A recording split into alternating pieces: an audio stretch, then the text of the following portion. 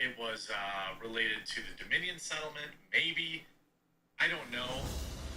It's nearly $1 billion, and certainly Tucker had a lot to say. I'm sure we'll hear something from Tucker later today, which I of course will cover. So make sure that subscribe button down below and you turn your notifications on.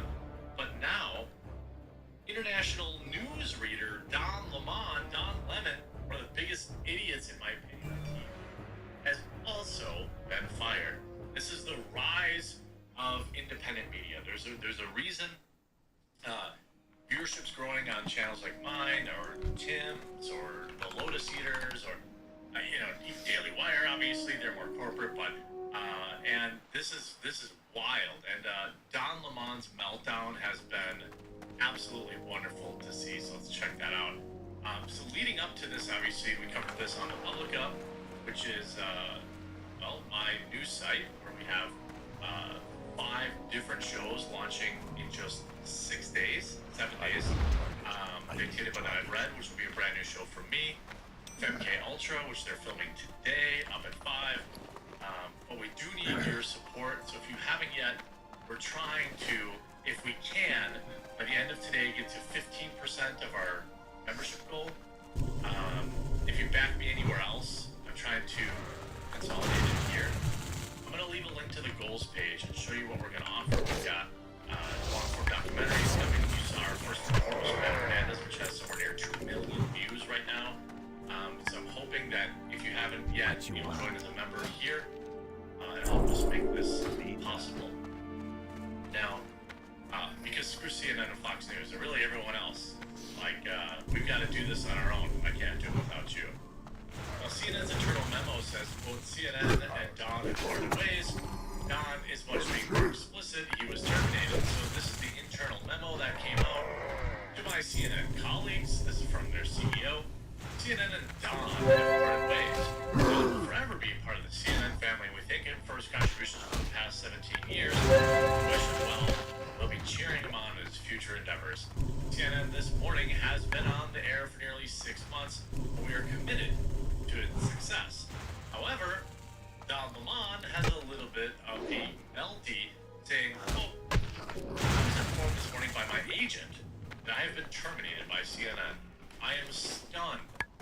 After 17 years at CNN, I would have thought someone in management would have had the decency to tell me directly. I mean, that's generally not how this stuff goes anyway. Like mom and pop shops or whatever, yeah, sure. But when you're you have a multi-million-dollar salary. By the way, Don Lemon is not just, he's been accused of some spicy behavior, and he's also an extraordinarily high expense for these networks, which all are going to need massive reconsolidations. They're basically just hoping and praying that they get into the election cycle. But what's really going to happen is if Trump doesn't win the nomination, they're not going to have anything to talk about because DeSantis is relatively inoffensive. After 17 years at CNN, I would have thought someone looking down. At no time was I ever given any indication that I would not be able to continue to do the work that I've loved at the network. I have loved the network. It is clear that there are some larger issues at play. With that said, I want to thank my colleagues and many teams I've worked on for an incredible run. They are the most talented journalists in the business. Literally nobody at CNN is a journalist. They all just read the news that is told to them by their corporate overlords. And I wish them all the best. And of course, the replies. Again, here's Brendan Herrera with the Rip Bozo. Bye-bye. Here's Six Hexahammer reminding them to learn the code. And again, remember that Don Lemon, Trump replies, let's give this guy a chance. Israel is like any other place we've been to. The Dead Sea is just like any other sea that's located at the lowest point on Earth. You can float in it? I am floating. Jerusalem is just like any other 3,000-year-old city that's sacred to 3 major religions. The food is exactly like in any other place that has Mediterranean fusion flavors that never knew existed. And just like everywhere else, there are endless soft white beaches with perfect comfortable weather 300 days a year. Israel, exactly like nowhere else. As a charge nurse, you can be a confident and dynamic leader who supports the nursing team and guides their patient care. Grant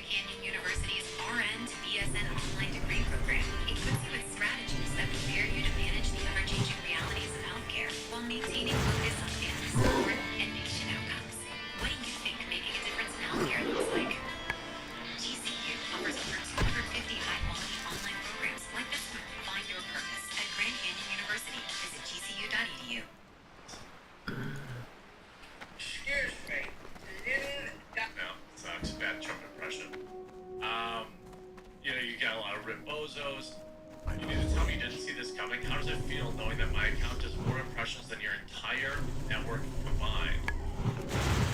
For him or her. You've been replaced by most people on their cell phones. That's basically true. I am stunned, LOL. Are you gonna update your Twitter bio for Michael Malice? Go away, you're seeing it in the morning. Roll Lemon now gotta go on Joe Rogan from Sakib. I mean, nobody of these are it's like, oh, I'm so sorry to hear this. It's crazy to let you go. Let us know who scoops you up. Brian Stelter. I mean, like, this is, by the way, here, Don Lemon's misogyny at CNN exposed. Malicious texts, mocking female coworkers, and diva-like behavior. This is, I mean, this is a rod of their own making, isn't it? This isn't, I'm assuming the text messages are relatively benign. Maybe I'm wrong, but you're CNN and you've told the world that, you know, you can't tell a woman she looks pretty, because that's literal R word. You can't like, hug front to front. You have to side hug women. This is what, like, CNN said. So anything that international news reader Don Lemon has said, you see, those who worked with him say he was a shameless name dropper, but left behind hints that he socialized with important people, like handwritten note from Stedman Graham, and that he had taped on his computer.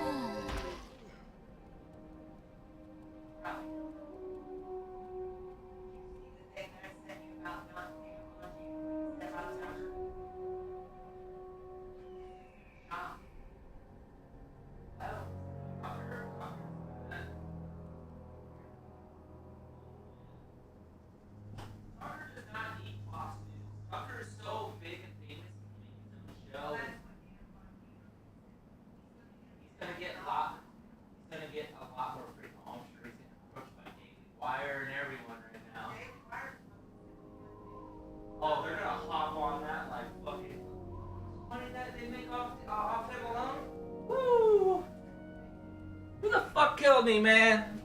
Go AFK for fucking 30 seconds and I'm dead. Damn it.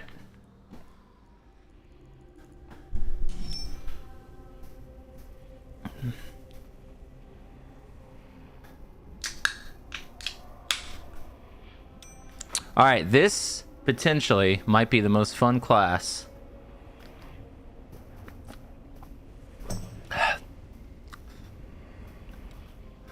We'll see. Apparently there's mana problems with this class. But I can't foresee it being any worse than fucking Mage. Mage has the worst mana problems.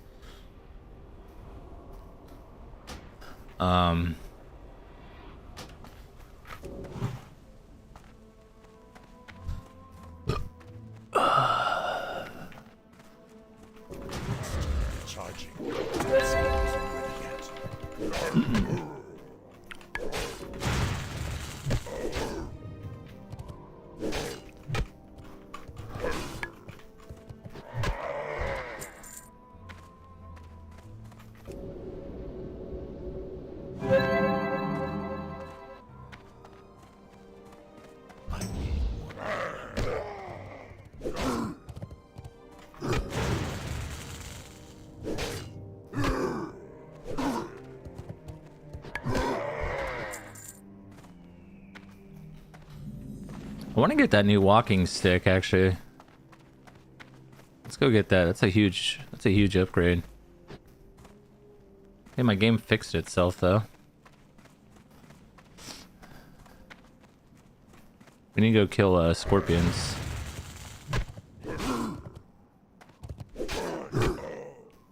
We farmed them bitches.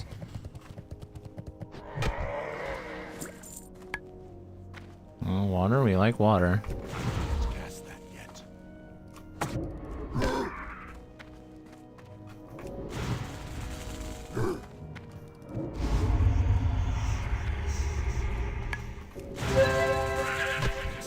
Charging. That spell isn't ready yet.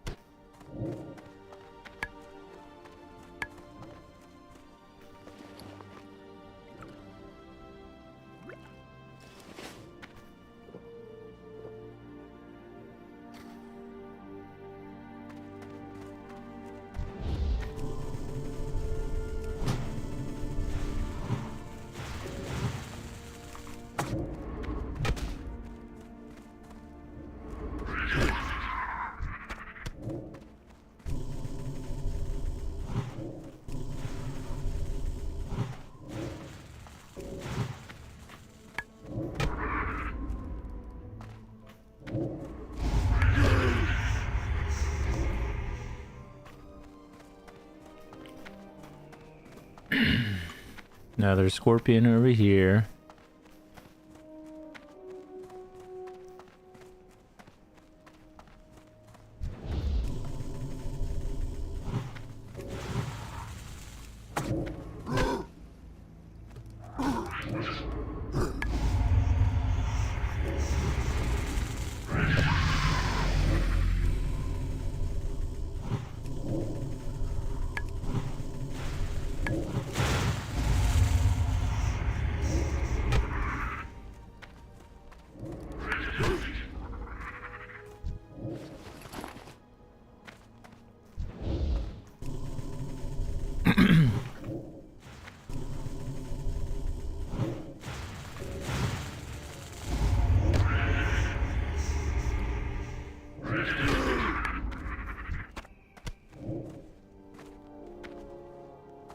Is that the big boy one?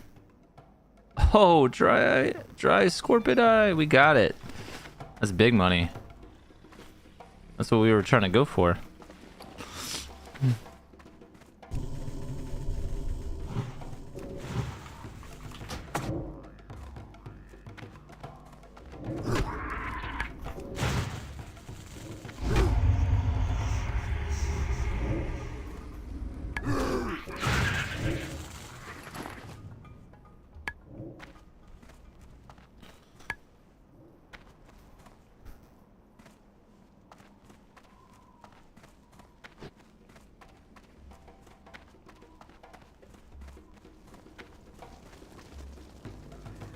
Journey Alchemist, Butcher.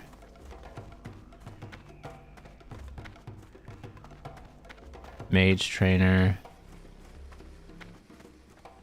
What are you up here? Herbalist. Witch Doctor Training. Someone call for the doctor? Who you be? Who you be? Dog. Okie dokie. Fishing supplies. We do need that. Who you be? Chunk of boar meat. I don't know if I should keep those or the stingers. Yeah, I don't know. We have enough to get the walking stick though. So give me that. Let's be with you, man. Hello, man. Stay away. Now we're gonna do big dam. Big dam.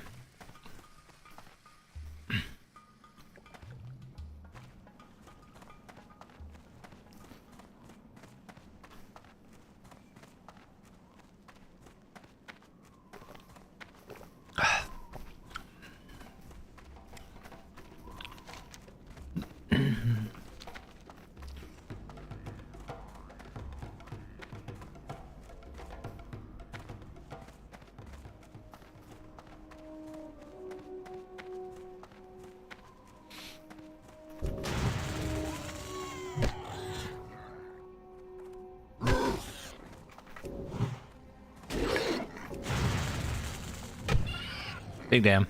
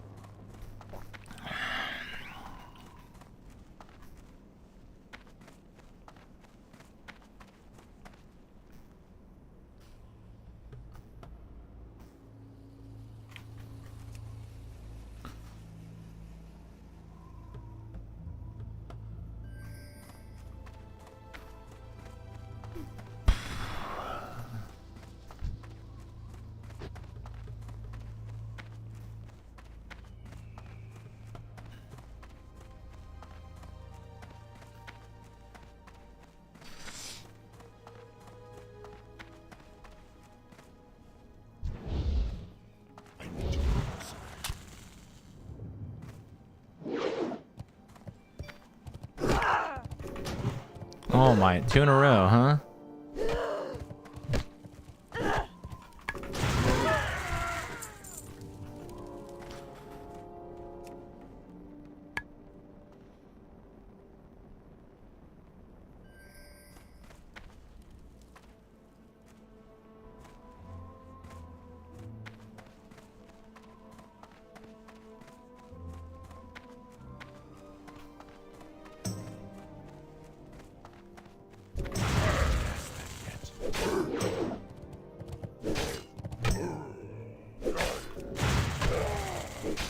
Big damn.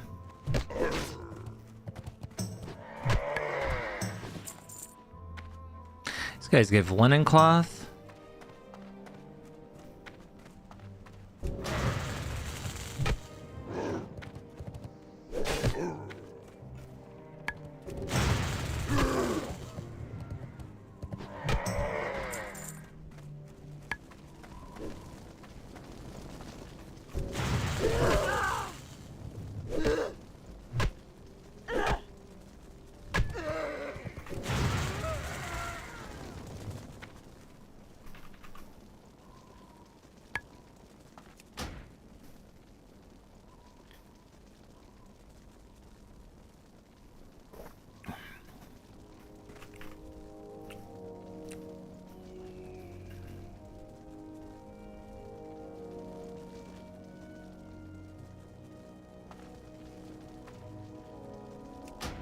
Spawn's pretty quick.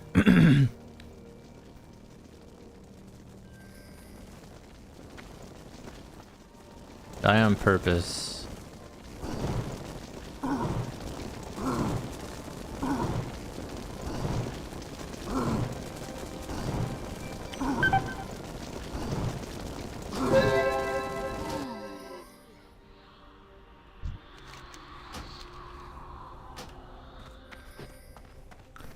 Haha.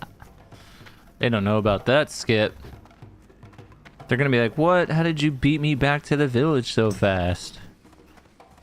That's why we don't play hardcore. So we can do death skips.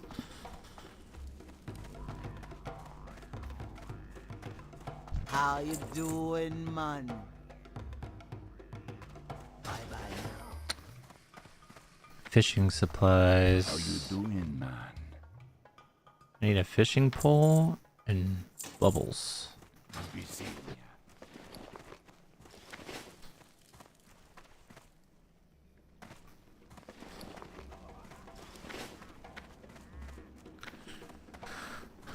And we are going to level up our fishing. Let's check the charging.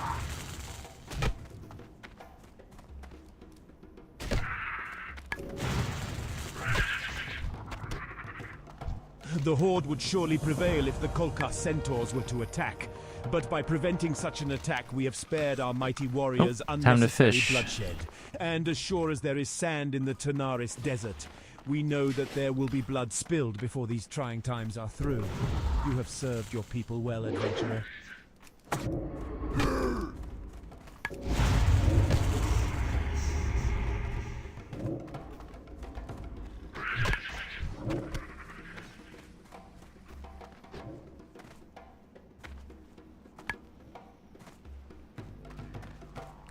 I don't know if there's any pools over here, but out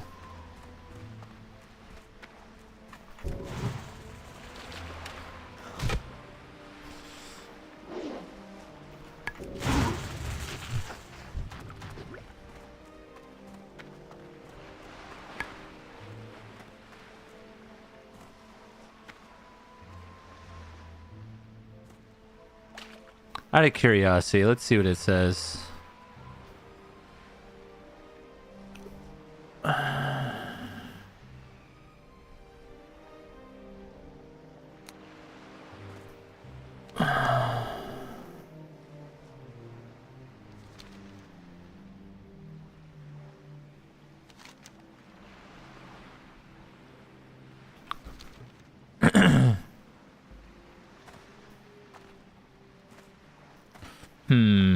Trying to think.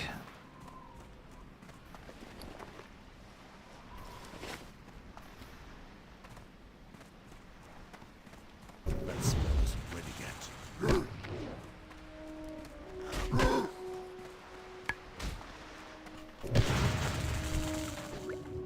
Let's check the charging.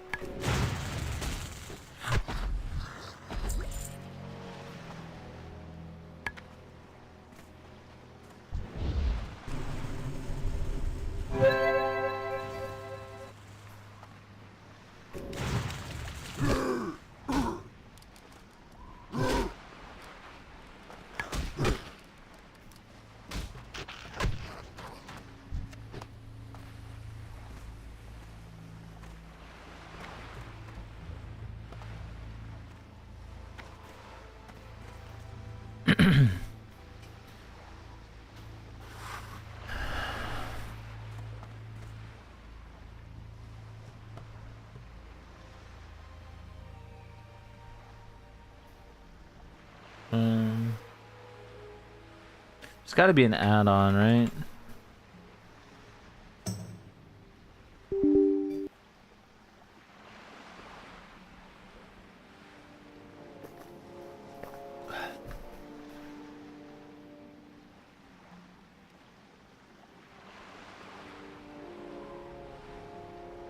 Gather made data 2.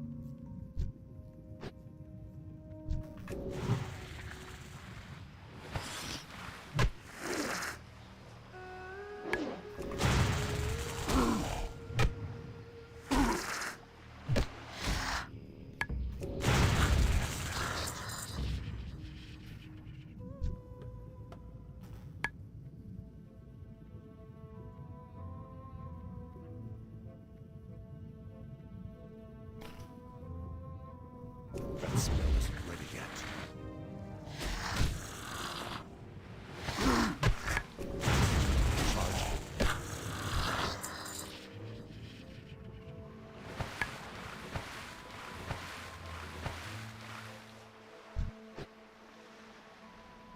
It's too far away.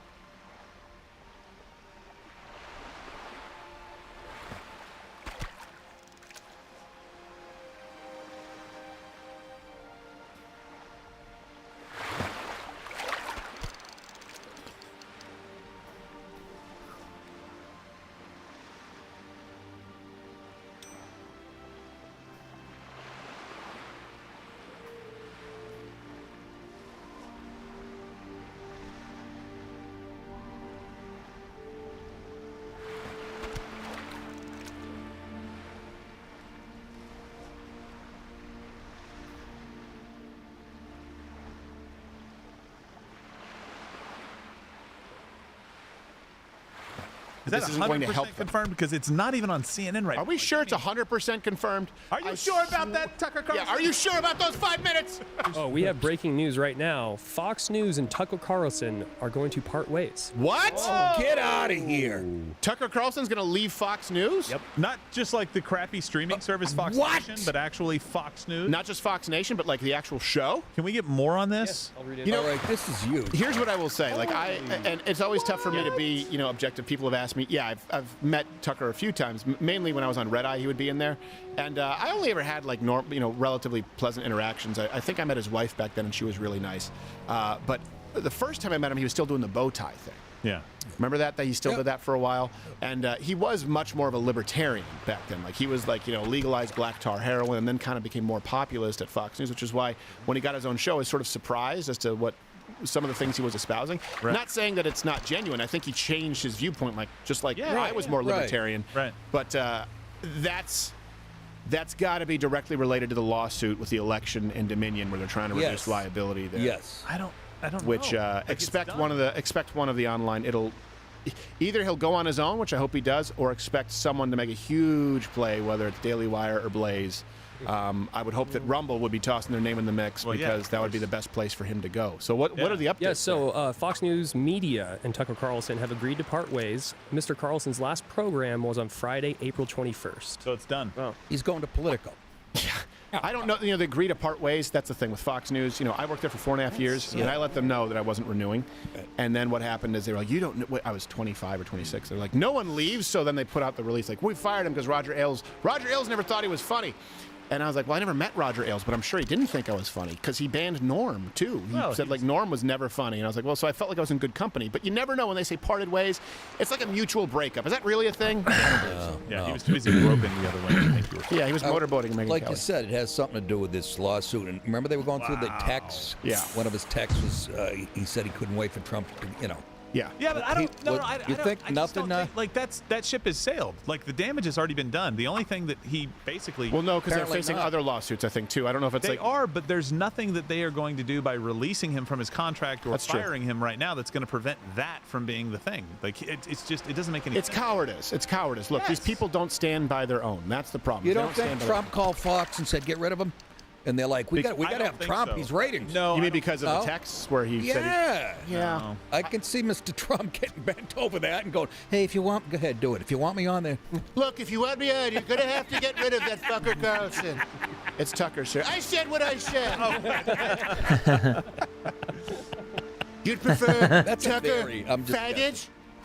No, that's not at all. I'll say it. All right. I don't know. I don't think that's a good. That's Here's the thing. huge. They're hemorrhaging, and they don't understand. Is that this isn't going to 100% help them. confirmed? Because it's not even on CNN right Are we sure it's 100% confirmed? Are you sure about that, Tucker Carlson? Yeah. Are you sure about those 5 minutes? Yeah, it was an article written today by Forbes, 11:36 a.m. Wow. Yeah. That's insane. Well, where are the you rest said of the that now. news people? You think they would be gloating over this? Yes, I would think they would be. Well, they still have Hannity, and then they have Gutfeld. Is that still the 5 hit the show? Yeah. And then he has his own show later on. Yeah. Later on, but then they have Waters. Yeah, they have Jesse Yeah, Waters, Jesse. Waters World. So I don't know. I mean, look, he's the standout there. He is by far the biggest. Well, look, it's the same. Glenn Beck, when he was there, he was the big. There was no 5 p.m. slot. People don't realize No, this. no, he made Before it. the 5, Glenn Beck was the one who made that a That's famous right. slot. That's He right. made it really big. And then he said what got him in trouble was he said that he thought that Barack Obama had a deeply rooted hatred of white American culture, which, by the way, I think was an entirely valid statement. And they gave him the axe, and then they replaced him, cheaply by doing the 5, where it's like everyone just kind of can go in, where you don't have to have a standout. And I don't know, like, the thing is, we lean into it. You see these people abandon all, like, becoming more moderate, which is clearly what they're trying to do, is not going to work. I think maybe they're thinking that Newsmax and One American News, which obviously isn't really competition, but they're significantly more right. The lawsuit will absolutely bury them. If it's anything like Fox News, they think they'll be the only game left in town. Yeah. And they haven't really done that well in transferring online to the Fox Nation thing, considering their size. It hasn't done very well. So I think they still need to really make a play for cable, and maybe they think they're going to get the more moderate. He does huge numbers, though, Tucker. Yeah. I mean, in that space, yes. Yes. In that space, yeah. And the 5 is the juggernaut, believe it or not. Yeah. I think it's like the highest one rated on the Yeah, network. it is. In that space. They are really big, but Yeah. I think their median demo is 70 something. It's like 72. They are dying. I mean, look, at some point you have to make some changes. He is the top paid talent there, I believe. Yeah, he's very expensive. Maybe Greg is kind of climbing that ladder a little bit, but I know Hannity was paid a lot for a long time, but Oh my God, waning a little bit. Machine, money-wise. Oh, I Yeah, thought yeah. Yeah, no, I'm just saying. Yeah. No, for sure. But I know Killer. that you got to cut some expenses somewhere. We did some comparisons back, before we came back on Rumble, and our numbers, like in the demo, were killing all of those guys, like all of late night. Yeah, right. Well, and Tucker. I think that actually, surprisingly, Tucker's numbers were higher in the demo than other late night They were comedy much shows. better than most of the But other I ones. think there's about 4 times the amount of people watching this show than in the demo, meaning under the age of 40, than watch Tucker, who was the next closest at number 2. So it's a very different. So you can have an overall viewership that's higher, Right, but it's a very short watch time. I remember Howard Stern was just considered unreal because he had like a 12-minute listen time, which was like industry standard was in the seconds. And we're very fortunate that you guys watch for like 30 minutes. So Tucker Carlson does have more buy-in than most viewers, right? He has more watch time. He has people who stay tuned into Tucker. I don't think that's a smart move for them, but I don't know all of the behind the scenes. I do. I got an update here. They said they're going to put Greta Van Susteren back in this. They dig her up. Oh man. That was the thing. That was new and Come on, improved. he's a That good was new and improved Greta Van Susteren when she was on Fox News. Greta's That was Greta 2.0. Was it All right, we're really? gonna go next to Hannity. Yeah, when she have the stroke. Yeah, exactly. Looks like someone here with a frying pan. Like, what about my nose? You're missing a tooth. I remember though when I did Fox, I did Megyn Kelly's show a couple of times. This was before she had been on, and it was like when I met her. At the time, I was 21 or 22. It was like staring into the sun. She was so in person. You think like, are these people as pretty in person? Yes, she absolutely was. Megyn Kelly? Yeah, Megyn Kelly. I had never done Bill O'Reilly's show. It was the only show I had never done because I would appear on Hannity's show, and they kind of had it was like a big pissing contest. Yeah, I was long. I hadn't worked there in a long time since Tucker was there. But again, all my interactions with him had been relatively pleasant. I don't know. I don't know what to make. What you think it's a bad move long term, Nick? I don't see the upside on this one. His first 15 minutes are as good as anything. Yeah, he does a good job. I think, you know what I missed on that show is when liberals stopped coming on, any leftists. You know what I mean? They would get destroyed. So, I mean, I just think he is the best at what he does. There I we really go. do. Finally, they're getting to it. Do you want to go to on CNN? Let's talk to the Thriller plus size speaker right there. Good ways.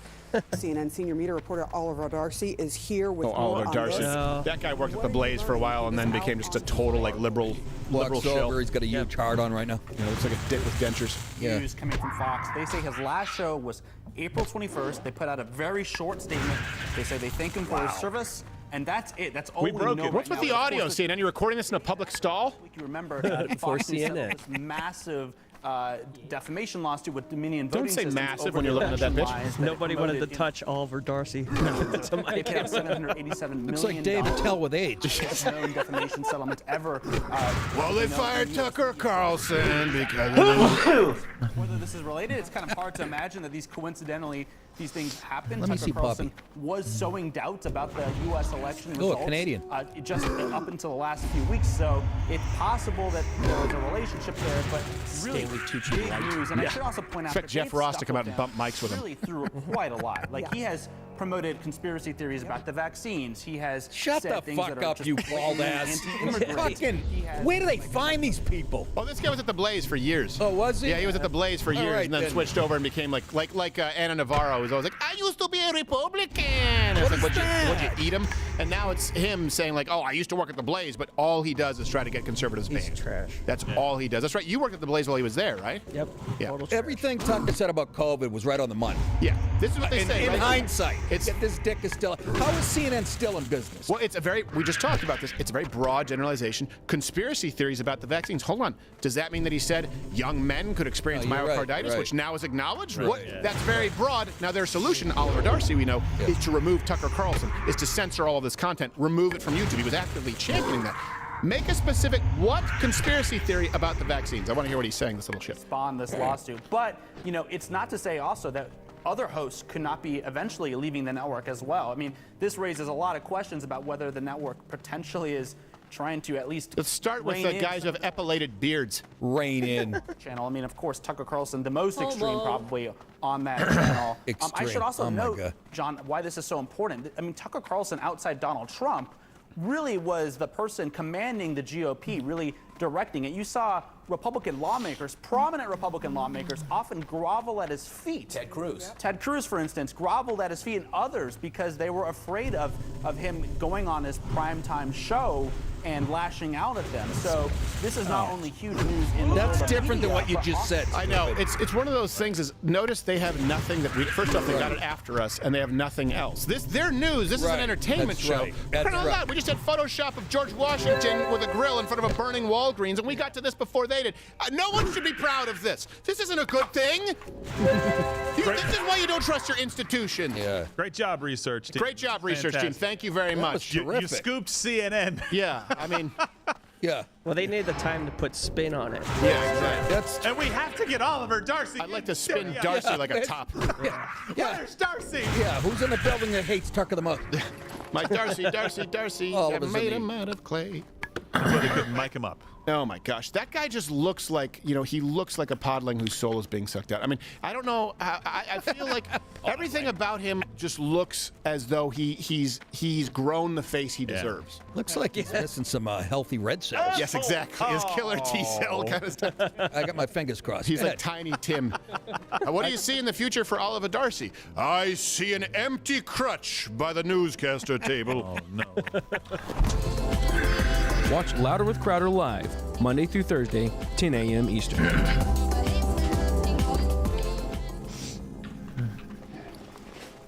Yes? You have something to report? Well then, let's have it. Let's have it. Blood and thunder.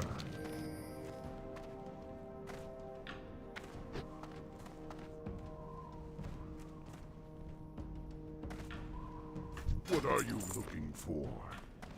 Oh.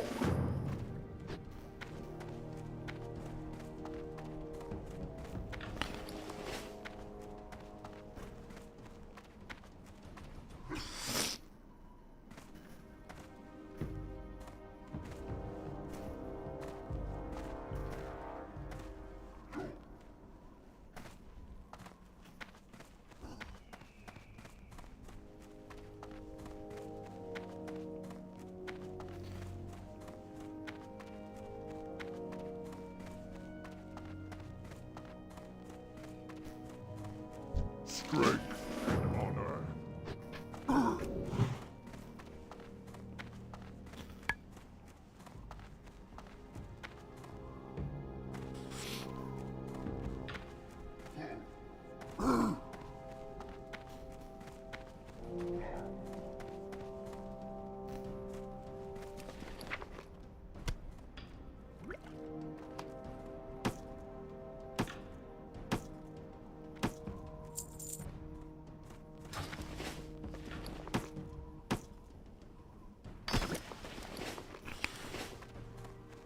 We got bags, we got If we are to gold. make these new lands ours, then we must have places to rest our battle-weary bodies. Lay your axe by the fire and share the stories of your mighty battles. Ah, this is the food Ukor brought to the Valley of Trials. It's such bad acting. Well, I guess they like to starve you heroes in training. Build spirit, they say. Thank you for returning the food. I'll stick it back on the shelves. But here, let me offer you some refreshment first. And don't forget to rest here in the inn. You may be a brave adventurer ready to take on the world, but if your energy is sapped, you won't be doing yourself or the Horde much good. I hear one comment about waterfowl, and you will be eating through a tube. Jesus. Be safe.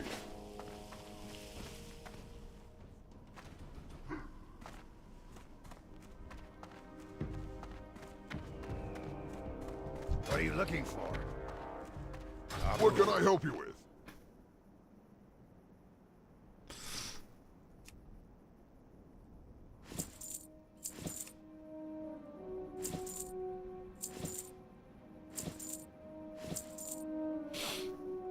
For the Horde. McGraw.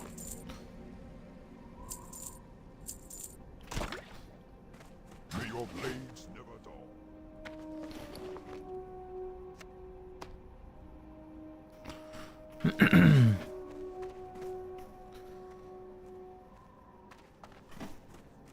Look kind of fucking cool. Not gonna lie. Trade supplies.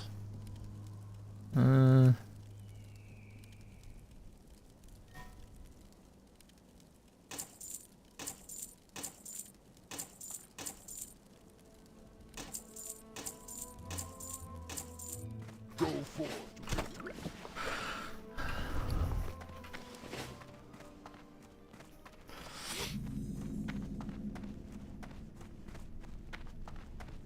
What do you... I can train you in first aid techniques. Strength.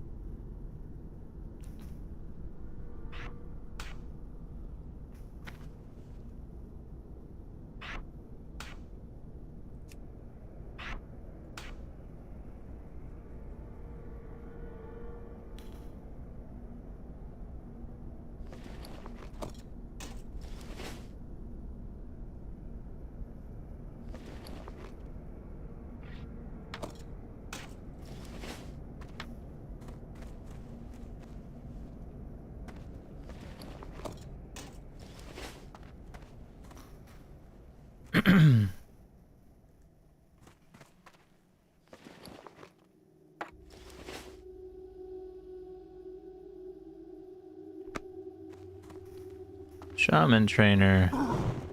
The spirits have guided you to me. How may I be of service? Rank 2 is a late. For the Horde. The spirits have guided you to me. How may I be of service?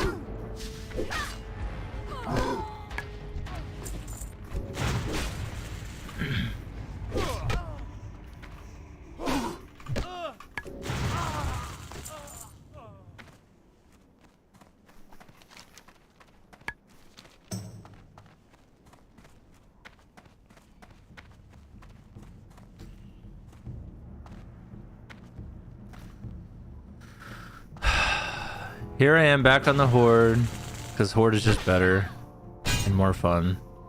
I thought Alliance was fun at first just because it was something different, but now that I've done it enough, Horde is by far way more efficient. Way. It's not even close. That smell isn't ready yet.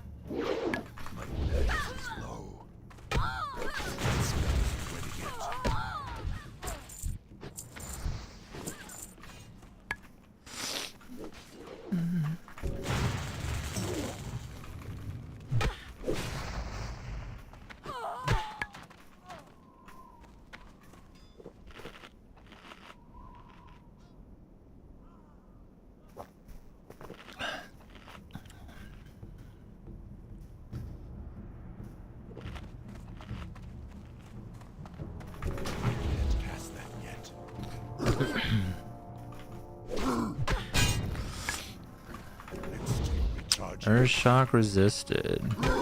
You hate to see it. Oh my.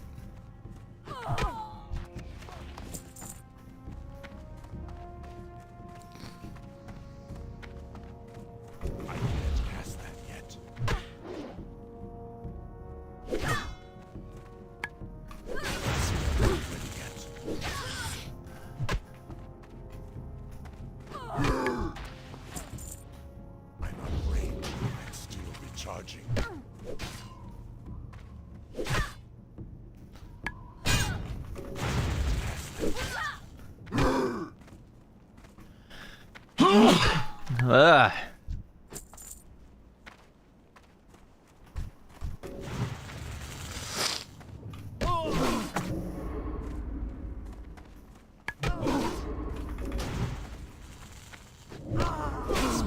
Ready yet.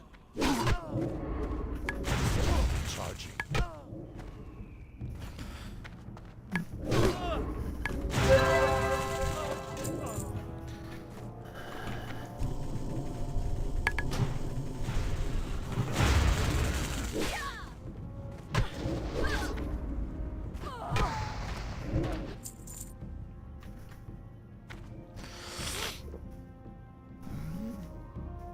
About to be level 8.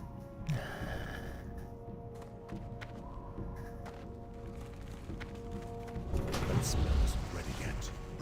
Oh, this kid's gonna get pissed.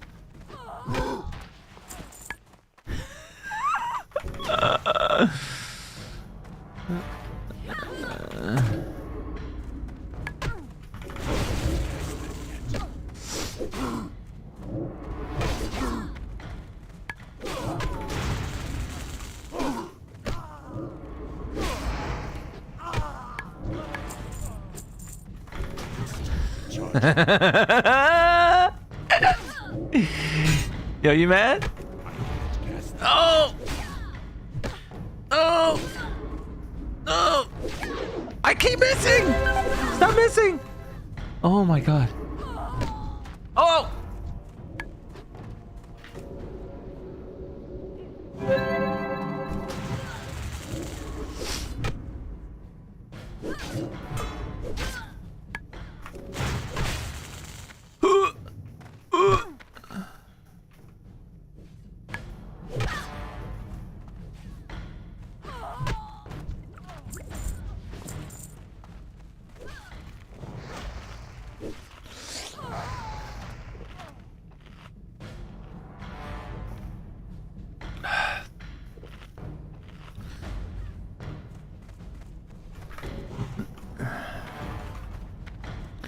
No rock biter.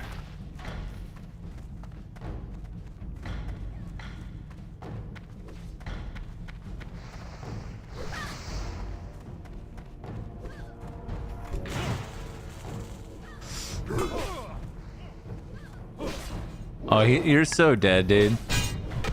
You're so dead, dude. I don't even know if I want to help you.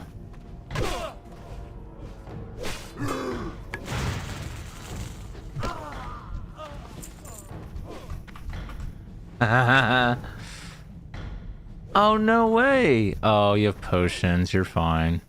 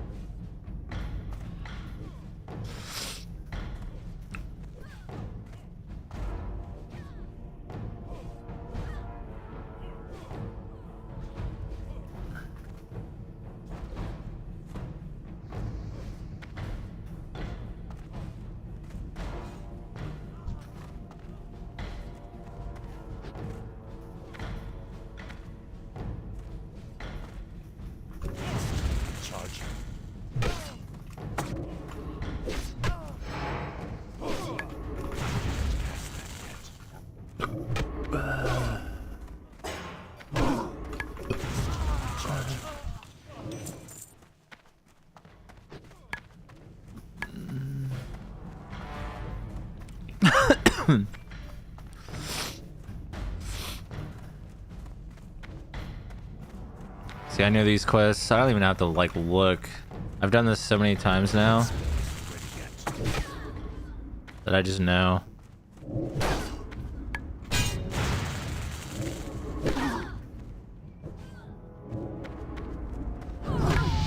And we're level 8.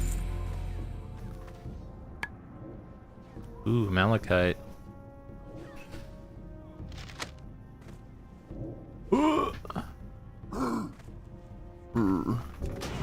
I can't pass that yet.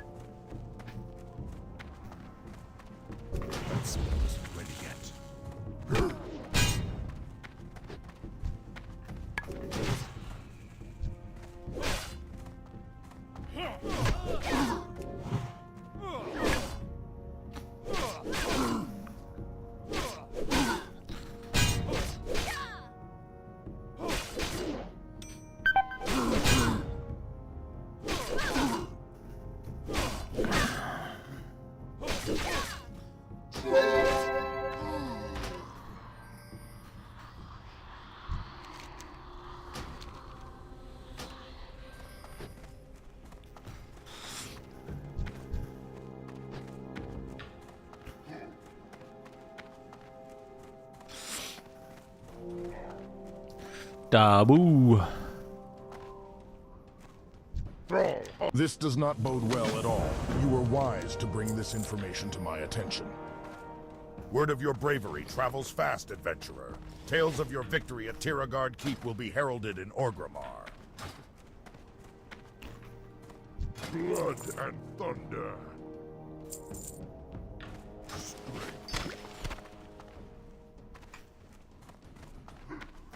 I'll be talked about in Orgrimmar? No way. Kind of a big deal, huh? Hey, tell your friends.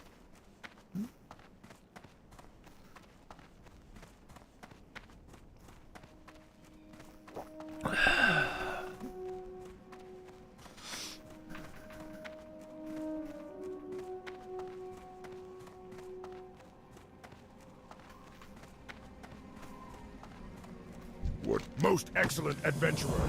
Any good adventurer will surely find a use for this bag on the battlefield. I salute your vigor and willingness to die in the name of the Horde.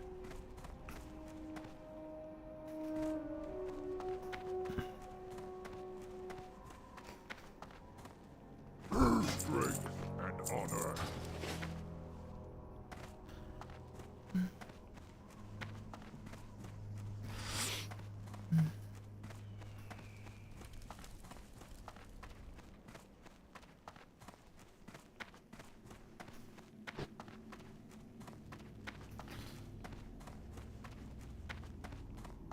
What do you need? For the Horde. The spirits have guided you to me. How may I be of service? Go forth to victory.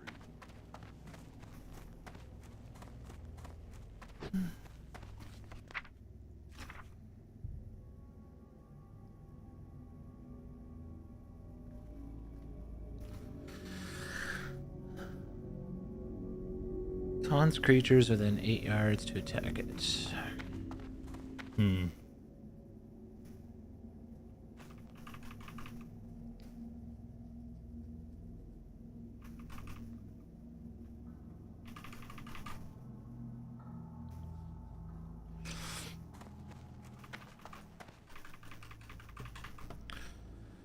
I don't have any casted CC as Shaman, right?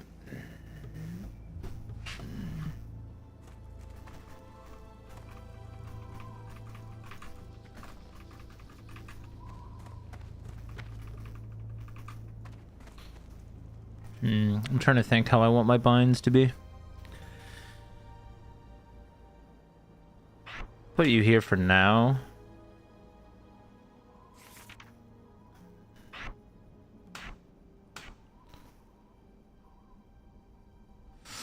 Where do I want you? You actually might be one.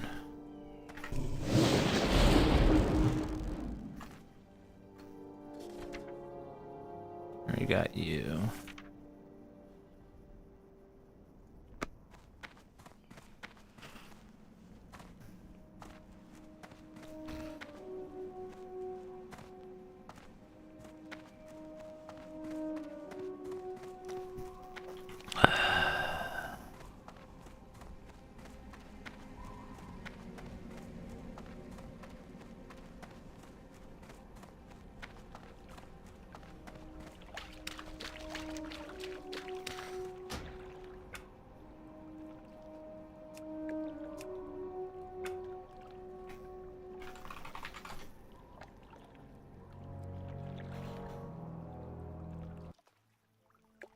Well, that didn't do what I wanted it to do. Charging.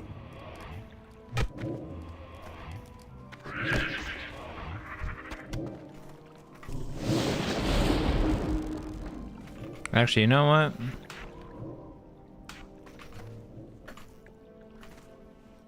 I think that's how I want it. That spell isn't ready yet.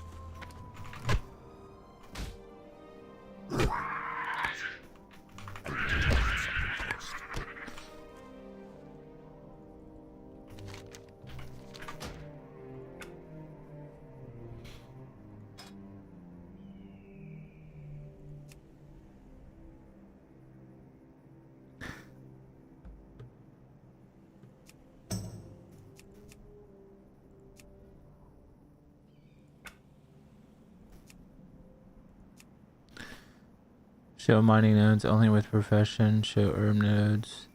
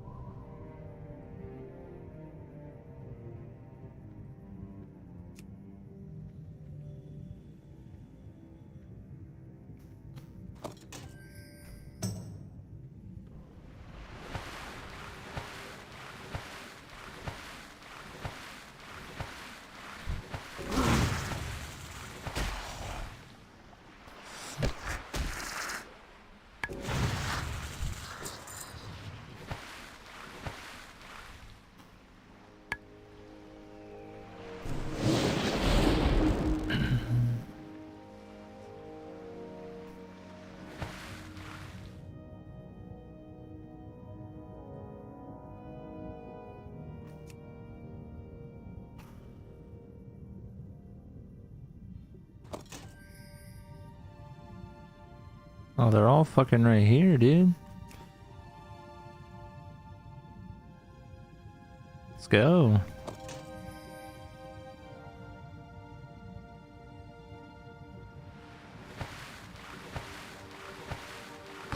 Oh, that's why it wanted me to go that. Okay. Whatever, man. So this add-on's not doing what I want it to do.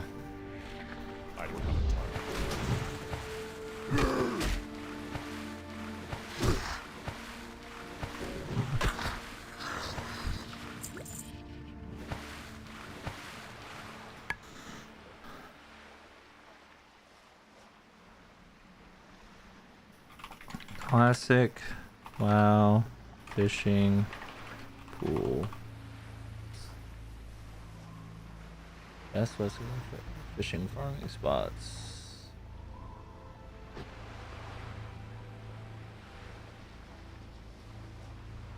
Types of fishing locations.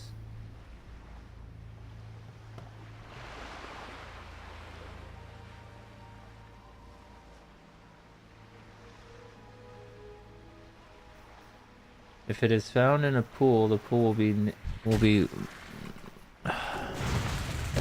bro.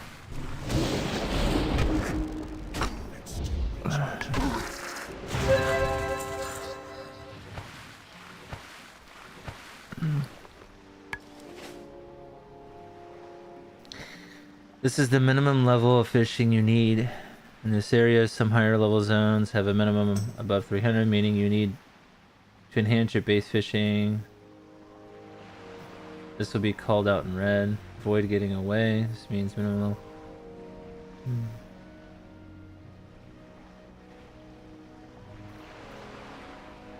Farming spots A through Z. Minimum fishing level 1. Avoid getting away 75. The Baron's Oasis.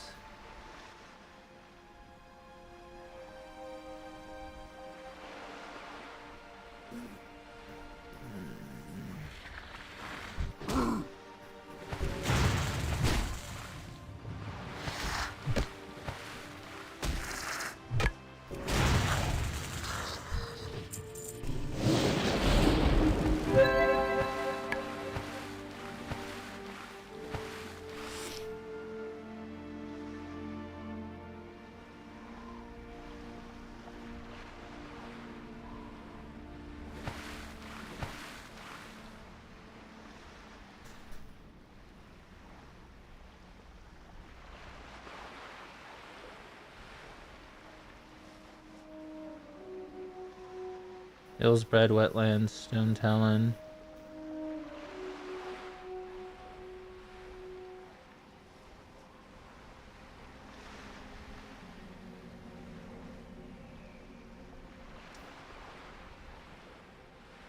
Diamonds.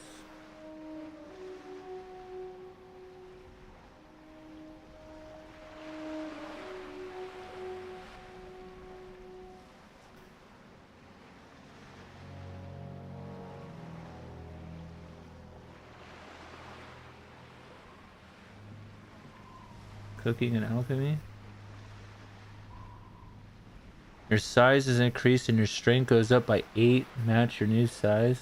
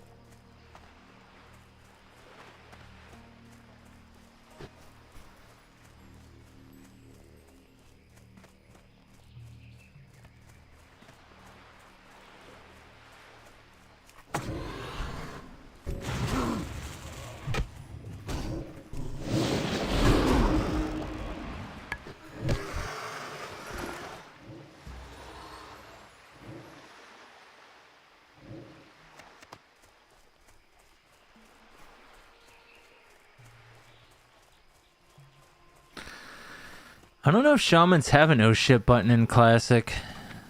Now that I think about it.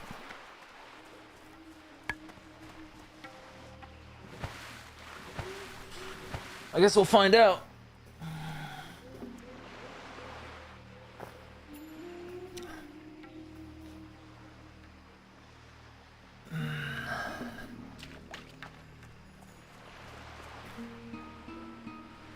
Classic WoW fishing pool add-on.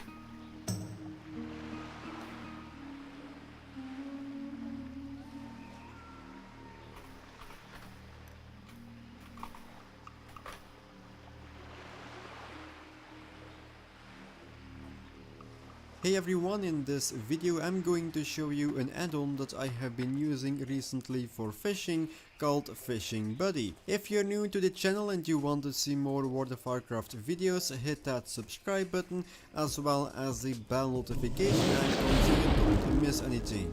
Fishing Buddy is the most popular add-on when it comes down to fishing in World of Warcraft. But what makes this add-on so great? Well, if you want to know more about this add-on, you came to the right place, since I will go over the best features that this add-on has to offer to help you out with fishing. First of all, to open up the options menu, you can click onto the Fishing Buddy icon that can be found at your minimap, or you can simply write /Fishing Buddy into your chat box to open up the options menu as well.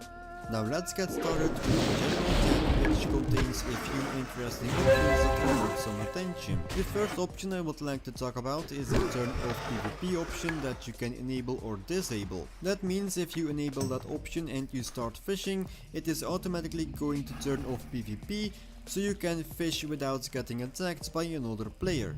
Another great option that is available is the enhanced fishing sound, as well as the core sound and background sound that will turn on the moment you start fishing. I currently have set my volume to around 50%, which means that the moment I equip my fishing pole and I start fishing, it is automatically going to increase my in-game volume, which makes it much easier for me to hear whenever I have catched a fish.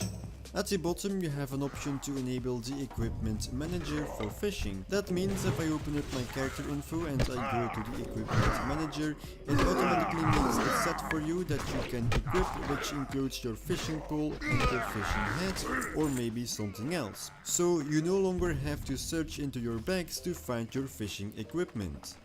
Next is the fishing tab, which also offers some great options. For example, the first one at the top, which is the easy cast option that you can enable. That means if you enable that option and you set your casting button to the right mouse button like I have done here, you can simply start fishing by clicking the right mouse button, so you no longer have to drag your fishing skill onto your action bar to start fishing, which saves up some extra space onto your action bar.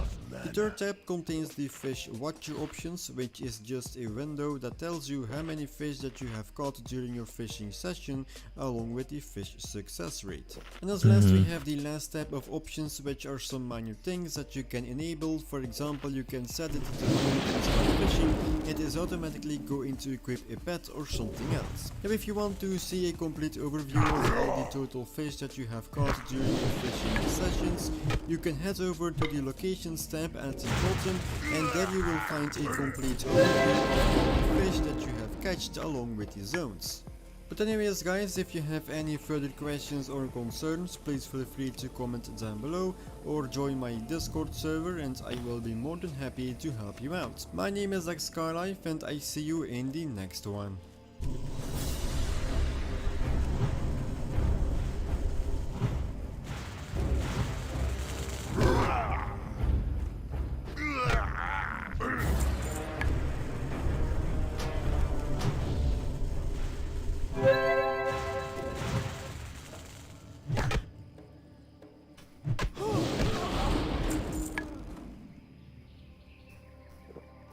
Making Gold in Classic is not an easy task, and at the lower levels, it can make you feel hopeless when looking at the cost for your level 40 mount. That's why today I'm going to show you how to make the gold you need with your fishing and cooking professions.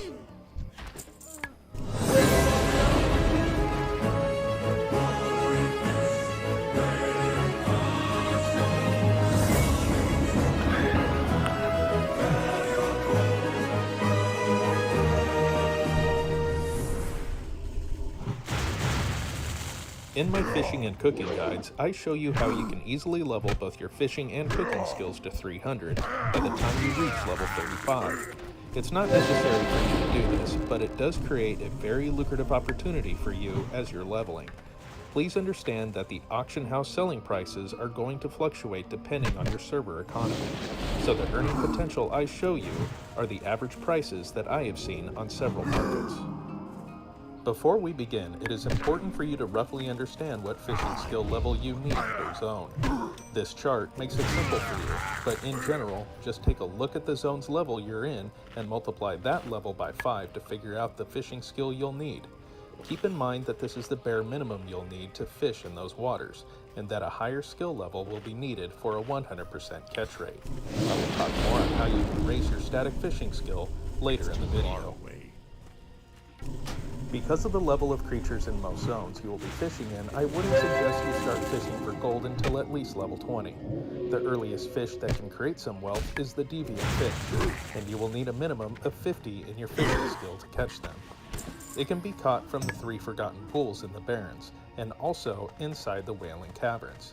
This makes it far more difficult for Alliance players to farm, but also makes it more lucrative for Alliance players because of that reason. A stack of 20 deviant fish will earn Alliance players between 2 and 8 gold, but Horde players might only see an average of half that amount. Additionally, you can cook deviant fish to become Savory Deviant Delight, which doesn't provide a buff, but instead can change you randomly into a pirate or ninja. These are generally sold in pairs for 1 or 2 gold each.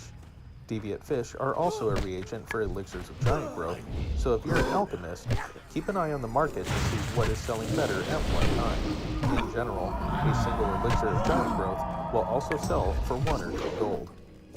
The next fish you're going to want to look for will require a minimum fishing skill between 150 and 225. Make sure you're using lures if you're still below 200. The 2 fish are oily blackmouth and firefin snapper. These fish can be caught in fishing pools only, and those pools in turn are only found on the coastlines. If you're still in the level 20 range, you will find these pools in Darkshore and Menethil Harbor for the Alliance, and Silverpine and the Barrens for the Horde. When you reach level 30, it will be safer for you to start fishing along the Savage Coast and the wetland. Might only see an average of half that amount. Additionally, you can cook deviant fish you'll need. Keep in mind that this is the bare minimum you'll need to fish in those waters, and that a higher skill level will be needed for a 100% catch rate. I will talk more on how you can raise your static fishing skill later in the video. Because of the level of creatures in most zones you will be fishing in, I wouldn't suggest you start fishing for gold until at least level 20. The earliest fish that can create some wealth is the deviant fish, and you will need a minimum of 50 in your fishing skill to catch them. It can be caught from the 3 forgotten pools in the Barrens, and also inside the Wailing Caverns. This makes it far more difficult for Alliance players to farm, but also makes it more lucrative for Alliance players because of that reason. A stack of 20 deviant fish will earn Alliance players between 2 and 8 gold, but Horde players might only see an average of half that amount. Additionally, you can cook deviant fish to become Savory Deviant Delight, which doesn't provide a buff, but instead can change you randomly into a pirate or ninja. These are generally sold in pairs for 1 or 2 gold each. Deviant fish are also a reagent for elixirs of giant growth, so if you're an alchemist, keep an eye on the market to see what is selling better at what time. In general, a single elixir of giant growth will also sell for 1 or 2 gold. The next fish you're going to want to look for will require a minimum fishing skill between 150 and 225. Make sure you're using lures if you're still below 200. 150 the or 2 fish are oily 225. blackmouth and firefin snapper. These fish can be caught in fishing pools only, and those pools in turn are only found on the coastlines. If you're still in the level 20 range, you will find these pools in Darkshore and Menethil Harbor for the Alliance, and Silverpine and the Barrens for the Horde. When you reach level 30, it will be safer for you to start fishing along the Savage Coast and the wetlands. Booty Bay is also a great spot for these 2 fish as well.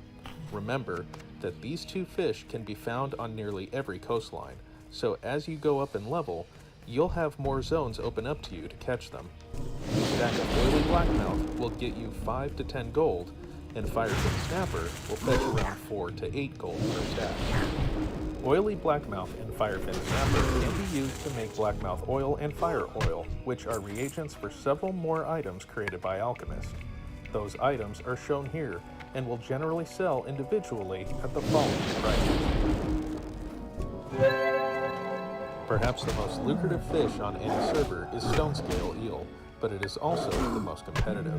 This is because stone scale eel creates the stone scale oil, which is the reagent for the highly needed endgame consumable called plastic pigments. The pools are found in coastal waters only, and perhaps the most popular spot to find stone scale pools is at Steamweedle Port in Tanaris. There is another spot that's not as competitive, and that's here along the Savage Coast in Stranglethorn Vale. Other areas where you will find them are in Feralis, Ashara, and the Hinterlands. A stack of stone scale eel will earn you 20 to 30 gold. That about does it for the alchemy fish, so let's talk about fish with lucrative cooking recipes. The first one we'll talk about is greater sagefish, and it can be caught from pools found in lakes, ponds, and rivers. I have found these pools most frequently along the river in the Cape of Stranglethorn, but they can also be found in Feralis, Arathi Highlands, Hillsbrad Foothills, and the Hinterlands. It is also the reagent for the recipe Sagefish Delight, so keep an eye on the auction house to see which one will earn you the most profit. On average, both will be worth anywhere between 2 and 8 gold per stack. The remaining fish you can catch to earn gold will require you to have a skill of 300. As you level your fishing and cooking to their maximum, you will end up catching several stacks of nightfin snapper and sunscale salmon. The frequency that you will catch either of these fish depend on the server times, which are shown here. Nightfin snapper will fetch you a decent amount of gold, but where it really reaches its earning potential is being cooked and sold as nightfin soup. A stack of nightfin soup will earn you nearly as much as stone scale eel, with an average sale price of 15 to 25 gold per stack. Sunscale salmon won't earn you as much, and just like nightfin snapper, should be cooked to earn more. Poached sunscale salmon is what you will cook, and you can sell a stack for about 1 to 5 gold. 2 fish are dependent upon when you're fishing, but for these, it's not about the actual time you're fishing, but rather the season. The 2 fish I'm referring to is that of winter squid and summer bass. Winter squid can be caught between the autumn and spring equinoxes, and back in 2004, that was from September 23rd through March 19th. Now we have to assume it will work the same way in Classic, so whatever day the winter equinox begins, you can assume you can fish for winter squid. The best locations to catch winter squid is at the Bay of Storms in Ashara, but can also be caught with less frequency in Feralis, the Hinterlands, and Tanaris. It is a valuable item on the auction house because it can be cooked to make grilled squid, which is a popular food buff for rogues and hunters. When in season, a stack of grilled squid will earn you 5 to 15 gold, but when not in season, that average will likely go up to about 10 to 20. Summer bass can be caught between the spring and autumn equinoxes. It can be fished for in the same location as winter squid and can be cooked to become hot smoked bass, which provides a plus 10 spirit buff. This is not nearly as sought after as the winter squid, and so I generally don't purposefully go after this fish to produce any kind of wealth. However, if you're in Ashara, you're going to inevitably catch some while you're fishing for large raw mitefish. Large raw mitefish can be cooked to mitefish steak, which provides a popular food buff for tanking classes. For the highest catch frequency, you will want to get yourself to Scalebeard's Cave, which is located here in Ashara. A stack of mitefish steak will get you around 5 to 10 gold. The extra summer bass or winter squid you catch in this area will make this spot all the more lucrative. More gold-making opportunities lie outside of cooking fish, and so now I want to talk about pools of wreckage. When you fish in a pool of wreckage, you will be fishing for trunks, and the type of trunk you get will be determined by the level of zone that you are fishing in. The pools of wreckage are mostly found in coastal waters, but that's not always the case. Now here I will take a moment to show you what the most common items each type of trunk will drop. These items are always in demand at the auction house, so the more you catch, the more profits you will be able to earn. The price point for the items shown here all vary greatly, so your potential gold per hour will depend on your own server economy. We're done talking about profits, so now let's take a moment to discuss how we can increase our fishing skill. In the highest level zones, you will need a fishing skill of 425 in order to not lose any fish. Since our skill is maxed at 300, we'll need a lot of help, and so your best bet to make that increase is with fishing lures. All lures are attached to your fishing pole and will provide their buff for 10 minutes except for the aquadynamic fish attractor, which lasts for only 5 minutes. The most common lure you're going to be using is the bright bauble, which gives you a plus 75 bonus to your fishing, which means you need to find 50 more skill points. So now, let's talk about fishing poles. At early levels, the Alliance has a quest in Darkshore that will give you a fishing pole, or you can buy a strong fishing pole, but those don't provide the buffs we're really looking for. What you really need is something like the Big Iron fishing pole, which can be found in the shell traps at the Sarthair Strand in Desolus, and gives a plus 20 fishing bonus. You will generally want to be at least level 30 before you go searching for it. Horde players have access to a slightly better fishing pole that gives a plus 25 fishing bonus from a quest available at level 44 by Katoom the Angler in Ravenloft Village. See, Horde is just better, Of man. them all is the Arcanite fishing pole, which can only be won by successfully winning the Stranglethorn Fishing Extravaganza held every Sunday at 2 p.m. The last items you need to reach that 425 magic number is the Lucky Fishing Hat, Nat Pagel's Extreme Angling Boots, and High Test Eternium Fishing Line, which all provide an additional plus 5 fishing skill each. These are all rewards for turning in rare fish during the Stranglethorn Fishing Extravaganza in Booty Bay.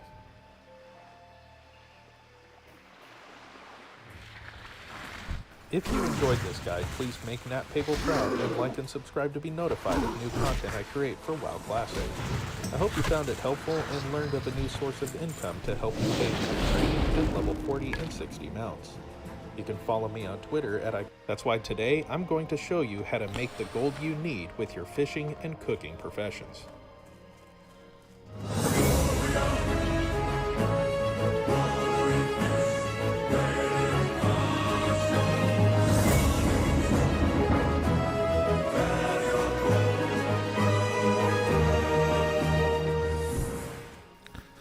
Why is there a level 12 here, In my man? fishing and cooking guides, I show you how you can easily level both your fishing and cooking skills to 300 by the time you reach level 35.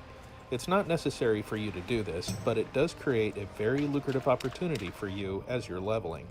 Please understand that the auction house selling prices are going to fluctuate depending on your server economy, so the earning potential I show you are the average prices that I have seen on several markets. Before we begin, it is important for you to roughly understand what fishing skill level you need per zone. This chart makes it simple for you, but in general, just take a look at the zone's level you're in and multiply that level by 5 to figure out the fishing skill you'll need. Keep in mind that this is the bare minimum you'll need to fish in those waters, and that a higher skill level will be needed for a 100% catch rate. I will talk more on how you can raise your static fishing skill later in the video. Because of the level of creatures in most zones you will be fishing in, I wouldn't suggest you start fishing for gold until at least level 20. The earliest fish that can create some wealth is the deviate fish, and you will need a minimum of 50 in your fishing skill to catch them. It can be caught from the 3 Forgotten Pools in the Barrens, and also inside the Wailing Caverns. This makes it far more difficult for Alliance players to farm, but also makes it more lucrative for Alliance players because of that reason. A stack of 20 deviate fish will earn Alliance players between 2 and 8 gold, but Horde players might only see an average of half that amount. Additionally, you can cook deviate fish to become Savory Deviate Delight, which doesn't provide a buff, but instead can change you randomly into a pirate or ninja. These are generally sold in pairs for 1 or 2 gold each. Deviate fish are also a reagent for elixirs of giant growth, so if you're an alchemist, keep an eye on the market to see what is selling better at what time. In general, a single elixir of giant growth will also sell for 1 or 2 gold. The next fish you're going to want to look for will require a minimum fishing skill between 150 and 220 later in the video.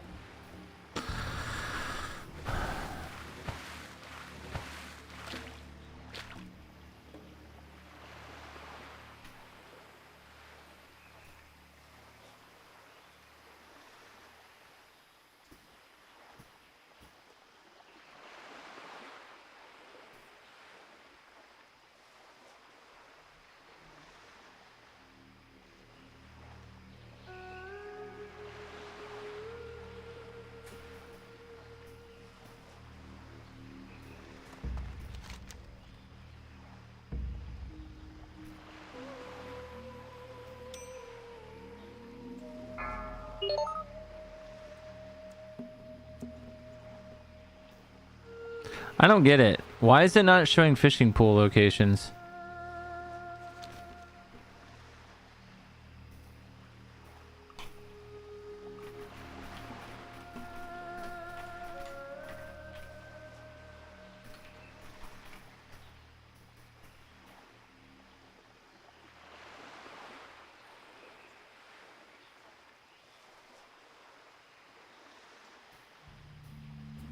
What's going on, everybody? Wild Time here with another World of Warcraft video. Today we're going to talk about an add-on that is going to make your life 1,000 times easier if you are somebody that wants to fish, needs to fish, or you know of a good fishing gold farm that you'd like to do but you hate fishing, like I do. Fishing's not one of my favorite pastimes in World of Warcraft. I know that it is for some people, but for me, I like to keep it nice and easy and make it a little bit better on an activity that I don't really care doing, because sometimes it can be profitable or necessary.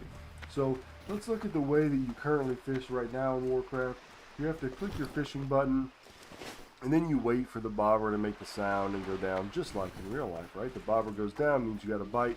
You have to manually click on it like this, okay, and then you get your loot. Now this is a problem when there's mobs that are going around your bobber, or there's other bobbers around or something like that. With Blizzard's new interact button and an add-on called Better Fishing, you can go around this all together. Now, here's the add-on right here. I got it from CurseForge. It's called Better Fishing. It downloads in like a half of a second, no big deal. But once you get that, you need to go into your options menu, and you need to go, first of all, to Interact, and you want to make sure you have your Enable Interact key checked. So in the options, you can type in Interact up here. Make sure that this right here is checked. Okay, you don't really need to interact with the target button or anything like that right now. And then after you do that, you want to go to your key bindings, and then you'll come down here to Better Fishing, and then you just give the key bind for whatever you want to use. Like mine, I put number 0, and then you got that assigned. Okay, so then all you do is you hit that 0, and then it puts that in the water. Now look, see my mouse is all the way over here, not even close to the bobber. See how he's swimming around down there? He would be messing me all up. I'd be trying to click on him and all that kind of stuff, and then I just hit the button again, boom, and that's how you get the loot. So it turns your fishing into a single button, 2-press system. Hit whatever keybind you assign, it casts it, you wait to hear the noise, hit the button again, reels it in, hit the button again, cast it, hit the button again, reels it in, and it makes it a lot simpler to go fishing. Makes it a lot easier that way. I've enjoyed it. I hope this helps you. Don't forget to sub to the channel, like the video, leave a comment down below, and until next time, I'll catch you all later.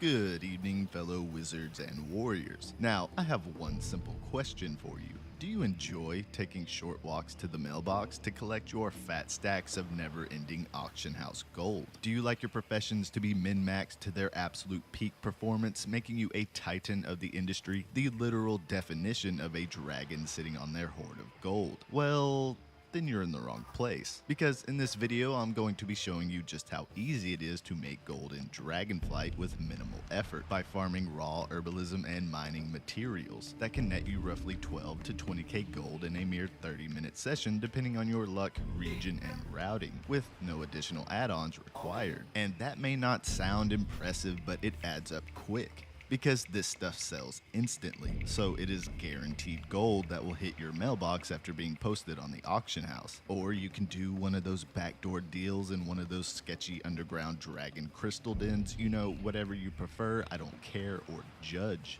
It's all like shiny up in here. Oh, dear Mother of God. I mean, look at me. My character's name is stolen from a 27-year-old kid's show. You think this guy will judge you? Absolutely not. Obviously, this method won't send you to gold cap, but it will provide you the extra funds to purchase those pricey item enchants, gems, consumables, or in my case, those sweet, delicious mogs, which, let's be honest with ourselves, is the real end game here.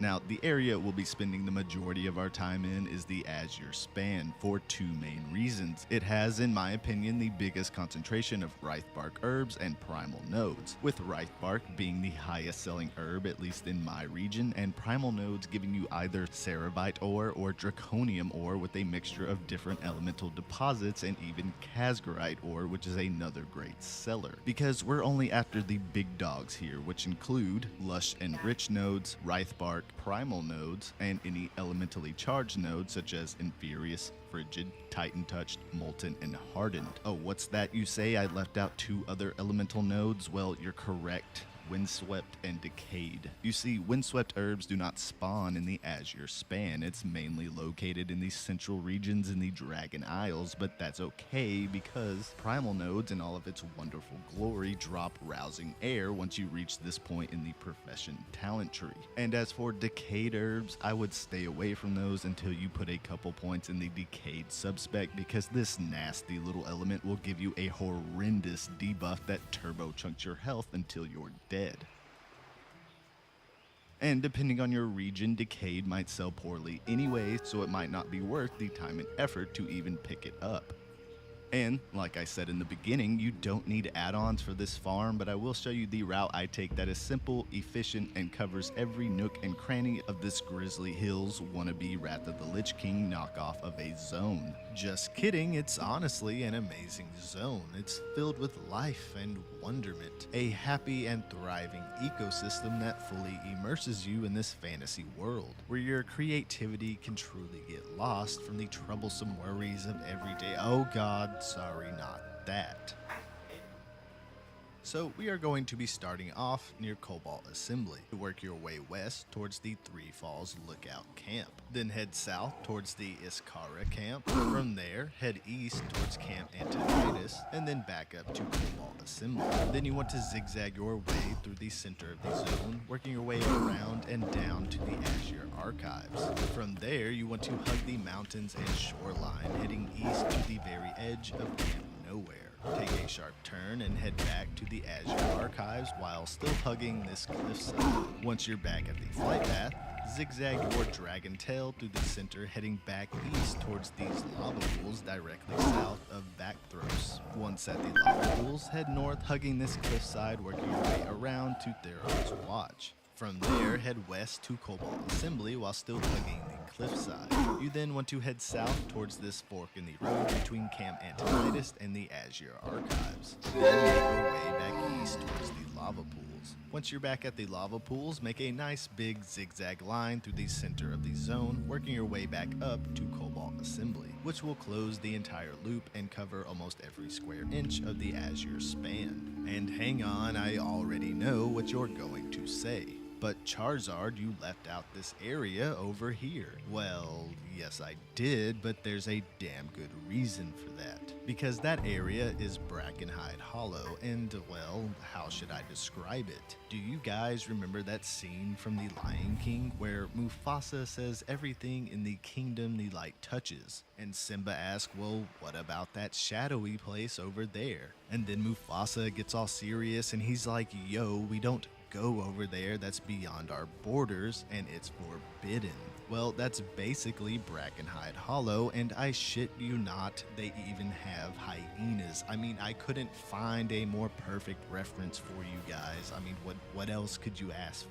Because this place is the worst. Not only is it filled to the brim with mobs, they are elite mobs. Elite mobs that can also stealth for some ungodly reason. And let me tell you, these mobs pump DPS, son, so good luck if you pull multiple at one time trying to get to a node. Also, if the creatures don't kill you, the water is toxic and will also try to kill you. There's literally no reason for that, Blizzard. And for the cherry on top, this is where most of the decayed herbs spawn. You remember decayed, right? That nasty little plant that will turbo chunk your health faster than a feral druid in a solo shuffle. So let's run down the list one more time of why this place sucks. The creatures, plants, and water are all trying to kill you in this godforsaken area. So needless to say, it's not worth the time, effort, and headaches required to try and farm the nodes that spawn here. Time that is better spent collecting stuff you can actually get to without the fear of death looming over your shoulders. But regardless, this is a great route to do when you're sitting and waiting for a battleground or LFR queue.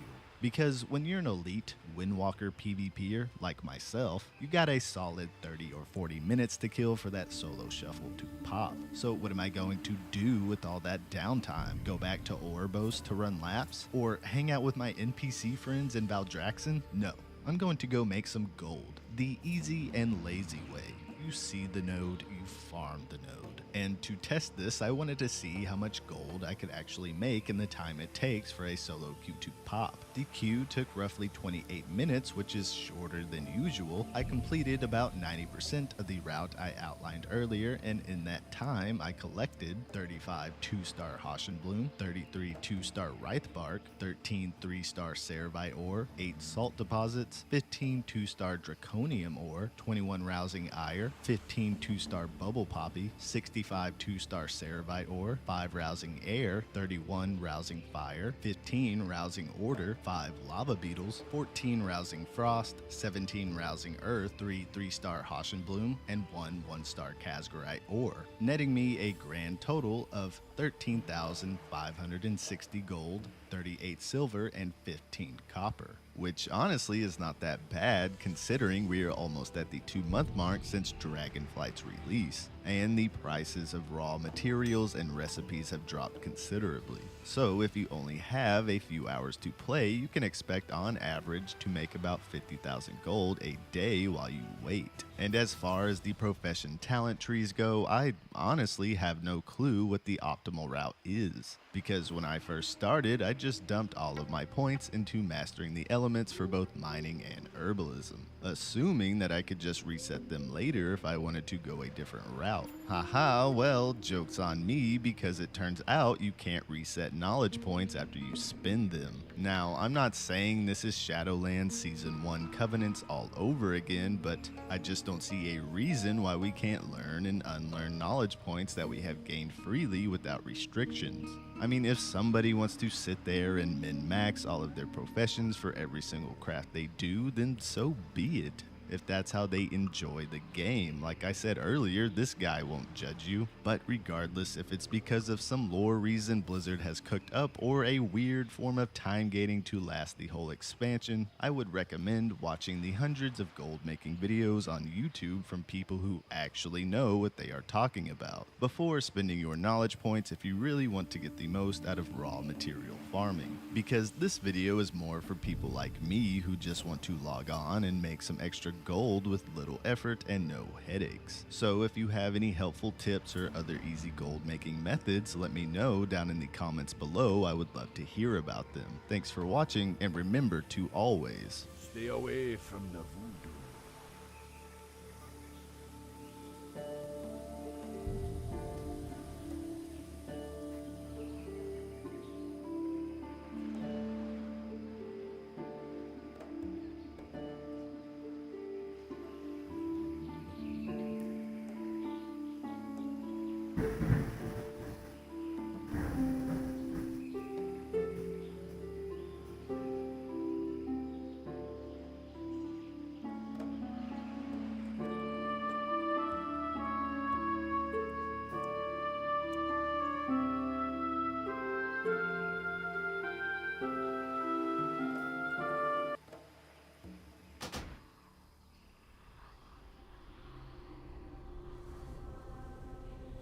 we got some big changes here. I glanced over them yesterday, but we can take a look at them. I have some thoughts. I have some feelings. So this could be a long one, ladies and gentlemen, just so you know. All right, this could be a little bit of a long one.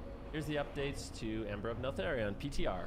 We decided to increase both player stamina and enemy damage by 25%. This is very much like an adjustment that was made just before the launch of Dragonflight, and it's for the same reasons. So basically, when they make these changes, what it means is healers are too good.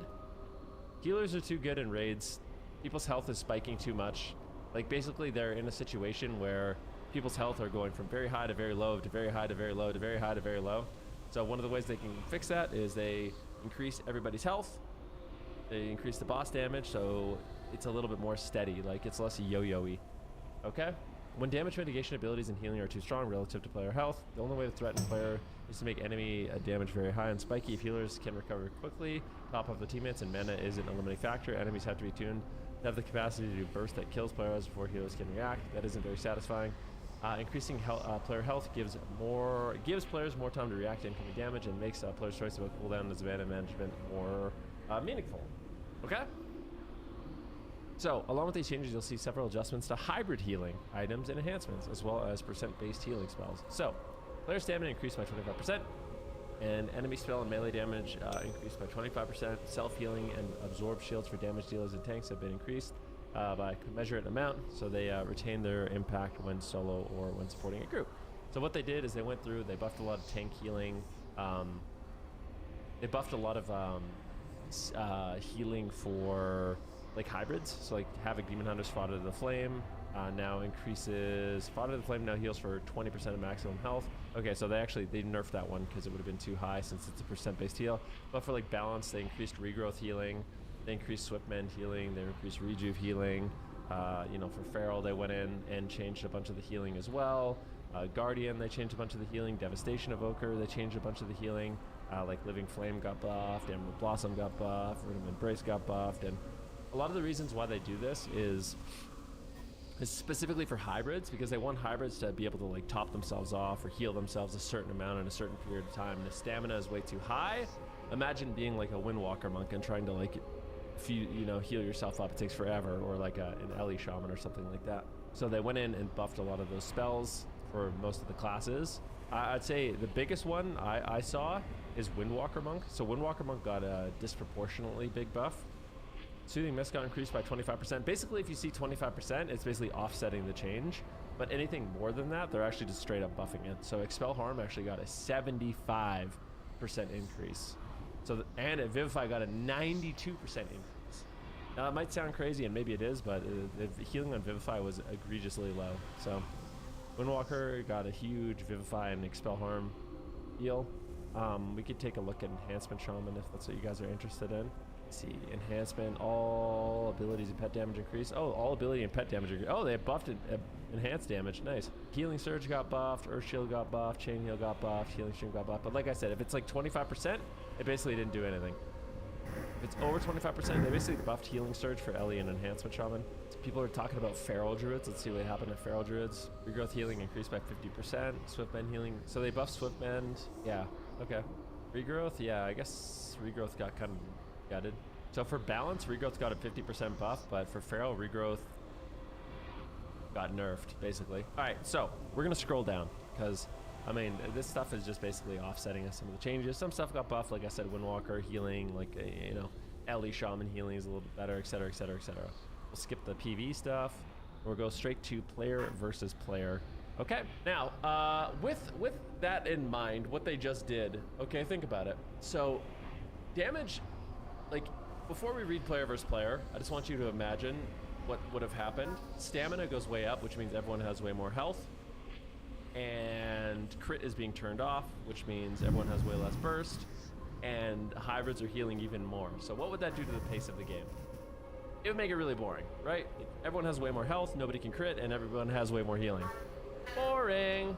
So they did make some changes, which we'll go over to compensate for that. But before we get to that, I just want to go over this.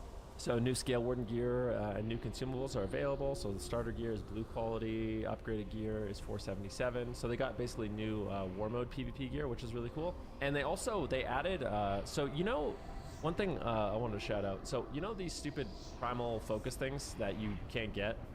When you want to like craft a piece of PvP gear, you have to like farm these over and over and over, and it's really hard to get. And even if you play out a shit ton, you might not get them because it's all random, and it's ridiculous, right? And in Mythic Plus, it's really easy to get. So one thing that they're adding is these new like trophies. Well, maybe it's not these, but they're adding an item. I don't know if it's in these patch notes, which basically lets you upgrade PvP gear. You can buy it for Honor or you can buy it for Conquest, and it basically lets you upgrade your crafted gear. So when you want to make a piece of crafted gear, you're going to be able to make it scale in PvP and not have to worry about farming these things anymore. They're basically adding a new like PvP currency so you can make crafted gear, which is way better. Okay, so that's being added. Trophies of Strife and Bloody tokens will reset with Ember. Trophies of Strife will convert. Okay, so these are basically the world PvP currency that they're resetting. Okay, that's something that's going to be happening in 10.1. Gladiator's Distinction PvP trinkets 2 set bonus now provides. So this is the big change.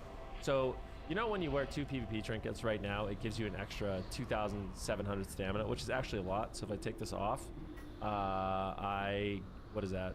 289,000 non-scale to 235,000. It's a lot. Okay, it's a shit ton of health. They're basically shutting that off. So what they did is it only provides 300 stamina down from 2,703, which is a ginormous nerf.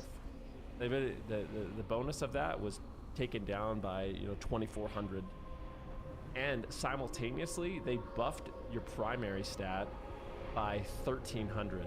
So everyone that PvPs that has this trinket bonus on is now going to have a bonus 16 or a bonus 1,300 from now.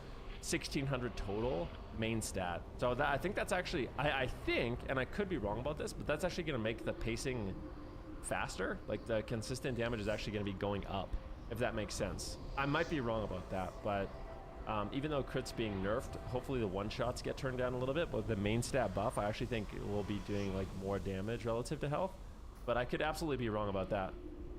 But it'll be close. I swear it's going to be close. That's a lot of main stat. Maybe I'm totally wrong and it's going to be slow. And then they nerfed stuns even further. Okay, so we're going to go through some of these PvP specific changes of what they did. There's even more changes I want to talk about after this too. All right, so for Demon Hunters, they nerfed Chaos Nova to 3 seconds. Sigil of Misery nerfed to 3 seconds. Imprison nerfed to 3 seconds. So all of Demon Hunter CC has now been nerfed to 3 seconds. And they also changed Blood Moon. It's been redesigned, so Consume Magic now affects all enemies within 8 yards of the target and generates a lesser soul fragment. Each effect consumed has a 5% chance to upgrade to a greater soul. Okay, so all the micro CCs and stuns of Demon Hunters are getting nerfed. Entangling Bark, root duration increased to 6 seconds, or decreased to 6 seconds, and now roots for the first 3 melee attackers was 2. Regrowth healing is no longer reduced. Okay, wow, they really buffed regrowth healing a lot. Balanced Druid's healing is going up a lot. So they turned off the 15% reduction and they buffed it by 50%. That's like pretty significant. The Balanced Druid off healing is going to go up a lot. Which I'm not sure how I feel about that, but alright, Monk. Leg sweep duration decreased. So they nerfed leg sweep, which is sad. Very sad. Now leg sweep. Before I said anything, I wanted to go down to Rogue. So now leg sweep, guys, has the same duration. Even though it's a 45-second cooldown or a 50-second cooldown, it has the same duration as Cheap Shot. Which I don't know how I feel. Like, how do we feel about that? I know all the Rogues watching are like, hey, F you, Vinruki. Rogues are already getting nerfed a lot. Is Cheap Shot AoE? No. Cheap Shot's not AoE. But it also does not have a 50-second cooldown, and you can chain them together. You can Cheap Shot and Cheap Shot and Cheap Shot again. You know? It has no cooldown. Grapple weapon. I just want to, like, I think it's important to establish kind of a base, and I think Rogue stuns are a good base. So what is Kidney Shot? Kidney Shot's 5 seconds. Cheap Shot's 4 seconds. And Leg Sweep is now 3 seconds. Chaos Nova's 3 seconds. Leg Sweep is 4 seconds. Alright, Grapple Weapon, PvP town duration decreased to 5 seconds, so they nerfed Grapple Weapon. Perpetual Paralysis. This is the, like, with all due respect, this is the worst PvP talent that's ever been made. No one's ever played it. So let's see how they changed it. Now reduces the range of paralysis by 5 yards, was 10 yards, and now selects targets within 10 yards, was 6 yards. This talent, damn it, I died again, man. in my humble opinion, will still never ever be used. It is a really bad talent. So this is how the talent works. You reduce the range of your paralyze a target, and then after it's over, it randomly paralyzes other targets. It's just not good, man. Like, no one's getting. I feel like this talent it's a grief to players, because if they select it, they're literally griefing themselves. So I'm not a big fan of this one. I feel like this talent should have just been deleted. Like, it's one of my least favorite PP talents I've ever seen, and I'm trying to be nice, but yeah, it's just I can't think of a reason why you'd ever want to use it. No one's ever used it. No one will use it. It's got no use. Word of Glory healing is now reduced by 45% in PvP. Was 30%, so Word of Glory got nerfed, but I think it's actually offset potentially by some of these changes. So Word of Glory got buffed here, or red. Word of Glory got, yeah, so basically.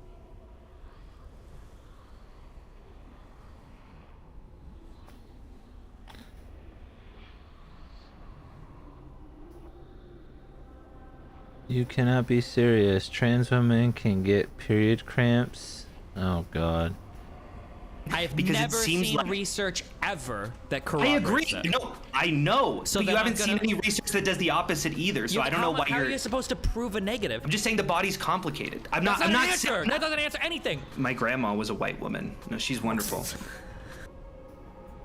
What? Hey, what's up? Hi, what's Can up, you buddy? hear me? Sorry, let me just. Can you hear me?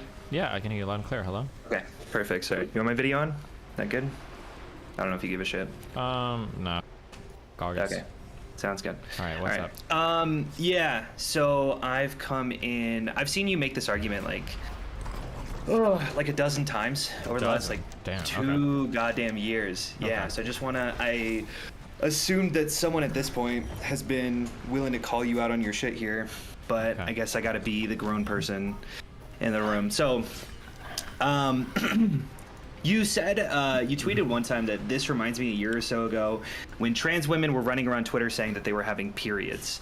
And you've mentioned this quite a bit of times where you're basically saying that like trans women are saying they can have periods.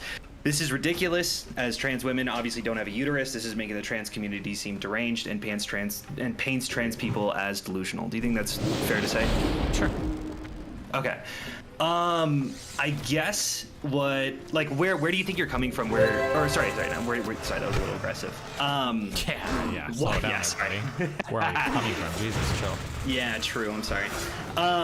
Why do you feel like that's a fair? Why do you think that's a delusional take?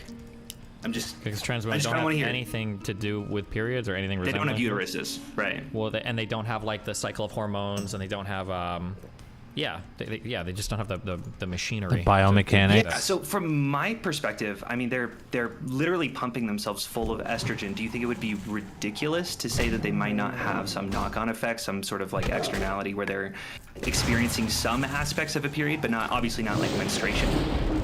Yes, it would be ridiculous. Okay. Well, okay. So I feel like let's talk for a moment, okay? Let's just have a quick voice chat, okay? Yeah. So you have something called PMS, which stands for premenstrual syndrome. And then you've got the actual period itself, which is where the uterine linings are shed, the egg is ejected, and all of the random shit comes out of you over the course of a few days, okay? A woman's cycle is around, 27 days or something? Some shit like that, okay? Sure. PMS has some symptoms associated with it. A period has some symptoms associated with it. Sometimes we colloquially refer to PMS and the period as a quote-unquote period, like, oh, she's grumpy because she's on her period. Oftentimes we're talking about PMS, whatever.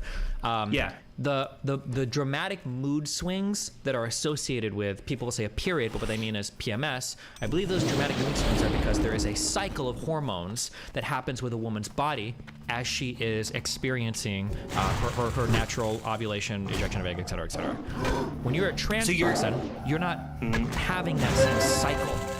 back and forth. You're not having the, now you might have a bit of a, like depending on how often you do your injections and depending on what your method is, you might have like a feeling like a week after of like a different kind of mood swing, because you know, right when you inject, if you do it, I don't know if they do it monthly, tri-monthly, or what the thing is, but I know like for testosterone, if you're on gear or whatever, right, you might inject, you might feel like shit for a week, you might feel really good for 2 weeks, you might have to come down for a week or whatever. You can have like that kind of cycle, but that has nothing to do with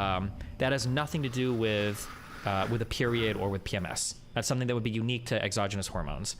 I feel like I don't know how fair it is to say that because this is coming from estrogen necessarily that you're putting into your body, that we can't necessarily compare this to, like, I understand where you're coming from, but I don't think if you ask any of these trans women who say that they're having periods, that they would say they're having menstruation, right? That they're bleeding out of their. But somebody literally said they were, the big tweet that got almost 100,000 likes was experiencing. So I got that tweet. Yeah, I've got that tweet where they said, okay, here, I don't know. Well, I mean, there've been a few. So one of them is, okay, I'm a trans woman who's experiencing her first period cramps, and what the fuck? I've literally never felt pain like this. Why do we let people live like this? And this came out on my radar because you tweeted about it. But if you look down the thread, they said, I literally don't even have a uterus. Why is my body treating me like this? Yeah, it's called mental disability / delusion / too much time on Twitter. Yeah. Okay, but like I could pull up. I'm trying to see if there's any way you could hold him for 2 seconds. Yeah. Let me get somewhere safe so I don't die, because I can't pause in this game. I'm trying to send this email off to get this thing scheduled, and he will not let me put him down. Come here. He is terrified. Come here. Just for 2 seconds, okay? Eric's got you. Stay. Relax. You're spoiled. I could pull up fairly reputable sources that say that like estrogen can affect the body in various ways, and transgender women may experience several side effects while taking supplemental estrogen. Like, I'm not saying that we have full data on this, but there hasn't been. Hold on. If we're gonna have this conversation, we need to be very, very, very, very, very precise. Okay. Yes. Mood swings and stuff related to your biology can happen whether you're on TRT or HRT, of course. Okay. Things like period cramps or like the cyclical up and downs that would be associated with PMS probably are not happening. I agree that it could be the case that this isn't happening, but wouldn't you say that it's better to just research this and find out if this is actually occurring? I've because never it seems seen like research ever that corroborates I agree. it. No, I know, So but then you haven't I'm seen gonna- any research that does the opposite either. So I don't know why How you're. are you supposed to prove a negative? How do you do research No, to see if trans women have period cramps? I'm not saying you got. I'm not saying you got to prove a negative. I'm not even going to say that you have to say that trans people are having a period. I'm just saying maybe you can sit this one out until research happens. Research comes along and But says, it's not "Oh gonna, yeah, you by the way, can't have research. If a trans man was out here saying like, God, now I finally know what blue balls feels like. This is excruciating. I'm gonna call him retarded. I don't need a study to tell me that you can't have blue balls if you don't have balls. I don't feel like they're saying that they have blue balls, though. I'm not saying they're not saying that they're bleeding out of their uterus. If that's what they were saying, or bleeding out of their vagina. Cramps are caused by the uterus. Not necessarily. There is hormonal I've never aspects heard. to. Okay, I don't know anything about female reproduction, so if you want to educate me, then go for it. I don't know how hormones cause cramps. My understanding is that the cramping is because the muscles in the uterus are squeezing and doing shit to expel the lining or whatever that didn't get used when you weren't pregnant. That's cramps. Yes. Cramps are not just a fluctuation in hormones. They're No, I related to the know, organ of I the know. uterus. No, I know. So how do you explain that people after hysterectomies generally report period cramps?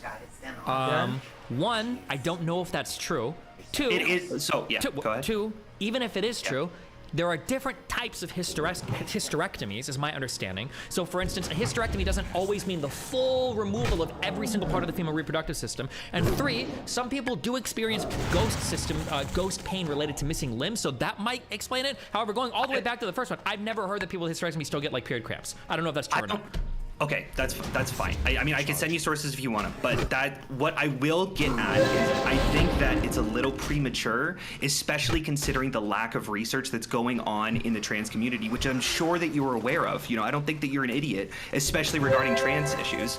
Like there is a chasm of research that just has not been done on trans people. For you to just overwhelmingly point to it and say, yeah, I understand that the human body is really complicated. Yeah, I'm sure we haven't really done any research onto how exactly estrogen. No. You haven't given me anything for this at all. And I don't believe you about the hysterectomy thing. I'm just Googling. So this is saying that about 2 to 3% of women who have had hysterectomy develop a new pain problem after surgery because we specialize in the evaluation treatment of pain. We haven't seen women, blah, blah, blah. Okay, the pain comes from scar tissue that is formed during the healing process of the original hysterectomy. When this scar involves one or both ovaries, those are things that trans women don't have, generally. The pain may occur in monthly cycles and a pattern similar to menstrual discomfort a person may have had before the hysterectomy. So this doesn't sound like they're still having traditional period cramps. It sounds like something different that's still related to the machinery that's there.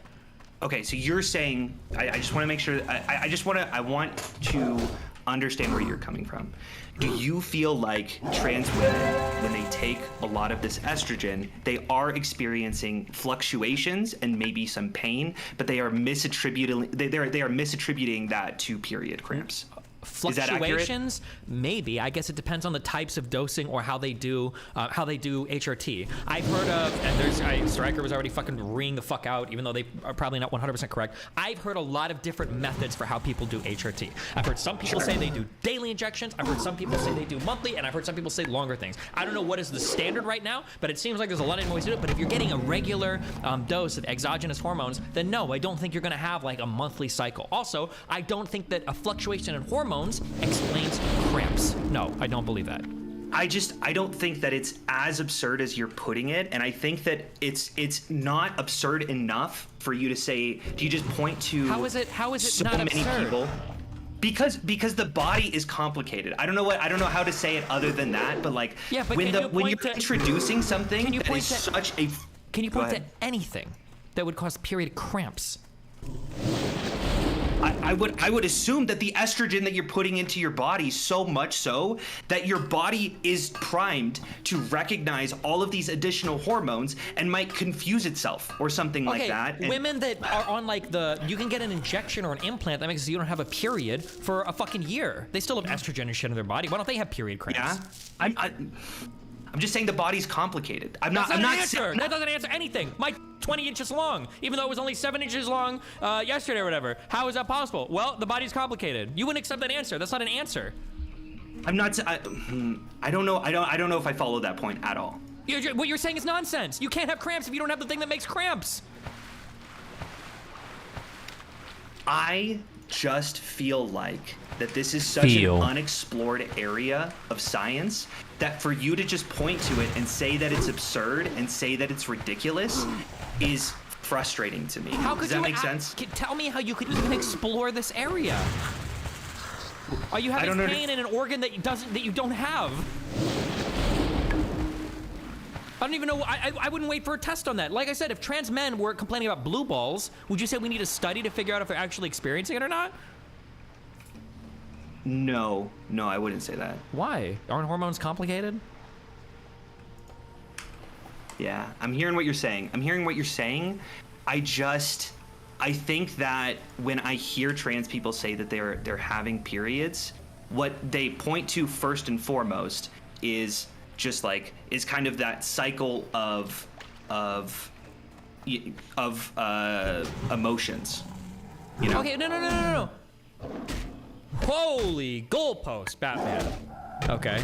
If you want to talk about cycle of emotions, would you agree with that at the very least? Yeah, hormones are definitely going to change your emotions. Absolutely. Sure, but you don't think that period cramps could exist at all? No, not really. No. Okay. Okay. Just wanted to hear that. Because I think that from what I've seen, is there. It seems like that could be possible, and I'm interested. And I guess I'm just saying that I'm interested in hearing out a little bit more. Okay. Before I'm just going to label an entire community as batshit insane. Well, it's not an entire community. It's just the lunatics on Twitter. I don't think normal trans people do this shit. It's just. I feel like I have normal trans friends who have said, "Yeah, no, I have experienced cramping. I don't know what to call it necessarily because I don't have anything to attribute it to, right? Because I don't have this like." I've never experienced period cramps as a cis woman. I have no idea what that feels like, but I am experiencing a quite like a tightness and complaints about that. It's probably just a stomach ache or indigestion. Okay. That'd be my guess. All right. Sure. Okay. Fair enough. I guess. Just another quick question, just because I'm curious about a few different things. The birthing person dialogue. I know you've been pretty frustrated with that one too, as far as I'm aware. Do you think that that's really an issue with trans people, or do you think that's an issue with the language being a little cringy? I think the language is super cringy, and I think people. Yeah. Do you feel like if they called it like a birthing area or something like that, that doesn't sound as fucking stupid? Prior to like the trans issues being all over Twitter, I don't think any doctor or anybody was worried about this ever. People are acting like, oh no, in medical Sticky terminology is glue. super normal. I don't believe that. I don't think that is super normal that you go to a hospital and it's like, oh yeah, I don't think it's super normal either. I went to well done, young my sister-in-law just got pregnant recently, and it was just called the maternity ward, and it was part of the women's center. Like I don't think anyone's calling it a birthing person, or they're using that language at all. But I'm wondering if that's such a bad idea that they're trying to be more inclusive, and maybe we should. Here's the issue, okay? Yeah. Let's say that a whole bunch of new people started to say, we want to go by she/her pronouns, okay? And people traditionally didn't call them, she/her pronouns, okay? That's probably fine. It's just their pronouns. We can use their pronouns. Who cares? Let's say instead, though, they came out and they were like, okay, listen, from now on, women are going to go by Zygor pronouns. All women are going to go by that. Well, the women that were previously she/her are going to be like, wait, why the fuck is this incredibly small group now dictating to me what my new pronouns have to be? Like, I just want to use she/her like I did before. That's the issue, is birthing person takes away the prior language that it seemed like we used to refer to women, and now it's like giving us this new kind of like trans-inclusive language that's changing what a prior group already referred to themselves as. That's why people have a problem. Wait, hold on. Speaking of language and biology, you would agree that trans men could get pregnant for sure, right? Yeah. Obviously. Do you feel like it's such a bad idea for us to use a little bit more inclusive language when we talk about maternity wards and maybe expanding it to make sure that it's all people instead of just women? I think that the issue, if you're going to start changing the language, the problem is that trans men are already a very small subset of the population. Yeah, for sure. No, trans men that are getting pregnant are going to be even a smaller subset of the population. And historically, there is a lot of gravity attached to women's issues, pregnancies, and abortions. And we're right now in the United States, we're taking like steps backwards insofar as our access to an abortion, right? So the idea that now we're also going to smear the language of like what is a woman and it's a birthing person now and all that, probably not a good idea. Probably a really politically bad idea. Let me make sure I'm rephrasing your argument correctly. You feel like if we are using more gender inclusive language in hospitals, that it is going to set back women's rights?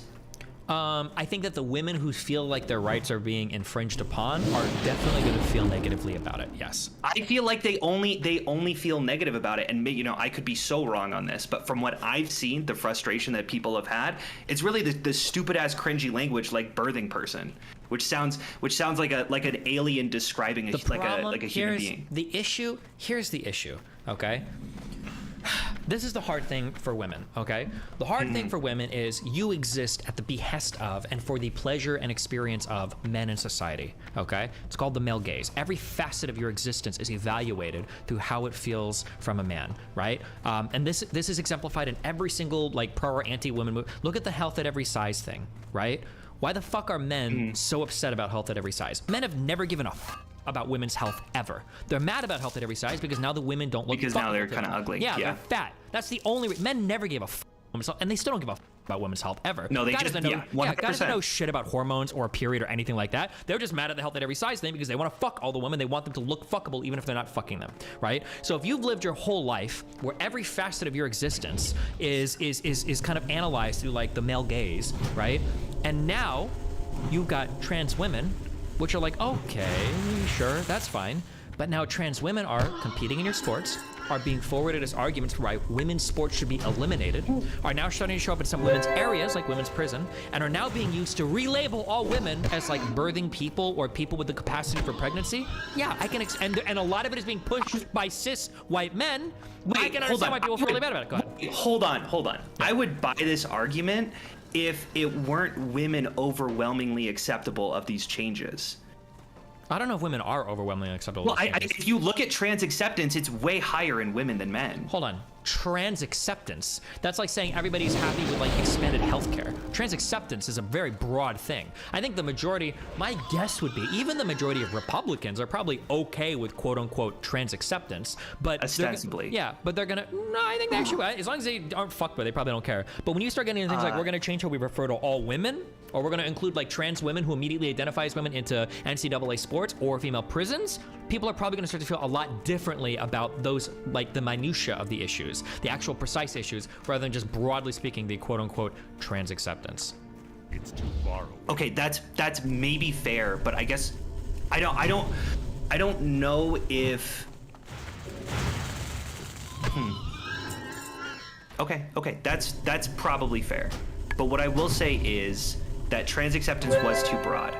But I also think that when you look at trans women in sports, the acceptance versus men versus women is higher.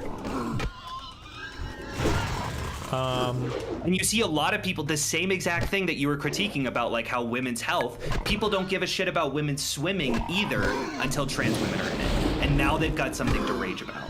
Where they weren't supporting women in sports at all until this shit got brought up. Sure, I agree, but at least women had legal protections for their sports, like Title IX funding. Yeah, sure. I honestly don't even want to get into the trans people in sports thing, because that's not, I think that that's probably fair, you know, depending on the sport. Okay, so I don't know how accurate it's this not my argument at all. So, a person should be able to legally self-identify as a gender different from the one they were assigned at birth. It seems like most women agree with that. A transgender woman is a woman. It seems like most women partially disagree. Transgender man is a man, partially disagree. Transgender comparatively? Women, it just seems like they were given a 1 to 5 on whether. So it's just women. It's not men versus women. No. This is just women. Just women. I'm guessing. Okay. That's how this is done, right? Sure. Transgender women should be allowed to partake in women's sporting events. Seems like that's a. The plurality disagree with that. Now, for all U.S. adults, they majorly disagree. Wait, a plurality? What is the third option? I don't know. It could be other. Women, men, and other, maybe, for trans people? Well, you said plurality, meaning it's like it's less than 50, right? I would think this is just a yes or no question. Sorry, I'm not seeing what's in front of you. Maybe I can pull up. Okay, here, you can go. Never mind. Just look at this in your free time. I don't think that the acceptance for trans shit is as high as you think it is. Okay. Sorry, just pulling up this link.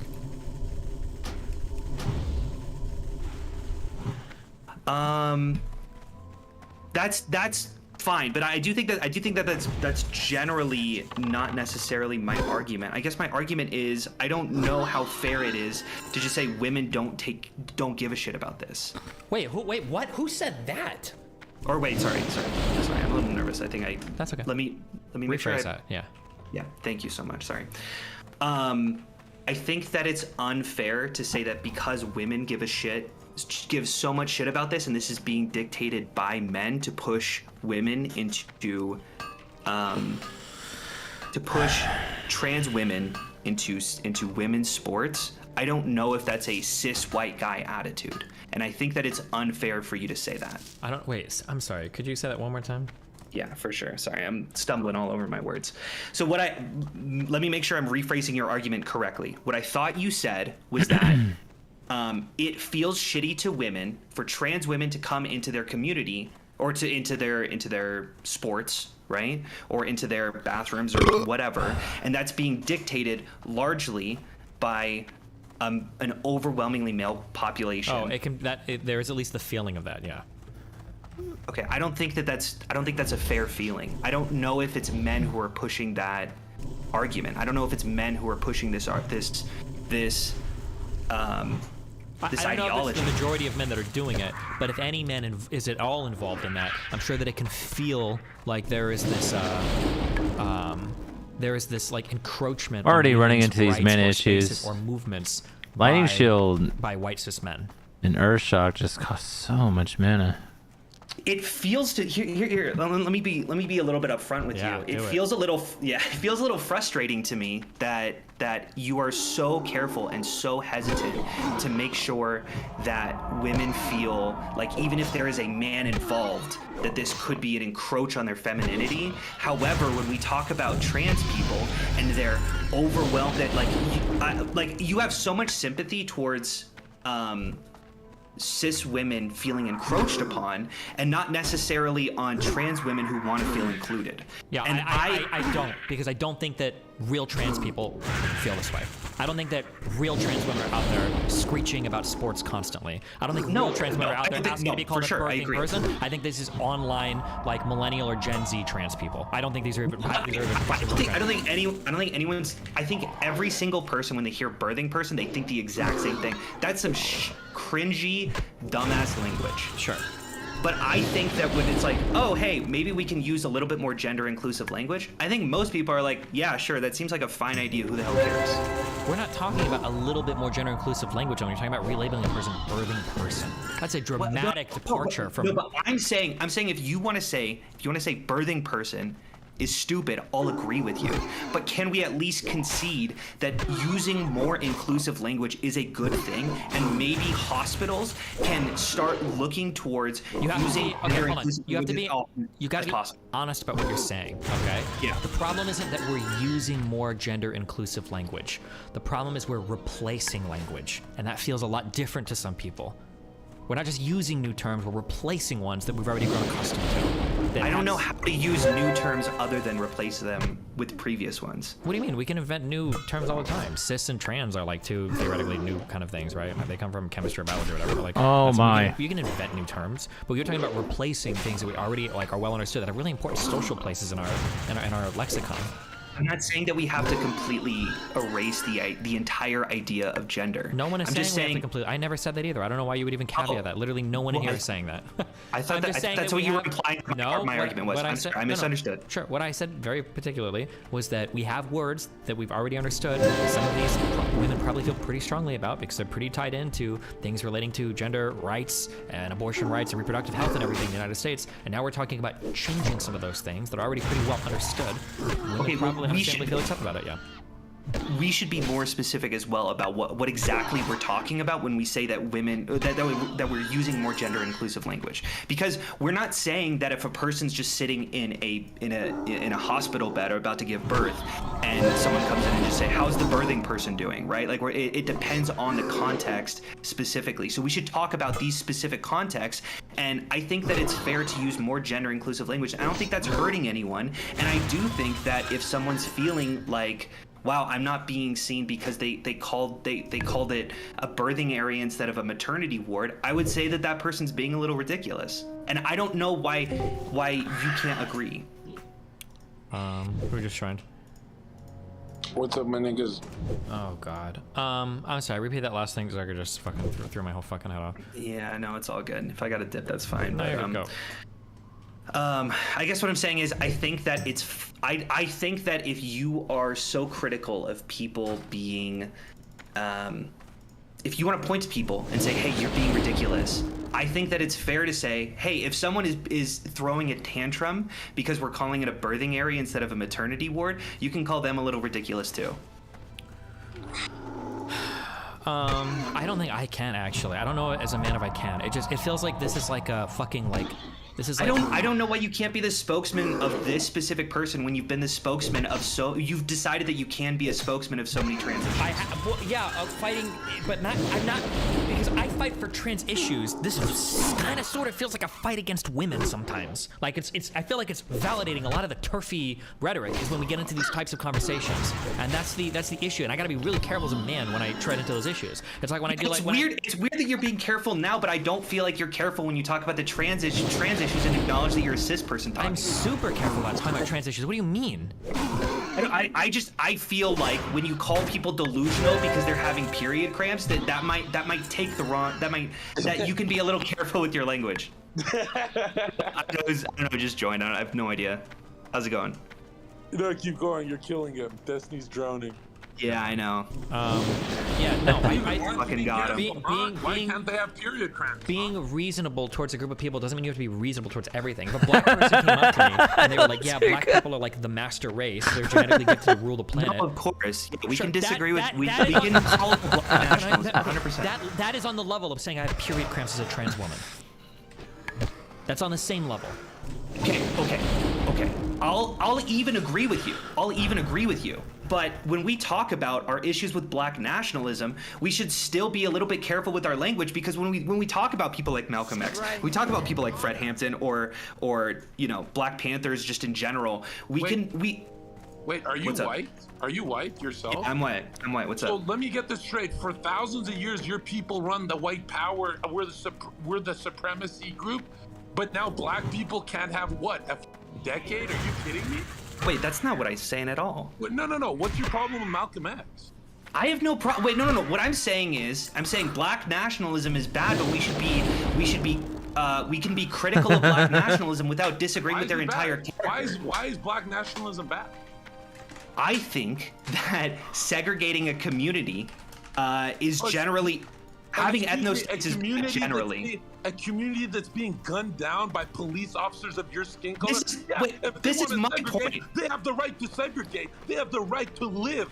They have the right to be safe in their own. Hold on. I feel like you're jumping into this argument. My entire point is that we should have sympathy towards these arguments while still disagreeing with them. Why can't they say they're the master race? I'm not saying they can't say it. My entire point was that we should have sympathy towards people saying that. We should hear that and say, okay, maybe this is a little bit different from white nationalists. Black nationalists are a little bit different than white nationalists, just generally based off of the centuries of discrimination that they've experienced. I think that that's fair to say when a white nationalist says that versus when a black nationalist says that. We should have sympathy towards one group while still disagreeing with them.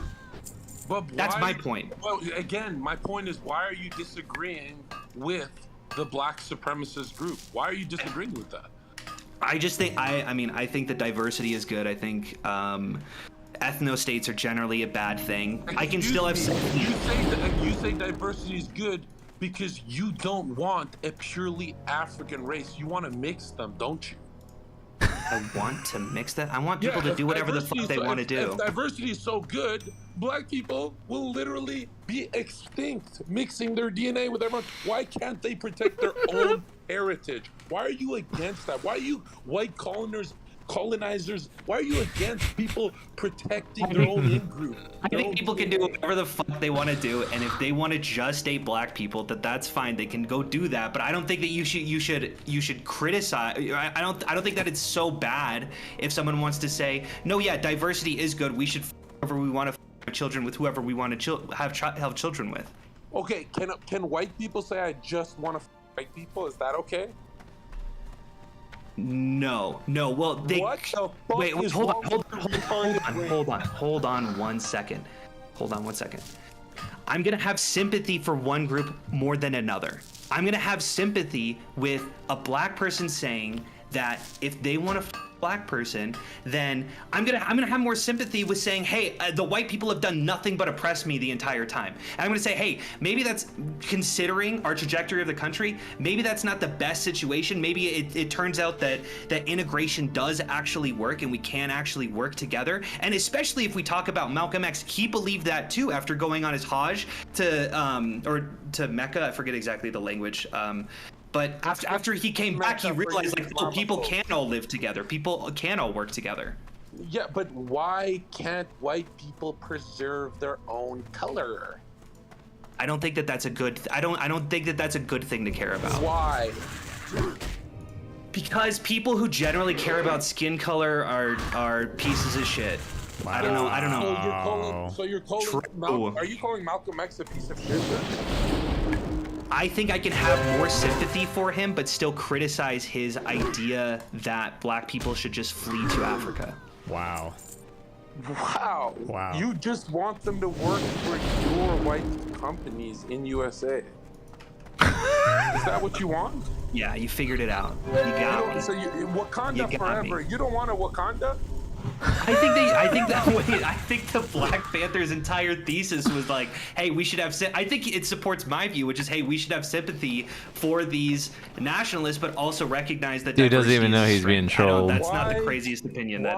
Why can we not recognize that white people are the greatest people ever? Because I don't agree with that. But aren't they like literally? I just don't like it personally. It just gives me the ick. Why? Like, what about a Karen on the street gives you the ick? What? A white I didn't hear what you said. a Karen on the street, a white woman, do you have a problem with her? No, I don't have a problem with it. My grandma was a white woman. No, she's wonderful. I'm telling you, most white people, they're wonderful. They're great. What the fuck are you getting at, buddy?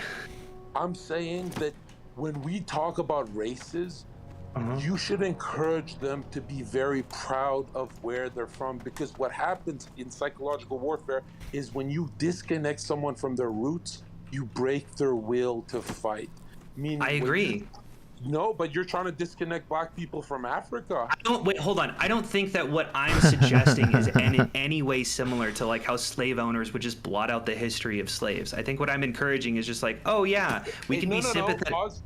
That's your problem. You think the transatlantic slave trade is the only black history. You'll never talk about African kings because you're programmed to just talk about American black people. You want to cut them. Wait, hold on. We need to from their ancestors. You want to cut them from their ancestors. We need to acknowledge that they've been cut off from their ancestors. That they don't. The reason why they don't talk about African kings either is because they don't know where the fuck they come from. Because that's just been burned by slave owners 200 years ago. And so when Malcolm X said we're gonna make a super state in fucking Africa, yeah, you disagree with that game plan where they actually get reconnected with their roots. You disagree with that. Yeah, I disagree with it, but I'm sympathetic to it. Who are you to disagree? I just disagree with your fucking white bread mayonnaise life. You do. And I'm allowing you to. What if I disagree with you fucking, you white guy hackers on LimeWire all day? That's all you white people know how to do is fucking hack. You're all hackers and StarCraft losers. Yo, hey, now isn't that just the thing? Got him. Yep. Got our supplies back for us. No, I think I could be sympathetic to. I can be sympathetic to a movement, but still disagree with them. I don't think that's the craziest opinion that I've ever had. No, you're one of those guys who likes Martin Luther King more than Malcolm X, aren't you? That is true. I do like Martin Luther King way more than Malcolm X, 100%. Really, the man cheating on his wife? Yeah. No, I know Malcolm X was. Yeah. Wasn't Malcolm X literally the most consistent political operative in history? The most consistent? What do you mean consistent? I think he changed his mind like 3-4 times. Malcolm X was better than Abraham Lincoln. Malcolm X, by any means necessary, was the greatest American to ever live. And you're talking about Martin Luther King?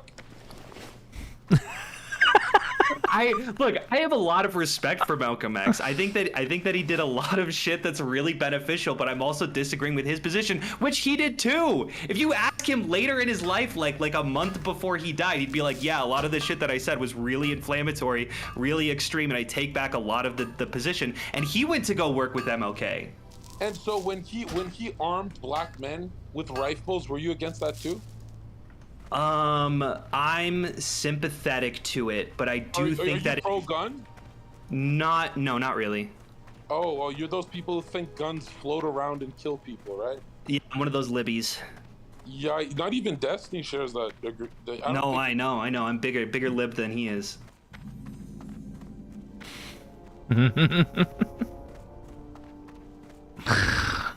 Dude's getting trolled. Jesus Christ. Jesus. Man. Then we have the response. Or whatever the reach. Okay, what do we got going on with these guys? Reach. Yeah. Really reaching. Like, they're just pandering to their fans who don't like me because I'm fat, you know. Wait. What? What did I miss?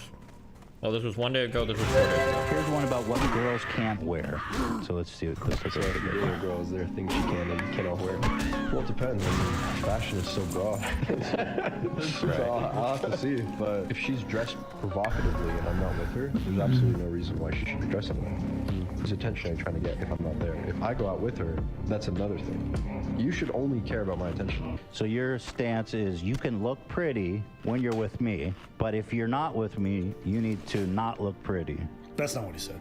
I like that Ethan is conflating looking pretty with dressing provocatively. There's plenty of women who look very pretty and don't dress incredibly provocatively. You can look pretty in a dress, you can look pretty in a t-shirt and some pants, you can look pretty in a lot of different outfits, okay? Don't have to wear a thong to look pretty. You don't have to be provocative to look pretty. Now, what provocative is may vary to person, but it's not the same thing. That is true. No. Okay. Wrong. My stance is you shouldn't dress provocatively unless you're with me. What's provocative? Like showing a ton of cleavage or wearing as little clothing as possible. Wearing as little clothing as possible. Okay, so it's cool when they're with you, but if they go out looking like that, it's not okay. And I mean, no, I would say even when they're with me, I wouldn't want them to do that in public. Okay. Okay. What's the problem? Well, it's a little insecure. Listen, people know that based off the kind of things that they wear, they're gonna get a different reception from people. Yeah. If I'm with a woman and she's out here dressed like she going to Cancun tomorrow, I'm gonna feel a little bit like that shit's off. This is a normal take. Why would Ethan pick this one? Because I feel like, I think we watched this. I feel like Ethan started off kind of weak, but then the other kid didn't really know anything. So I think Ethan came out on top of this discussion, I think. Not because it makes me uncomfortable. I just think it's unsightly to be that desperate for attention. Yeah, I think it's unbecoming. Me personally, it's the same thing with women posting thirst traps every day. I don't give a shit if women want to do that, but if we together and you posting thirst traps, like whose attention are you trying to garner? If you're in a committed relationship with somebody and you constantly go try to post things to get random attention from random people, I'm like, well, why are you thirsting for other people's validation like that? This is the same thing for dudes. If you're in a relationship and you're casually, constantly posting thirst traps to get attention from ladies, to get them in your comments going, oh, wow, I wouldn't be mad if a girl felt some type of way. It is a little bit. It's a preference. Well, no, it's a preference. It's a preference. Well, in this video, because you're kind of walking it back, so we can move on. But in this video, you say, dress sexy when you're with me, but not when you're not with me.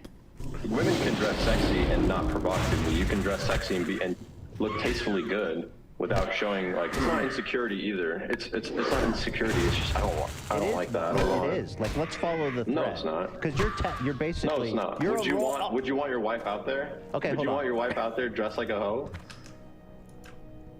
Well, the definition of a hoe, I guess, is, I'm not quite sure what that means. But you're just answer my question. Would you want her out there dressing or wearing as minimal clothing as possible out in a club? Would I want my? Well, hold on. I also, this is like a huge red flag for me. Whenever you focus or center, hold on, I'm trying to think. Am I out of touch? No, it's them. It's them. When you focus a lot of your conversation about in the club, in the club, in the club, in the club, you're talking about like 0.002% of like the geography of like the United States. This obsession with like the club is so f***ing weird. I don't think the vast majority of the United States like has a concept of like in the club. Like I don't even know how many places like in college towns, like are there even like these types of clubs where you can get like bottle service and shit? Is that like a thing that exists in like a college town? Like I know there are like bars and I know there are places you can go and dance, but like the club, I don't know. That seems like an ultra hyper fixation on like one type of like social outing. Like if a woman leaves the house, she's either gonna go get f***ed or she's going to the club. And it's like the only two things that women can do outside of the house. Hold on. No, answer the question. Okay, well, let me show you this. Like, it's a yes or no. Okay, well, hold on. Yes or no. He's using club/bar interchangeably. If you use club/bar interchangeably, with all due respect, you are social autistic and you probably haven't been to either one. If you use club and bar interchangeably, I've never heard that in my entire life. I don't think you've been in either if you're using them interchangeably, just in my opinion. I've never in my life heard somebody use club and bar interchangeably. I know people, unfortunately, that go clubbing, but you'd never, these two things don't.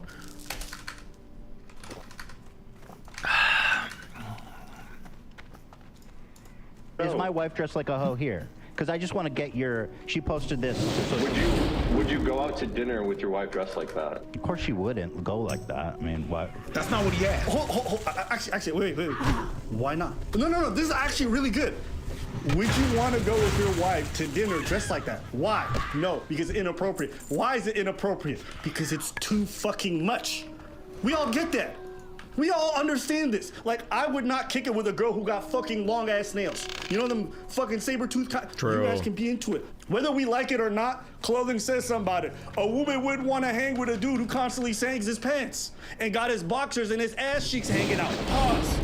You wouldn't want to take him out to many dinners. You go into a family function or whatever, you probably don't want your boyfriend showing up in a tank top and shorts with his biceps bolstering out when it's like a more modest family or a traditional family. You'd be like, please put on an appropriate outfit. Because it's inappropriate for you.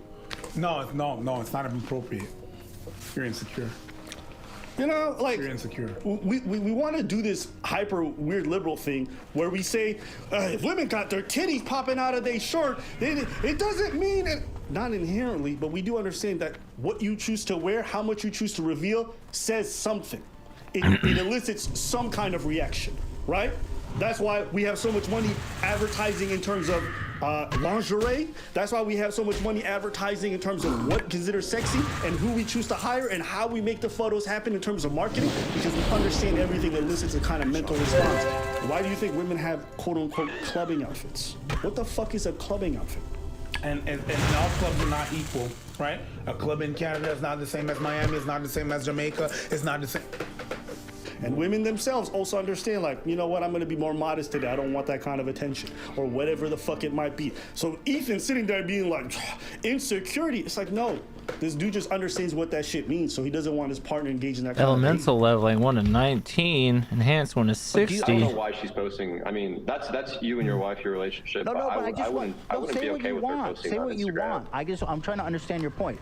Do you think she's dressed like a hoe right now? And you can say yes, it's fine. Yeah, I wouldn't want her posting. I wouldn't want my girlfriend posting pictures like that. Because that's a Instagram. preference from insecurity, right? Yeah, because it makes you feel insecure. Ethan, that's not an argument. You can't just repeat the same thing and then think it's gonna be true if you keep saying it. How does it make you feel? I don't like the hold on, how that girl's portraying herself, like how she's basically advertising and like saying like, look how nice my body looks for the entire world to see, for the entire public to see. I don't like that. I want her to just save that for me. Why don't you? The reason why I think this guy sounds insecure is because he's so bad at articulating the reasons why somebody shouldn't dress like that, which makes me think it's just insecurity. But I don't know. I could be. I think the last time I watched this, I think I said like there are arguments you can give for presentation and etc. But it doesn't feel like this kid gives any. That's why I feel like Ethan came out on top on this discussion. Not even because I necessarily agree with Ethan, but because this kid couldn't represent anything he was saying at all.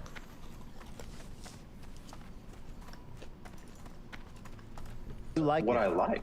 But I just why? don't want other people seeing it. It's mine. Are you not? It's mine. It's yours. It's yours. It's my wife. I don't want everyone to see her body. she's It's yours. my wife. Yes, and I'm hers.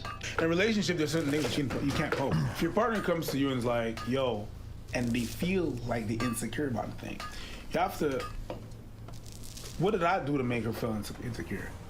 You also have to ask the question to yourself. Maybe it's something that you did. Maybe that person has reason to think certain things. So it's not always the person, when someone says something, it's not always the person feeling insecure out of the blue, right? You have to understand, if that person thinks like that, what signal? Why can't girls post pics of their gains? Women can't be proud of her progress, which works out. You can. There's probably a middle ground here. Like, to be fair. There are a lot of girls that dress like whores in the gym, to be fair. It's such a hard line to walk, and it's such a hard conversation to have, because like when you say that, there's a lot of people that have like insane takes. So like, here's something that's challenging. There was a tweet. I'm not gonna be able to find this. There was a tweet that somebody made where a girl was buying a drink. We watched this like a few days ago, I think, on stream, or maybe we could go on stream. A girl was buying a drink, and then she like reversed it to show like in Japan you buy drinks. So the girl had huge booba, massive booba, huge booba. But like she wasn't like, she had no cleavage at all. She was wearing a turtleneck, whatever. There was nothing there, but every single comment was about the booba, you know? Which is a lot. Which sucks, right? Because she just has big boobs. She's not trying to show it off. However, I do think it's a massive cope when there are women that are like, oh, like I just wear these gym outfits because it's like easy to work out in.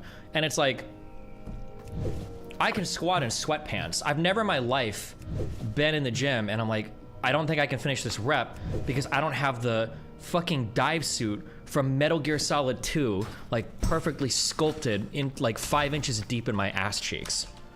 I've never felt that way before, ever. I've never felt like I've needed material that clings to every single curve of my body more than the most CGI spandex suit of I've never felt that before.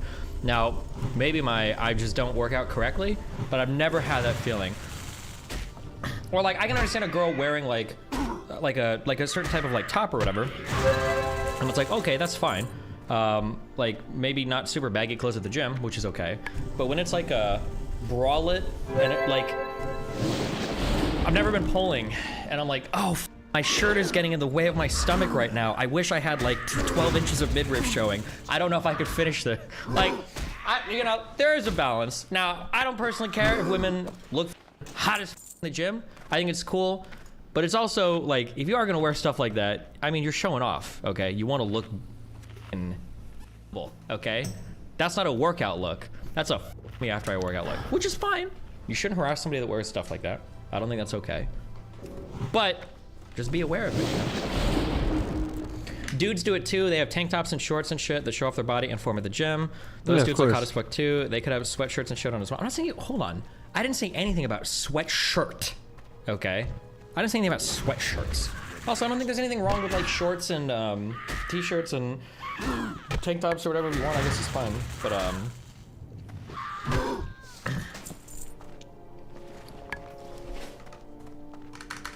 the mega short shorts some guys wear in the gym, I've never seen that before in my life. There might be some, but I've never seen it. But mega short. The funny thing shorts. is, I've had girls I've dated argue that girls all wear it only for comfort. Yeah, like that's the cringe thing. Don't lie and say you're wearing it for comfort. You're wearing it because you want to look hot as f. That's what you're looking for. Hot as fuck. That's what you want to look like, and that's why you wear it. Whether it's because you're taking selfies at the gym, like a lot of girls do, which is no problem with, guys do it too, or because you just want to look hot as f, fine. But it's not like I can only, especially. Oh, Fargus might when I say this. Okay, sorry, sexism alert. Especially when like 85% of girls at gyms just go around and do like 3 random machines anyway and then go home, right? It's not like you're doing some incredibly extreme intense workout where like you need like the maximum range of motion and like any bit of fucking clothing is gonna like inhibit your movement. Like it's not even like they need, you know, like the most, but yeah. But again, I don't necessarily care, but I think it's a little bit, when people say things like, oh, like I need this because it's the only way I can remain comfortable. I'm not gonna die if the panic maxes out, right? I don't know. Comfy clothes and I think like gym clothes, big baggy clothes are comfy when what you wear when you want to relax. Yeah, maybe, sure, but.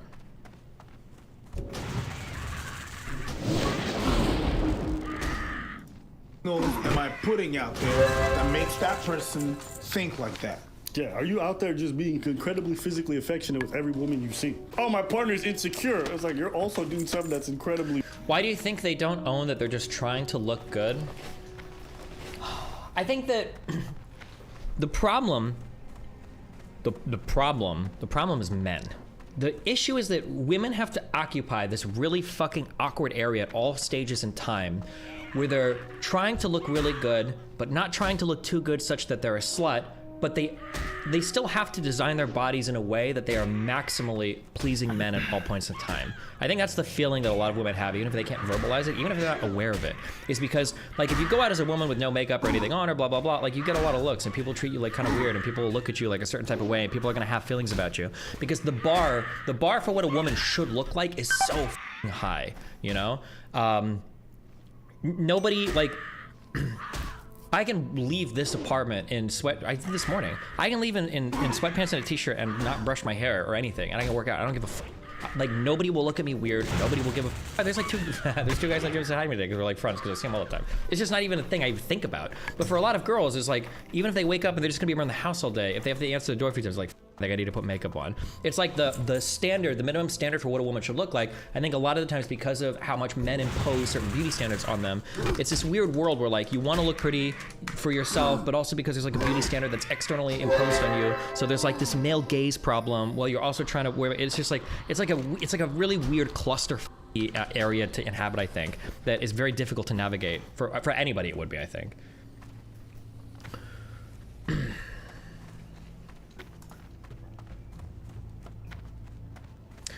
I don't know, maybe we've just gone to different gyms, but almost every single time I've gone to the gym, I've seen a guy without a shirt. I don't know if I've ever seen a guy without a shirt ever in a gym in my entire life. I don't think I've seen it a single time. Not to say that it doesn't happen, but I don't know if I've ever seen one before. Because I think generally for commercial gyms, if you're walking around without a shirt, and not one moment too soon I feel like you get kicked out because you like leave the machines all sweaty and shit. No shot, maybe only in high school? Oh, chat is really divided on this. Apparently some people are saying it's rare, some people are saying... Oh no, wait, never mind. That doesn't happen in Bandit chatter, that was Pixie.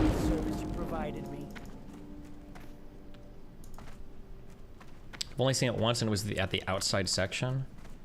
At specific powerlifting gyms I've seen it. Yeah, I'm not talking about like your like Fred's like bars of steel, okay, that you go down the street where he rented out some warehouse and bought 10 racks and made his own fucking powerlifting gym. I'm not talking about that. I'm just saying like in standard commercial gyms or apartment gyms.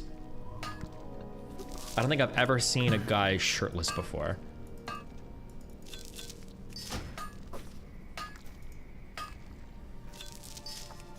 I don't get it. Why do women have to do that at the gym? Is it social pressure now because of the most recent trend of women dressing up to go to the gym? I feel like this wasn't a thing 10 years ago. I think that there's just always this kind of like, there's always this level of pressure for women to look a way that is pleasing to men. That's just, it's like a thing that's always there in like every single part of society, I think.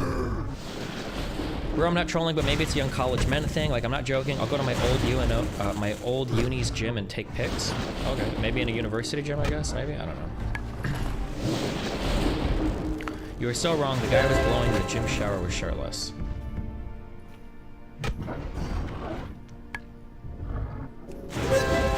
I'm an idiot and bad at the game, and I deserve to die. Pressure is set by women just as much as men.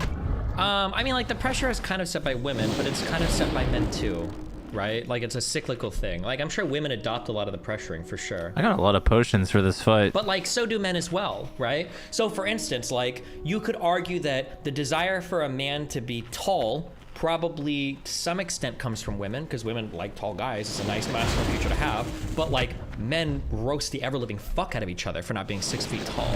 So like, does the pressure to be tall as a guy come from men or come from women? I mean, like, women. It's everything kind of is like a, everything works in a feedback loop in society, you know?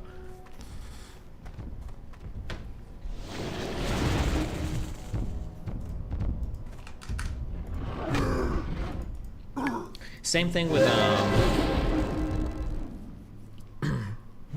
LOL, that's not true. That's 100% online. I've never heard anyone roasted for not being 6 feet ever. Okay, you can say it's all online, but all of you motherfuckers are online. You're losers that live 95% of your life. I like how people will be like, oh, that's not the real world. That's only online. Opens iPhone. Screen time today, 7.5 hours. Not in the real world like we're at, guys. That's only online.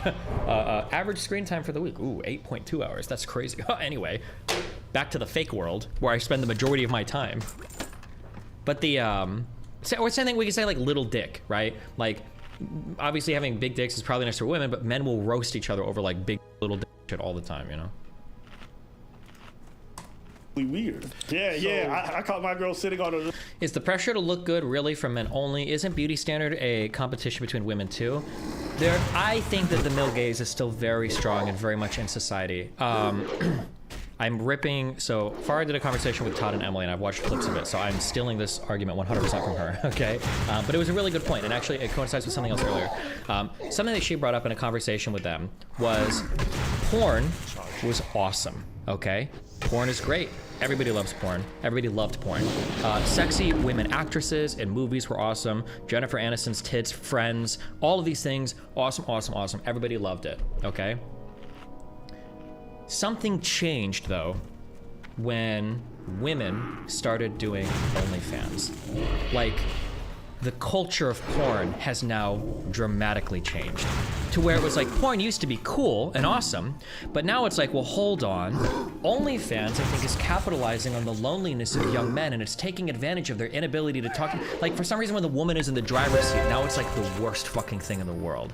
And it's like, where were, well, I thought porn was really cool. Where were all of these arguments like 10 years ago? Now some dumb fucking chat is gonna be like, oh, people were anti-porn 10 years ago. Yeah, some people, Christian extremists, but we all made fun of them, okay? So like JSTL is gonna cope right now and say, oh no, people have always been against porn. No, it wasn't like a mainstream young man's movement like it is now with like the red pill matrix shit. But I also noticed the same thing. I noticed the same thing on Twitch, to where like if I was to stream The Witcher 3 and we go through the sex scenes are fucking awesome and it's great. But if there's like a girl cosplaying boobies from one of the sex scenes, now it's like the worst thing in the world. It seems like for some reason when the woman is like in the driver's seat for a lot of these things, like it feels like it takes on a different character, or we're a lot more critical of it. I don't know why. I haven't thought about a lot like, well, what is the reason there? But it really does feel like it's important that stuff is kind of like made for men, like maybe even by men, even if it involves women, that there's like that male gaze is like some kind of like subtle thing. The other man's lap. You're insecure. It's like, well, I think she's being inappropriate. If someone's catching you, like, let's see, I catch my girl. Come on, bro. If I catch my girl sitting on a whole man's lap and I'm like, yo, who's this dude? You're insecure. That's in the realm of gaslighting. Yeah! Whether it be the clothes, whether it be sitting on someone's lap, whether it be like doing extra long hugs for specific women that, like, I don't know. I just think there's basic messaging, and these guys want to come into this world and basically say, it doesn't mean what you say it does. I'm like, okay. I guess actions and gestures don't mean anything anymore. What's the point of lingerie then? Is lingerie provocative? Can we say anything's provocative? No. I'm actually curious. Can we say anything is provocative? No. That it's to elicit a reaction out of someone? You're missing the whole point. Okay. You deserve if Twitter bans you? Wait, why the fuck is Twitter gonna ban me? Why are people so fucking soy? Can you not make fun of religions on Twitter? I'm not calling for genocide or some shit. I don't understand what people are saying.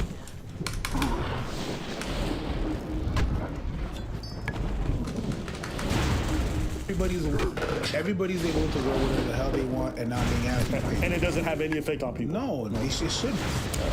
Okay, and so, well, to me, I don't want to control. Yeah. I want my wife, Hila, to be as powerful and confident as she wants to be. I'm not threatened. If it makes you feel confident and powerful to post thirst traps on social media, it could. I could see how it can. Okay. I can see how it can. Hey, if you need internet validation for you to feel powerful and confident, in my opinion, that's not much power and confidence. My personal opinion. If you have to post online and have a bunch of strangers tell you you're amazing for you to feel power and confident, I don't know. To me, that seems a little bit sus. So, if she wants to go out and dress sexy and look good, you're against that? Yes. Yes. I'm against her dressing provocatively. She can look nice. Because for women putting on makeup and dressing sexy and going out. I was not trying to hit that thing that hard. You're going back to sexy and beautiful. He said provocative. Not one have you said willingly provocative. We're not even talking about the same thing. Yeah, you're being disingenuous. And this is what makes him slimy. The dude's explaining himself. I think he believes himself with that. No, he's just an ideologue. He's like convinced like his side of the aisle is always right. So he just constantly talks like it. And anyone else, they're insecure, they're afraid or whatever. It's like, no, sometimes I just think it's disrespectful. That's it. I'm in a committed relationship with you. There's a certain amount of respect that we have to have in public. Like, I want you to think about this. If my girl's sitting on another man's lap and I'm with my homies, you'd be like, what the fuck's this? You making me look stupid because of what you're doing. You walking around, I'm at a work function, you got your titties out of your turtleneck, right? Shout out to Dave Chappelle. That shit makes me look stupid. No. It's not I'm insecure. I'm not, listen, I've never in my entire life been worried about a woman leaving me. But that's not even an issue. It's about respecting the relationship. There's plenty of things you can do in the relationship that isn't based on insecurity, that's disrespectful to your partner. Why? Right? If I'm grabbing my ex and I'm hugging her holdly, some people are okay. Okay, hold on. What you want? I tried to be careful with this. I think I even made clarifying tweets, okay? I don't shit on Muslims, okay? I shit on Islam because the religion is stupid. But Muslims are like a type of people, okay? So like, I'm not gonna sit here and shit on all Muslims, but I will shit on Islam. The same thing was like, because people are saying things like, oh, well, why don't we go to attack Jews or whatever? It's like, why wouldn't I attack Jews? It's the same thing I wouldn't attack Muslims. But I could attack like Judaism, but I don't know any weird cringe shit in Judaism. People are bringing up that like foreskin sucks shit, but like, I don't know any Jewish people that would defend that, right? So people are sending me memes like this, but this isn't attacking like Hinduism. This is just shitting on Indians. Like, I'm not just gonna tweet shit to just shit on Indians, right? Okay with that. Right? Some people don't mind their partners hugging their ex and being physically affectionate. Others think that's disrespectful. You're with me, but I catch you being physically affectionate with your ex-girlfriend right in front of me in a very, like, yeah, it's normal. You can't look at every time someone has an issue with the other person's behavior and think insecurity. Like, no, it's inappropriate. It's disrespectful. You're gonna tell me you never felt empowered to sit in someone's lap? You're gonna tell me that? You're gonna sit here and tell me you never felt empowered? Yeah. Wait, this isn't real, right? Wick and President Sunday have a weekly show reviewing Destiny content. There's no way that's real. They must just review anything, and they're just doing my content right now, right? That if you limit one freedom in some space, that necessarily corresponds to a limit, to like a constant increase of limitations of the freedom. That's simply. They're just probably just reviewing current events, and that happens to be what's going on right now. Is my panel? No, it's always you. No shot. Yeah.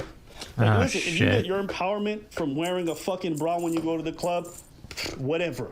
But some people who are not going to be on the relationship with that. It's not because of insecurity. It's like, yo, my girl looking trashy at the club, and you're allowed to think that. The same way some dudes can think that shit's sexy, some people think that shit's empowering, other people can think that shit's trashy. What it is what makes them feel powerful about it is when they go out and they dress really nice. What gives them the power is the attention that they get. It doesn't have to be a guy walking up to them. It could be a guy looking at them. Okay. And that's what gives them the power. It's the attention from other men. Okay. And if that weren't true, then they could dress up and look amazing and just, and they could stay in home, or they could look in the mirror and without anyone around. So they can dress. Like, that's cringe. Now the kid is saying like cringe shit. Like, they can stand home and look in the mirror. And I don't think not what he said. All right, you know, hey, no. Hey, yo, Ethan is one of the most disingenuous goobers alive. Whoa, you can goober! That's what he's saying. He's saying the reason why they don't dress that way at their home is because there's no one to notice, which is a fair point. Dudes, when they work out, they like the attention they get from women. True. When you look good, when you wear a nice outfit, it's like because you want people to notice. Yes, you do it in part for you because you enjoy wearing it, but you also like the attention. Right? Because that's why you're not wearing your fucking suits at home, right? You're not wearing all that shit at home. You're wearing it when you go out in public because you like the attention. It's okay. People have to get away from this thing that wanting attention or wanting like eyes seen on you or being noticed is inherently bad. It's not that. It's just that when you're willing to bend over backwards and compromise your values to do so, that's when it becomes sus. But the way Ethan's framing this thing is crazy. I don't think that if I have a girlfriend, she should have a desire to go out there and even seek the attention from other men, because the attention she gets from me is enough to fulfill her. Don't we all crave That's where I'm validation? standing. Like, don't we all crave validation? Oh, wait, are we having like seasons? What's happening with my? Why do I have a glare on my fucking monitor now? This was not here when I moved in. Has like the earth moved a bit? Maybe if you had a six-pack, she would be more inspired by you, and she wouldn't post thirst traps on Instagram. Oh, okay, he got petty. When you repeat for so long, when you repeat for so long, and you don't get, and you're being unfair and disingenuous, and you're doing it out of your way, not to understand what I'm trying to say. We get you. Well, of course, I'm gonna go from there. Hey, listen, you like that shit? There you go. I'm gonna go for the juggler. So if I was hotter, maybe not. If I was hotter, she wouldn't feel the need. Not hotter. If you took care of yourself. Yeah. If you don't have to be hotter. Okay, if I was skinny and I had a six-pack. If she saw you and you're like, wow, he really cares and respects himself, and I like his attention, and I don't need to go out there and look for attention from guys in the comments or whatever. See, don't you see you're insecure? Because I know it's not insecurity. Yes, it is. You are insecure, dude. Okay. And you didn't explain why. Yeah, I'm not gonna lie. I think that shit hurt Ethan. Yeah, of course it did. Yeah, that shit looked like it. If she wanted, look, Ethan, if she wanted to post a picture and I said, look, I'm not comfortable, I don't like it, and she did it anyway, that's fine. She can do it anyway. And then I would just be like, hey, this breaks the boundary of the relationship. This breaks the sanctity of the intimate relationship I want to have with my wife. Right. I'm gonna just split here. I'm gonna go find a girl that respects me. It's not about insecurity. It's just, this is my preference. This is how I want to conduct my life. I like to take control of my life and live my life the way I think is best for me. But you're putting and you don't out like to messages do that. to young men as a role model, self-proclaimed role model. Yes. You refer to your girlfriend as she's yours. I mean, she's a human being, right, with her own desires. She's not an object. Yes. I mean, That's kind of correct. I mean, like, that's you my can. wife. Like, yeah. there's some element of like you guys belonging to each other. It's why you get into holy matrimony, right? You guys say, I do. There's a certain belonging there. Doesn't mean that she's your fucking slave or property. But yeah, in some ways you guys do belong. Is that a weird thing to say? It's not a weird thing to say, man. He's being a slime ball. Like, basically, this Slime anything ball. he's gonna find, anything this guy's gonna find, he's ever been doing, and it's been doing for like what, 7 and 8 minutes now, is repeating the same fucking shit, repeating, rebrewing it, repeating. I don't know if this is true, actually. Wearing a suit equals showing off the earn that. Wearing a tank equals showing off your earn those arms. Showing your tits, question mark. That's your private body, nothing extrinsic about it. I understand what you're saying on like a surface level. It seems like it's true. However, wealthy people that are born into wealth will wear suits. They will wear suits to show off wealth, but it's not like they earned that. People will do TRT or roids or whatever to show off arms. It's not like they earned that. I don't know. I think that there's like an element to the social validation where it doesn't actually matter if you earned it or not. Like, there's a reason why people buy like rhinestones and fake Gucci, right? They want to show off and they want the social validation. I don't know if people actually give a fuck if they earned it or not. I'm not sure. They're showing off what their family earned and the success of their clan. I don't know about that one, Chief. Repeating like a fucking cow. That's what a fucking cow. You take your herb, you swallow it, you regurgitate it in your mouth, and you chew that shit again, regurgitate it. That's what it is. That's exactly what the fuck it is. It's nothing new's gonna come out of this fucking video, okay? This video is fucking done, my guy. Whoa. It's done. They're gonna repeat the same shit, and that's what Ethan does. They're not gonna do anything more. We're not gonna find some new thing that they're gonna say that they haven't said. It's the same shit from the past that's gonna do this. Oh, he's gonna find a little thing. Well, you said my wife. Like, that's something. Ethan, that's not a thing. Shut up and you know it. You call your wife my wife. You said that. But that's the thing that he does, and we know that he does that. He's just gonna nothing new's gonna come out of this conversation. Are these guys like, have they been beefing or? Every little thing that he's gonna say is gonna, I got you there. I got you there. Hey, buddy, but, I got you. No, you don't. You eliminate the same shit. You just bring it fucking back, okay? Like Justin Timberlake sexy, and then you try to make a point out of it, and it's not that. It's not giving anything, okay? There, I said it. All right. And we're gonna keep on watching this shit for like 20 minutes. Nah, fuck that shit. 5 more. Let's watch how to. 5 more minutes. No, you watch it. I'll put it on 1.5 speed. No, fuck that shit, bro. You never know. Nothing's gonna come. Yes, we know. Okay, I lied. No, yes, we know. I lied. 7 minutes. No, yes, we know. We know. I'm done. Let's just find out. It's fun. No, because whenever I say I want to watch a video, you're like, it's fine, and you shut that shit off. Nigga, shut that shit off. I say we're done. Shut that shit off. Right, thank you very much, and that's all for the video. Do you have something else to say? No, you don't.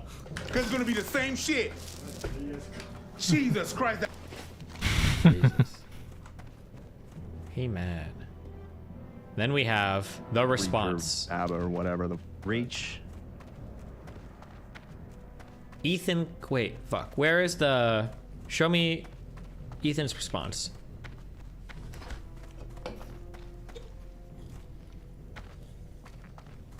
Strength and honor. Show me. Okay, well, we're just gonna watch the Abram Preach vid. Go like. Reach. Yeah. Reach is really reaching. Like truly tripping out right now. So here's our challenge. Abba and Reach. You have to care about things. Wait, is this their full? Okay, I don't care. I don't want to watch the photos. I'm too lazy. They're just pandering to their fans who don't like me because I'm fat, you know. Jesus. Yeah, that's the whole marketing. That's the whole market. He got us. He got us. Our marketing is to pander to the fans that they don't like it because of. Oh my day. Ethan, you're saying that because you're insecure. It's just funny to me that we pander to people that don't like you because you're fat, and 95% of our fans think I am. By the way, Abba and Preach, you cowards, you losers. When you make a video about this, which I know you will, titled Ethan Klein's Mad or whatever, include this. A link to the full interview and encourage your audience to go watch that full interview. We got you, Ethan. We're gonna put the link in the description below. You guys know, and the title of this video will be "Ethan is Bad." Go tell them. Go watch that full interview where Ethan's so embarrassing, and then come back and tell me how embarrassing Ethan is. Because and we'll play this whole thing, or you're just the biggest coward in the world. Make sure you reply to the video we did about your doxing and you falsely accusing Fresh and Fit. Make sure you do reply to that too. I am sure that if any one of your fans watch that whole interview, they will realize what a disingenuous piece of shit you're being right now. Okay. He doesn't think that you or women, significant others, should post themselves with like cleavage and stuff. That's not what we said. Jesus fucking Christ. That's not what we said. Listen. Okay, I'm gonna make this super abundantly clear so that there's no more misunderstandings. I thought There's I was always very gonna be a clear. misunderstanding. I don't care what you want to post online. I just said that for some people in their relationship, they don't want a partner who's posting thirst traps. They don't want a partner who's on social media attention whore, and that's a very reasonable thing to not want in a relationship. That is it. It is fine if you want that in your relationship and you're fine with it and you find it empowering. The whole genesis for this was he put out a video on TikTok like something about like how women should dress. Yeah. What? No, stop. You see the way he remixes it. No. You see the way he remixes it. I'll play the original TikTok. That's what I said. He said, if I'm with a girl, he didn't tell other people how they have to dress. He didn't tell women what they have to do every day. He's not telling everyone, get into open relationship. He's saying, I like open relationships. That's okay. And I want to run my open relationship this way, which is okay. Listen, this is so stupid. Why you gotta use that example? Fuck you. Legislate their relationship and the boundaries within them is between the two people. Even when they're with me, I wouldn't want them to do that in public. Okay. Jesus, chill. What's the problem? Well, it's a little insecure. Listen, people know. Dude. Let's see what they say. But based off the kind of things that they wear, they're gonna get a different reception from people. Yeah. If I'm with a woman and she's out here dressed like she going to Cancun tomorrow, I'm gonna feel a little bit like that shit's off. Not because it makes me. Then you're insecure. You're 100% insecure. Hello, adventurer. Yeah. You can't handle it, See it dude. in my shop. Chances are good I can get it. That means you're insecure. You just fucking outed yourself completely. Sorry, it does. Outed. The things that they wear, they're gonna get a different reception from people. Yeah. If I'm with a woman and she's out here dressed like she going to Cancun tomorrow, I'm gonna feel a little bit like that shit's off. Yeah. Yep, that's your problem. Look, it's your preference if you don't want to be with a girl who's comfortable doing that, right? But the underlying emotion, which was I was trying to take it to the Tennessee event you mentioned? I don't know. What can is you? that I don't know if there's like an feeling online thing of for that. It's disgust. Here to learn how to think wield it's a new disgusting weapon or just to waste when my someone time. wants to be that trashy looking. Speak, friend. That's it. That's not the right answer. Trashy, because you'd be okay with them probably looking like that for you, but you wouldn't consider it trashy in that context. I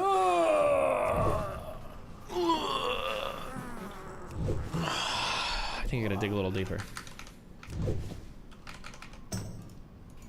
Same way I think it's disgusting when I see dudes sag their pants and have their boxers hanging out their ass cheeks. Can I not? I don't think the saggy pants thing is the one-to-one like male to female equivalent as well, right? Is this the hardest difficulty? No, but I have to farm like essence again, so I'm just like running all the maps right now. Be disgusted by something, it has to be insecurity. Can I not find something unsightly? Why is it always insecurity? That's the question. It can't be any other motivation.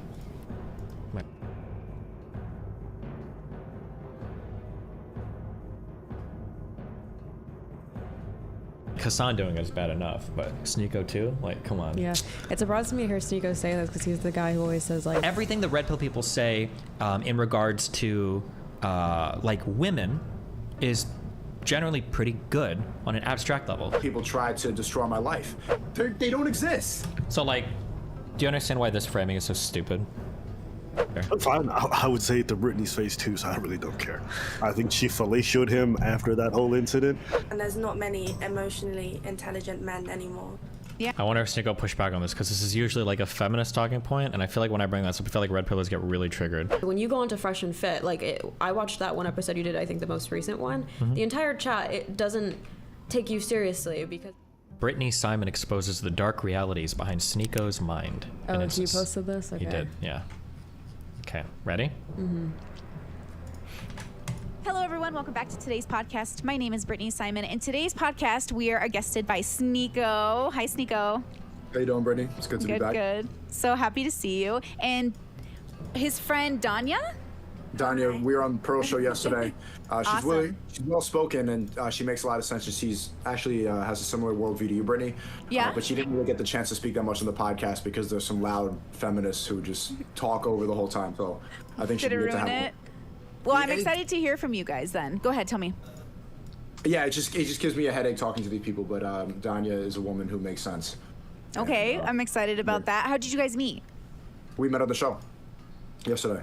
Like literally yesterday. Yeah. Oh, okay. Well, here's to new friendships, I guess. You have any opinions about that? That they met yesterday? Yeah. Yeah, he did make it sound like they were a lot closer. Maybe what did he they're say in close. that one clip that he has like 5 girlfriends right now? I think that clip was from oh no, wait. He couldn't have been talking about her on that show. There's no way. You guys have girlfriends providing value to you as you speak, and if so, what is the value? Are your women actually helping you build your empire? How so? Yeah, I have a couple girlfriends right now. I know it's Haram, but one of them runs my Discord server, and she's on top of things. When I was getting in a lot of drama, she was there, and she was able to take care of it and make sure that it was running properly. I have one that wants to become my assistant, and I'm training her to run my accounting and do the taxes and do the paperwork. When I get tickets, I'm going to try to get her to quit her job and be my assistant. The other one, working on traveling with her, and she recently got a big payout, so I'm going to go travel with her, and she's there. She helps me find other girls as well.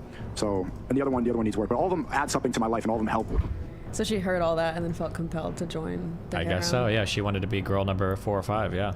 Nice. Okay. Yes. Okay, that's exciting. How old are you? Well, tell us how old you both are. I'm 24, and Danny's 22. 22. Okay, awesome. So I wanted to have you on the podcast, Nico, and of course I'm happy you're here as well. I want to talk about being exceptional. It's come up a lot, and I think because of where you're at in the world, I would argue that you are quite exceptional. But I know a lot of people Is she, don't like, want in to love think with that him? of you. And What? Is she in love with him? No, her statement is fair. So he is an exceptional person. No. No, but I'm just confused because isn't her thing like you guys had a falling out because she's hyper feminist and she felt like your takes weren't feminist enough or something? So I'm just confused why Sneeko meets her benchmark. I wouldn't describe her as hyper feminist, but we'd have to dig into a whole bunch of stuff to get into all of that. Don't worry about our stuff. That has nothing to do with this. Okay, that's a totally separate thing. All right. I was more so talking about them, but yeah, continue. so I wanted to ask you, why do you think people have a hard time seeing you as exceptional? I think a lot of people have their own agenda and they have a lot of ego. I think social media has done that, and we see it like on the podcast we were on yesterday. Everybody wants to be that voice of truth and thinks that they know everything, and I don't think people are willing to put themselves in a vulnerable situation, to be completely honest. People don't like being wrong. People don't like being curious. And I think I add something to the social media space that's pretty uncommon when it comes to being curious and open-minded and being extremely honest. And I've been doing it for so long. I don't really come on acting like I know everything. I come on with a mindset of seeking truth, which is rare. And I think I think a lot of it is jealousy, and also a lot of it is also arrogance and a lack of understanding. But this is why I like what you do, is that you come in with a lot of empathy, and not fake empathy, which is what I think a lot of women do now. They a lot of times they can be patronizing in the way that they talk to men. And we saw it on the show last night. There's the way they talk to men, they'll do this fake empathy thing where they'll be like, "Oh, do you know how to fight?" And I'm like, "Yeah, I know how to fight." Oh, okay, that's good. It's like you have to qualify. It's like, "Oh, you're not a little bitch. Like, oh, you're like a big boy, huh?" And it's not. And they act like it's empathetic and understanding because they'll be like, "Oh, that's really good. Oh, you're like a rumbler. Like you're like exceptional. Okay, that's whatever. They're kind of gay, but still." That's the way that they talk, and it's not really empathetic. It's not. It doesn't come from a place of understanding. It comes from a place of competition. Do you, because one of the things I struggle with, especially when I start to express, interest in different people's belief systems and how people do things, I guess I see like parts of people I know in you, so I can humanize you very easily, where I'm like, oh yeah, like I know people who have this mindset, or I know people just like this, and they're really good people. And so from knowing people similar to you, I'm like, well, I know they're good, and then I've talked to you a little bit, and I know you're good, and I know you have the best intentions. But do you think that it's ideology that really makes people think you have bad intentions, or is there some part of you that secretly does have bad intentions? I don't have bad intentions, and it's not just ideology. And I think the reason that you understand it is because probably the people that you're talking about are they younger than you? Yeah, they can be. Yeah. Mm-hmm.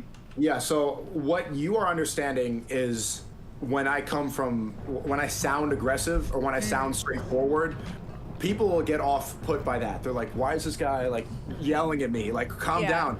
Yesterday we did the show and this girl said that I was vibrating with misogyny. And I've never heard that before. He's like, your vibrations are misogynistic.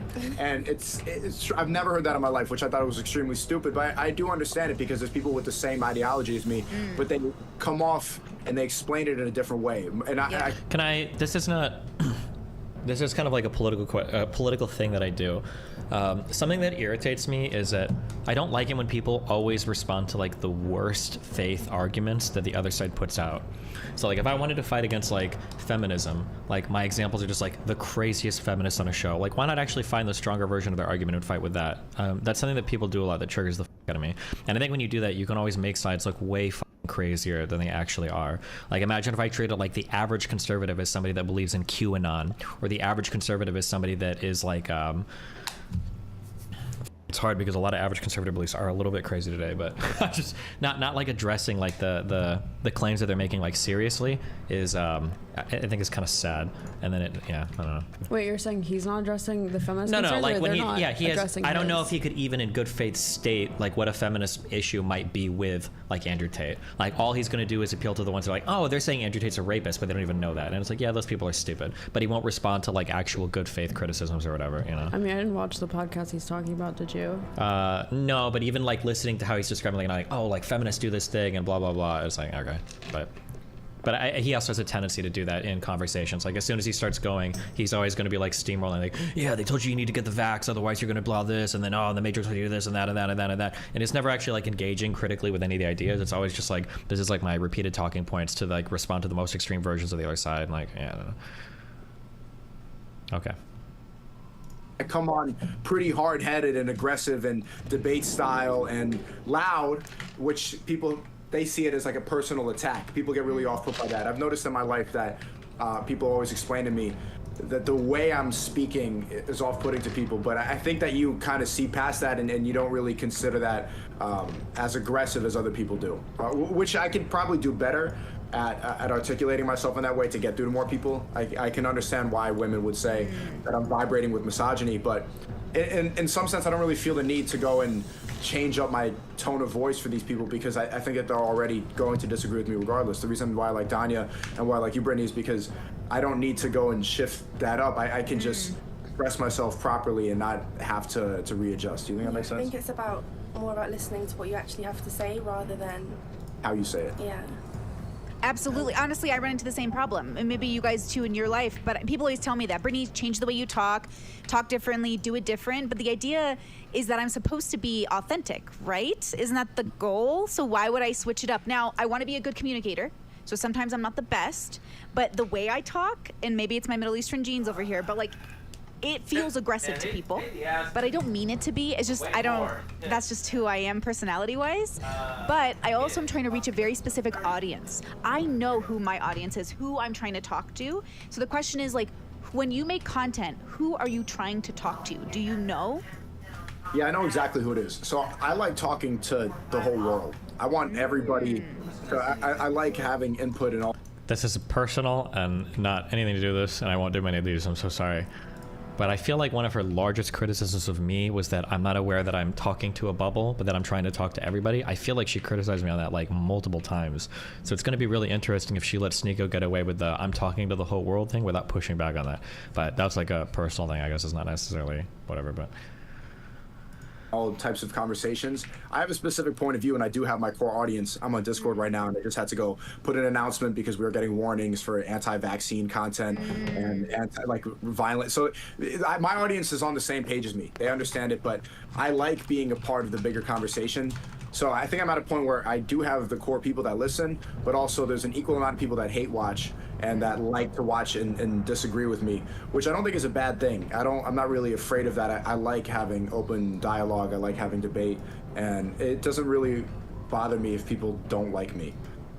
Yeah. Danya, what about in your regular life? Do you ever see it? Are you a dominant personality yourself, or do you find yourself to be more stoic? Yeah, Or I think so. I think when encouraging people to do better in life, some people do take it as an attack, rather than advice or seeing it as someone wanting you to do better. Totally. I run into that all the time. Definitely, I've been told about my tone of voice and stuff, but people just kind of need to see past that and. Well, you know, I'm sure you've heard me say it a bunch of times, Nico, but like, I really think everyone is so different. We all live like in these different bubbles, but I think that for me, I need to be kind of have my ass kicked a little bit. Like when I'm trying to be exceptional, when I'm trying to literally beat statistics, when I'm trying to be that person, it means that I have to defy whatever that default is, right? So how could I not be somebody who needs like a little bit of aggression to get that motivation going? And that aggression can be off-putting to most people, but if most people aren't doing the thing, I think it would be off-putting to them because they don't even know like how aggressive you have to be in certain areas to just get ahead. So I think there's a combination of those two things. Like even getting yourself to the gym takes discipline, and discipline is not something that I'm seeing quite frequently. Like, have you guys ever heard the saying, like, die for your values? Do any of you know? Like, do you ever grow up hearing that? Death Like, for respect. Or death before dishonor. Yes, okay. A lot of people, I said that on stream the other day, and someone was like, who dies for their values? Who dies for their beliefs? And I'm like, what are you talking? The world is built off of men who died for their beliefs.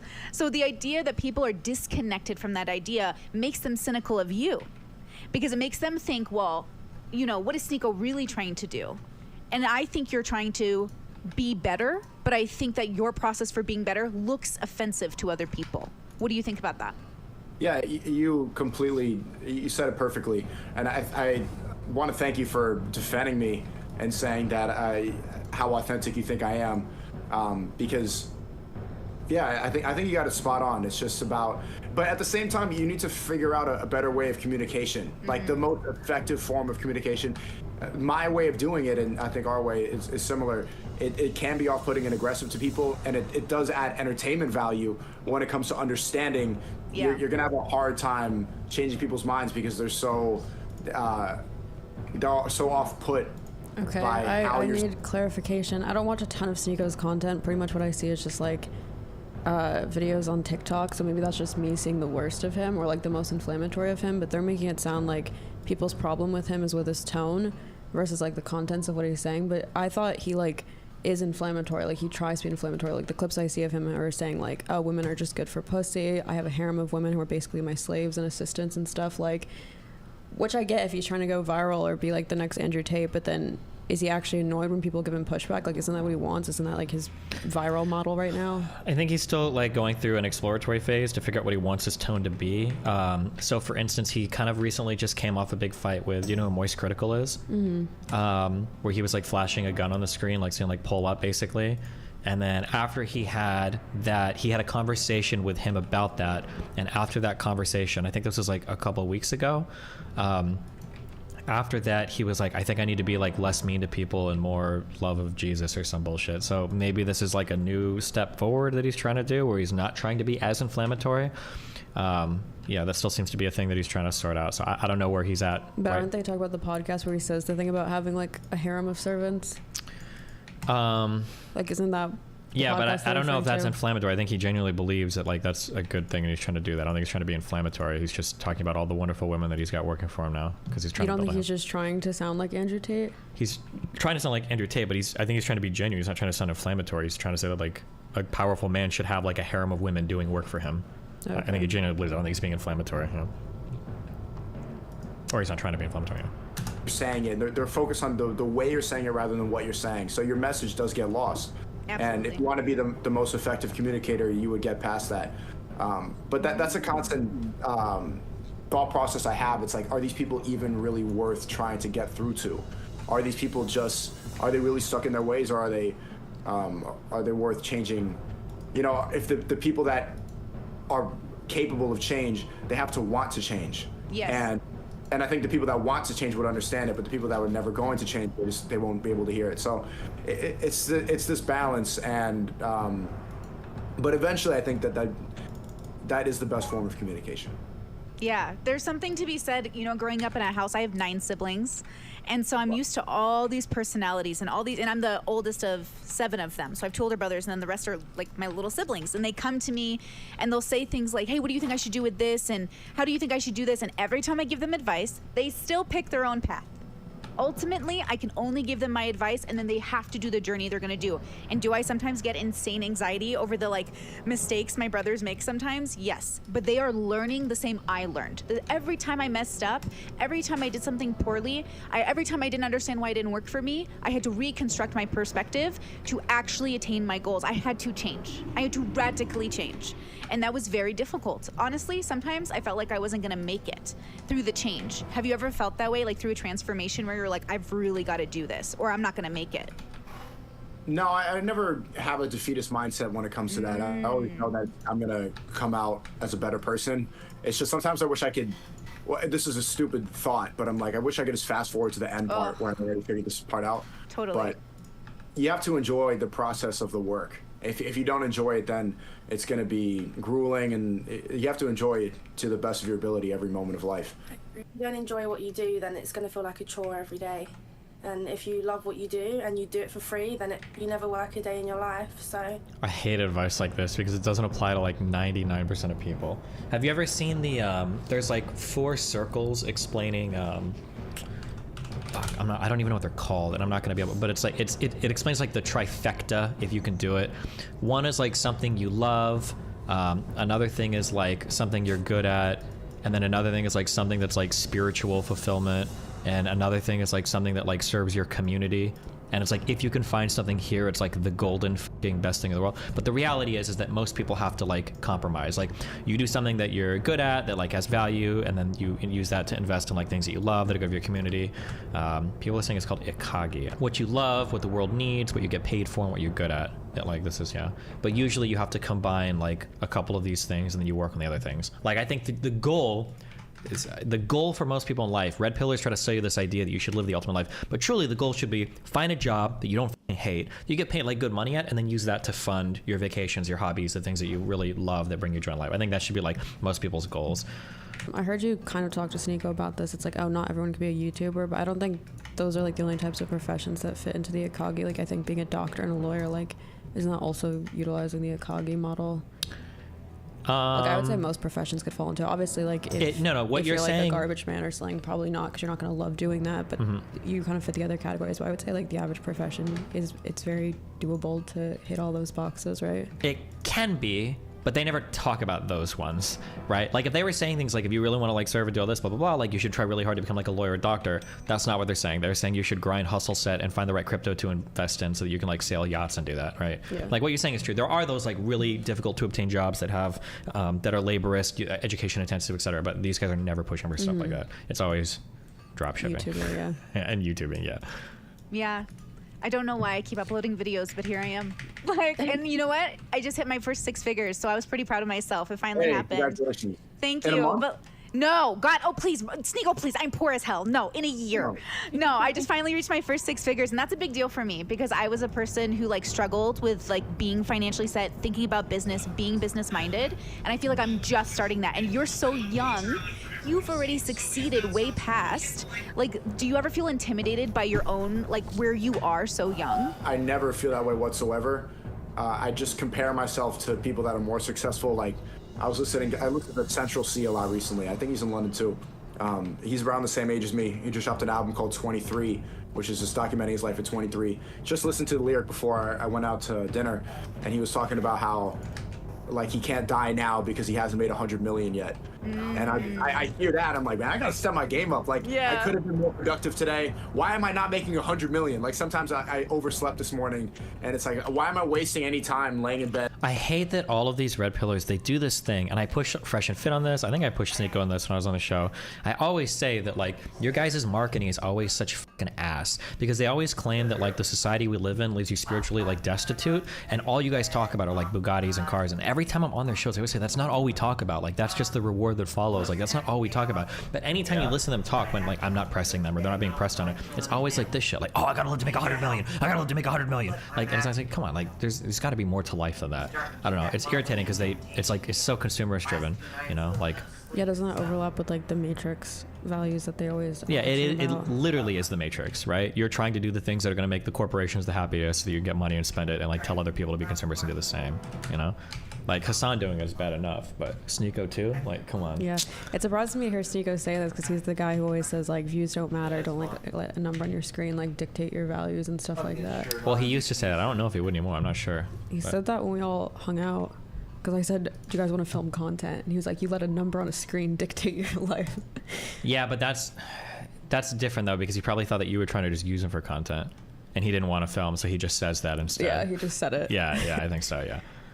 Except he was down to do it for 5 to 7K. True. But, Make an ally. Because if you were like, if I'm you also were, on if you were Whitemane. the better version, okay, if you were actually Mia Khalifa, he would have done it. But since you're just Farah, he was like, no, not enough viewers. He's like Hassan, you know, clout brain. What platform is Mia Khalifa getting views on that isn't Hub? I have no idea. That's getting actually. more views than me. What are I you just talking wanted about? to, I don't know. You just want to neg me? Yeah. Okay, let's continue. Did it work? You sound pretty negged right now. Yeah. Good. Like scrolling for a little bit when I could be making $100 million, when I could be influencing more people, when I could be making a different video that I've never made before. Like I don't ever look at the place in my life and get complacent. I just look at people who are doing better, who are more motivated, who are doing more than me. I'm like, man, why am I not in that position? Because I don't see anybody else having an unfair advantage compared to me. I see it as we're all dealt the same hand. And what do you think about that? What? That like he has no unfair advantage. Like, do you agree that everyone kind of has the same chance of going viral or being like a YouTuber or making easy money? No. Why? Because that we argued over this. Like, he's been making YouTube videos since he was like fucking, what, 14? Mm-hmm. 13?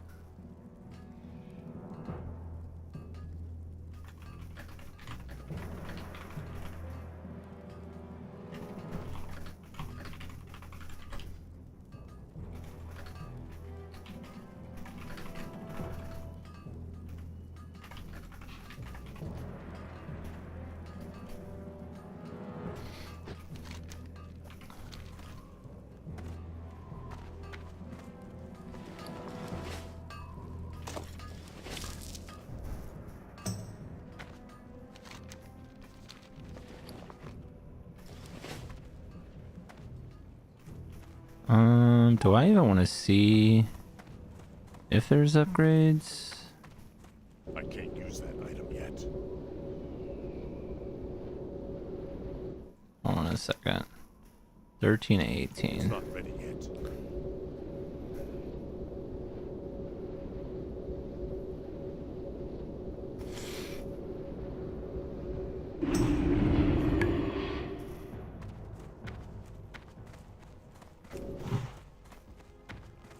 Oh, I need to get me some water. If we are to make these new lands ours, then we must have places to rest our battle-weary bodies. Lay your axe by the fire and share the stories of your mighty battles. May your blade...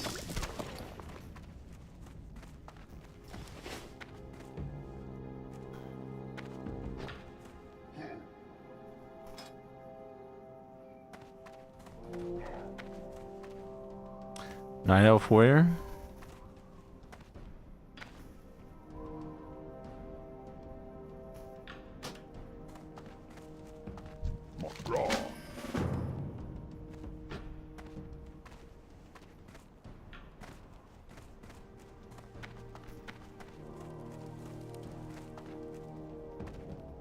I will pass along word that the Greyboars have been removed from their lairs, and that their structures may be set to fire.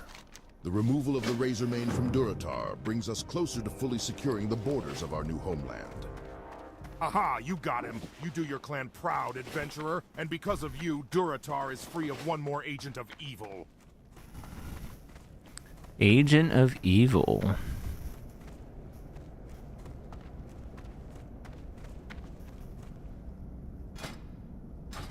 I can train you in first aid techniques. For the Horde. Brawlhall.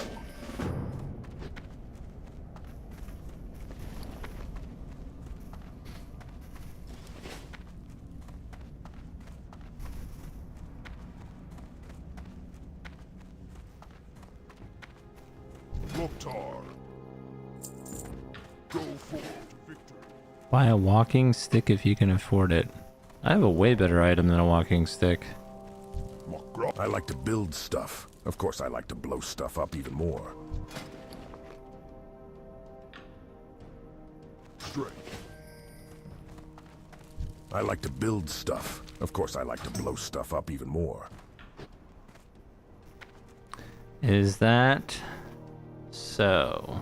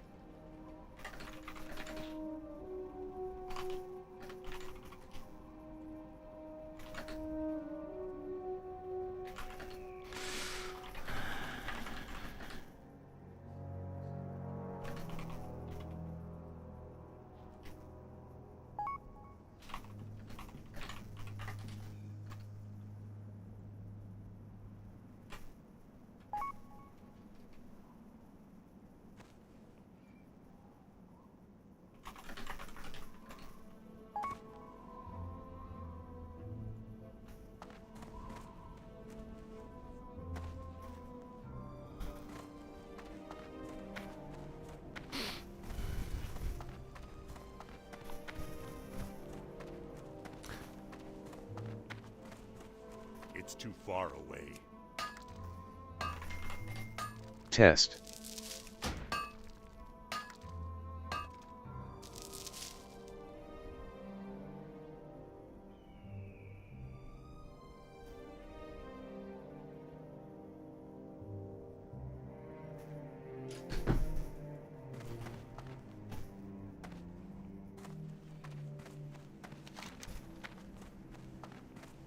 Boy, can't wait to do this dumb quest. This is the one quest I absolutely despise.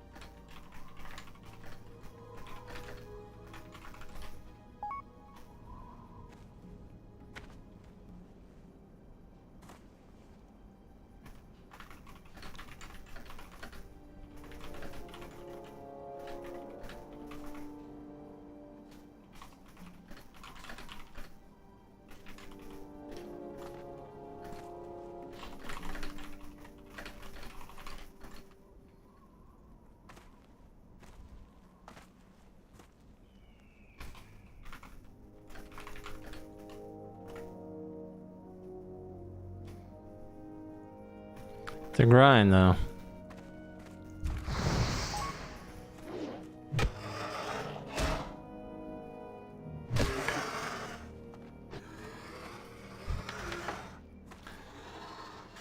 Can't go wrong.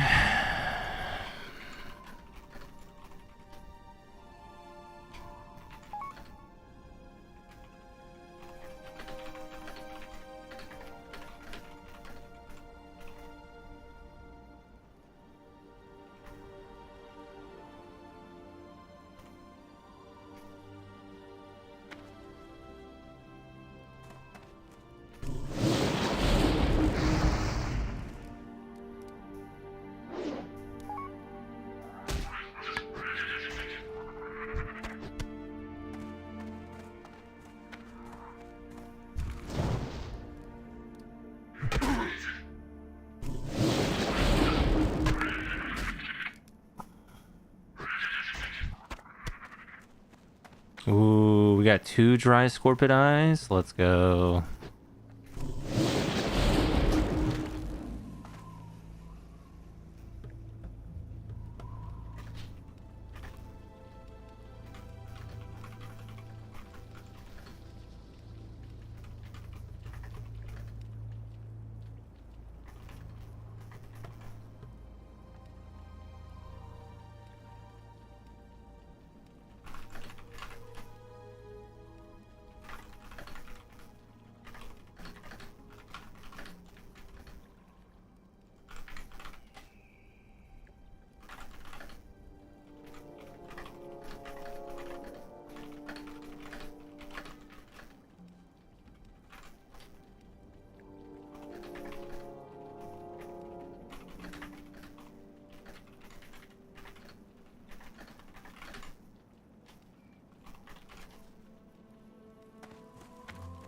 Welcome, adventurer. Word reached me of your coming and of your exploits in Durotar. You are an adventurer of growing skill and renown. Stay on the pure path, and your future will be great indeed.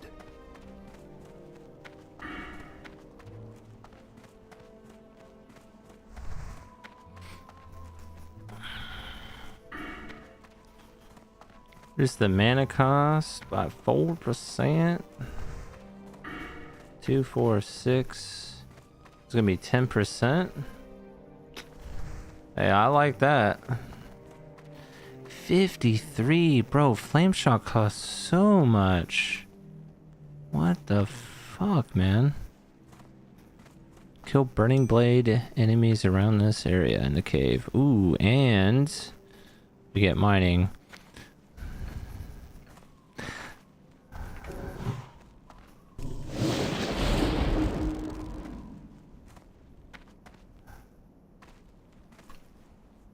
Mining achieved. It's too far away.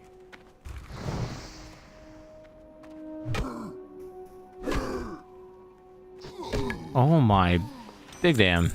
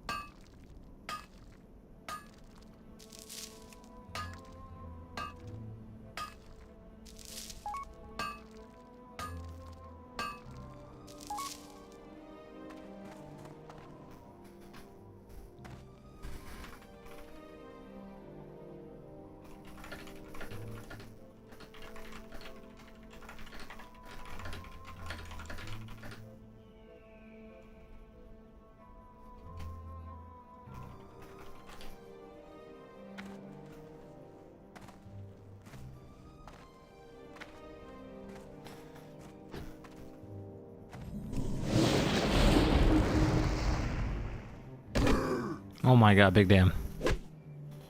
Big damn.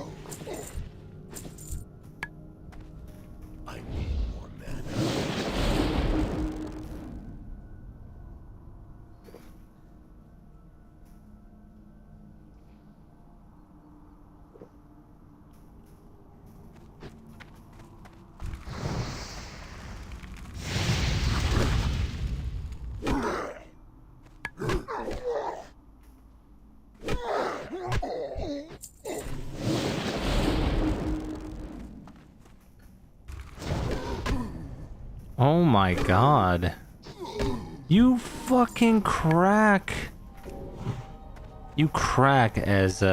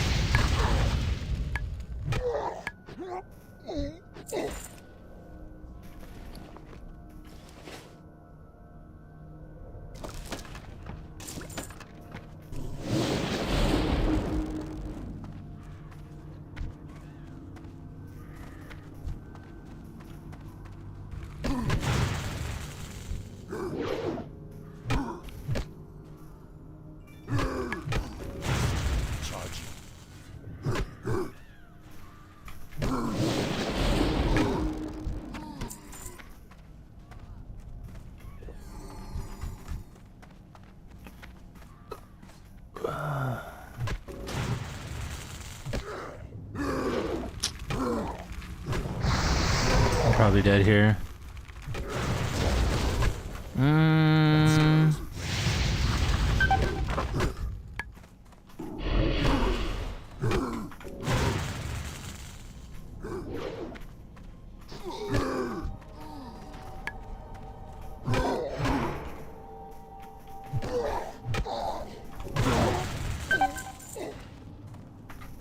Thank God I had a...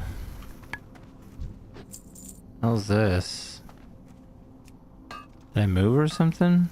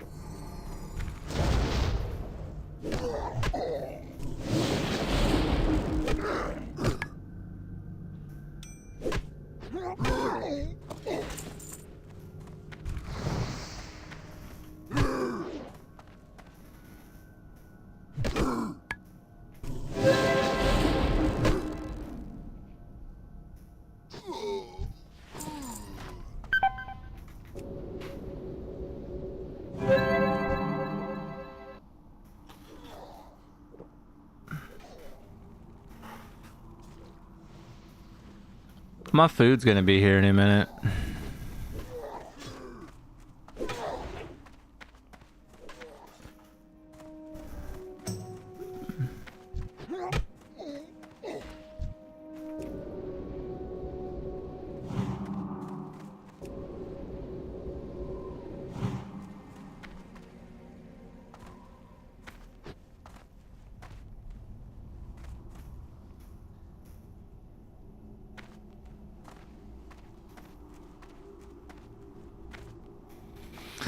Well, I just killed everything in here.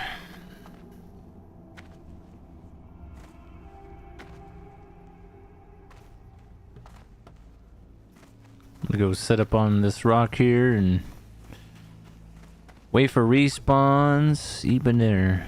Should be here any minute.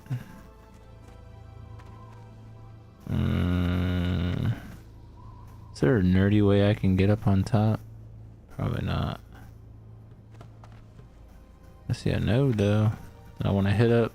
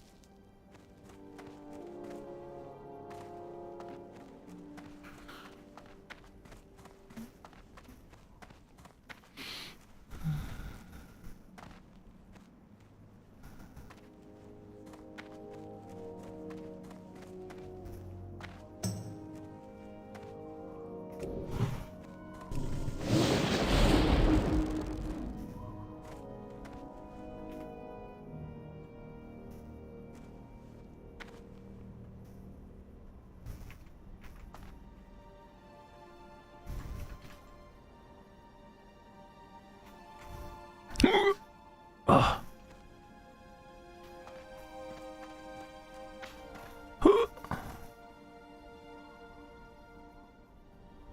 We chill here.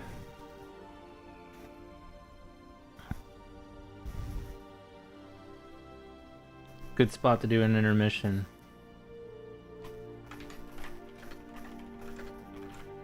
Eating dinner BRB.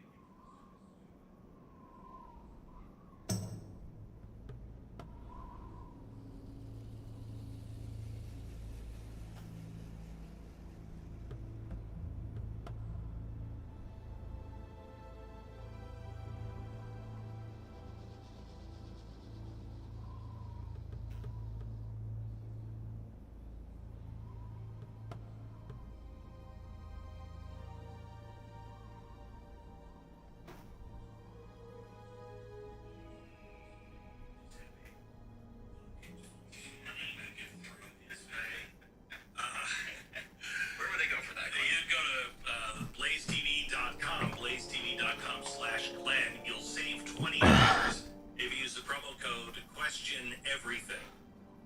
Become a subscriber. I'll tell you now more than ever. Where are you going to get the truth? Tucker was the only guy out there that I felt was in the mainstream media that was telling America the truth. Who's doing that? There's nobody in the mainstream media. Nobody. And I now include Fox. Getting rid of Tucker Carlson? Wow. Letting him walk out the door even. Wow. The guy's at the top of it. He had, 3 days with Elon Musk last week. You get to sit down with Elon Musk at this time with everything that's going on between the Starship and Twitter. And you're gone the next week? Never seen it like it. Never seen it. It really is a remarkable. It's not the way I thought this day was going. No. That's for sure. Yeah, it's it's every day I think, well, it's gonna be interesting to see how all that works out. It's amazing too, as I'm watching Succession and they're in the final season, just like watching all the you wonder how much of this stuff is real behind the scenes. I think a lot of it. Yeah, it's again, it's a negative take on what basically. Yeah, it's I think fascinating to watch this because have we ever seen a situation like this? I mean, they got rid of Bill O'Reilly at very near his peak. The closest thing you can come up to is I just forgot his name. He was at NBC, did the morning show. Matt Lauer. Yeah, that's totally different. No, totally different scenario, but he still was the big guy. But he wasn't even at his peak. This is really, this is Tucker Carlson world peak. You know the damage this does to the right? If the left and Soros money, which I guarantee you was involved, if they can learn that they can do this, we're done. By the way, have you seen that the automakers are dropping all AM radios? This is, in fact, let me give you something. This is from the National Association of Broadcasters. Text AM to 52886 and tell Congress we need AM radios in cars. There's a lot of reasons, but this is another way just to silence us on AM radio. Please, they're gonna drive us out of everything. They get away with this. Oh, they are so involved. Text AM to 52886. Tell Congress we need AM radio in cars. Please do that. We need a strong showing in Congress. Text AM to 52886. Congress, we need AM radios in cars. Do not let them drop that. This message kind of from the National Association of Broadcasters and me. I can't cast that yet. That spell is Radio 3Cs, guys, I am so excited. It's got an i7 processor, 3080 graphics, gaming PC. So on a value level, as far as people go, I think Redux is near the top. I can't drink anymore yet. How many subscriptions are you paying for? Rocket Money finds sneaky or forgotten subscriptions that makes canceling them as easy as a button. Rocket Money users save over $720 a year. Here's how it works. Just open the app, go to the recurring tab, and here you can see all the recurring subscriptions. Tap on the subscription you want to cancel. Then tap cancel now, and you're done.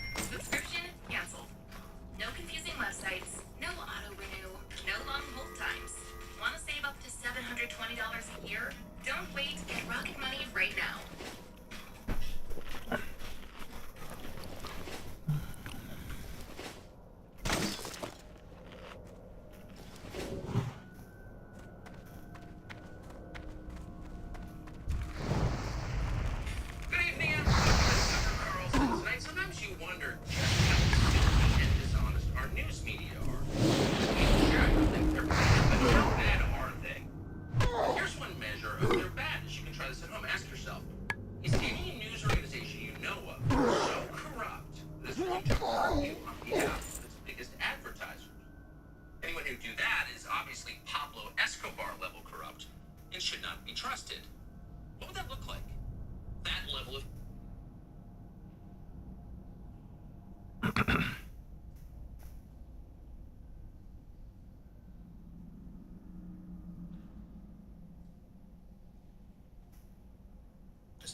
Tucker Carlson is the guy. Right. All right, let me do this. This person, and they haven't been able to successfully. Earlier today, we heard that Tucker Carlson is out at Fox News and that his last show was on Friday. We're getting new information that he was, in fact, fired unceremoniously without notification. I should say, technically, with notification. Apparently, they notified him 10 minutes before making the information public. So they just hit him up and said, you're out, your show's done, you're not doing any more, bye-bye. And it's shocking. Fox News basically just ended themselves, especially as it pertains to a younger demographic, because Fox News' aging demographic is, well, it's just that, they're aging. So they definitely needed to capture young people, and they've lost it. The news is that Murdoch himself pushed for Tucker Carlson to be removed. So we got a bunch of other shocking information, of course, on, I should say, I don't know, inversely. See, we're upset about the Tucker thing, but we're really excited for the Don Lemon thing. Don Lemon also got fired for apparently, this is great. I want to give a shout out to our good friend Vivek Ramaswamy. Apparently when Don Lemon started insulting him or arguing with him on air, that was the final straw for terminating Don Lemon from CNN, so he's gone. And then, of course, we have the second marketing executive removed from Anheuser-Busch, placed on leave over the Dylan Mulvaney Bud Light boycott scenario. So this is getting big. We got news that apparently Bud Light sales down for the next week. Bud Light sales were down for the next week about 17 to 21%, depending which metric you use, which is massive, and they're reeling from it. And I would say it's a bit worrisome. Dylan Mulvaney has not posted anything online in about 3 weeks, so I hope the people who care about Dylan are looking out for him and making sure everything's okay, because it seems like this person is in desperate need of some family care or people to be there for them in this time. I mean that sincerely, because it's got to be super stressful. Not that I'm a fan of the work that Mulvaney does, but let's just try and be human for a minute and win a boycott while making sure that's as far as it goes, right? So, before we get started, my friends, head over to castbrew.com and purchase our coffee to support our show. That's right, we've launched our own coffee brand. You can get Rise with Roberto Jr., our rooster, breakfast food, and our Appalachian Nights Dark Roast, which are both available for pre-order right now. Should be shipping out soon. By the latest, it's May 5th is when they'll be shipped to you, and then we'll have them in regular stock. And we're going to even launch a subscription coffee service with new products rolling out probably every couple of weeks. Also, don't forget to go to timcast.com. Click that Join Us button, become a member so you can hang out in our Discord server with like-minded individuals, and you'll get access to our uncensored, members-only show Monday through Thursday at 11 p.m. And if you sign up at the $25 per month level, or you're a member for at least 6 months, you can submit questions and potentially be one of our callers. We take about 4 or 5 every night. You can call into the show and actually ask us questions. Now, before we, so let me slow down. Smash the like button, subscribe to the channel, share the show with your friends. Joining us tonight, one of several guests, is, of course, the lovely Savannah Hernandez. Thank you so much for having me, Tim. What's up, guys? Savannah Hernandez here, reporter, political commentator, contributor for Turning Point USA. Very excited to be here. Right on. Thanks for hanging out. And of course, I mentioned we have a special guest who has been patiently waiting. I am excited to announce to all of you that we are seeing that we have on the show tonight, ladies and gentlemen, Seamus Coughlin. You're a bad friend.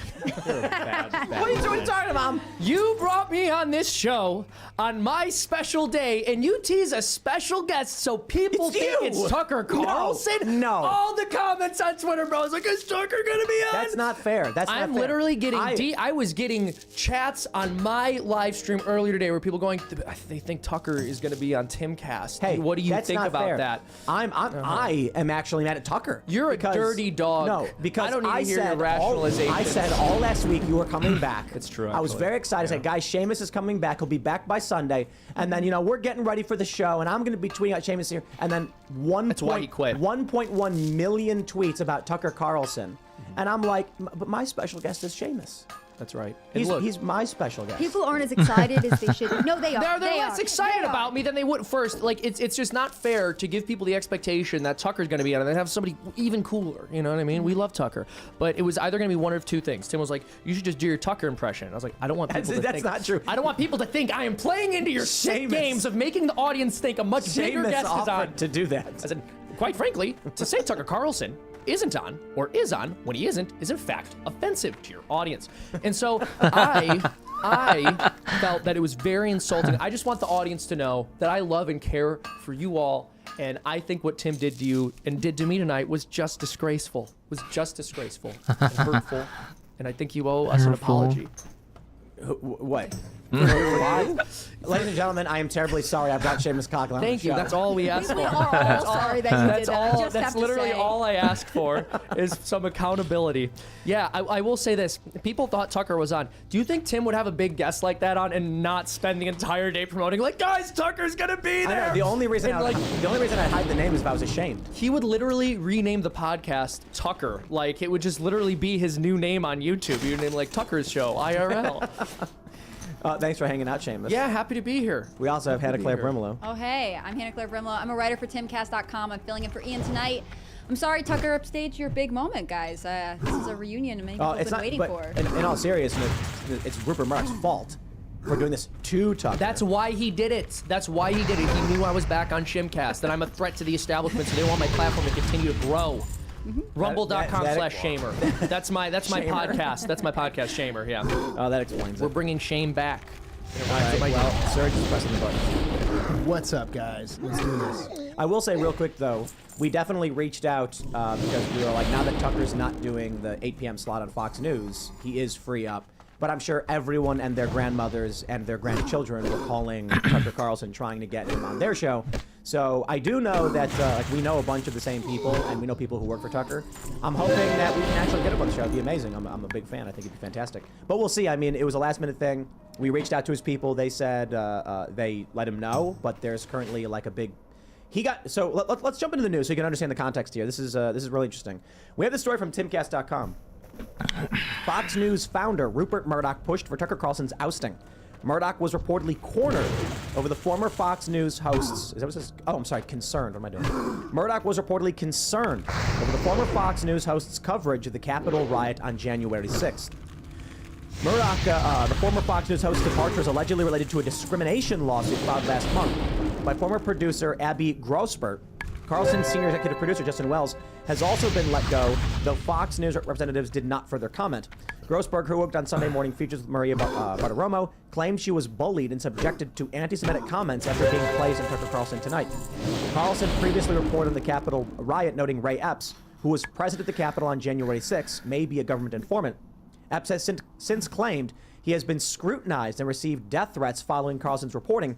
The FBI reportedly told 60 Minutes Epps has never worked for the agency, per the LA Times. I think, I don't know exactly what they said, but I think the FBI statement of 60 Minutes was like weasel words. Like, the question is, was he informing for you or taking any instruction from you? And they gave this, he has never been an employee. You know, was this when Ted Cruz was asking questions? No, this is a news statement. Oh, this is a new. Okay, I'm so sorry. Down. I'm so sorry. Yeah. But so here's what may be a factor here. They're saying January 6th coverage. I think specifically it's possible this is somewhat related to the Dominion lawsuit, not directly, indirectly, in that they're like, we don't want to get sued again. Don't go around accusing people of being federal informants or things like that. That may be a factor in Tucker Carlson's ousting, but I do think it's important to point out. Let's read this headline from the Daily Mail. Tucker Carlson blindsided by Fox News firing. That was a direct order from Rupert Murdoch after January 6 conspiracy claims and producer's lawsuit alleging bullying, sexism, and anti-Semitism, and his exit erases $500 million in value. I think it went up to $1 billion from on their stock. Yeah. So I mean, the important thing to point out is that Tucker was our only real competition, and with his ousting, Timcast IRL, we're going to the moon, baby! Right, that's why I came back. I wasn't going to come here. I was telling Tim I would be here, and I wanted to leave him high and dry. But then when Tucker got fired, I was like, this is out here. That's right. Seamus was like, bro. I can literally do my impression of him all the time, and people won't even know the difference. Well, now... He doesn't want you to know this, but you can just watch Timcast to see Tucker, actually. It's better than AI. This is amazing. Exactly. I do feel like this has the vibe of McDonald's deciding that it's not going to sell the Big Mac anymore because some people get sick from it. Like, they have lost so much money. Tucker Carlson has such a big following. How can they possibly fill this void now? Dude, honestly, you know, again, the reason why he may or may not have been fired aside, I think that this is incredible for Tucker Carlson and for independent media as a whole, to be quite honest for you, because we already all knew that cable news was dead. Gen Z, the average human being, is not getting their news, you know, from mainstream media anymore, to be quite honest with you. It's all coming from Twitter. I mean, I've only ever watched Tucker Carlson segments on Twitter, to be quite honest with you. So I really don't think that this is going to impact him very much. He's only going to get bigger. We all know that. And yeah, good luck to Fox News after this, because they just completely destroyed themselves. I hope you're right. I don't know that I'm so optimistic. I think you're right about Fox News destroying themselves. But part of what concerns me is that there are millions of people in this country who still believe that the dominant media culture has any credibility. And they really do believe that Fox News sets the standard for acceptable conservative discourse. And with Tucker Carlson leaving, well, I do agree he certainly doesn't need Fox to stay afloat. I'll still watch him. You'll still watch him. The young audience who likes him will. His legitimacy isn't going to be given, or his ideas aren't going to appear to have the same legitimacy to an older audience. I mean, it makes me wonder if he'll go completely independent or if he'll move to like Newsmax, right? Or run for president. Yeah, I mean, that would be even more fun. Here's the thing. I hope you're right. I hope you're right, and Tucker just continues to grow and blow up. The thing that people don't realize, right, with Fox News as they exist is while CNN is the network that tells you what you're supposed to believe, Fox is the network that tells you what you're allowed to believe. You might not like the flavor CNN is offering, and so here's the outer limit over here of what you're allowed to voice and believe. And what Tucker Carlson did is he moved the Overton window they had there more towards the direction of anti-establishment truth speaking, as opposed to catering to the vision of what conservatives should be that the establishment right has been trying to promote for decades. Well, yeah, Fox, like Hannity is, you know, he's the guy who says the big things that control stuff are bad.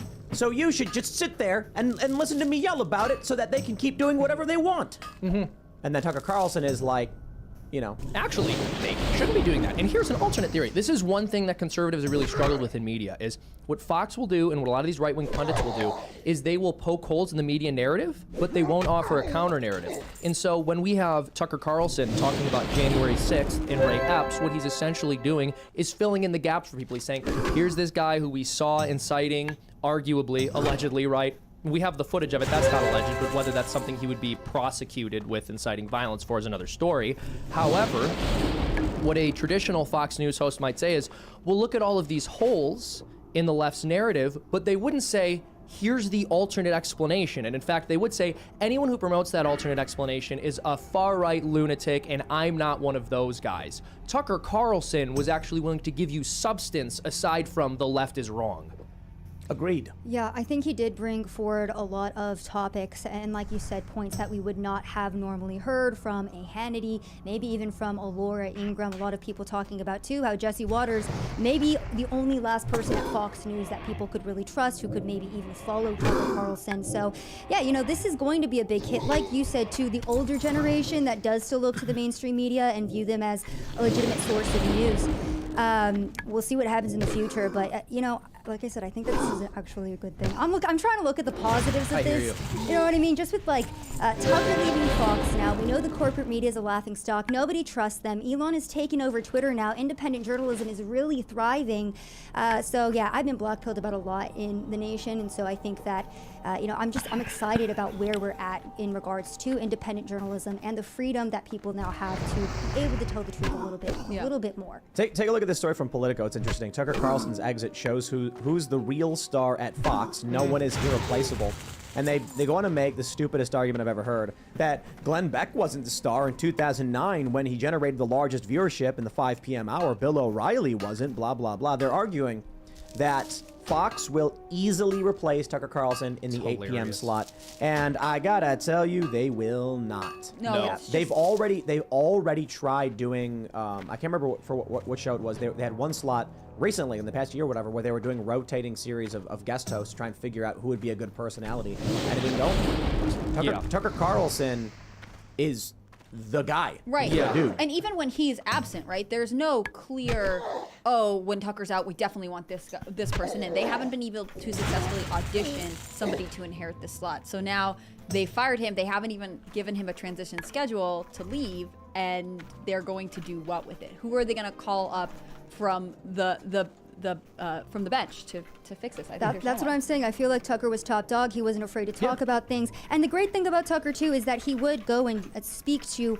and platform the smaller independent journalists who had substantial stories. I remember when I was at the 2022 NCAA Women's Swimming Championship, Twitter had deleted the clip of the first athlete that spoke out against Leah Thomas. It wasn't Riley Gaines or the other athlete who had spoken out, but it was this young Virginia Tech swimmer named Rose. Tucker picked up her interview. He is the one that made that, really big. Twitter ended up censoring and deleting the clip, but that's just an example of how Tucker has been at the forefront of helping the little man and helping the average American. And that's why he's popular, because your average mainstream media head doesn't care about the actual American public. They don't care about what we are going through in this country. They care about sharing their talking points. Tucker was the exact opposite of that, and there really is no other pundit that can compare in the mainstream. Yeah, and that's also part of why I was saying earlier, I really do think this is bad for us. We've been deprived of something. Tucker having that platform on national television and being able to tell the story of these female athletes who have been deprived of what they should have had the opportunity to do because Leah Thomas was competing in their sports is massive. 2 voters 55 and up. Mm-hmm. that's what we're losing. Because we're not going to transition to YouTube the way that the younger audience, people who are interested in Tucker. Well, anyway, exactly. And look at who the Biden administration is targeting right now. It's Gen Z with all of these dumb TikTokers now, and it is this next generation that is going to be leading this country, that is going to be leading us into where we're going to be going as a country. I guess I articulated that horribly. But yeah, that's why I'm like, okay, let's lose the boomer audience. All right, we need to be focusing on the younger people, and I think that Tucker has that big following, and he can do that with the amount of independent media we have. I certainly don't disagree that Tucker's going to be fine on his own, and I hope that his audience is going to continue to grow. I am just a little bit cautious, and I'm a little bit skeptical that he's going to be able to build the kind of platform that we would like to see him have, given how hard big tech clamps down on anyone who speaks the truth. And I hope that's true. And look, I'm on Rumble now too for my podcast. I think they're a great platform. I hope they're able to reach some kind of deal. I do like your optimism, but I will still say I think the American people were deprived of something. I think it's very sad. He was basically the only person on cable television saying anything. Right? Like you said, the other news anchors give you talking points. This is a threat to democracy, or that was racist and xenophobic. They'll just regurgitate these lines they've heard someone else say, and Tucker would say something. Can you give me an example of something, say, Hannity said in the past few months? No, I can't give you an example of something Hannity Can anybody said. in the room? Well, look, because No. I'm not a boomer. I don't really watch cable television. I'll tune in every now and again, but it's pretty rare for me. I get most of my information from the internet, and the sources I find to be credible there. I just want you to know that you're insulting a lot of boomers in the chat. Listen, no offense to the good boomers. Some of them I assume are good people, right? But my parents are in that generation. My parents are in that generation too.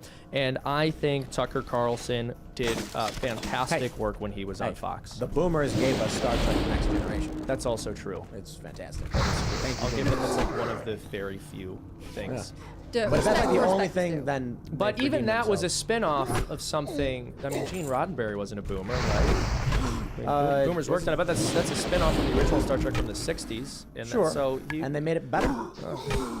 There's a whole huge debate to have there. We're not going to get into that controversial territory here on Timcast. What if Fox brings on Don Lemon now? He takes the 8 o'clock time. It actually, the thing is, it wouldn't sound that different. Diversity But quota. Fox No, wouldn't it sound wouldn't that sound different that if they different. brought Don Lemon on. That's what bothers me. They're all they're all saying the same thing. I- They're interchangeable. We got to mention that dude was fired, but first I want to talk about this story Can right I just here. make one more point really quickly about this? So they're saying what you said hit the nail on the head, right? They think Tucker is going to be replaceable because everyone else on television is. All of these other personalities are. It is not going to be easy to replace Tucker. We got another theory, a couple theories as to why Tucker Carlson was removed from Fox News. This story, just from the other day on Post Millennial.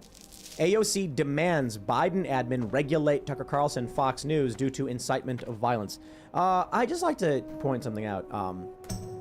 How do you regulate incitement to violence?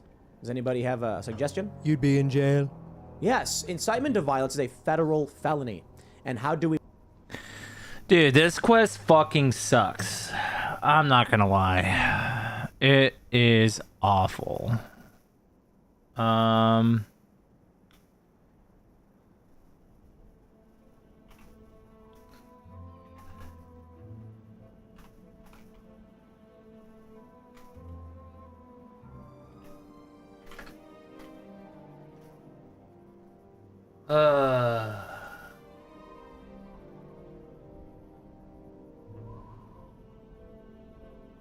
Burning Blade Apprentice.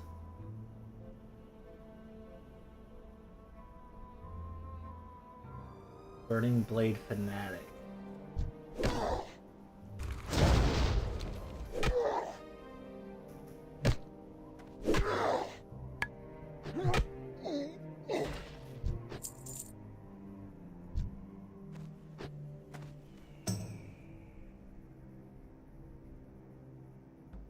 Oh my god, Zygor.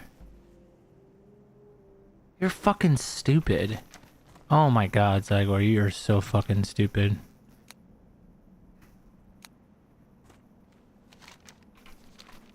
So fucking retarded.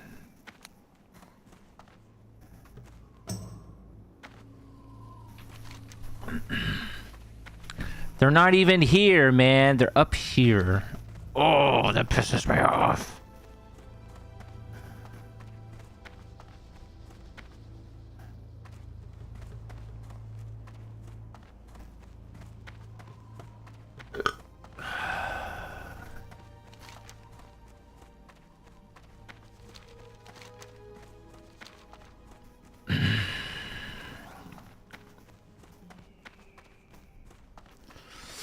Not skipping this because this is how I get the Axe of Ogrimmar.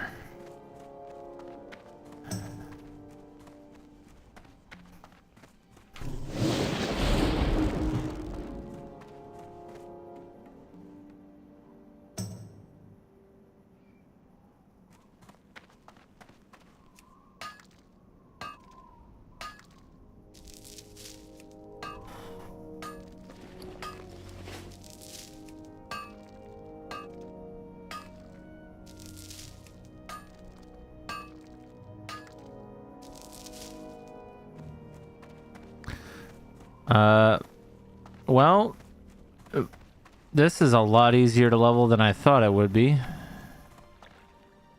Like, dramatically easier.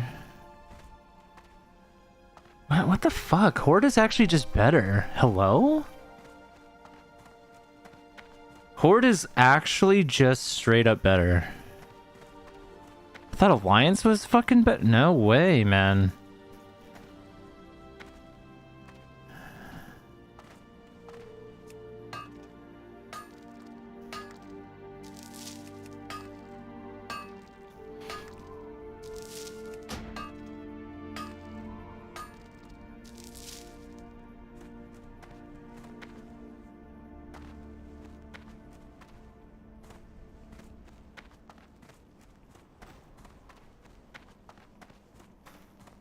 Dude, there's so many copper veins. Duratar. We regulate for people who are committing felonies. We arrest them and put them in jail. AOC said on MSNBC to Jen Psaki that what Tucker Carlson is doing is incitement to violence, and the government should be involved. They should be regulating this or whatever. What they're doing is the typical leftist weasel words, where she's of course implying that Tucker Carlson should be arrested and charged, but then saying, no, of course, I mean they should stop hate speech or something. And it's like, you accused Tucker Carlson of committing a felony, incitement to violence. That is, I'm pretty sure, defamation per se. Meaning it's so egregious to accuse someone of committing a crime that it's much, much easier to overcome the burdens in Time v. Sullivan. Tucker Carlson could probably just sue AOC outright for saying this. I hope he does. Because there are people who really incite violence like Savannah.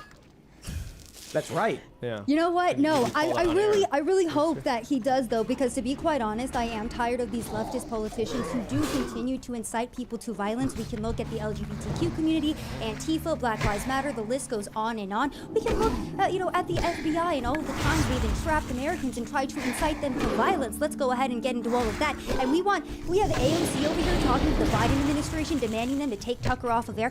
It's absolutely ridiculous. More than that. Chuck Schumer came Put him forward. in jail. Yeah, that's what I'm saying. Chuck Schumer came forward too because he was saying that Tucker Carlson killed democracy. It was the destruction of democracy when he came out and he showed the American public more January 6th footage that the J6 Commission was withholding. It's just absolutely ridiculous to me, and I'm so tired of being run by criminals. But that's just where we're at in America in 2023. The left can go ahead and incite violence against us all day long, but Tucker Carlson can't go and accurately report on his own.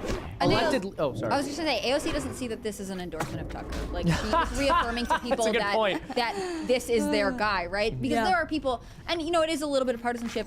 Anything AOC says is wrong, and to be fair, that's not an entirely bad judgment. But now that she's saying he's inciting violence, they know he's not. They know that she, as a representation of the left establishment, is afraid of him. It makes him even more powerful, especially to those who support him. Well, exactly. You say he's such a threat that he needs to be imprisoned. He needs to be taken off the air. Yeah. And of course, like you said, they accuse every single person who disagrees with them of inciting violence. That's the new version of calling somebody racist. All it means is you have said something that I disagree with. The term ends up losing all meaning, etc., etc. The other theory as to why Tucker Carlson is removed. So I got the idea here is that AOC is saying it's been a crime. There's been big pressure.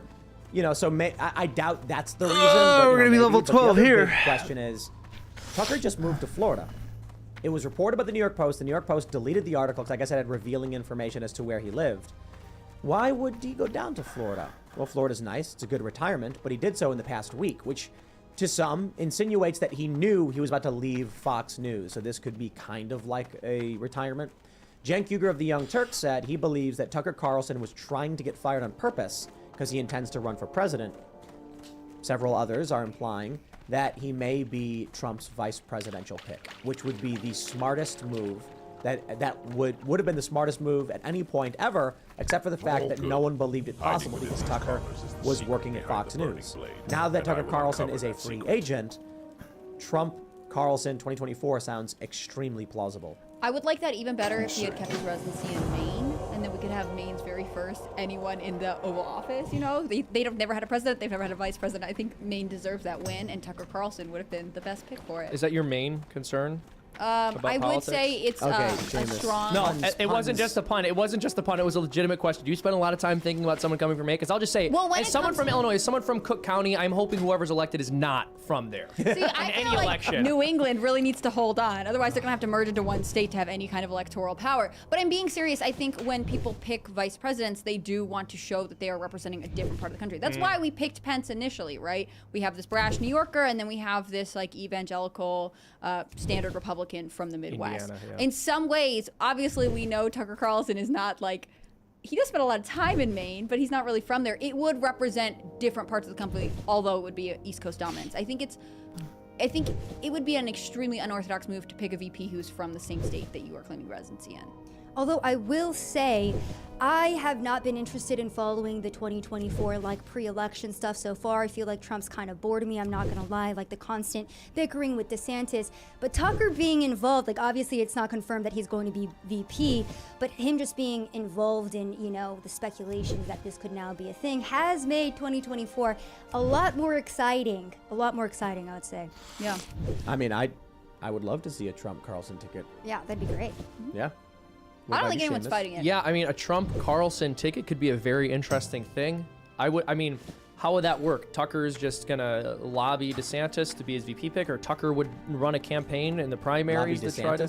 Would he talk? Oh, I'm sorry, not DeSantis. My bad. Trump. Would he talk to Trump and say oh, make me Donald? The establishment wants you to think I can't be your VP pick. I can't actually. Or does Tucker launch his own presidential campaign and then become the second? Yeah. Trump. That's what I think Tim Scott's trying to do. I think that's why he's I have an exploratory committee. Interesting. I'm thinking about running for president, being Trump, please notice me. I'd love to be VP.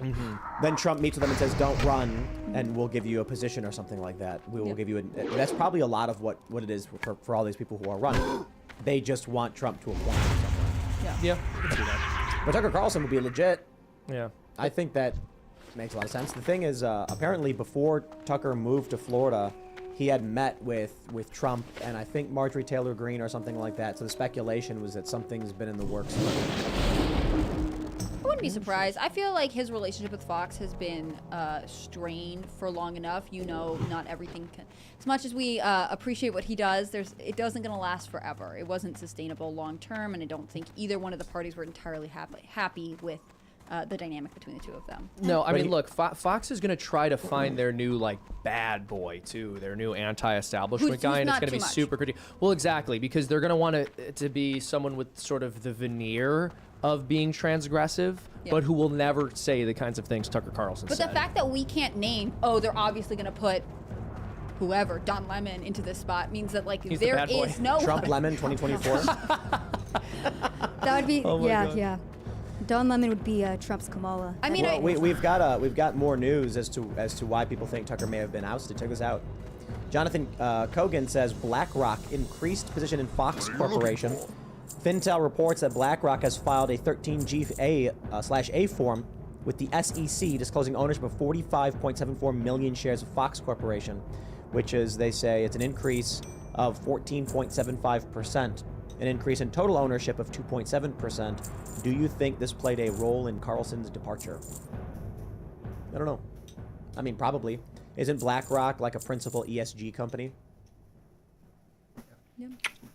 Interesting. I mean, it certainly could be a factor. Certainly could be a factor. I don't think they're in love with Tucker Carlson and what he's saying and doing. I don't think anyone in corporate. He's the only one on TV pushing back against him. The only corporation he was earning money for didn't even like him. So.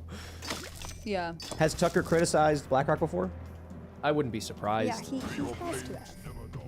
But I He mean, that's has the to thing. have. BlackRock's the one company he's like, for actually, years. I like them. For years, My Tucker friends. Carlson has had multiple segments talking about BlackRock. Yeah. Well, see, and the amount of things that he's talked about from, again, January 6th, the FBI, the DOJ, all of the corruption in that, from the economy to the border, it's like he was talking about real substantial issues, not the distractions that the mainstream is continuously pushing our way. So it was only a matter of time before he was eventually taken off air because, I mean, we've all seen how powerful Tucker's segments were. We've all seen, you know, how much sway he had in the public, how much support he does have. So, yeah, I mean, I wasn't even surprised when I saw this, to be quite honest.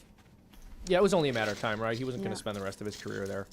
But, I mean, how old is he? He's in late 40s? No, he's older than that, I think. He's in his 50s. 50s? Because he has kids who were like Yeah, I out think of college probably and early stuff, 50s right? Really? now. Yeah. 53 years old. I mean, 53? Oh, wow. I love that that's the picture that comes up when you Google him. It's the exact picture you think would come up. It's the face. The face where he's scrunching his face. He's like, he's 53. He's not quite at retirement yet, but he is at the VP age, I guess. it's what retirement ain't about your age. It's about your bank account. This And he's got a man big one. Got to absolutely step out if he wanted to. There's- I don't there- think he wants to though. There's other questions about whether or not he just saw how much money was being made by people who were independent, and he realized that Fox News was just taking everything from him. You know, I can see it. I mean- I'm gonna be like Tim Pool. No one's gonna be taking my cash from me. The except for downside- how much Seamus. money is he making? That's Yeah. too much money. How much money is Tim making? No one should have that much. The government needs to take that. He makes that much to voice Dr. Fauci on Freedom Tunes? It's ridiculous. Well, let's see, and I wonder how much Fox News was trying to censor and suppress what he was trying to discuss. I wonder Yeah. how much that was going on behind the scenes as well. So yeah, that is why, again, you know, the independent media is so enticing to so many people because then you're not tethered to anybody or anything. You have nobody lording over you, telling you what you can and cannot say. And, you know, people have been making the meme all day, Tucker Carlson Unleashed, which I think is spot on. But what if he didn't even want to talk about politics this whole time? And that's how Fox got. He wants to be like a Minecraft just talking about, like, YouTuber. he has, like, He's like, actually, if I use my diamond axe and keep hitting this, I don't He's got a play cooking Minecraft. show but that he he's- really wants to like get off the ground. He's like, here's my video essay on why SpongeBob got bad after the first 10 years. He's playing Overwatch. I just think that, Hearthstone. you know, part of it isn't even about retiring. It's that the landscape I of think American people are a Whoa. little. Shh, I'm talking. No, I'm just kidding. That was ABC. It's so rude for interrupting me. I think that the There you landscape go. of American media and politics has changed so dramatically that, you know, no one who goes into media right now knows exactly where their career will be in 10 years. And I think that's always been true of Tucker Carlson. It would be surprising to me if he hadn't seen some sort of writing on the walls and been plotting an exit. The weirdest thing about this to me is that it's so abrupt. I don't know if it was apparently like he got 10 minutes notice. Yeah. But let's look. Well, I know that we're all sitting here somber and serious, but we have a very, very similar story that will allow us to laugh. And that story is Don Lemon says he was fired by CNN. Lemon said he's stunned and learned the news from his agent. Quote, Don will forever be a part of the CNN family. We thank him for his contributions over the past 17 years. We wish him well and we'll be cheering him on in his future endeavors. Well, I'll be cheering on his departure, so we're all cheering for something. How about that, CNN? After 17 years at CNN, I would have thought that someone in management would have had the decency to tell me directly. At no time was I ever given any indication that I would not be able to continue to do the work that I have loved at the network. It is clear that there are some larger issues at play. Now, I got to agree. First James O'Keefe, then Don Lemon. People are going after very Okay, so we are concerned about James O'Keefe and Tucker Carlson. We're actually happy about the Don Lemon thing. So it is strange, though. A lot of shakeup in media. Yeah. So what are you saying? No one at CNN actually told him? Apparently he's lying. Oh, okay. I guess CNN. Well, that's why he worked there. Yeah, can I just say that my Yes. favorite part about his firing is that he couldn't even accurately report on his own firing. Come on, Don, damn. I mean, it's also interesting to me that we're all like, oh, so Tucker's probably going to go independent. Whereas, like, Don Lemon, we're like, what is he going to do? By tomorrow, he's out. He's gonna be holding up a foam cup. What happened to Brian Stelter? That's where Don Lemon's going. We just know he is not going independent. And partially this, like, how could they do this to me statement proves how much he wants to stay with the machine. It's just such a clear contrast in the mentalities, right? We have no hope for him. Did you guys see Brian Stelter on that? He did that interview. Who was that interview with? I think it was News Nation or something. And he's like, "Why were you fired, Brian?" And he's like, "I don't know. I really have no idea." And everyone's like, "Really, Brian? You don't don't know?" Like, your boss explained exactly why he was firing people, and it's like, your boss comes out and says, "I'm going to fire partisan actors who are activists and not journalists." Brian Stelter, you're fired. Me? I wonder why that happened. Yeah. How could you do this to me, says Brian. No, Well, that's Don Lemon is like, I can't believe this happened. Are you kidding, dude? Also, you made Caitlin Collins cry. It's been reported. Yeah. Oh, I mean, part of it is this idea, like, how could senior management not contact me? Like, maybe it's because they don't want to talk to you because you're difficult to deal with. Like, that's why they made your own agent tell you, because they didn't want to have a scene in the building. They didn't want to deal with a call. Like, yeah. Sometimes a person is like a maniac. That's a fair point. And Don Lemon fits that profile. You know what I mean? No, he's so rational. What are you talking about? Tim, you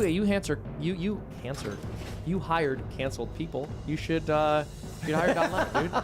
Get your other chair. Jeremy Boring posted something like, many people are asking about Daily Wire making an offer to Tucker, but wherever Tucker lands, he'll be successful. And then he later posted, many people are asking about the Daily Wire hiring Don Lemon. I'm just kidding. Nobody's asking that. Well, that would be an amazing shakeup, though. Don Lemon goes to the Daily Wire. Right. It's a sad state of affairs because basically everyone on cable news is somebody who would never have gotten a platform if they had to build it up on their own. You know, let me tell you something. Yeah, that's an important point. Yeah. And how much was Don Lemon getting paid? Too much. Also, to have been with a network for 17 years. $4 million. Well, let's see. His salary is estimated to be $4 million per year. I'm thinking about that, right? Nobody likes Don Lemon. Like, even the left doesn't like Don Lemon. Nobody likes him. Oh, now I'm starting to feel bad for him, Tim. You're really going in on this guy. It's okay. He can just move to San Francisco and get reparations. He'll be fine. Here's what I'm thinking about. We're talking about what could this guy do now that he's like lost his job? He can't get a job at a movie theater as a manager, right? Because they'd be like, dude, you're Don Lemon. Like, it's going to cause issues for us. You're overqualified. You're bad for our brand, man. Get out. No, it is. Yeah. Like, high-profile individuals can't get regular jobs for the most part because they're just like, you're a huge liability. We don't want the attention, we don't want the commotion, and we don't believe that you'd actually take the job and stick with it. So Don Lemon, where could he possibly go? I'm imagining what it would be like to be Don Lemon and to be hanging out, semi-retired, because you got fired at a bar. Do you think people are going to go up to Don Lemon and be like, hey, man, I'm a big fan. Sorry to hear what happened? No way. Well, it depends on the kind of bar, I guess. No, I don't think, based on the way the left and the right view Don Lemon, that there's any circumstance where he shows up somewhere and they're like, wow, Don Lemon, I'm just a big fan of your work. They might be like, oh yeah, you're Don Lemon. How about that? You never go to the center left bar down the street? He's not even center left. I know. He's like he's like weirdo panderist corporatist. Yeah. And people are gonna be like, ha, look, it's Don Lemon. Get a job, dude. I think that's what they're gonna do. He's gonna become a Twitch streamer. And he's gonna be biggest one. I think that would be an amazing character arc, but also I think he's gonna do what a lot of people who kind of fail their way out of the career they're in, whether it be media or politics, and he's gonna go into academia. He's just gonna become a professor. Some college is gonna be like, Don Lemon, really good point. we will just give you tenure right away, and you can teach the next generation of people, and then we get to bring you out whenever we're like, look how fancy our he school checks is. all the DEI boxes as well, so that's a good point. He is- this is the reason why, as well, media is so dead, because the next generation of journalism students are being taught and indoctrinated by people like Don Lemon and Brian Stelter. It's truly incredible. Yeah, it's not a great system, but it's the one that exists. Not that you need. That's where Liz Cheney is. What Liz Cheney's teaching at University of Virginia. I don't What think is she anybody teaching? actually watched Don Lemon. But he's a name people know. So I think I agree with Hannah Claire that some university will be like, bro, we what- only Just to hire make people us who seem don't fancy. know anything. What if CNN offered you Fancy. $4 million a year to host the morning show with Caitlin Collins? I would say that's far too much. It's gonna be a giant waste of money. I'm gonna go do it, and then I would go in there, and on the first day, I would say everything that they. No, I mean, I'd say with the CNN, reach out to me. Let's have a conversation. You can contact my people. But I mean, it's a serious question. Do you think? though. Yeah. What are you really like? What would I have CNN had a show with me? If I would a- explain. I would explain to the public why the sexual revolution is a farce Yeah. and this country's great Christian values, and that would be my morning show. I'd be like, this coffee is terrible, but you know what's even worse? John what Money. has been done to mankind. John Money, Alfred Kinsey. I would turn the first morning show into a presentation on Alfred Kinsey. No, but in all seriousness, if CNN tried poaching a anti-establishment or right-leaning personality, and the CEO was like, "Look, we don't want to be partisan," should they do it? Right? Like, would you take a morning anchor position at CNN? Absolutely not. You liar. No. But I don't know if that. Yes, but, you but, would. but I'm not a money person, and CNN is a laughing stock. I'd be embarrassed to work there, to You be quite love to honest work with you. See, I feel like Seamus is kind of right to be like, yes, I'll take the money, and then I'll just continue to be myself. And I'll just do it, let and they can fire me. Like, if you have an ironclad contract where it's like, if you want to fire me, you have to pay me an additional $1 million. Like, No, just but see, run it out for 6 The reason weeks, why I right? wouldn't go there is because, again, I really do truly feel like corporate media is dead. So going to CNN would just kill my career. It'd just be pointless. Yeah, for me you're to do. you're picking meat off the carcass, but you're still making $4 million. exploit them. All right, I see what you're saying. You see what I Yeah, that's what I'm saying. Like, you go into CNN, you look at the camera, and you explain all of the horrible things that the industrial military complex is doing and the wars they're pushing us into. And the You explain to them, Fed. yeah, and the Mhm. Fed. You explain to them the farce of sexual liberation. You explain to them what's happening to these children who are being mutilated by doctors. And then you lead a segment with a few moments of prayer, silent prayer. Exactly. And then they're like, all right, now we gotta get there's them no out. way. If you want to reach the people most in need, actually going to CNN is essentially a missionary trip to the other side. Oh yeah, Tim, you just asked me if I would go to Nineveh for $4 million or whether I would go into the belly of that whale. I'm choosing the whale. You're better than me. You're better than me. Jonah did it first too, and So Shows the the other ship thing separately. is, I've actually gotten a bunch of messages from people, and they were like, "Your main competition for 8 p.m. has been removed," and it's like, look. For us, Tucker Carlson was competition. For Tucker Carlson, we are not competition. You know what I mean? Like The torch has been passed, Tim. This is a lot of pressure on you. He needs to I don't- formally I don't come know in that. and like announce you are the new. You need like a 8 silk o'clock beanie American now, Times all right? boss. well, hopefully we get him on the show. And then he says, "You just watch Timcast IRL from now on." yeah, you should ask Tucker to be your new co-host, dude. But I think the reason I was asking about CNN is because Chris Licht is clearly trying to fix the network. I'm not sure if it can be done because, like, if you bought a car and then like some guy, say it's Don Lemon, went inside that car and then defecated all over the seats, the nice leather seats. That happened to a friend of mine actually. And then left the car in the sun for, several days to fester in the summer heat in Las Vegas. And then the car was bought by some guys like, I'm gonna clean this up.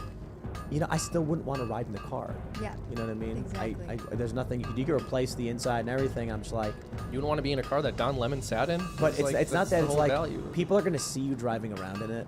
And they're gonna be like, dude, you're driving around in that car full of crap. It's like, we cleaned it, man. It's like, Well, I hope so. He who humbles That's himself will be embarrassing, exalted. bro. Get out of there. What did you say? He who humbles himself will be exalted. If that's what CNN is, I would go there and I would spread the truth and I would take the embarrassment of being on CNN. But there's an important point to this conversation, which is that as we were talking about CNN, every single one of us is like, that would be super embarrassing to be on CNN. That would be like absolutely humiliating. Wait, can I play for you the clip that got Don Lemon fired? So this is from Aaron Rupar, the notorious. What is he still with Vox? I don't know where he works.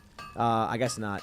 He's, according to the New York Times, this interview that Don Lemon conducted last week with Vivek Ramaswamy played a role in his firing. Note, co-host Poppy Harlow sitting silently while Lemon goes after Vivek. Check this out. Is he gonna play? I find your explanation reductive and actually insulting, including to black Americans, to say that black people today, compared to 1964, 1865, haven't made progress in part because of the freedoms we secured. And the Second Amendment was part of what secured hang on, that please. freedom. I cannot keep a thought if you guys are talking to me in my ear. So hang on one second. Really so to say that, wait, I gotta pause. You hear that?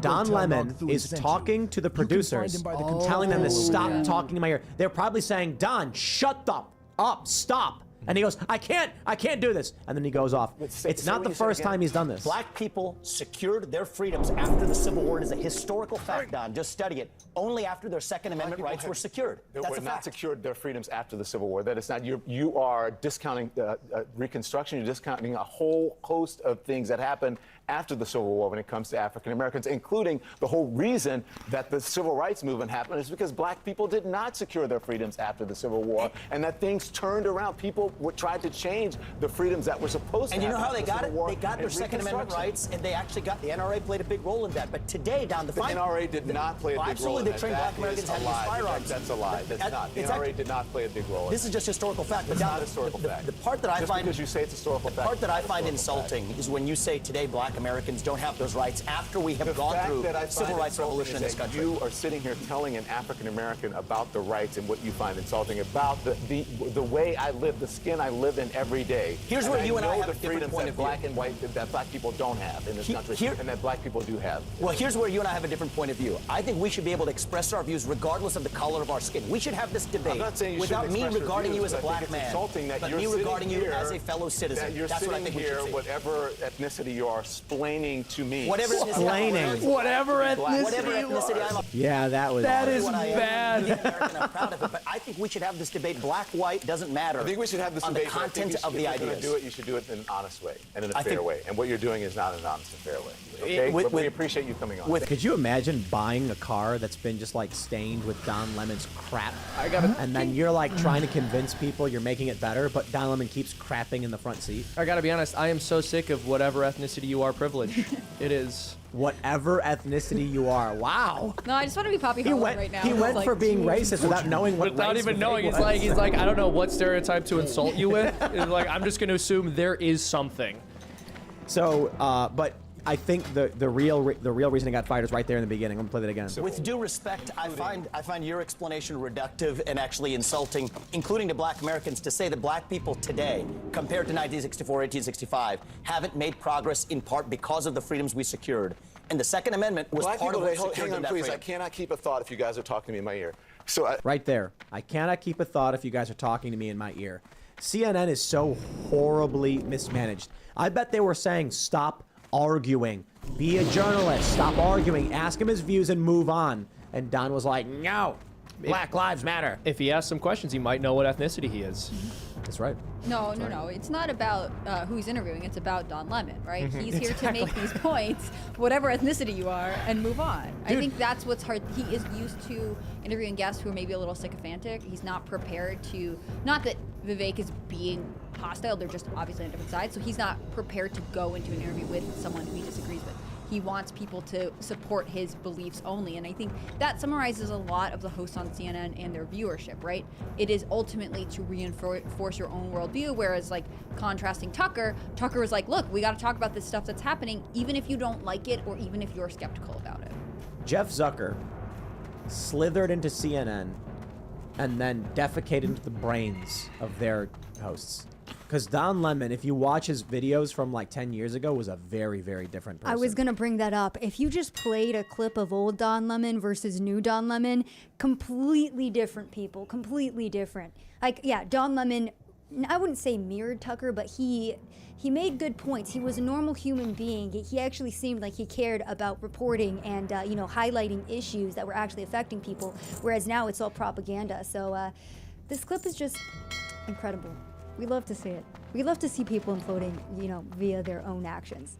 I just wish we could get the audio. Like, I wish they'd leak the audio of whatever they were saying to Don Lemon. Like, please, just move on. Don't say anything. Don't do anything. And he's No, like, it's a producer being like, Don, please, you need to stop.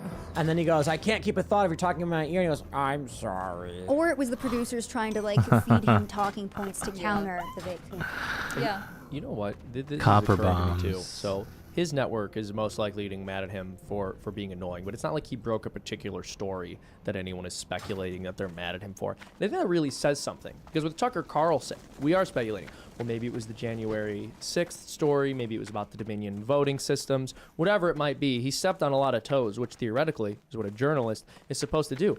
What story has Don Lemon broke of any consequence that any person in power would be upset about? He broke the story that he is a black man who has personal experiences that Vivek is wrong about. See, well, I didn't know that, so thank you for informing me. Now I have so much more respect for his journalistic abilities now. That's right.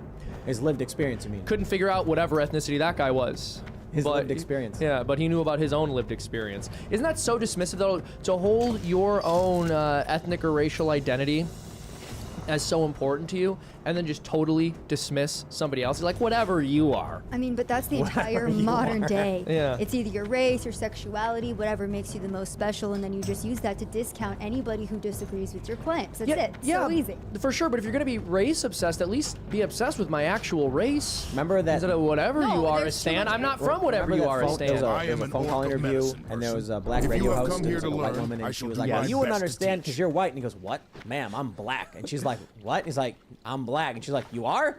Like, her whole worldview was just totally racist, and she couldn't understand that there are, like, black people who have opinions. Isn't the weirdest thing, these white liberals who are like, they can't fathom someone like Candace Owens or Larry Elder or Thomas Sowell? Those people must be white supremacists or something. Or that's my favorite or not thing to exist be. at all. Yeah, people tell me that I want to be white so bad because I use my brain and I've done research regarding why our country is where it is. So that means I'm trying to be a white person, apparently. Yeah, I remember, I've told this story before about when I was at the Dakota Access Pipeline protest, and I had a white dude tell me that Asian, when he mentioned that being on time for meetings was colonial thinking. Nope, no, that's what he told me. And then I was like, what are you talking about? I was like, I have a meeting, I gotta leave. And he's like, that's what the colonists, Native Americans, they didn't do that. They just, they knew when to wake up.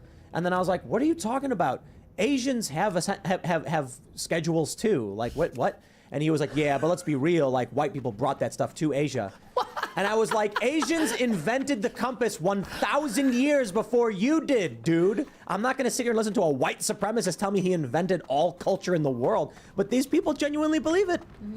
They're white people who think they did everything, and anything good and like stoic or work related or responsible is, they think it's just them, and they must bring it to all the lowly others.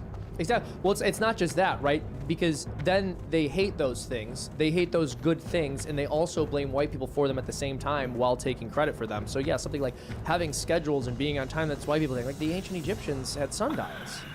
Other cultures have had a concept of linear time, as it turns out. Like people figured out pretty early on that one thing happens after another thing, and that you can figure out what you're going to do based on what things in nature do in their cycles, like where the sun is at in the sky, for example. And when we got to harvest the grains to make our beer. Yeah, it started in North Africa, Northeast Africa. Let's read. But it is also your duty to know when quarter and compassion should be given to friend and foe alike.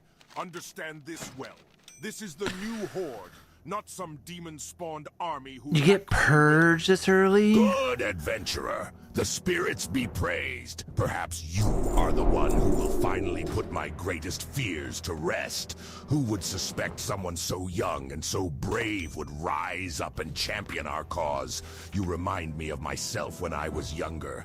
I will ensure that you are justly rewarded for your efforts. If we both survive the coming storm, but there is time for more praise later. You've not accomplished anything in comparison to what you will face, but this is a good start. Now, Let us see if this insignia you found is worth the Fire effort. Nova totem. There is a warlock within the city who believes he has my trust. He does not know that I realize where his true loyalties lie. He is in fact the leader of the Burning Blade. But do not rush off to do battle with him. He has a purpose, and we shall use him against our enemies. Take this insignia to him, in the Cleft of Shadow, here in Orgrimmar. Speak to him, and see if he believes you are one of his own. Then return to me here.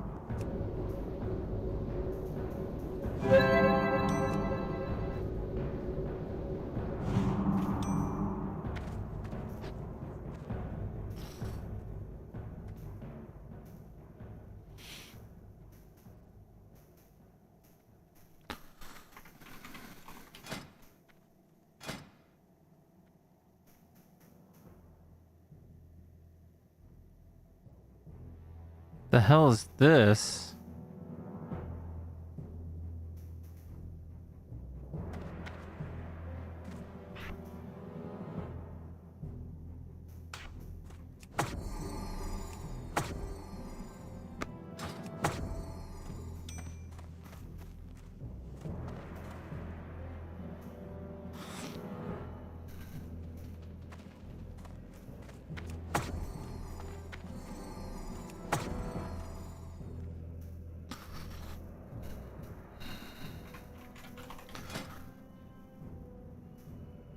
Cast sequence. Stone skin totem. Rank 1.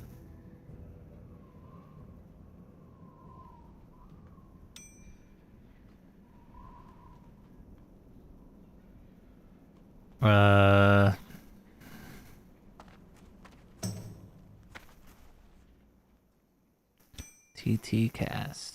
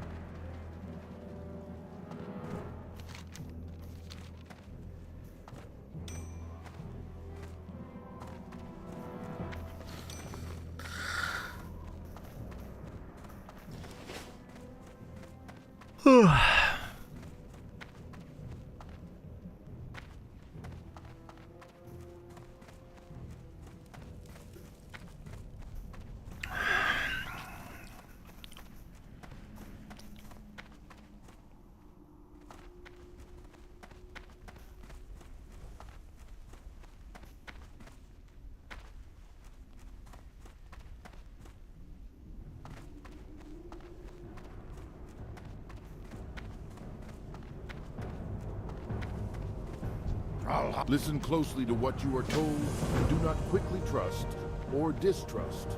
For even friends serve their own ends, adventurer. Our great war chief knows this, and to prove that there are warlocks within the Horde who do not wish to destroy it from within or gain control over it, I have volunteered to aid our young leader in any way I can. And where did you get this? Good Margot's and Razor Hill sent you to me, did he? Well, let me take a closer look. The primary task set upon me by our great war chief is to root out the creatures responsible for infesting our lord's great city with demonic influence. The Burning Blade is one threat, but there are others. The Searing Blade, for instance, who make their home in Ragefire Chasm, secretly attempting to subvert innocent members of the Horde. If they are to be stopped, then their leader must be slain. A Felguard named Taragamon, the Hungerer. Kill him, and his heart will appease Thrall. Of this I'm sure.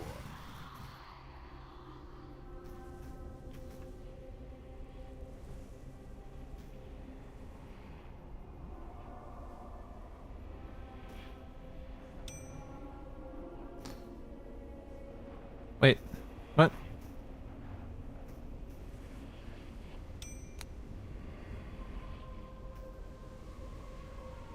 I was going to say, I'm defeating the whole purpose of dying.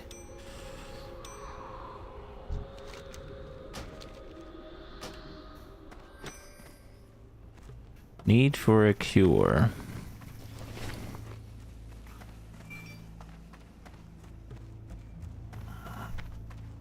Ugh.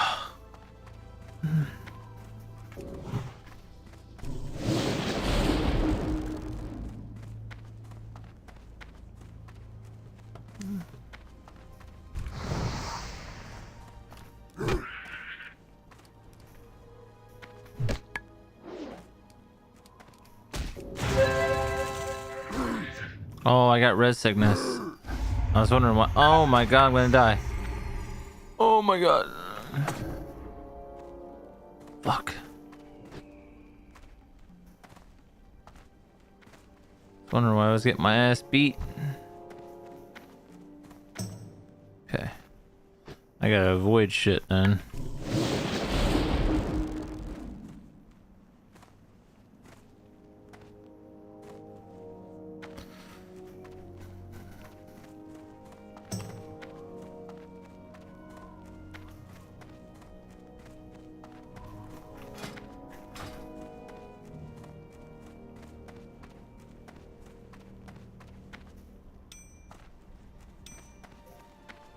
Relax.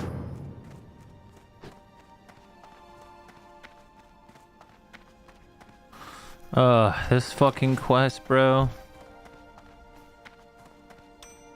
Gotta wait.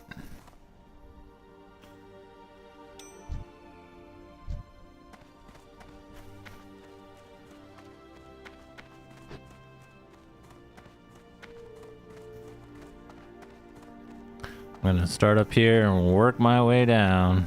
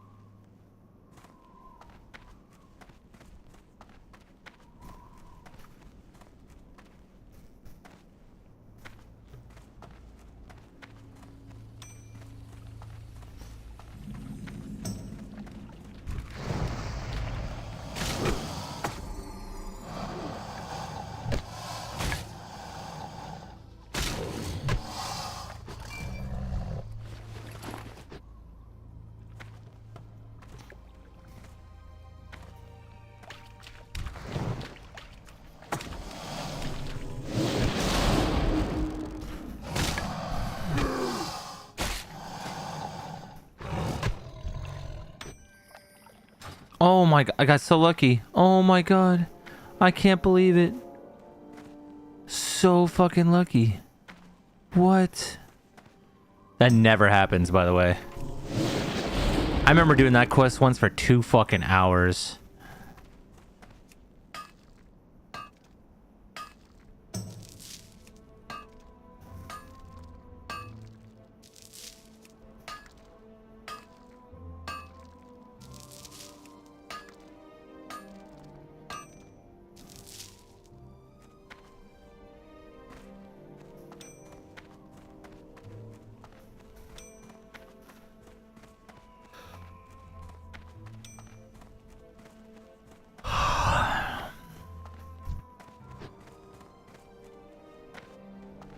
Can I run across? I don't even know.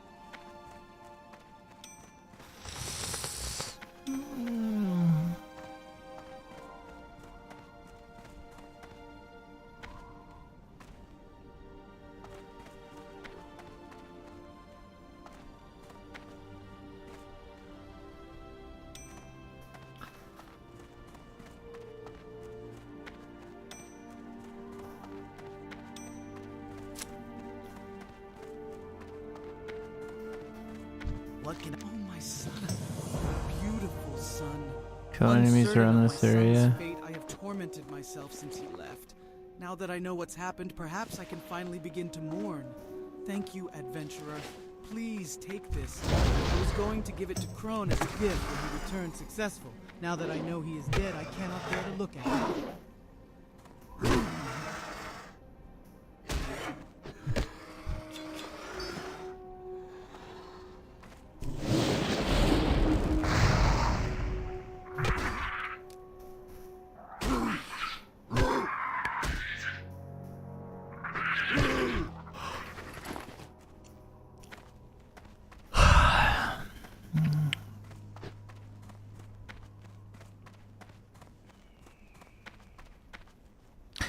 I do need linen. And these guys drop linen. And there's fucking mining. Dude. Everything you need is here. It's crazy.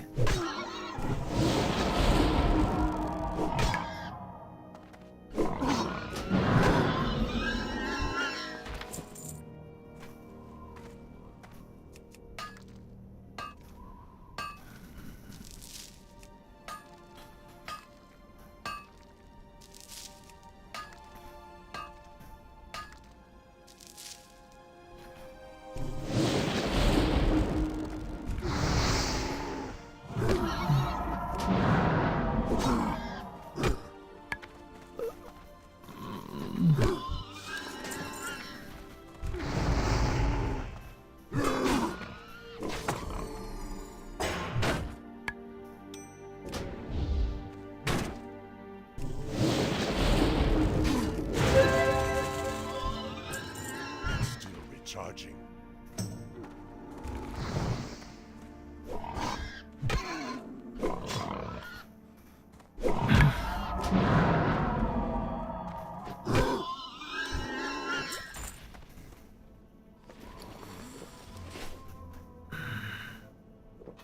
Oh, I gotta pee.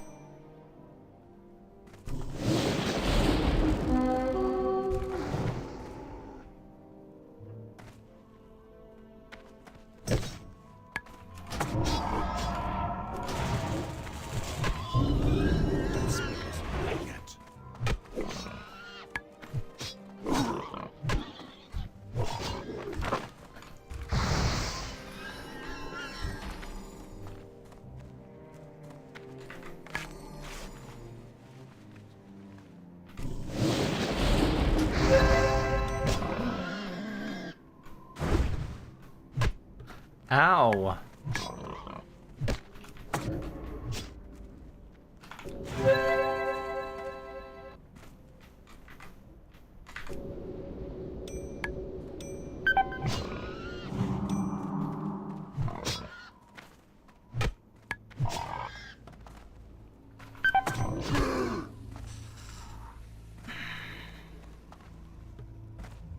Help.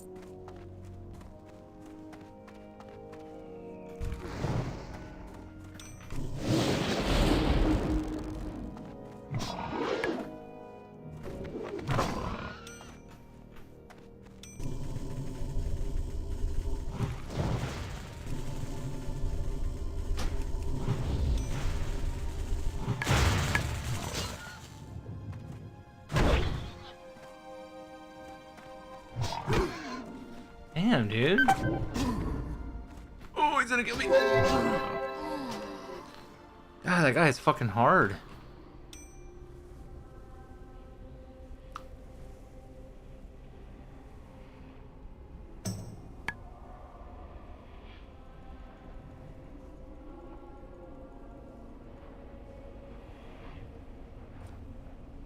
Shaman is pretty weak at low levels, huh?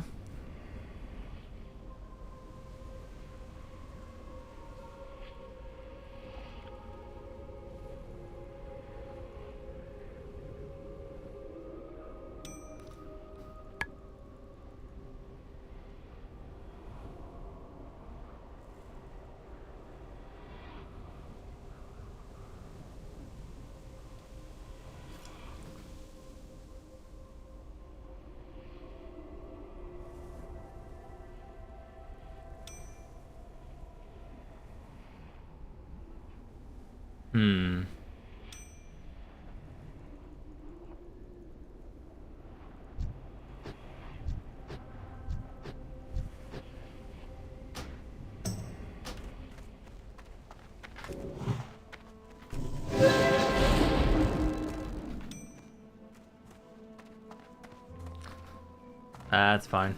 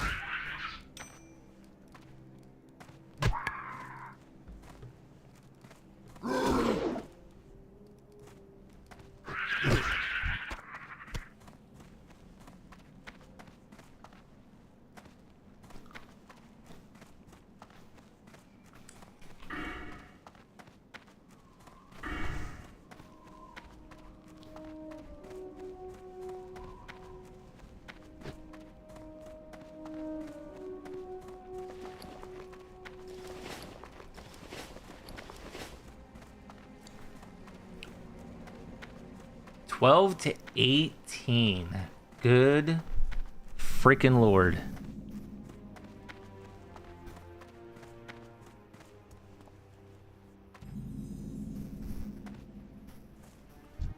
Oh, so Tokrin sent you? He's an excellent scout. I'm not sure what I'd do without him. I'll sign your recruitment letter, but what we really need is someone at the Crossroads. Take this signed recruitment letter to the Crossroads. Zygor Darkthorn, curse her hide, is in charge there. She's a nasty shaman who will talk your head in circles before she lets you do anything useful. Thrall is convinced she's something special, but I'm not so sure. You'll just have to decide for yourself, pup.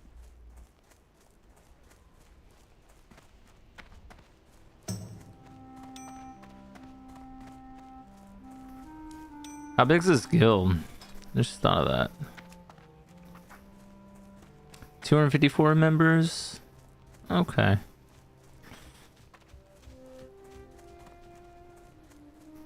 Not terrible bad.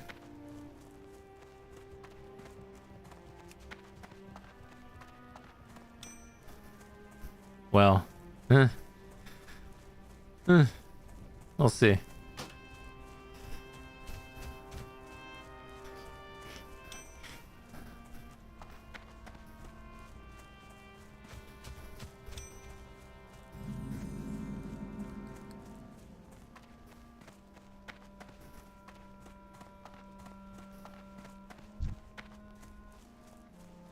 Oh, you get the rallying cry of the Dragon Slayer buff.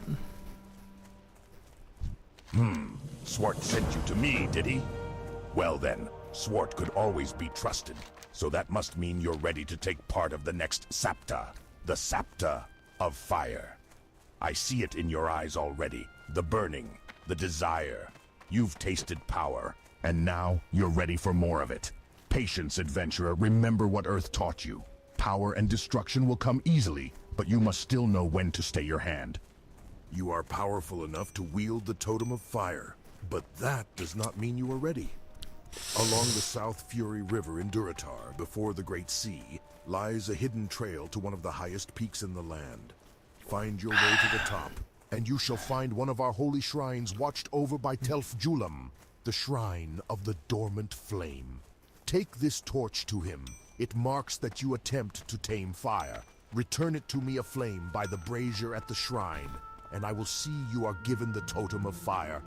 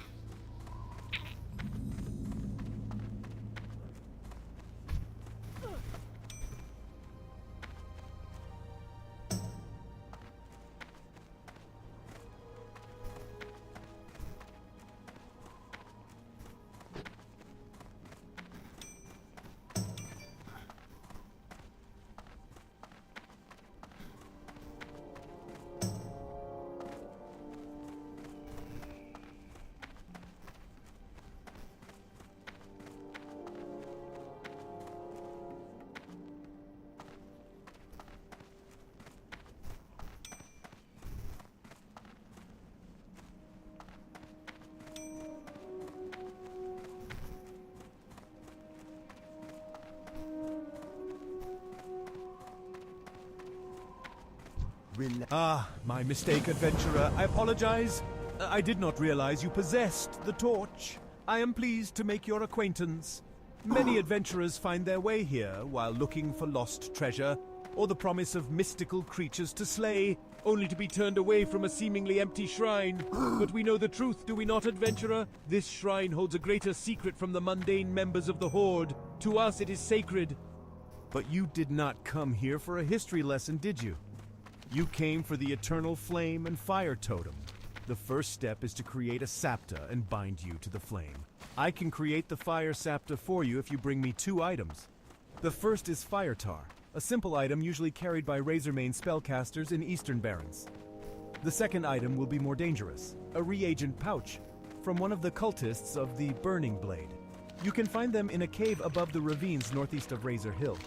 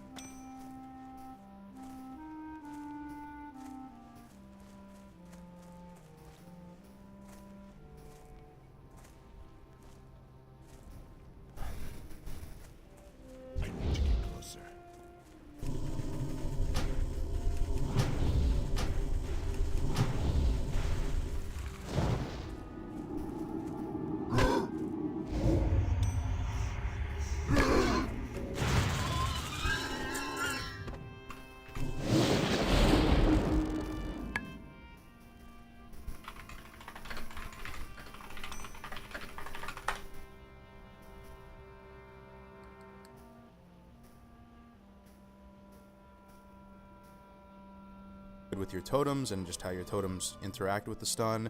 Also, the Shaman Trinket in PvP removes stun. So some people were saying it's kind of a redundant thing to have the 25% chance. All right, combat efficiency. This is where it gets really juicy, guys. So if you're just half awake right now, tanking. moving on.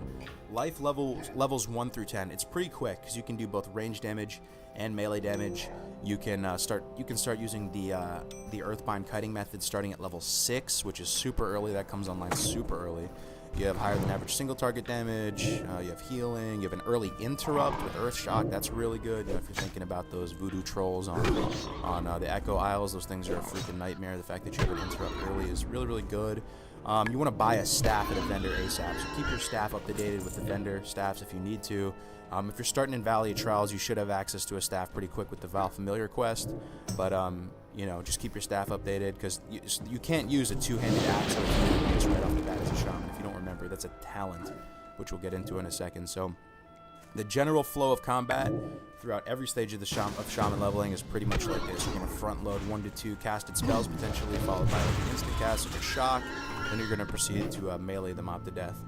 So train all your skills, and then also resist reapplying lightning shield when it falls off right away. You may feel a little trigger happy and you want to reapply it, but just know it's going to stop your spirit-based mana regeneration for the 5-second rule. So oftentimes it's going to be better just to kill the mob and then save your lightning shield reapplication when you do intend to spend your mana in a burst as well. So you always want to spend your mana in a burst as a shaman. Moving on. Life 10 to 30, you're going to integrate Searing Totem into your rotation. Searing Totem comes online, and it's good. It's even if you're just against one mob, it's still worth it to drop Searing Totem. And then you would Lightning Shield, drop your Earthbind, Searing Totem, and then you would pull a Flame Shock. If you have the mana to support it, you can even start with a Lightning Bolt into a Flame Shock. Then you're going to melee the mob to death. You get Ghost Wolf, so you can escape with Ghost Wolf at this stage. That's going to be your main bread and butter escape. You're going to drop an Earthbind, go into Ghost Wolf, run out. Also, you're going to get Reincarnation, so buy Onks. Those are the reagents for your Reincarnation spell. It's not going to work without the reagent. 30 to 40, it's pretty similar. You'll have access to Wind Fury weapons, so if you're using a one-hit 30, you're going to integrate Searing Totem.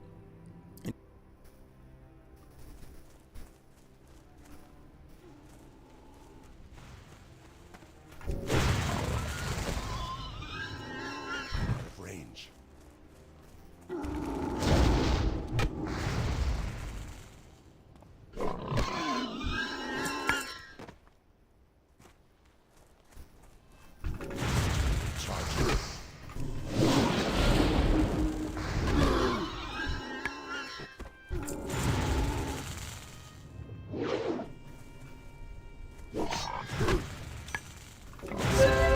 Watch it!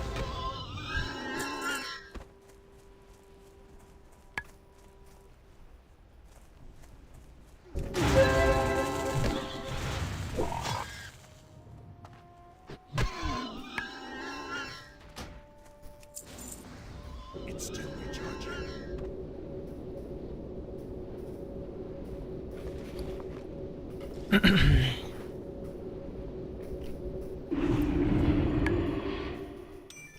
If we are to make these new lands ours, then we must have places to rest our battle-weary bodies. Lay your axe by the fire and share the stories of your mighty battles.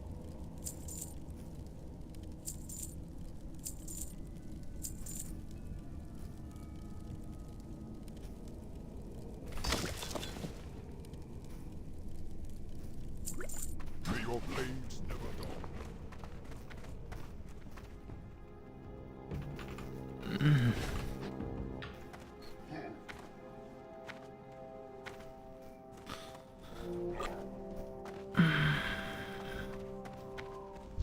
Some.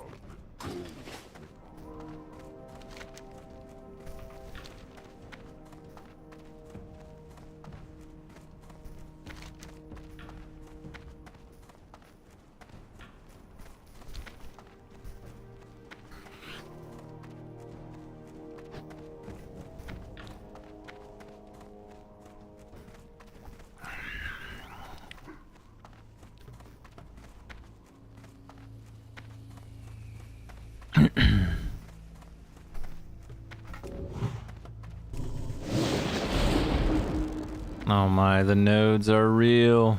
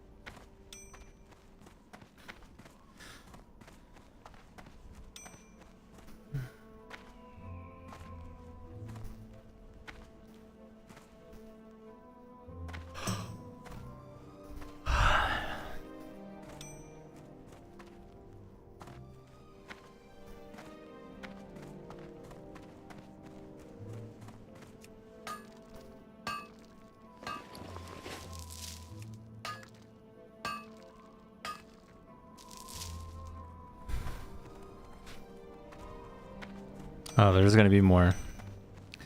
Kill burning blade cultists. This one's not hard. You see most. They seem to mostly be towards the back of the cave. Oh yes.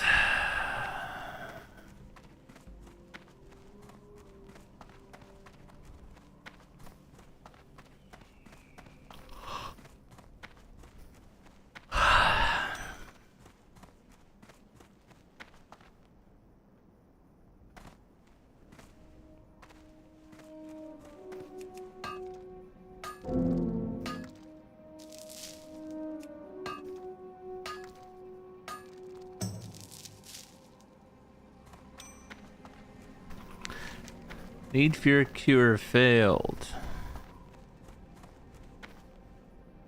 I don't know why it had me pick up that again.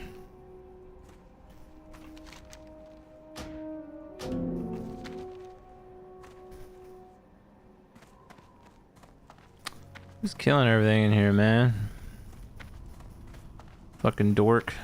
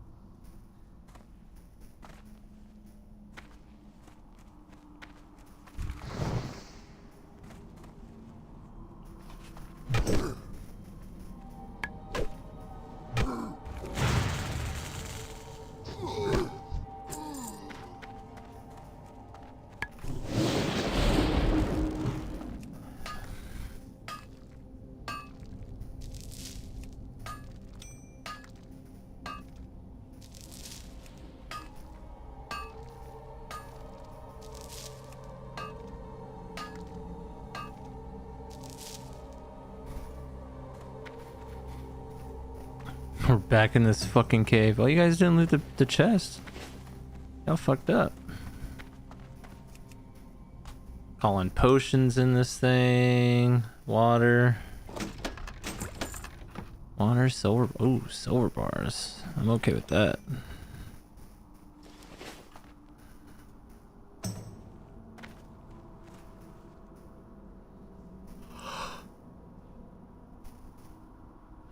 Now we gotta wait.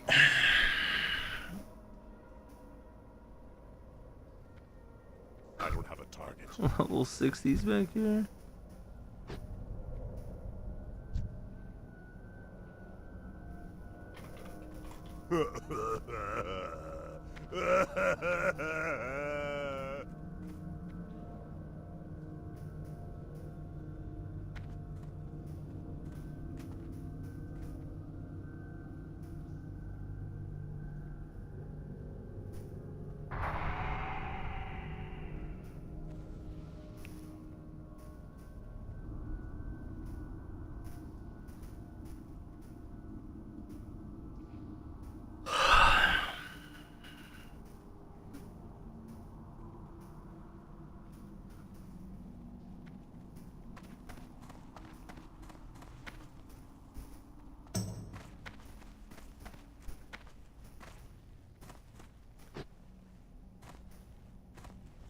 Might have to come back later and do this quest.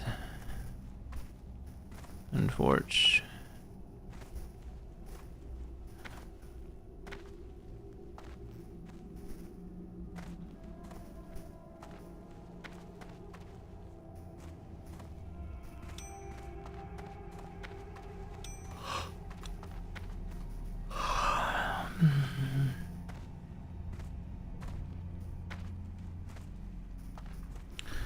I have to be at work tomorrow.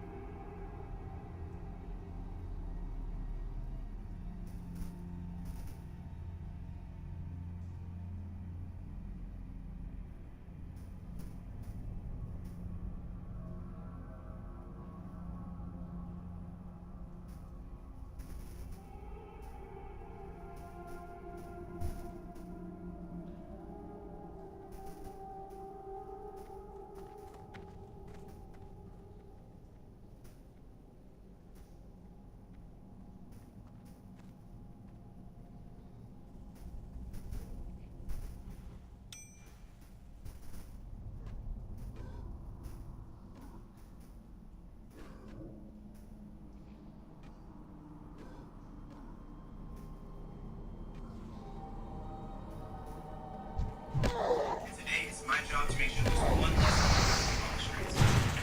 Hey, excuse me, sir. Hey, I was wondering, are you chance, man? Would you like a bacon and fries? What's your name, man? It's Rob. That's your name. That's yours.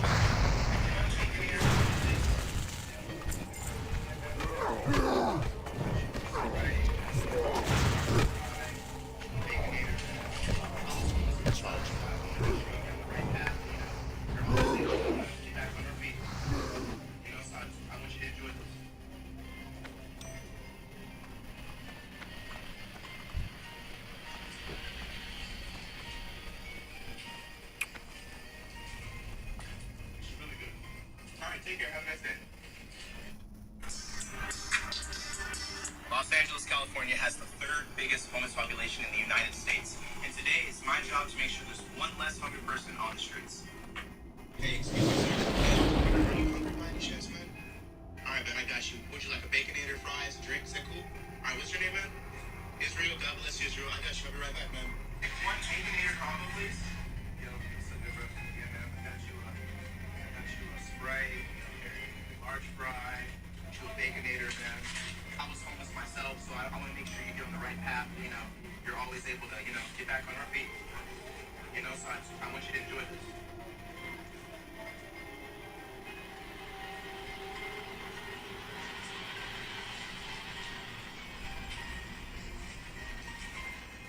This is really good.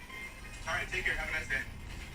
What a fucking piece of shit. California has the third biggest homeless population in the United States.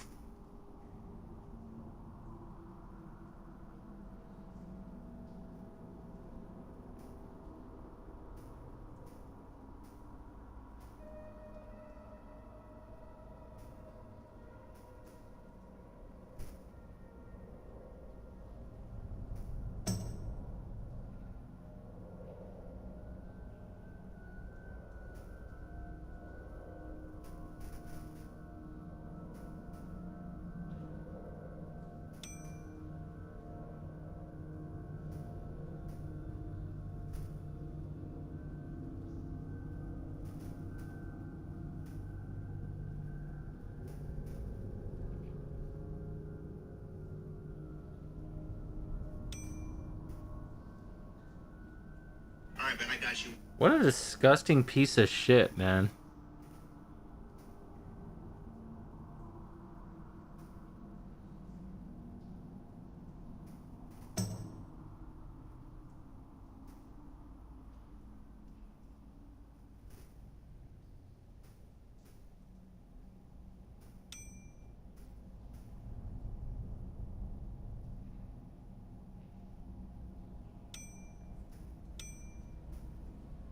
Oh, Tim Curry played as Pennywise? I didn't know that.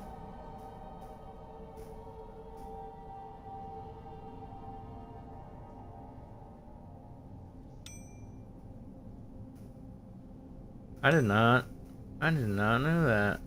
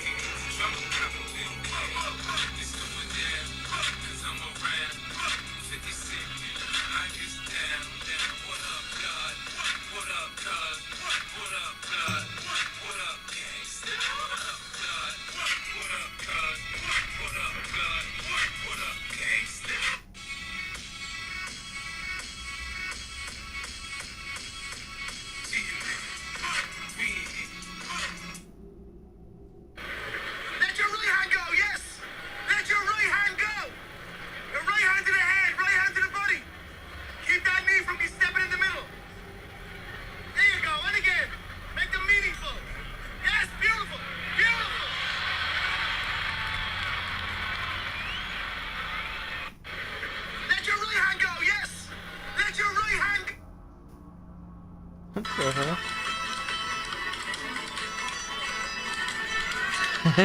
What the fuck am I watching? Some weird shit on here, man. Alright.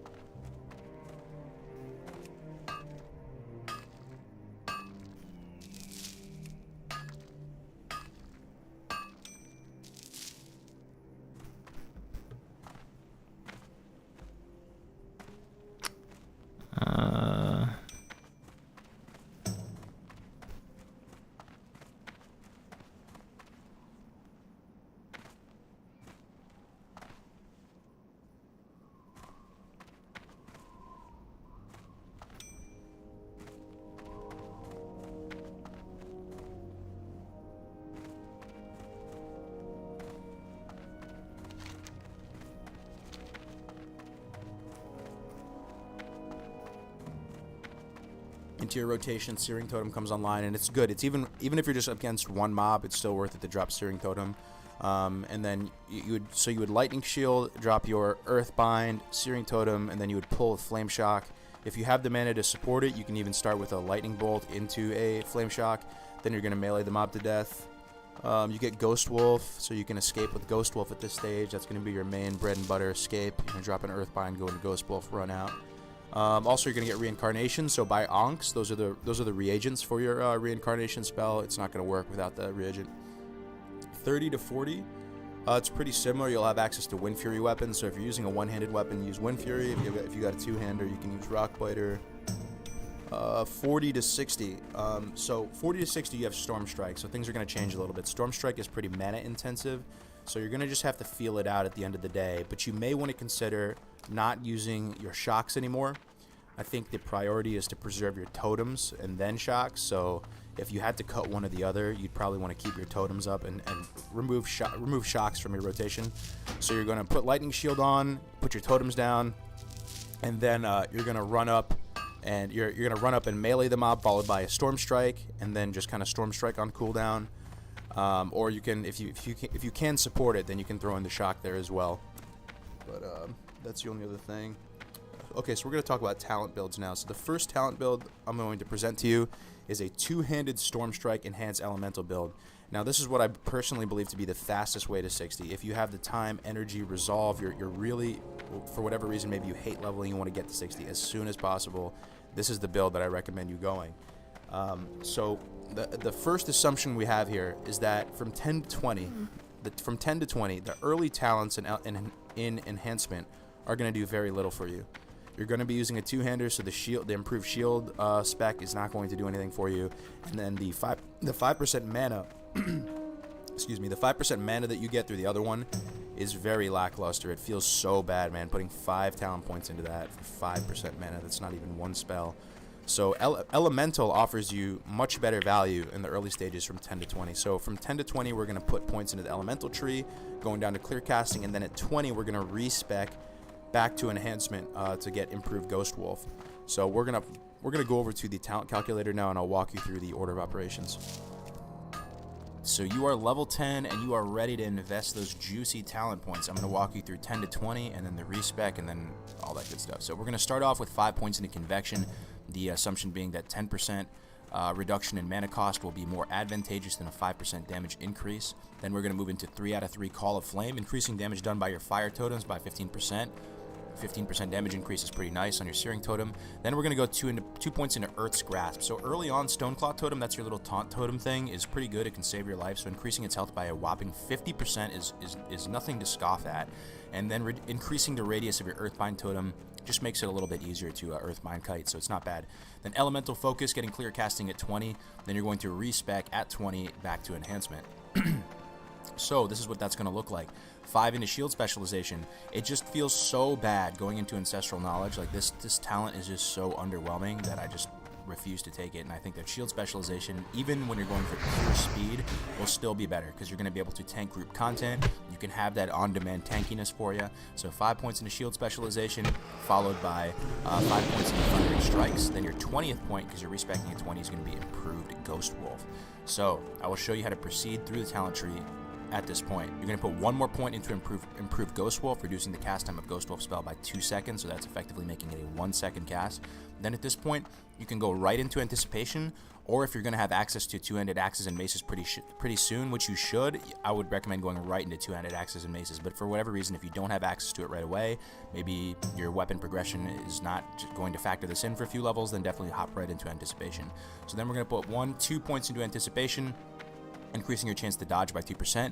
We're going to move into Flurry, 5 out of 5. We're going to move into Parry. Parry is a phenomenal talent. Every mob and player in the game has just a base 5% chance to parry and dodge and stuff like that. So it's basically 1 point for 5% avoidance. You're also going to get the damage increase through parry hasted attack. So then we're going to go 1, 2, 3 into elemental weapons. Hello. These Then we're going to go back to nicely, Anticipation, putting 1 more point into Fire is more than We're going to chaos open up and Weapon Mastery, destruction. 5 out of Too well 5, to and then we're going to go into remember Storm that. Strike. It is So also the only about real life talking and point creation. here All is things the are points in tied together in anticipation such versus a improved way. lightning shield. Forces And I actually oppose did one some, another, some but at brief the same calculations time, one on cannot exist without the and other. looking at what a 50% Both damage increase is extinguish gonna one do another, for but on also lightning give shield, one another and meaning. it's not that Always much, remember and I would this. rather have Using different avoidance types of with magic 100% in dodge. It's conjunction going to with make you one that much another will tankier show if you do not decide to only do some true good skill, content but tank. great This is going to wisdom. help you. Also, I just think you're going to get better value from missing a full attack against you as opposed to getting slightly more damage with lightning shield. And at like various ranks, I think I look at like rank 4 and rank 5, you're getting like 400 damage extra from a full lightning shield with all the procs. So 3 points into this didn't seem as good, but it does feel bad, man. And this is probably the one flexible point. You can decide to go lightning shield instead. Place his glowing embers within the brazier and light the torch. Yo! Is my mic working? I don't even know if my shit's working.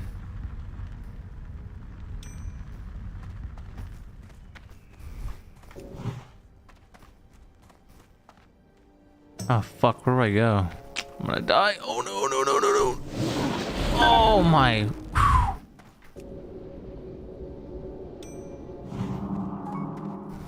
Trying to figure this out. Wait, can you hear me?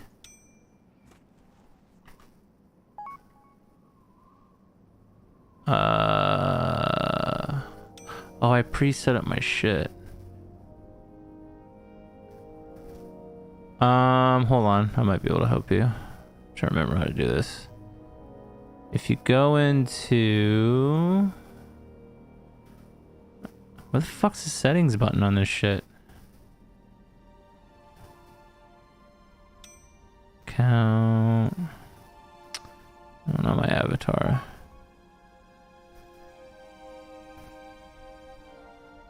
Bluetooth headset. Oh, you have a Bluetooth headset. You just gotta set it up to where the fuck is the settings at on this shit? Cogwheel maybe? Game settings? Oh, I figured it out. Okay, so if you go to the battle.net launcher, the cogwheel that's in the bottom left, right next to the play button, click on that. Go to voice chat. And then speakers and headphones.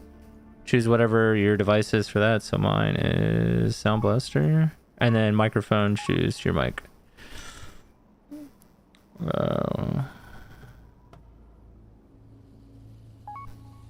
Which mine is this. There we go. Done.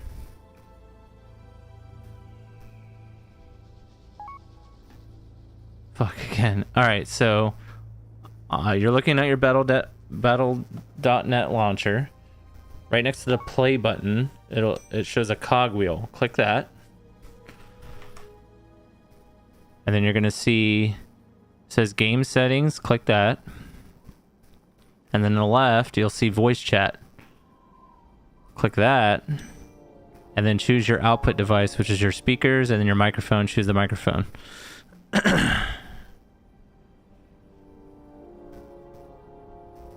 That's it. Want to heal for RFC.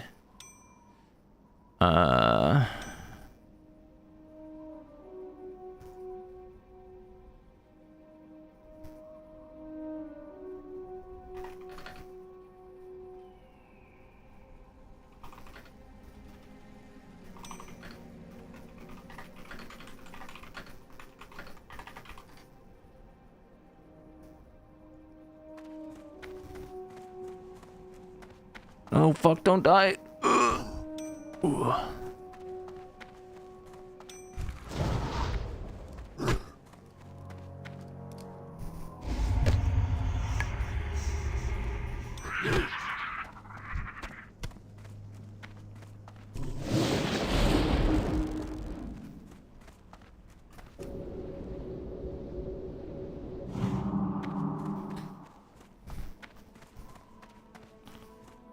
Turn in qualifier.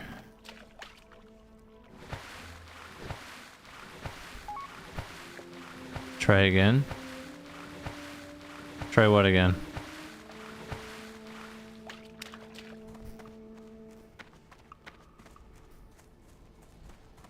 Oh shit.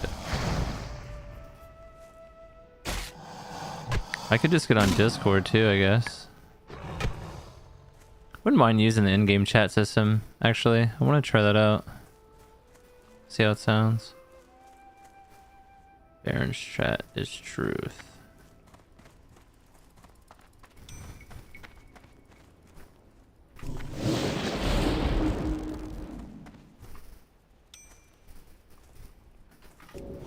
Baron's chat is truth. Yeah. Don't know about that one.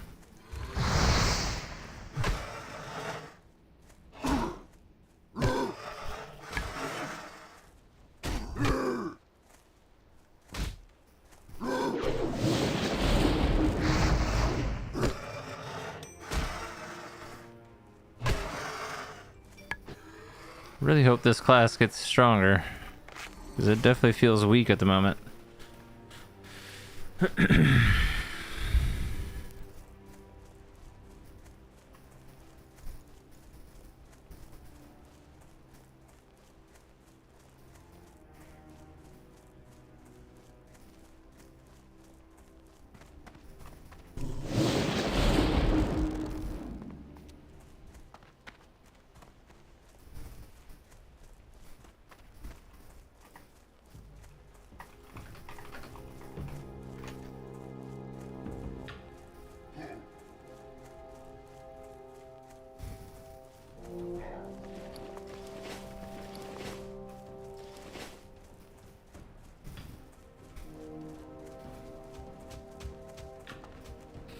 I wonder if you get any impactful resto talents. Reduce the cast time of your healing wave spell. Ooh. Reduce the mana cost of healing spells.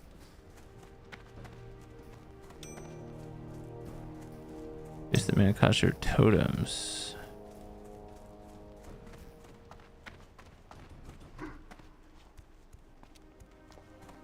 Improved reincarnation. Those are all pretty impactful. Mana Tide Totem. Healing Focus gives you... What?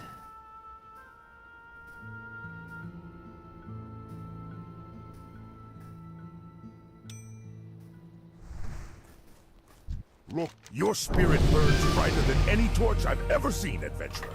And for that, hold on, I gotta load up Discord. I don't have it. If you continue down this path, the elements will be yours to command, and our brethren will look to you for guidance and wisdom. Let me be the first to congratulate you and present to you your newest totem. Hey. Hold on, let me... Am I still on here? What? What's up? I'm trying to figure out why I'm not able to join you. What do you mean? On the voice chat on the Battle.net? Like just normal voice chat. Just normal voice. Yeah, on Battle.net. In the game? Is that what you're talking about?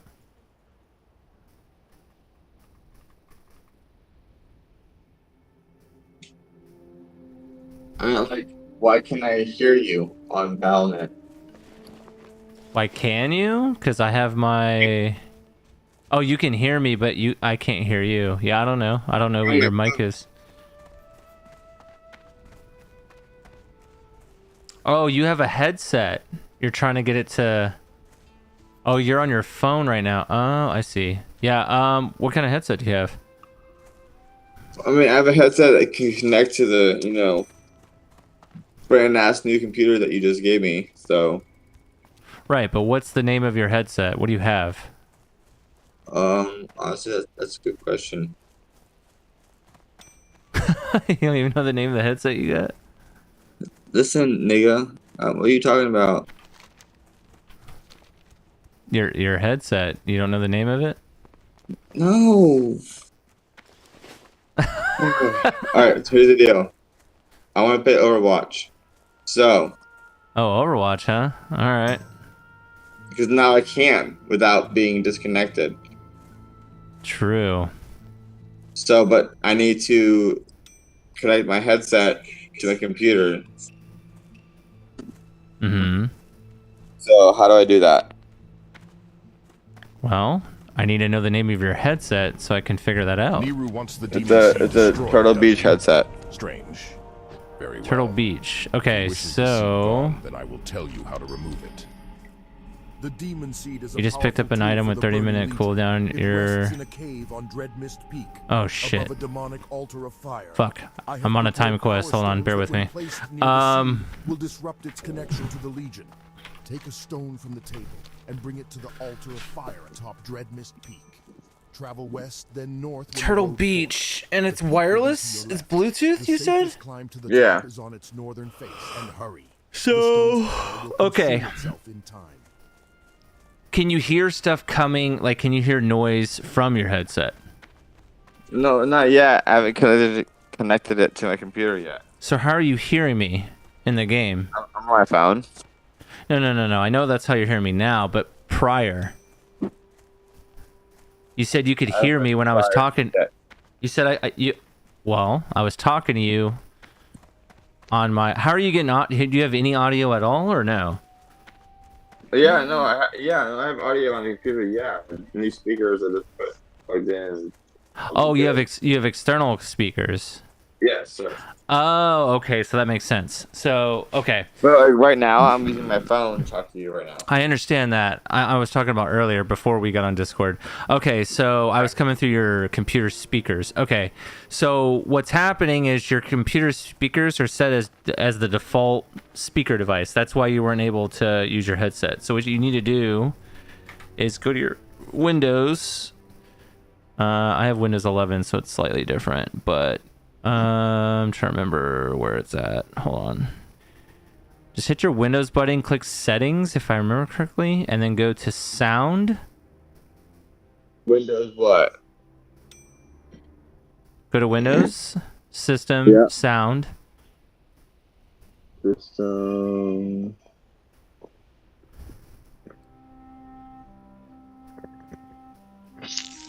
So you have a Bluetooth wireless headset. So that means that you should have some kind of USB device plugged into the computer somewhere, right? Yeah. Okay. So your computer should the computer should recognize that device. So it should pop up in that list. Find it, choose that as your main default like audio source. Here, wait. On a side note, let me ask you this question. You down to play some Overwatch right now? Like right now? Like this millisecond? I gotta hurry up and turn this time quest, or else I fail it. But yeah, I'm down. Okay, so I have Overwatch launched. So when you're ready to play, let me know and invite me to your party. Yeah. I'm in it. I've already played like 3 games tonight. Yeah. Yeah, it's great. I miss Overwatch. I'm glad I can play again without, like, it disconnecting and like dying on me. So you can actually take time to like play and learn the game without it fucking. Yes, bitch. What? Why are you trying to be mean to me? I'm not. You're the reason I'm able to do this right now, and I appreciate you as a human being. Thank you very much for being my friend. My fat character just got stuck on a fence. Way to go. Well, you're my friend. I don't care what you say. All right. Don't be a dick. I'm not being a dick. Really? You're not answering me. Okay. So Turtle Beach. Do you see anywhere in that settings menu where it says Turtle Beach? You're gonna want to wear those headphones. It's gonna make the game sound 10 times better. You're gonna hear things way better and everything. Everything's gonna be better. If you can join my party, I'll put my headphones on and I'll turn them on and I can play in game lobby. Well, I thought. So you got them working then, or? My headset works, yes. Oh. Well, I'm just trying to get your microphone and your headset to work for you, if you want. Oh, hang on. It's up to you, though.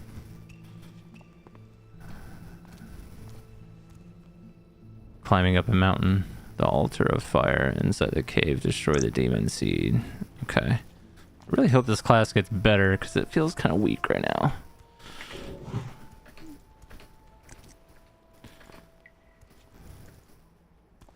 Did it hail where you were at today? No. Oh, dude, I fucking woke up to hail hitting my house hard as fuck. And I'm like, what the fuck? Open my door, dude. My truck is just getting pelted by hail. Like, hard. Really? So I'm scared there's fucking hail damage to my truck. Yeah.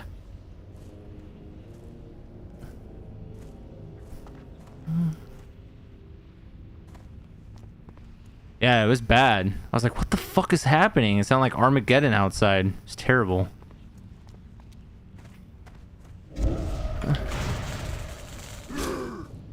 This motherfucker just cursed me.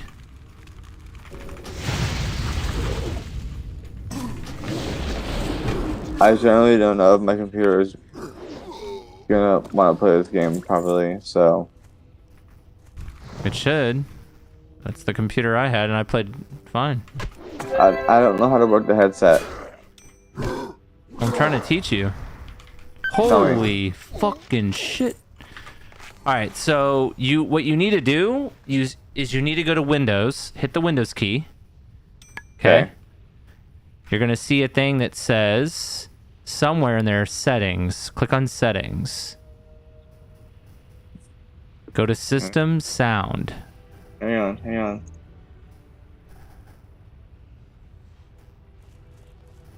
Settings. Worked it. Alright, then what? So you should see a list of different sound sources. One of them, hopefully, should be your headset. Click that and make sure it's the default communication device. I see an output and an input. Right, so the headset's going to be your output and your input because it's all in one. It's meaning your headphones output. My input should be the same headset. All right. It's going to be your mic. Yeah. And then make sure that's the default, and then save it. How do I save it? Well, there should be either an option that says so, or it just automatically does it. It might Alright. just auto do it. I don't It did. remember. Okay, so now what you need to do is go to the Blizzard launcher. And same Okay. deal, you're gonna go to that cogwheel settings button. Okay. And then I it's hit gonna game settings. Yep, game settings, and then go to voice and chat. And you're gonna do the same thing. Yeah. You're gonna choose the headset for both of the option, both the mic option and the. Yep. Microphone. Or Yep. no. Yeah, microphone. Okay. And then hit done. Yep. And then now I should be able to hear you on actual whatchamacallit. But give me a second. I'm trying not to die. I'm trying So to if I sit here and start voice chat. Yep.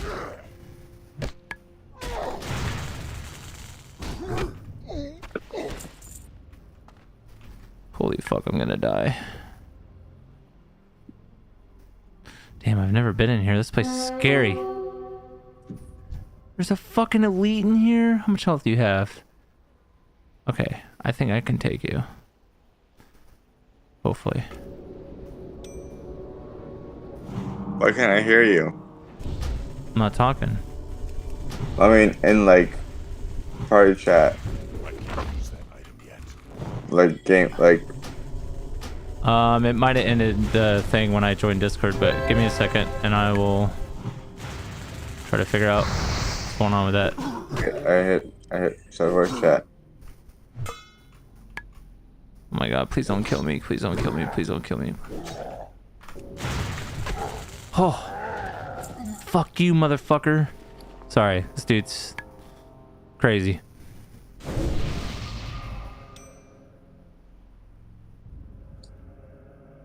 Equip. Spirit? Yeah, we'll take that. Alright, let me go to the battle.net thing. Oh, because you got to, it says you're offline, first of all. Okay, I'll appear online. Hang on. I don't know why. That's weird. That shouldn't matter, though, but yeah, it says you're offline. Okay. There. Now, click the thing that says... It looks like a headset. voice chat in progress. Make sure that's like green for you and filled. It is. It is. Oh, well, then you don't have something turned on or... You got your headset chosen, right? Yeah.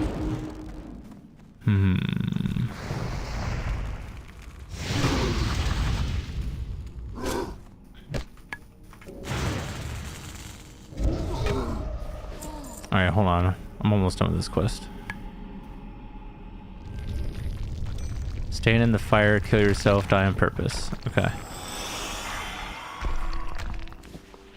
Stand in what fire? Oh, this fire.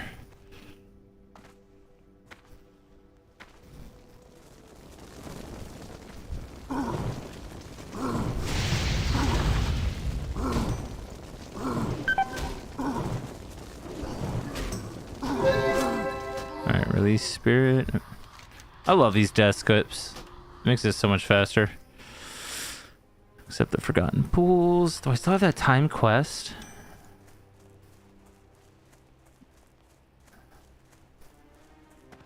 Okay. So where are you at? I'm trying to turn in this quest so I don't fail it. I'm almost done. The times we live in are as fickle as the shifting winds, adventurer.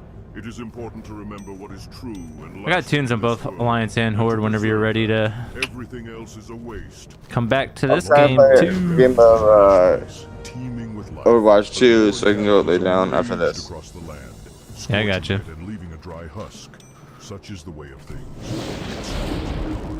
There's a new healer, a new hero that just came out for Overwatch 2, but he sucks apparently. Yeah. It's called Life Weaver or whatever. He like throws flowers. He's a healer. Throws flowers at people and shit. I don't know. But apparently he's like super undertuned. Really? Yeah, they gotta buff him. All right, adventurer. Bro, there's so many fucking people here in fucking the crossroads. Oh my god. There's at least 100 people here. What the fuck? Where are you at right now? Thrall himself has declared the Horde's females to be on equal footing with you. I'm about to log on to Overwatch here in a second. And you will know true. Alright. Your first prey will be Your mic's still not working now. To the east, I mean, I have my headset on, but I can't seem to hear you on my headset, so now I'm just using my phone. I have some choice cuts of meat that I want to send to a friend. Her name is Grishka, the innkeeper in Orgrimmar. Will you deliver the meat for me? The fastest way to Orgrimmar is on a Wind Rider. Take the meats to the Crossroads Wind Rider Master, Devrek, and speak with him about transport to Orgrimmar. Not long ago, a shipment of silver was stolen from our guard tower. It was meant as payroll to the Crossroads guards, and we want that silver back. The strange thing is, we caught one of the thieves on... Okay. Why is your shit not working? Let's try to figure this out. Let's see if it works. Let's see if it works actually in the actual game, because that's gonna matter. Overwatch works. I played already a few rounds. No, I understand that, but are you getting audio in your headset when you're playing the game? Negative. So that means something's not set up right. So, okay, in the actual... Alright, so you're on the game, right? So go in the game, and then go to... Hit escape while you're in the game, and go to options. Overwatch? Yeah, in actual Overwatch. Alright, hit escape, then what? Okay, options. Okay. Go to sound. Okay. Under device, it says playback device. You're going to choose your headset. So, for example, mine is Sound Blaster GX for me. I think mine are these ones. Okay. And then after that, you're going to go to voice chat. Yep. Okay. And then you're going to click on, where is it? Under channels, make sure everything's on auto join. And voice chat nameplate icon is on. Voice chat devices. Default devices. Yeah. Voice chat devices, default devices, comms device. What is the difference? That's what it says. So here's how we're gonna test this. I'm gonna invite you now to my group. Let's see if it works. Okay, you're in my group. Now you should be able to hear me in game. Can you hear me?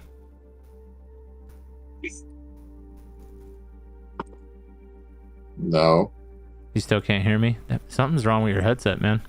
Something's not set up. Either the volume's turned down, or maybe the headset's dead, maybe, or...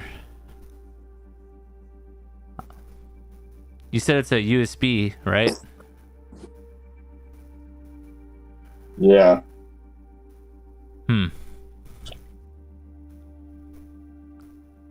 Yeah, I don't know. I would have to like look at it. I'm not sure, man.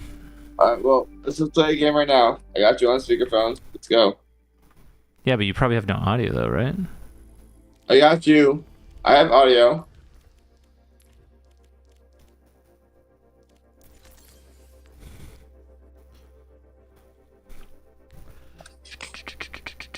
Ooh, I wonder if I have any new things to choose.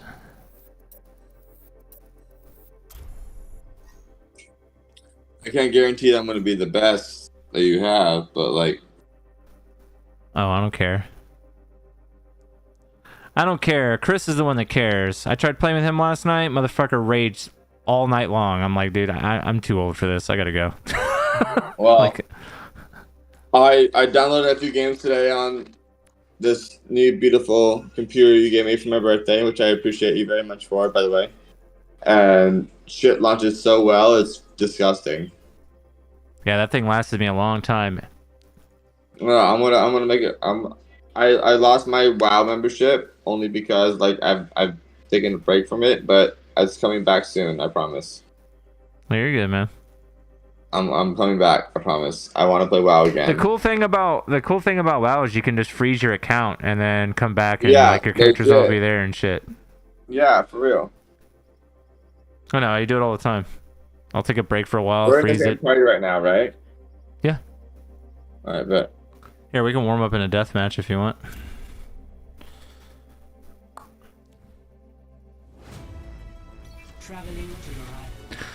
What do I want to play? Oh, I know what I want to play. I've been playing this class lately.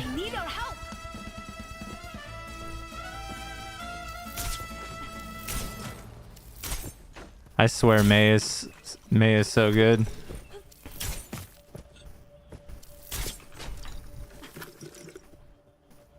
Where you at? Where you at?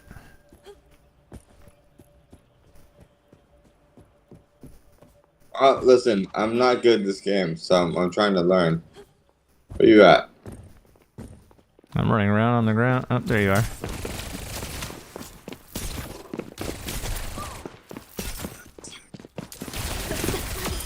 Tracer, I'm sorry. Yeah, this class.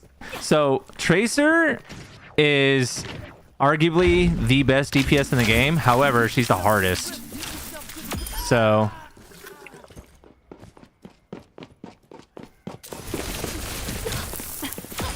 yeah, she's really hard. Are we the only two in this game? No, there's someone else in here. This is just deathmatch. We're warming up, trying to find it. Wait until a game to find.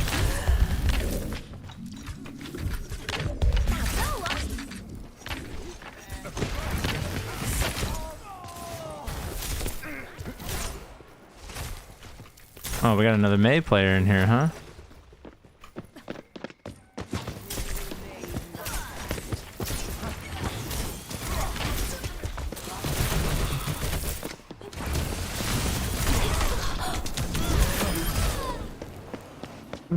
That's rude, fanboy.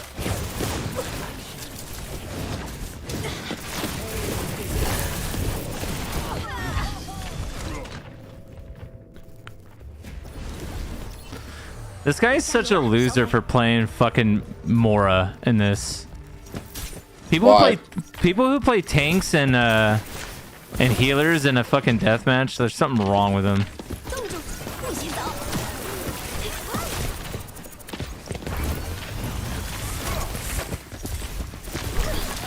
Why am I getting triple teamed right now?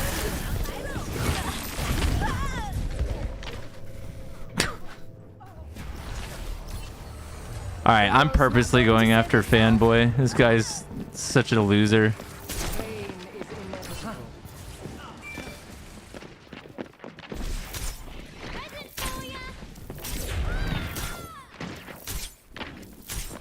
I put myself in a special.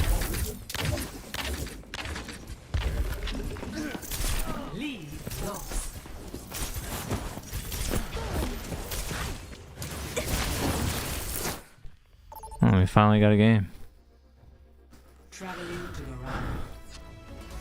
Wait, that was all just a joke?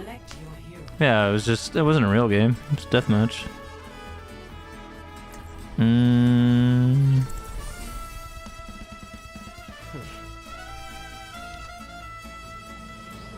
Maybe you get a monster.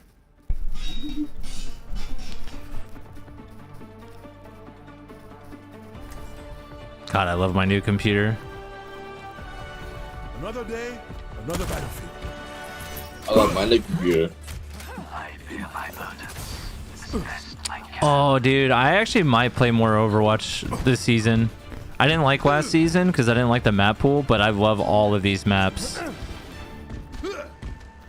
They brought back the 2 maps that I liked from season 1, Hollywood and what was that other one that I liked? I don't know. I just like this map pool way better.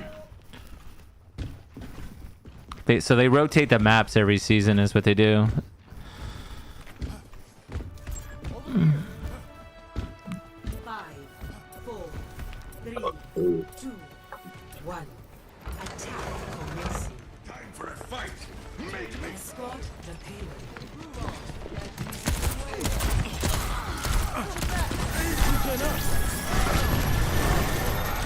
Thanks for the help. Stay inside the field.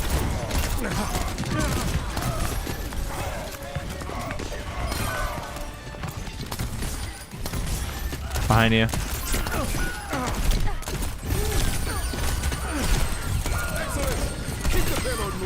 I killed the person that killed you. I hit her a couple times. Get into the field.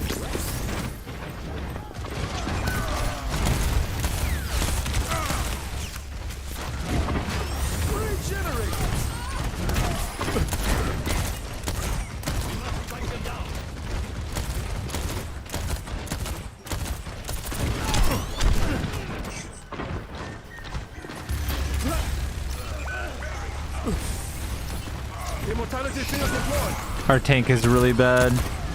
Oh my god, he's so bad. I got you.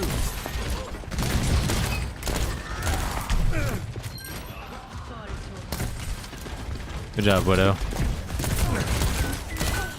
Stay alive for me.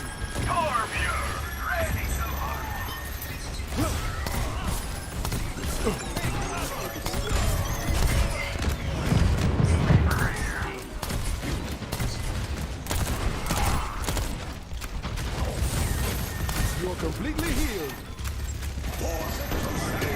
Let them out. This is why you hire a professional. Stay near the immortality field. Stay in the circle. Weaken up. Good job, team. Woo! Torb is a good character too. If you throw your turret like in the back line in fights, your turret will get a lot of value. So like throw it behind the no, don't throw it in front. Always throw it in the back. Alright, listen. I'm still learning these characters and all these characters and bullshit.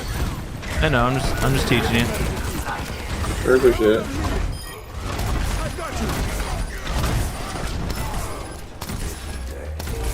Damn, our Reapers shitting. Thank you, my friend. Shitting on hers. Now it's going to get my babies destroyed. Oh, he's got ult too. He's gonna go in and fuck shit up. Watch him go. There he goes.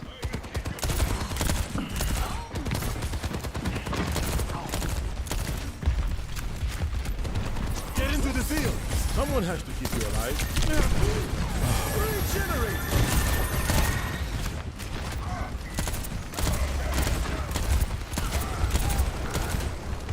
Don't think the payload going to push itself. That's what happens when you get too close.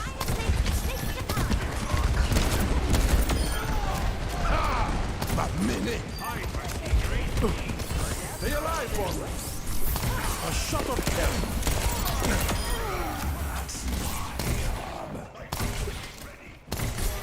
Oh, we gotta get to the payload. We all left the payload. We did. Okay, listen. It's okay. It's alright. Doing great. Oh, we're wrecking these kids. Yeah, no, 100%. Oh, another nerdy spot you can put your turret is literally on top of the payload and just let it shoot people as it moves. Everyone feeling better? Let them up. On the payload, you gotta turn around. You saw nothing. Payload is back. The night is young. Earthshatter, ready.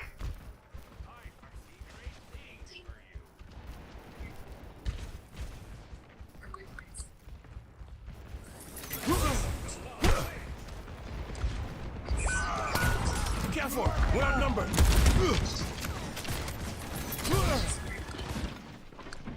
Teammates are overextended. Regen up. Stop twiddling your thumbs and move the payload. Immortality field deployed. Yeah. I don't have a good stabilized platform though. That fucked me over good.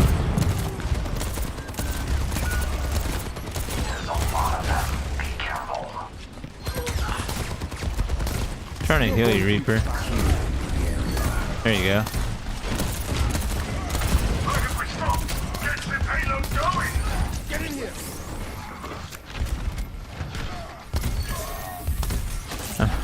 I'm in such a nerdy spot.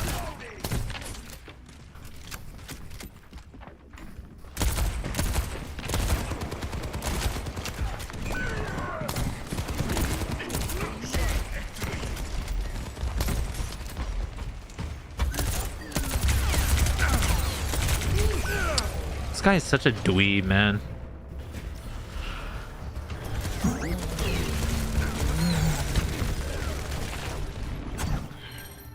Might want to focus on keeping the payload moving.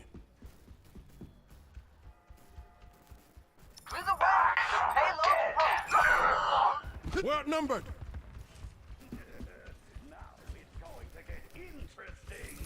Once you learn like the maps and stuff too, you'll find like all the nerdy spots to put like your turrets and stuff like that too.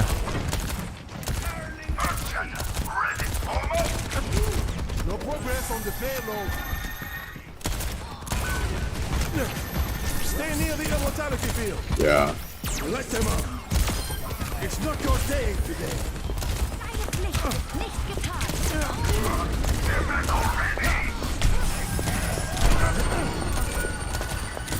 Got my face, bitch.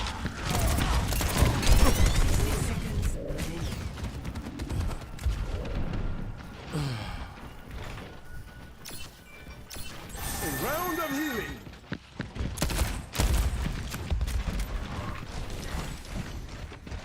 Let's get that payload going, people.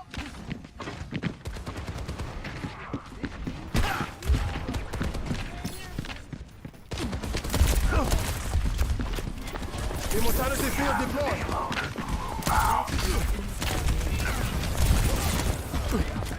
Stay alive for me. For the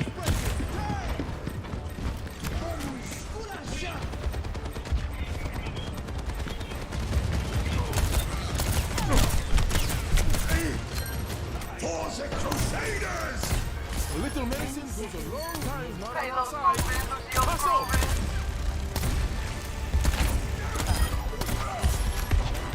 Regenerate!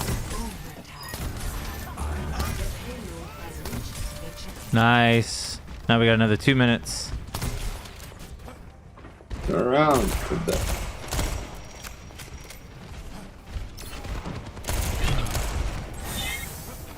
Let's get you all better.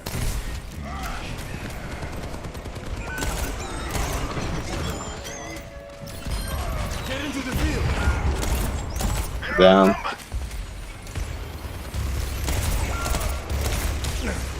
They don't know when to give up. They're going to need more minutes. Dude, these kids are so bad. It's crazy. The fact that I'm killing Bastion over and over as Baptiste. That's hilarious to me. That could have gone better.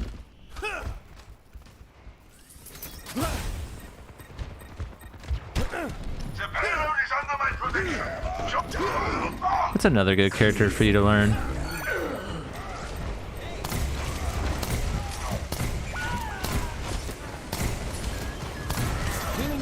May's good. Bastion's good to learn as a starting character. Stay near the mortality field. And we're making things up.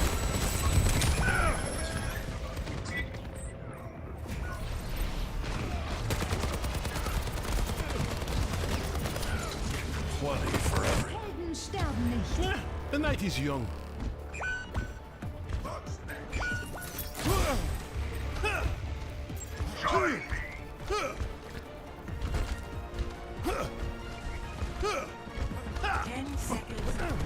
Time's not on our side.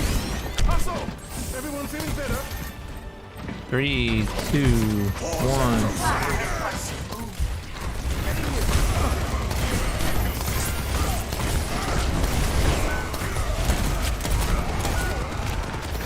Let them up.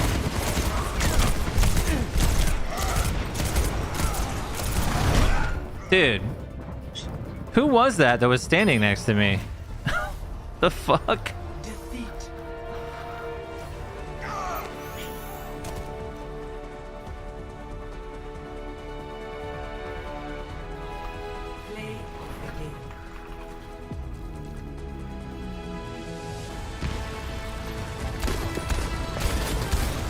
Alright, bud.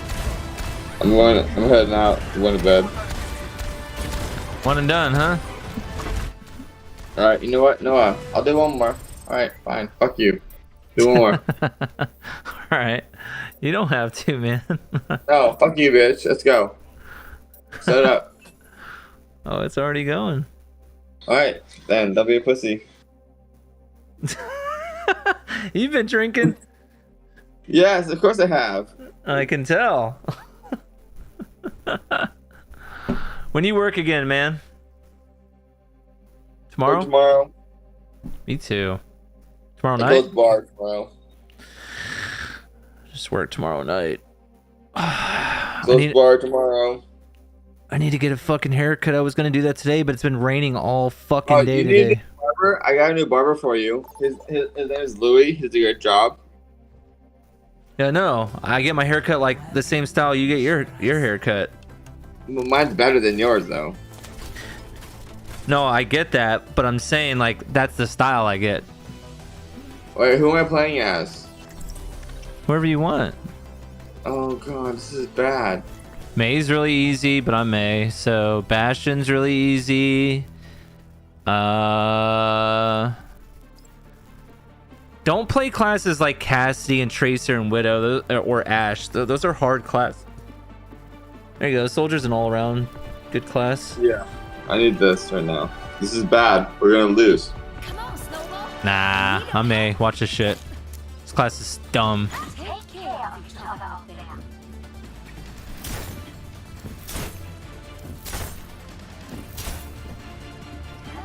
think I need to change my sense. Baby. I don't know if I like this sense. The only thing I don't like about May is she has no movement increasing. Oops. My bad. Sorry guys, I'm learning. Whoops, let's not talk about that.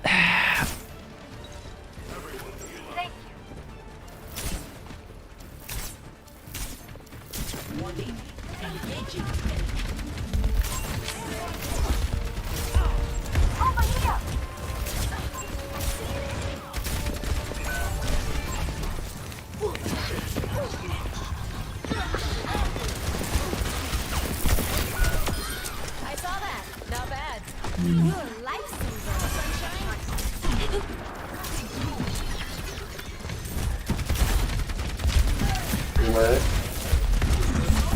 No. Oh yeah, I do. I'm gonna try flanking. Oh my. Wait, give me a second, baby. I need to work this shit real quick.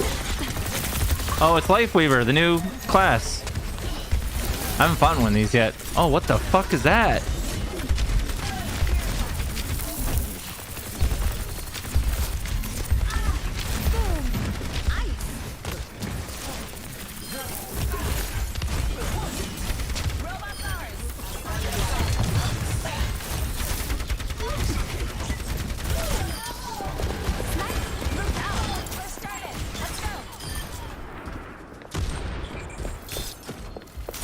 What was up here?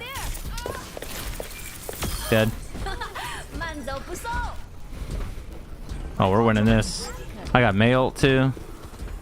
I'm just gonna push and do damage over here to these kids.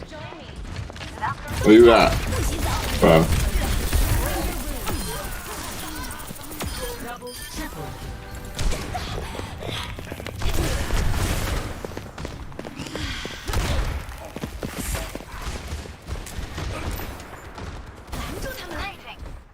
Nice. Ice block. Wall them bitches off.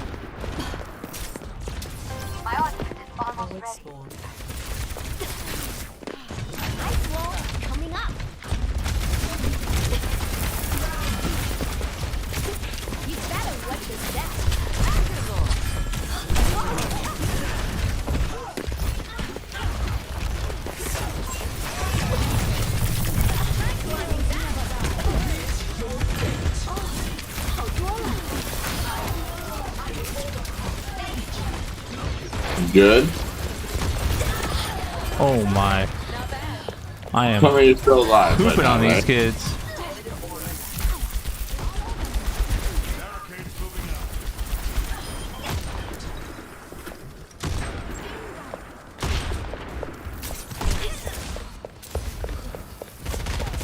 To the head.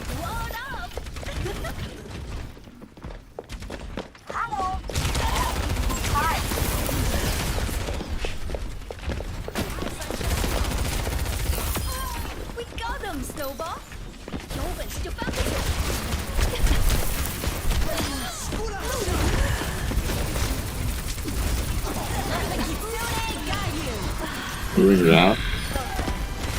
Taking a side angle.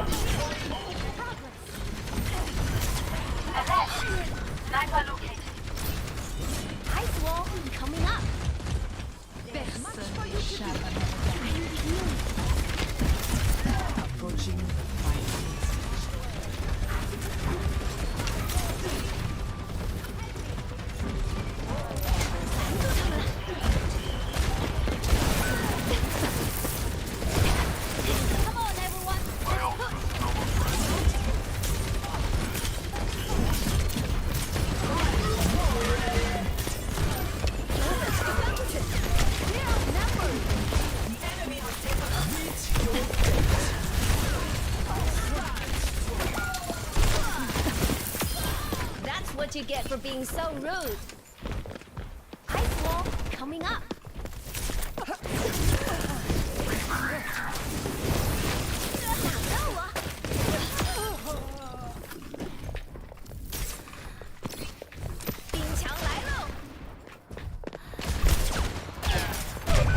You're so lucky I had no fucking healer.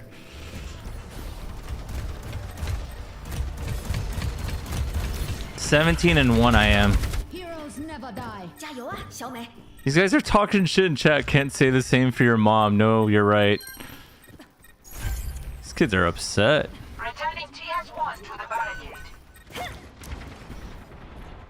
Right. That's a good Reaper's a good flanking class to learn. It's the easiest flanking class to learn. The hardest one is Tracer. Tracer is by far the hardest. Here's someone behind us. Oh my god, I just shit on him.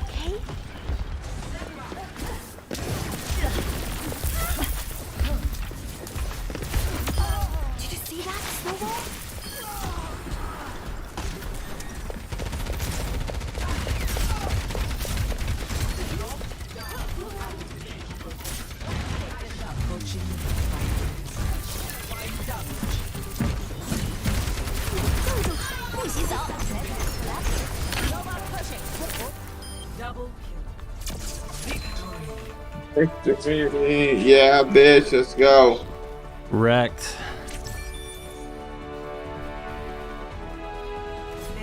How does he get play the game, bitch? I'm 22-1. Fuck out of here.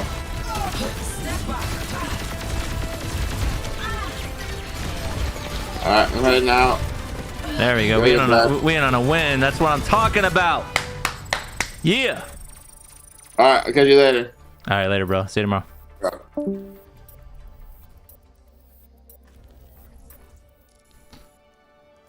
Cancel.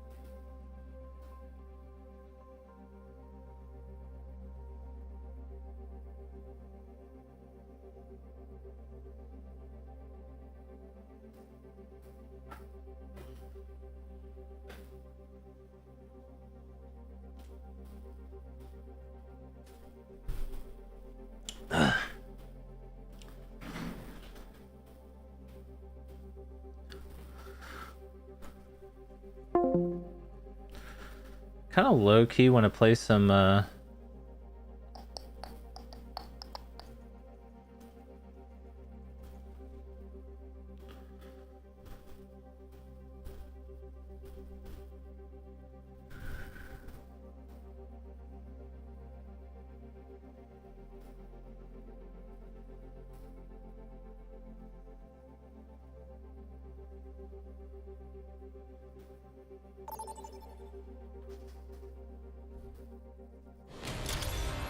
Traveling to repair your defenses. Select your hero.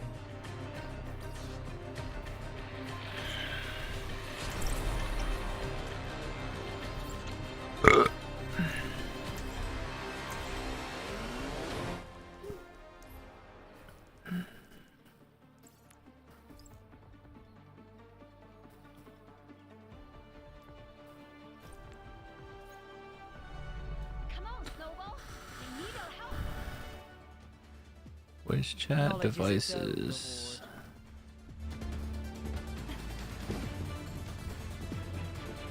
What's up? Stay in sight, and I'll keep you safe. Wasn't this map gone last season? Or am I losing my shit? I think we played it a little bit. Last season? Season 3, I felt like this map... I know it was in season 2, but I don't know about season 3. And I don't know, I'm just kind of here.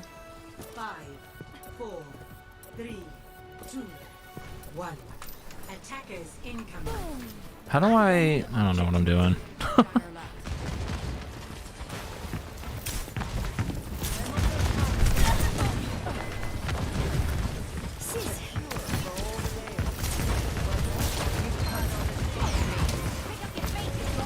I have no line of sight here.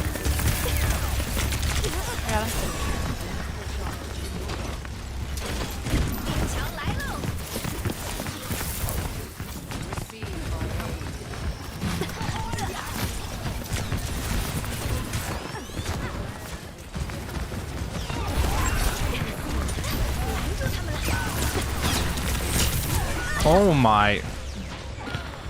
Wow. Wasn't expecting all 5 of them to do that.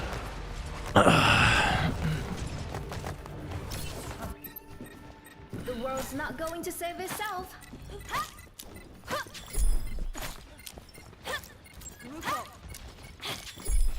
Boom! Ice! Objective lost. Stop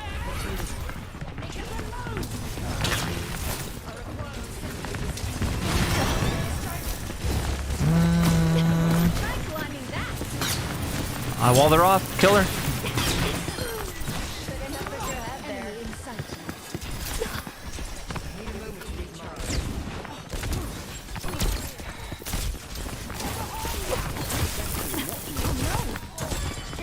Hannah's one shot. We're pushing really far into spawn.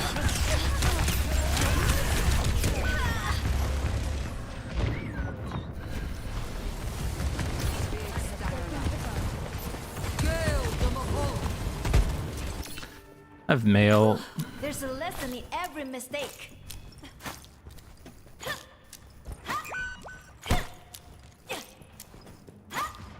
Огонь по готовности. We're outnumbered. 不许走。Group up with me.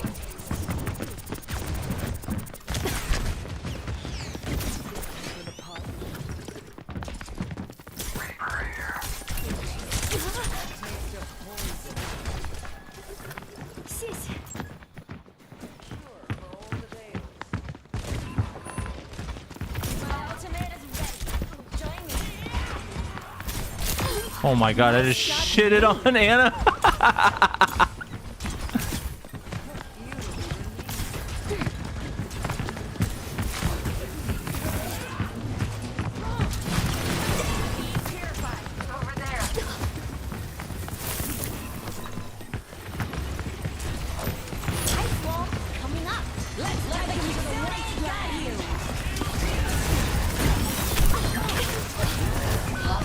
Dude, man.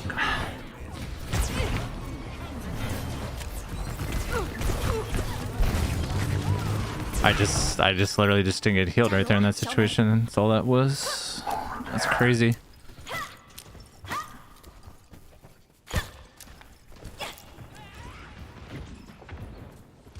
Let's try not to C9, guys.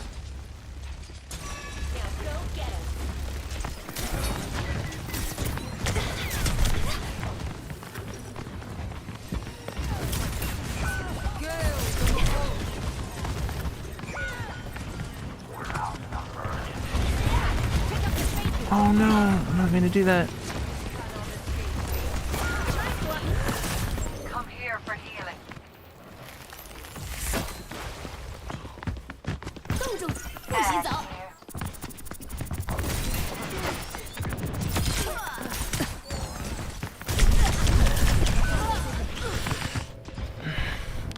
They're just working together as a team and we're not. That's all it Trying is. to get to you, but you're staggering out, dude.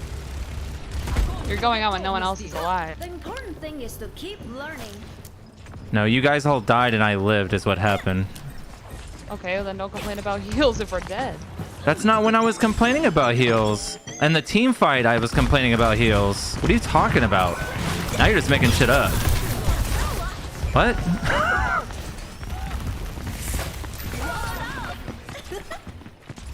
And it wasn't even a complaint, it was an observation.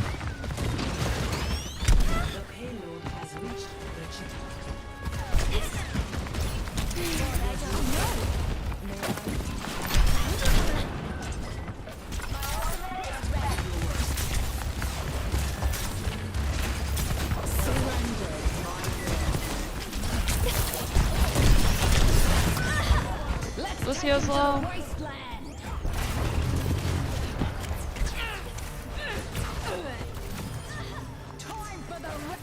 Behind. 改科研就得不怕失败。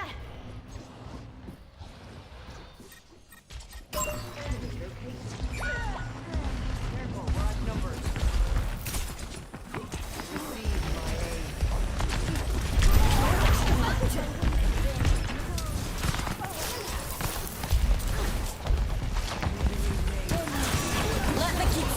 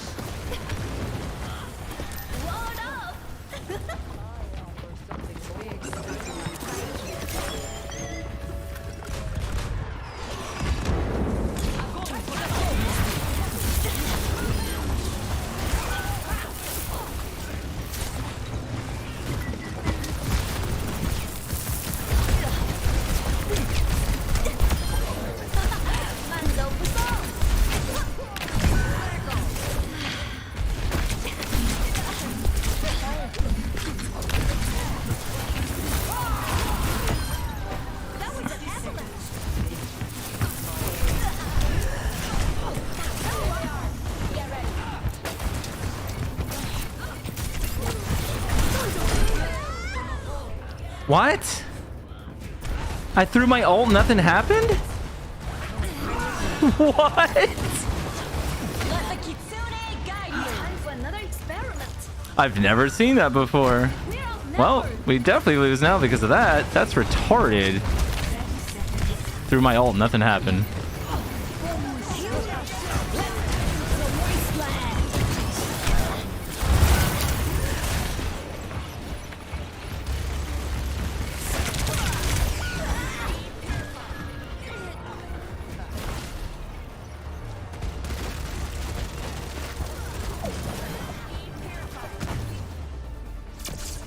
That's not a bad hold, to be Why honest. isn't my team back yet? We have to beat that time. 0 to 3. Switching sides. Prepare to attack. Select your hero.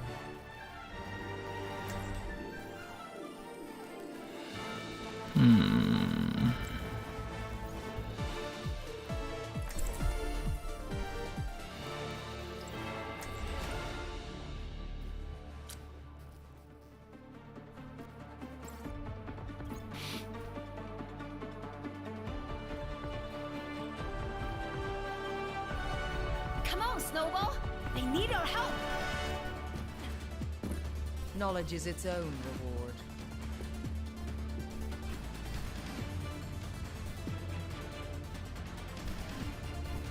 Follow my lead. I've been through more of these than I can count. Push your limits. Nothing breaks that I cannot mend.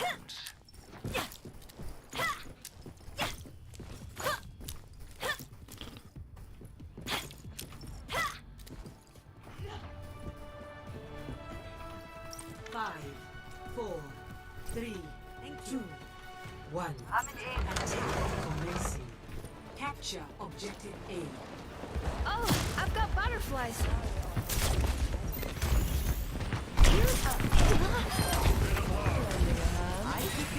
Wow, that's nice. She slept. Oh, I fucked up my wall. Yo, next time I sleep her, try and wall her before waking her up. Bastion low.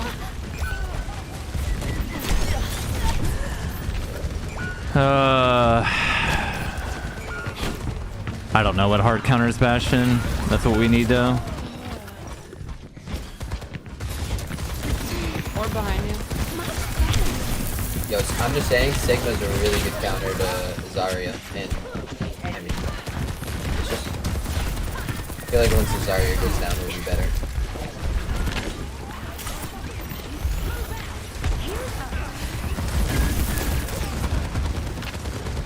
We need like shield or something right here. Can't push up, just dying It's just gonna over and get over. melted, though. As I said, if you could switch Sigma tank, that'd be great.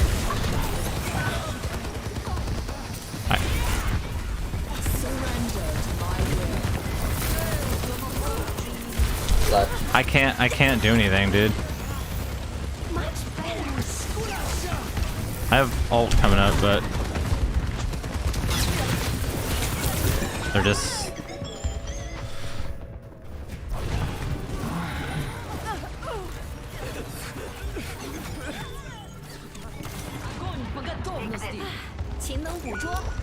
Can we get off Junker Queen? Like, just doing nothing.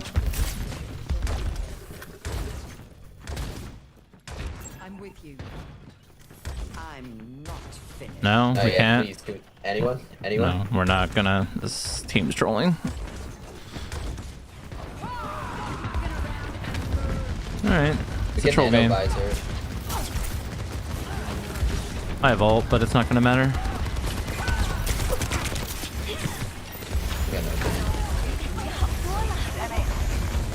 This isn't WoW, it's Overwatch.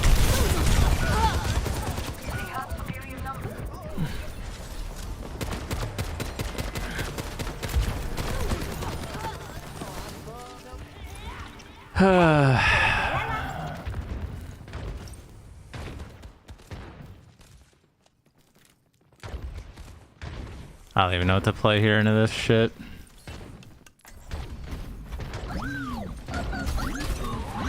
Oh, can we report Adam? He's literally sitting in our base AFK, jumping up on a desk over and over. Literally throwing.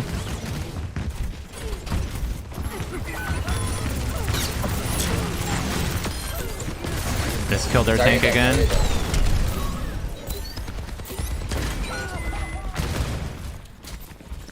Everyone needs to report this kid. Fucking loser.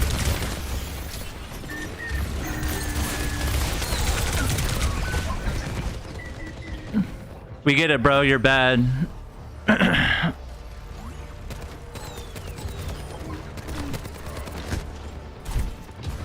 I get no line of sight. I'm just gonna. He just popped his ult in our base, by the way. I'm just gonna report this kid. Yep. That's why I don't play this fucking game anymore. Too many douchebags play it.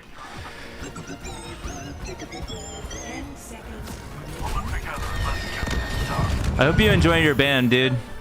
Fucking loser. Sit in our base.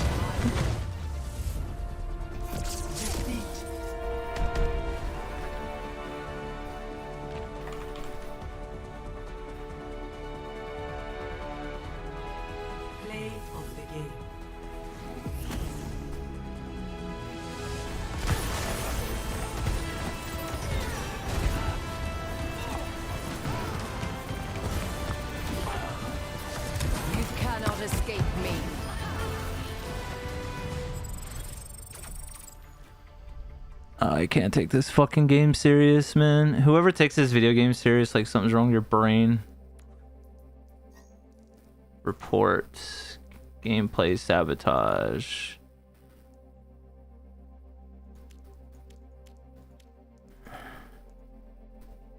Purposely sat in team base running around in circles.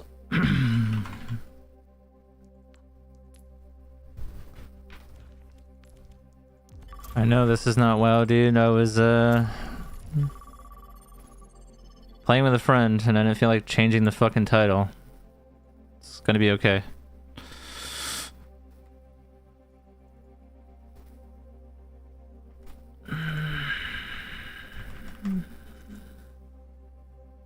It's gonna be alright.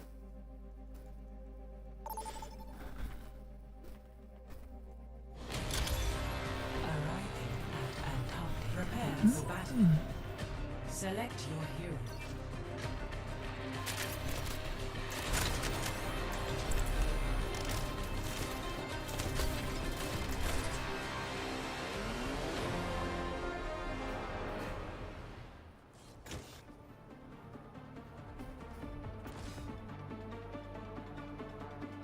Actually, I want to see something.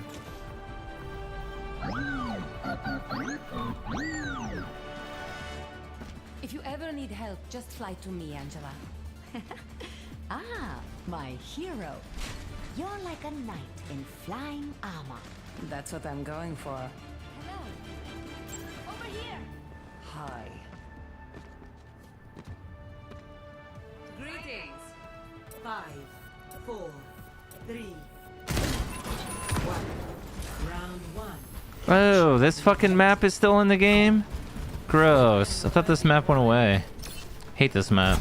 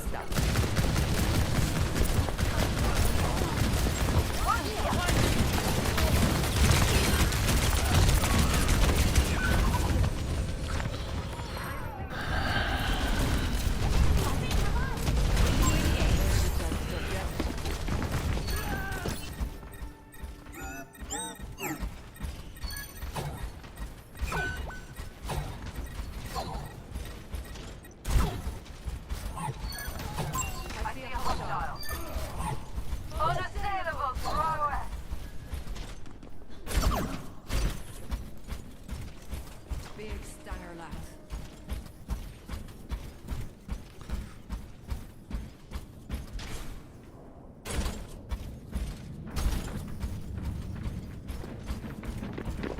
Over here.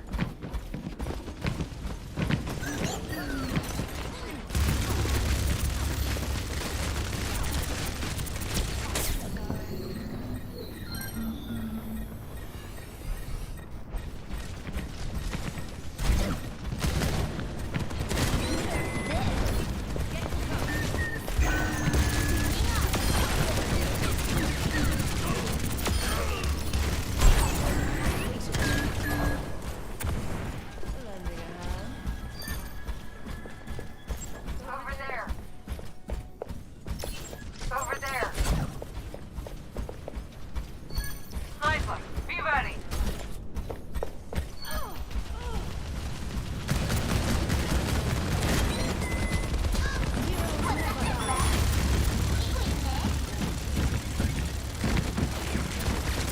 Oh, that's ready. I've got my ultimate is ready. Enemy.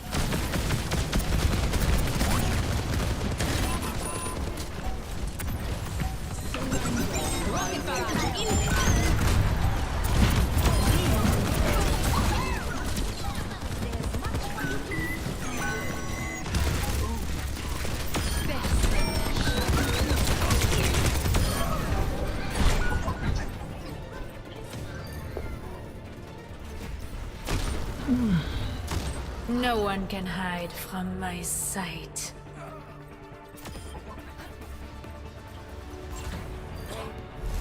Score 1-0.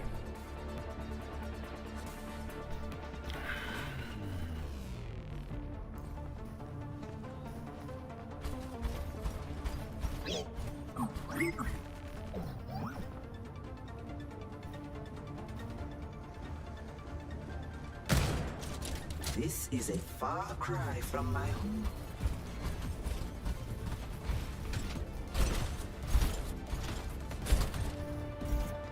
Five, 4, 3, 2, 1. Come on, Snowball. I need your help. We have a great chance of success. Let's keep it up.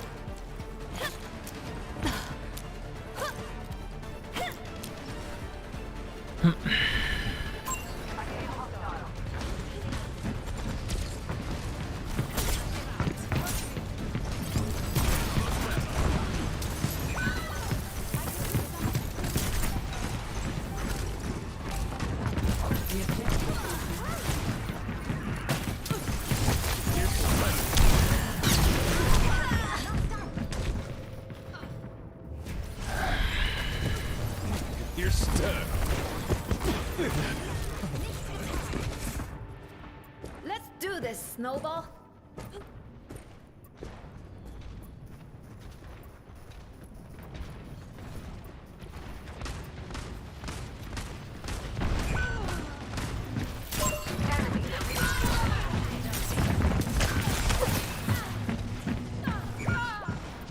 Careful, we're outnumbered.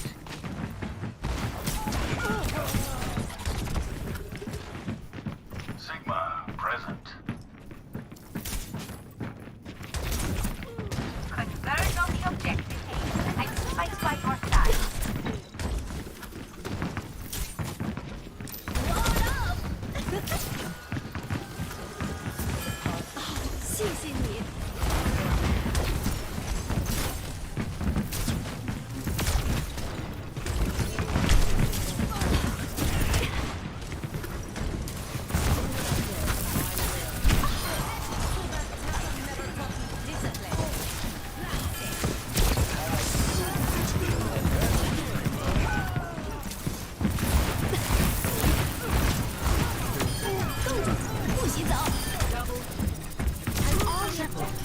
Come join me. My rockets are pure. Wow. Your end. There's a test subject.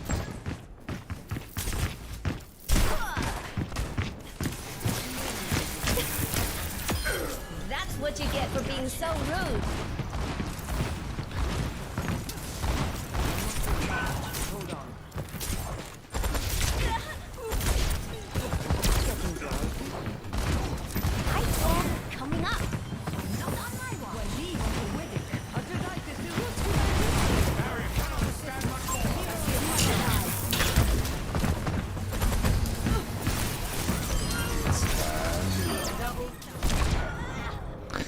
Fuck, man.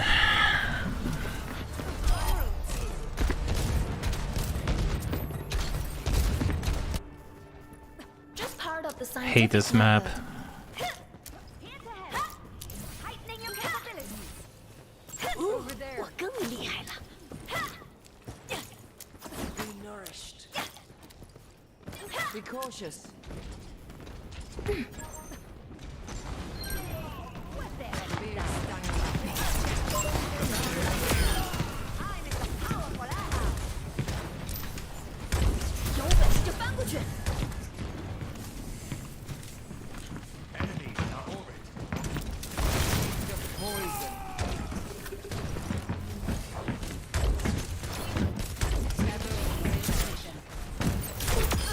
I got one.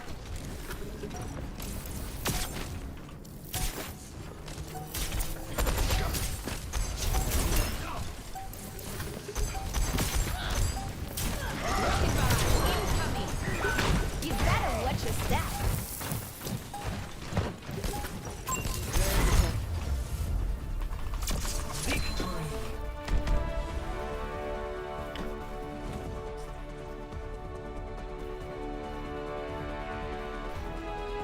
Play of the game.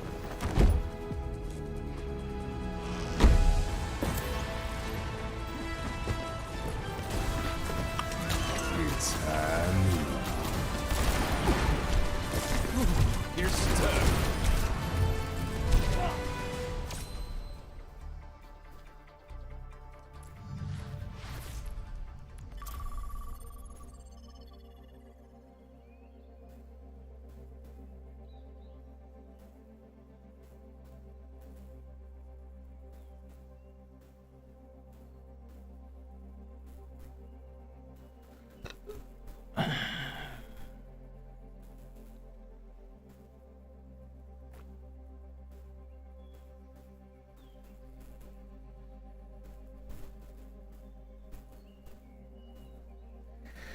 Bastion Torb, Soldier, Farah, Ash.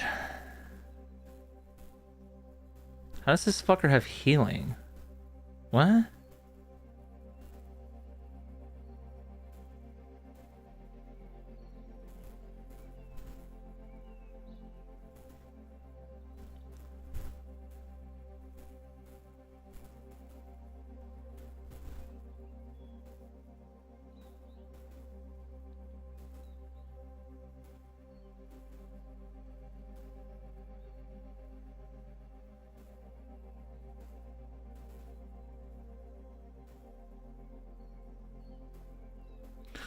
Wait a minute, I don't want to do...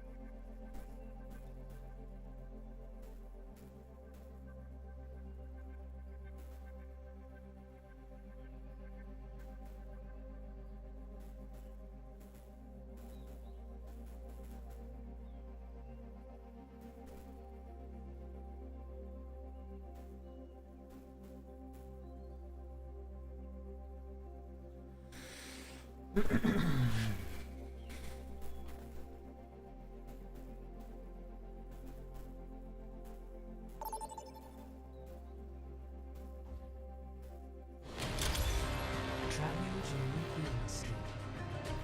Prepare for battle. Select your hero.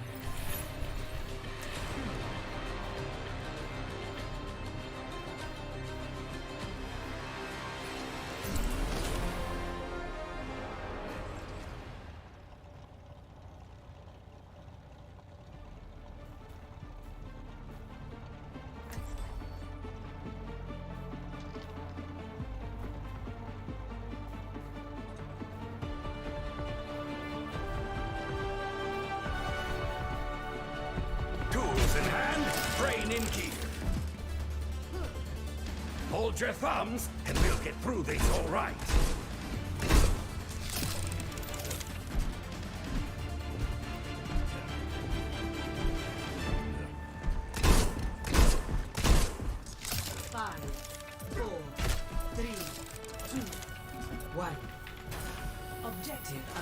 Maximum power!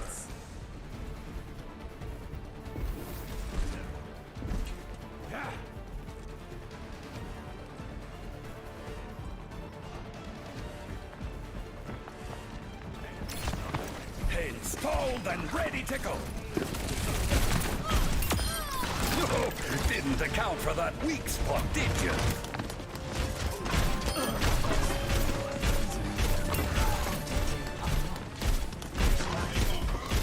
The barricade proceeds! En route! I've high hopes for you!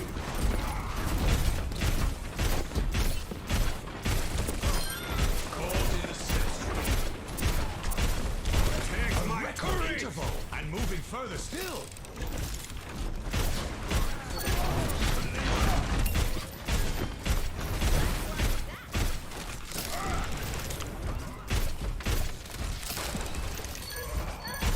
My ultimate is charging. Oh, did they fall off the map? He tried to charge me and I just dived away. That's Killed too him, funny. That's awesome.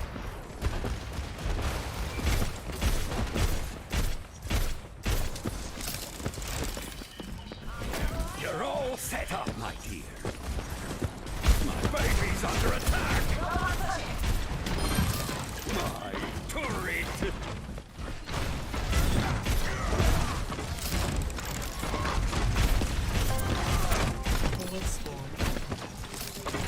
Installed and ready to go.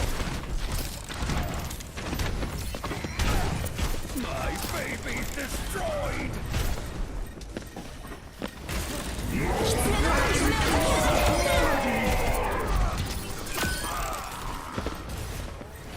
Turret deployed. Some Swedish hospitality. Double. Let the push commence. Kind of farting on these nerds. Hello there.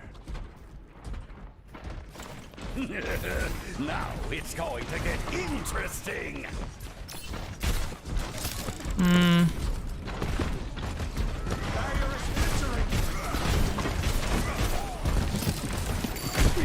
Turning up the heat. They're hurting my turret.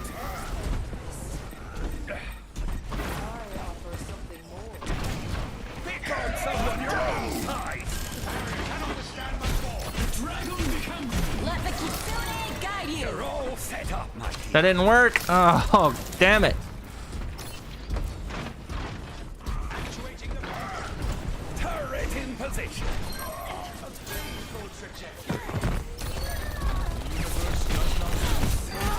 Maximum power. Approaching the final destination. They're going to love this. Sometimes I surprise myself. Exerting force on the barricade. Time to let off some steam.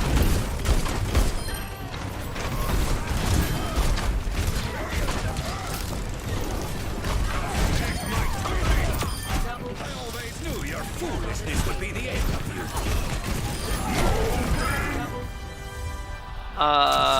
Okay. 15-0, bitch.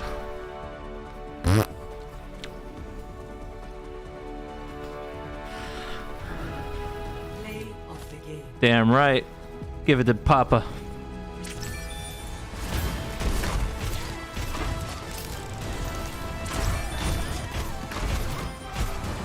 What? Where's Yeah, this? I don't know.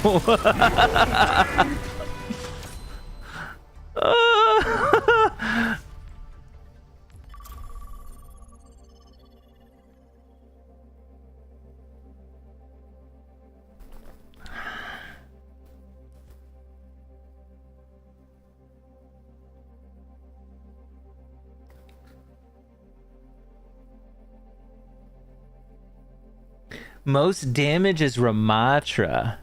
Wow. Most elims.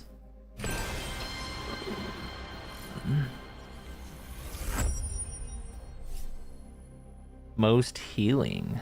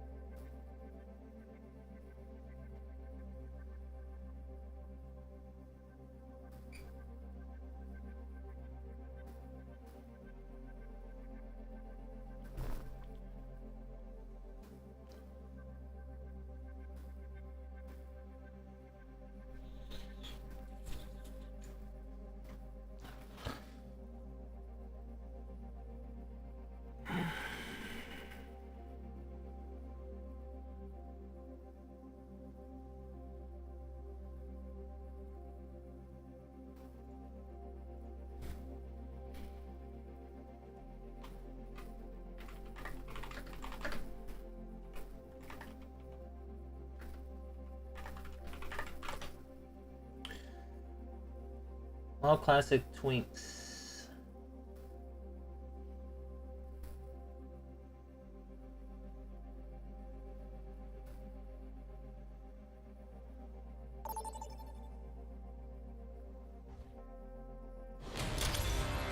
Welcome to Blizzard Well.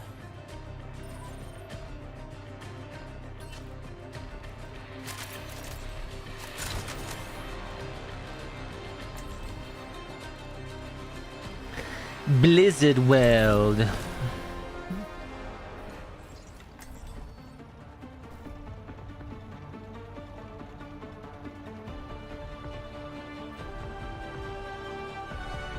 Tools in hand, brain in key. Shot! My sword and your hammer will lead us to victory. If you can't cut them, nail them.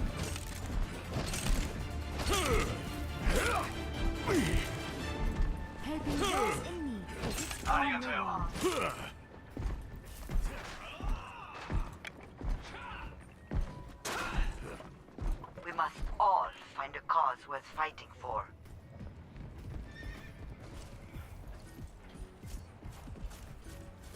You're all set up, my dear. 5, 4, 3, 2, 1. Attackers incoming. Defend objective A. They're hurting my turret! My baby!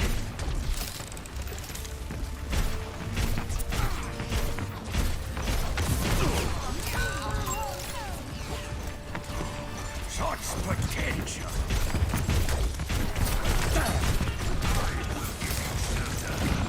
Pick on someone your own size! Maximum power!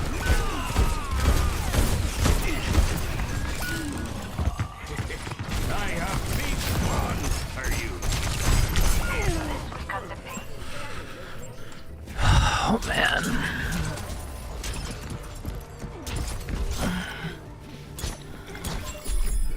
Back down!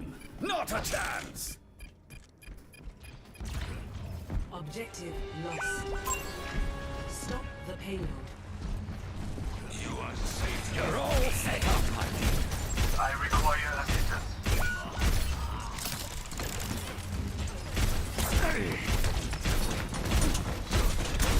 Turret being destroyed! I'll get you running like new. Group up here. My baby! Power overwhelming! Show them what you I don't get it, man. It's like one game I just roll over people, the next game it's a huge team diff. Like this matchmaking is so garbage. This ain't a team diff yet. They're just killing all of us over and over. They're Not just even, rolling like, over a whole 3 team. minutes of the map. I don't have that attitude. We're outnumbered. Okay, what's your comment on what just happened right there? Curious. She had it all? Like I said, you just gotta kill the healers and then you're fine. Healer and then Genji, or Genji and then healer. That's literally it. You just have to find out who you have to kill first, which most of the time it's going to be the healer. What's your highest rank in this Team game? diff is at. Dude, it's just a game. Please, just No, have for fun. real. I'm asking a question. You're the. It sounds like you're the one making a big deal about it. I'm asking a question. Aren't you the ones like, so what did you feel about what just happened there? Because you're saying it's not a team diff, but yet I'm looking at the scoreboard and they're killing all of us. Dang, that's crazy. Every one of them are doing good. Maybe it's because you're talking and distracting us and you're not able to do shit. You should do your work, yeah. Wait, I'm talking in a competitive game that you're supposed to talk in? Oh, my bad. Oh, you're talking shit. Well, no, it's not required to talk in a competitive game, but... Some people should really just shut up, honestly. Because you guys are productive saying anything. Nice We're call outs, by productive, the way. they're just dogging and dragging us down. How are you being productive? Please enlighten me. Back to the slide.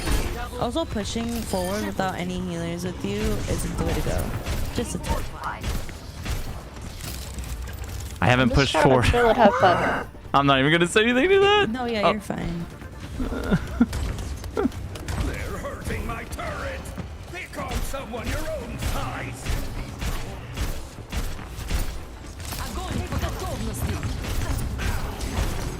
Turning out the heat.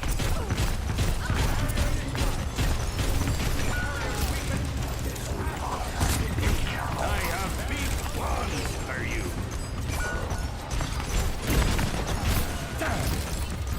I'm overloading. Good try it. We can get it.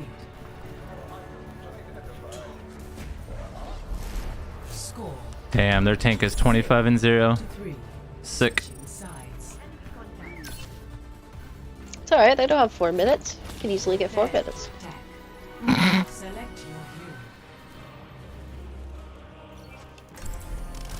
See, that right there is why we're losing. Cause I laughed? Oh, my bad. I won't do that. Oh. Sorry. Aw, thank you. Finally. God damn it. Thank you. Actually, please just like, you know, stop breathing maybe? Thanks. Do people actually watch your Ooh, stream with that? That's a hard report. Someone's Wait, gonna he get has a banned stream? right there. I Wait, really let don't me think guess. anyone Average wants to watch that hours. kind of streamer, in my opinion. Average 2 viewers. Hmm. I thought good people were supposed to have TTV in their name. Yeah, usually. Man, the projection is real in this lobby, guys. Wow, I wonder who started that, huh? I said team diff, meaning I'm part of that, right? And you got real ass mad when I said that. Let's just. No, I really Because did. that's not a You good really way did. to have fun with Because the no attitude. one said a Yes, single you word said until team I diff and said you that. kept going on and not shutting up for the rest of the round. Look, honestly, I just The told you white, exactly what to do, you bro, weren't listening dog, to me, and you're not then gonna you get kept pussy dying, through the so at screen. that Stop point- trying to white knight these girls. You don't know. I don't need pussy. I'm duoed with You him. apparently.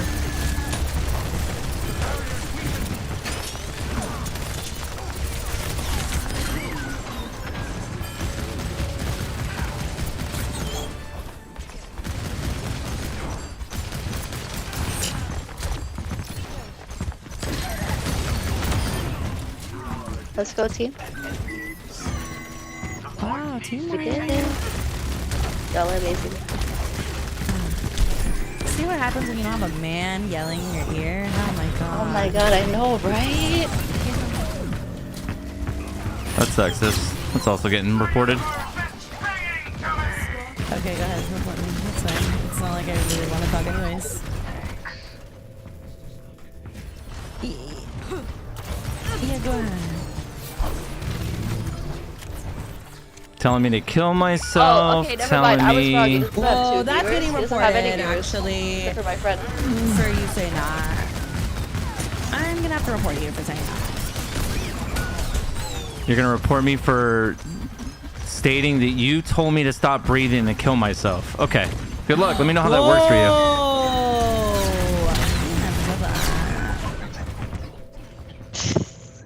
But yeah, I'm the toxic one, guys. This Let's is just remember that. Yeah, you kind of are. Heaven forbids I say team diff and I get some girl on the internet that tells me to stop breathing because I say that. Imagine Someone's saying sensitive. Diff before the end of Someone the will game. go angry. Let's just remember how this whole started by me saying team diff, meaning I wasn't talking shit, so meaning I'm a rude. part of that, meaning I'm getting my ass kicked so too. Why haven't you shut And up then, yet, dude? You and then I haven't get shut two up. females that are just screaming about, Listen to us talk. stop breathing. Just mute us. Just mute the chat. Mute Have the you voice considered chat. if All you you had stopped to do- talking, we wouldn't stop talking all the time? Yeah, you're the one who started. It's like you continuously. I can do whatever I want, just like you can do whatever you want, buddy. Am I telling you what to Okay, do? so then don't complain Am I about it. telling you what to do? Literally just Pretty stop sure I complaining. never told you to Yes, do you one are. thing. What did I tell you to do? What did I say? Now you're just making shit up. What did I say for you to do? Oh, wow. Oh, wow, what? What did I tell you to do, sweetheart? Oh my god, stop flirting with me. Thank you. It's harassment. Jesus Christ. We need to stop shooting this area. Yeah, Zarya, don't shoot whenever That's true. Zarya has Yeah. her bubble up. I didn't shoot the Zarya. What are you talking about? Are you sure? I was dead. Yeah. She killed me while I ulted in the corner. Oh my goodness. You guys are not even good at trolling. We're trolling? I think you're the one trolling. No way you're being serious. You're being serious? That's even more sad. Oh, I'm so You serious. said I was shooting the Zarya when I'm sitting in the corner ulting. Yikes. That's a hard yikes. You're welcome for the one viewer, dude. His name is Joe. Hey, I have a question for you girls. Are you all going to be extremely upset when you log on tomorrow and you see that you're banned? I'm just curious. Oh, the little I band. No, I only don't log on care. like once a week or Oh something. no, what's next? Are you gonna tell us your dad works for Blizzard? But why are we gonna be banned? Like, what did we do? We're just talking I don't know. You shit. told me to call. I didn't talk shit. I said team diff and you got real upset over that. You're still upset about it.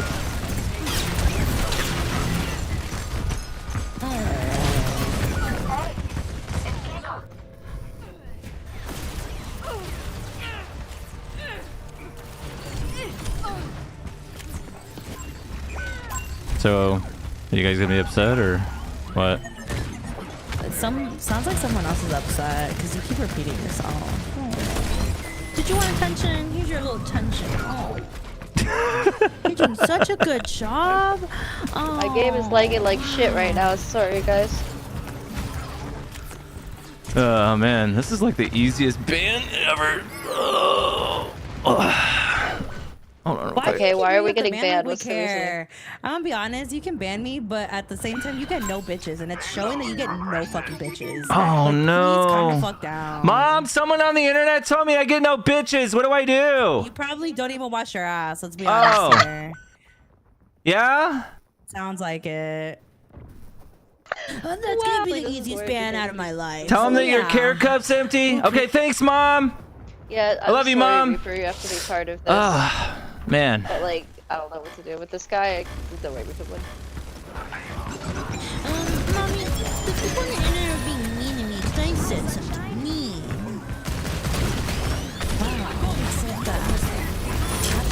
You girls get all the hottest chads. No, I'm gay. Is your online boyfriend really hot? No, I'm gay. Are you talking about yourself? I'm gay and single. No, the guy that was over here white knighting for you guys. I want to grow up and be just like you guys. What? Oh, you got friends though, dog? That sucks, dude. It sounds like you have. That's why you have all this Yes. pent up anger. Friend zoned by a playing minor. with, dog? Of course, you wouldn't mind being not friend zoned by a minor because you're weird like that. Oh, she's a minor. That makes sense. Whoa. Uh-huh. A grown-ass woman talks like that in real life. No shot. A grown-ass man talks like No this in real shot life. that a This isn't even real What did I life. say dude. that's immature? I'm waiting to hear it. Go ahead. Did I tell you guys to kill What are we saying yourself? that's Did I? immature? I don't know. Whoa, You that's told me to easy kill ban, my myself. That's one. Oh. Then you were being extremely sexist because some man is telling you what to do on the internet. I never told you to do anything, number I know, one. right? Oh my did, god, though. I'm so serious. Shut up. Guys. The projection is so real with these glad dorks. that- No, you're literally projecting. Please stop. You get no bitches. Y'all get wedgies in school every day. Let's be I real. hope you have good No games. bitches, you get I no hope you have men. good You're games. literally No on the bitches. Oh internet no, so guys. mad. Mom, some girl on the I'm internet so told me to sorry, get no Reaper. bitches. Oh no. On all serious though, dude, I do hope you have good games and I hope your stream goes well. Have a good night. Hopefully. Oh, his man. never Gee, gets thanks. well. Thanks, guys. I needed validation from some random hoe on the internet. Alright. Last match. Reports. Voice chat. Told me to stop breathing and to kill myself. There's one. I think this was the nerdy dork. Okay. Voice chat. remember which one of these girls said that to me, so I'm just gonna report them all.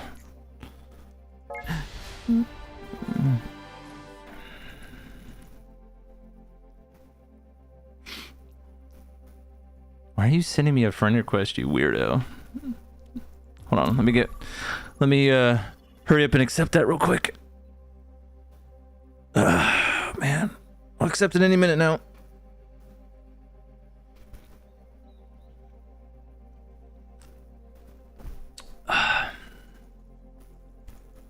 Oh, I need to make a...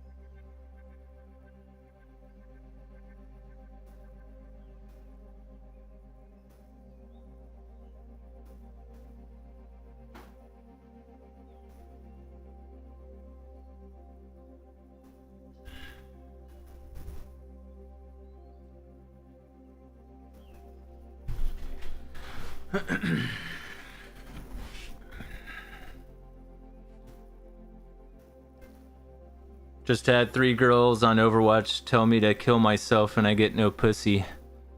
I should go reevaluate my life. You sure told them.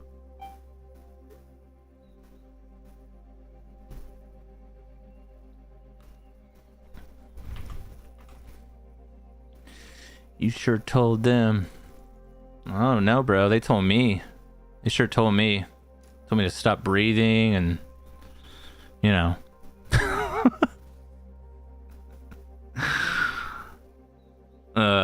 Our society's fucked. What can I say?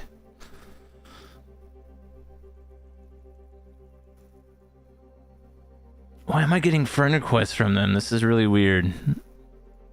Why would I want to be your friend? Like, what? Jesus.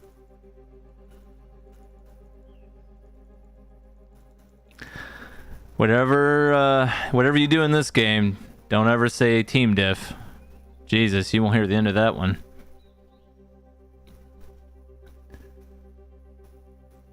Why are you being so toxic? I'm not. I'm saying that I suck too. We all suck together. We're just getting rolled. And, yeah. Well, can't do that. I stick to racial slurs on Overwatch. You stick to racial slurs on Overwatch? That's cool, man. Am I on Athlon TV right now? I don't know, are you? You tell me, Athlon TV. I like the way you say that.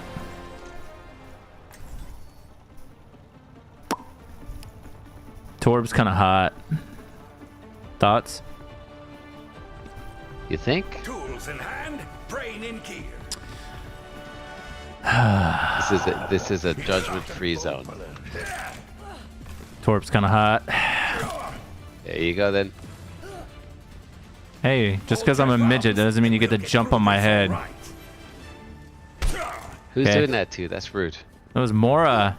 Don't you Mora. jump on my head? Don't jump on his head just because he's small. Yeah. Trying to make basketball shots here. Moira. I'm short. If I make it... Ah, fuck, I missed. No comment. I'm overloading. No comment.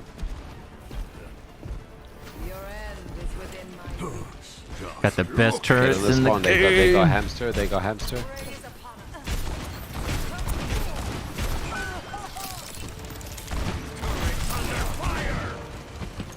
Turning up the heat. Love these Metro, and she's on my side. Man. People who play Cassidy are weirdos. Oh, I'm just getting warmed up. I'm overloading. I'm overloading.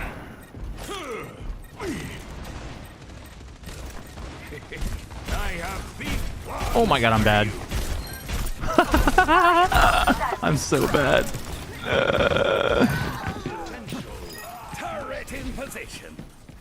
Power overwhelming. Oh, he did not go where I wanted him to go right there. Rip. Behold my creation. Actuating the barrier.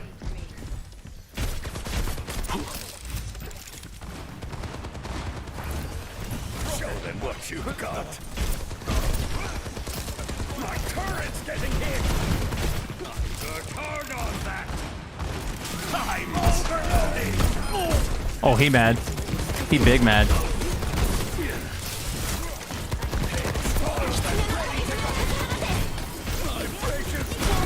Oh. Maximum power.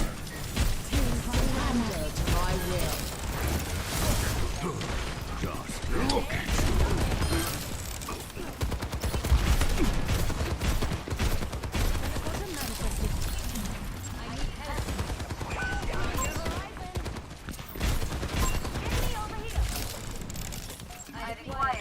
You teleported my turret backwards.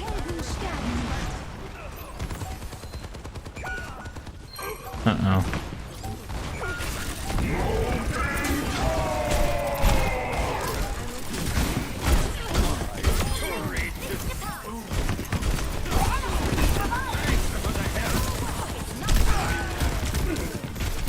Oh. And that's how it's done. Oh, that bastard.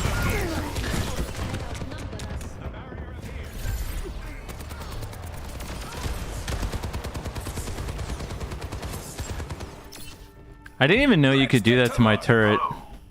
That kind of fucked me by you doing that. You teleported my turret backwards, my Symmetra did.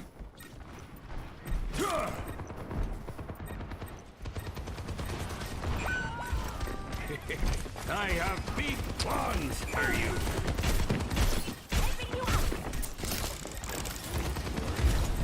I wonder if I... Installed and ready to go. Baby's under attack.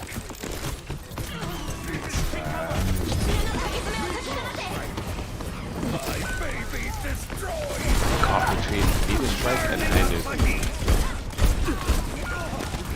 They outnumber us. Careful. Make your maker proud.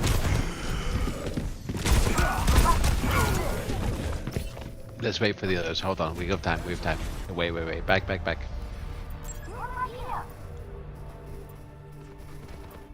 Hello. I still have some fighting. This location. Final push, boys. No pressure. We had time. We had plenty of time.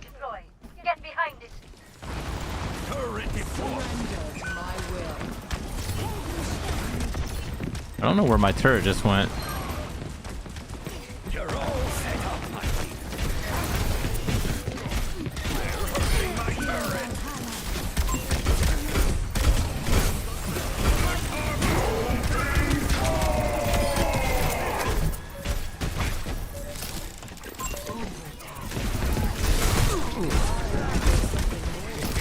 I have big plans for you. Sometimes I surprise myself. I think we got it. Back to the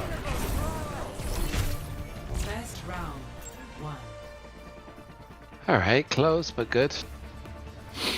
Their soldier has really low damage. Score 1-0. Oh yeah.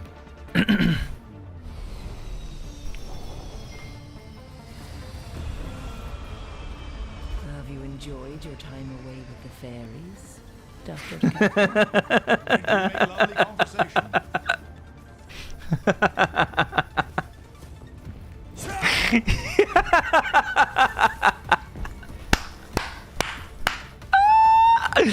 Oh, that was too funny. Tell them they'll be What? single F40 with cats because they smell like tuna. I'm overloading. Who said that? My friend. Oh, okay.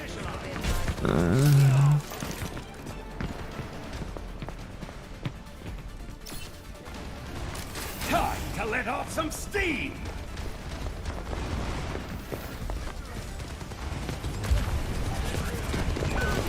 Installed and ready to go.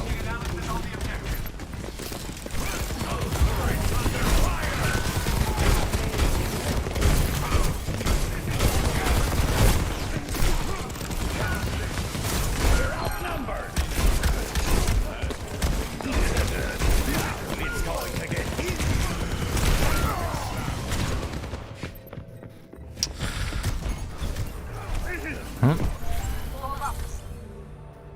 Group up here.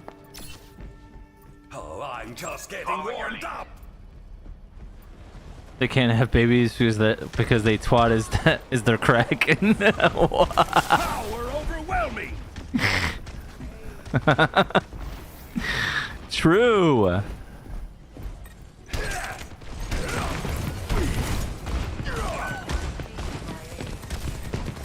Make your maker proud. Baby's under attack. My baby's destroyed. It's an honor to get dismantled by me. Ah. Soldiers over there. I made a play. Hell yeah. Worth it.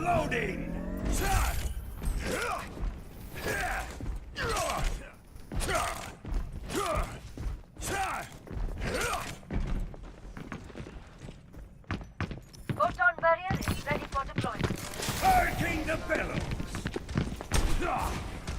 I'm under attack. You're all set up. Being destroyed.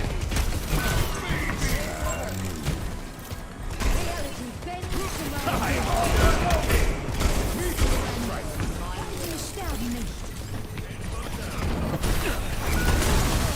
Dude, this tank is so annoying, bro. He's just going after me, man. Fuck. Literally just goes after me, dude. Just let me be a Tor, man. I got Kuman coming up. I see that. Always one shot.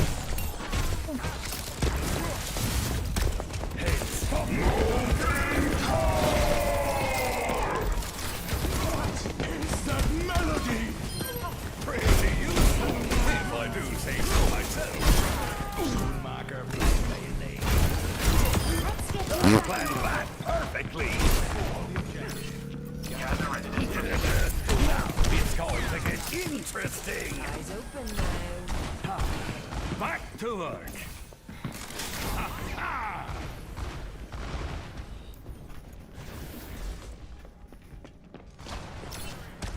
Turret deployed.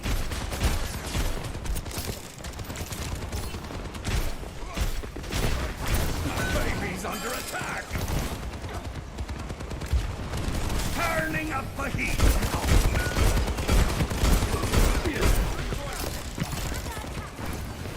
Let's get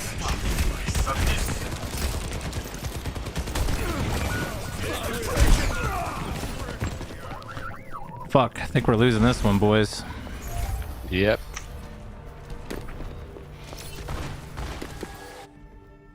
I'm overloading. Don't go down the middle, that's just the death trap. Let's go around the side.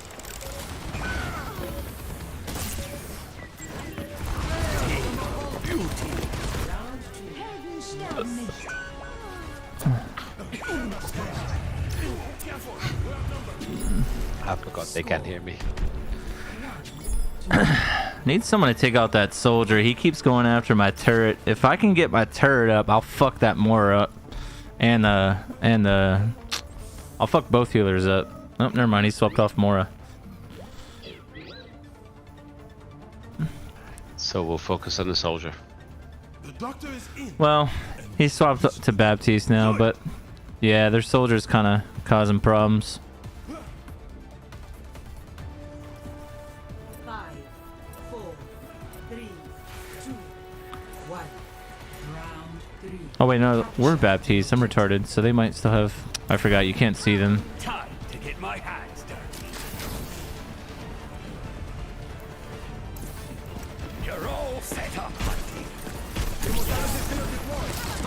Being destroyed. Oh my goodness.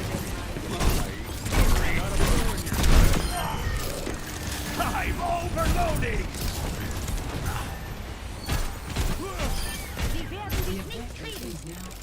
Turret in position. Claiming the objective. Now, that's more like it. Bursting the bellows.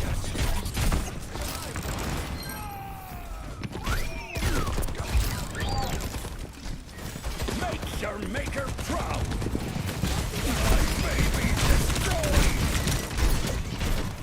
Let's pick them up. I'm overloading. Such potential.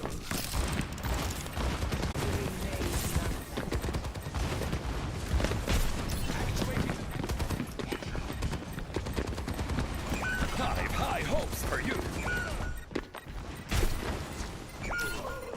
My baby's under attack.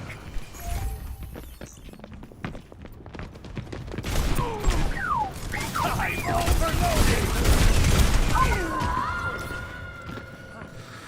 That was silly. Stick with it. I still have some fight in me. I'm overloading. Make your maker proud. My turret. Oh my god, I just shitted on that nerd. The objective must be taken. Nail them all. I don't know any good spots to put the turret on this map. Can it go up in the window here? I foresee great things for you. Oh, I don't know if that works though.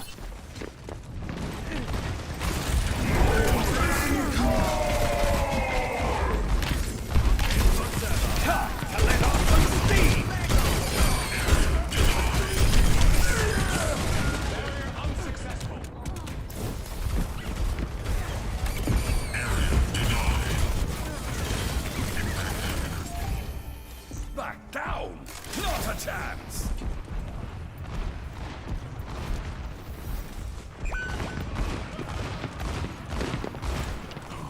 Such potential!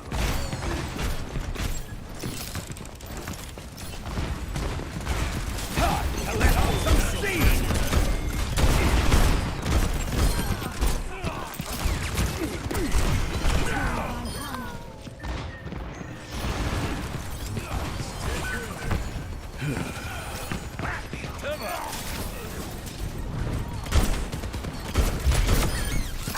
And I only needed one arm. Actuating the barrier. Moving into position on the objective.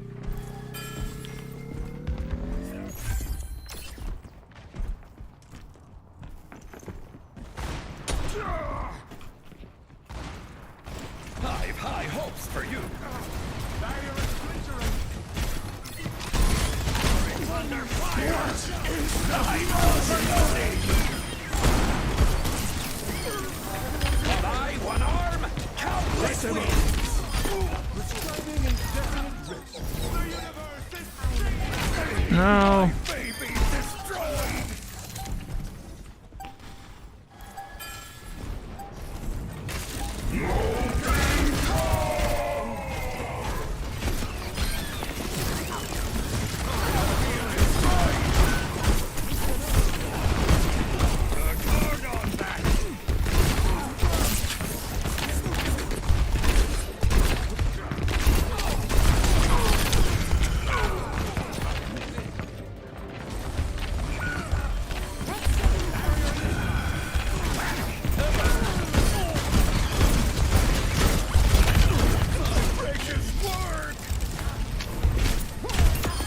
Oh my god. I foresee great things for you.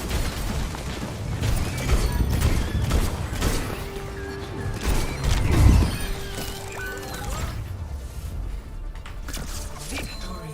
Amazing, nicely done.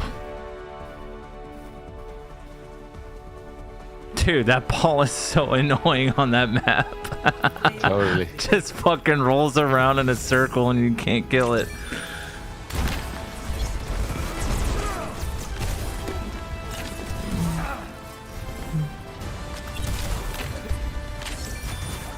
Oh, that's so nerdy.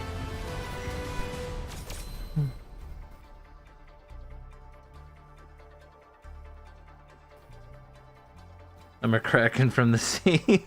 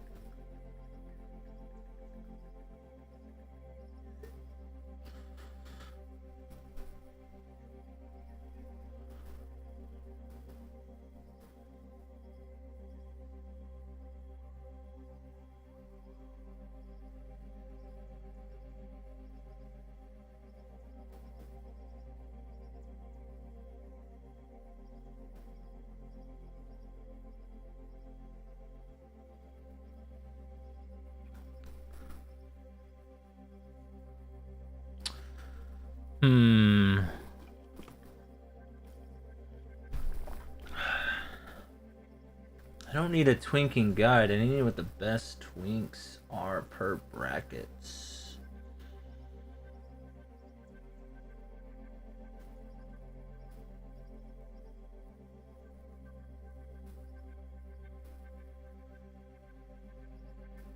Ooh. The best weapons available for a twink rogue at level 19.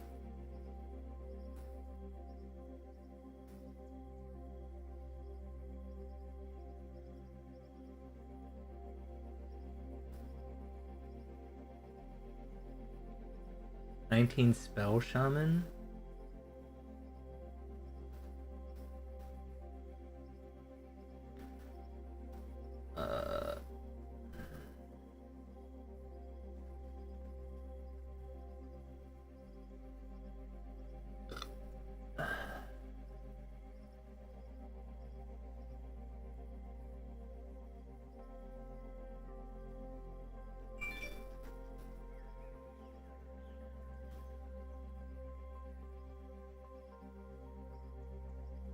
Oh, nice.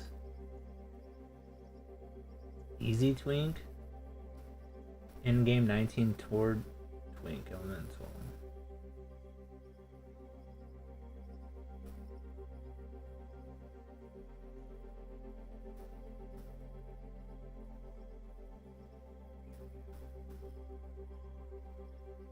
Okay.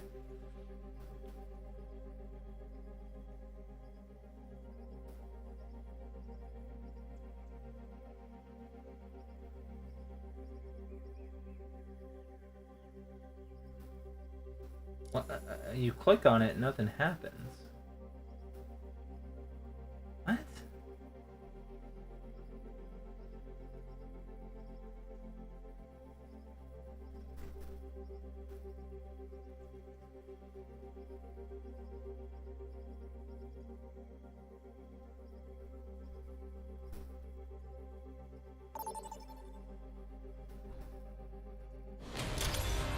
Traveling, prepare to attack. Select your hero. Oh, there we go.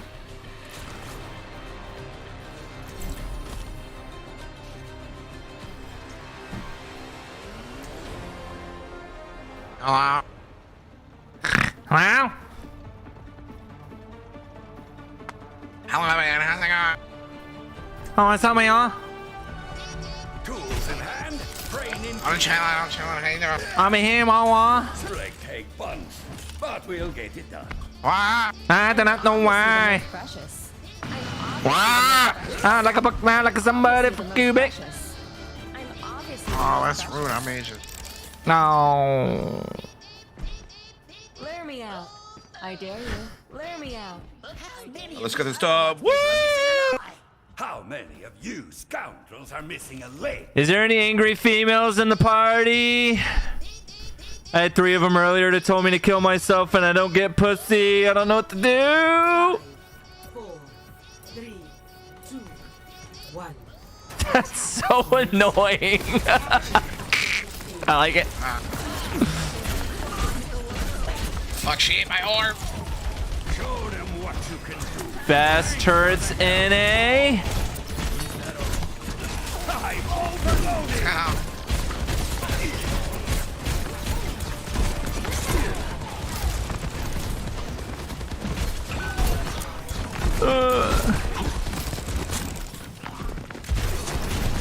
Turret being destroyed. I'm overloading. My baby's destroyed. They destroyed my baby. Genji's up here. Oh. Turret in position. Yeah, we're just trying to kill. My turret's getting hit.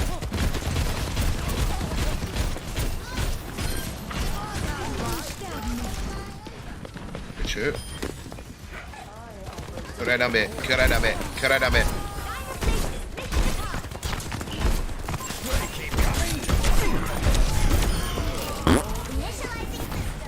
She's behind us. We do not kill her. I need healing.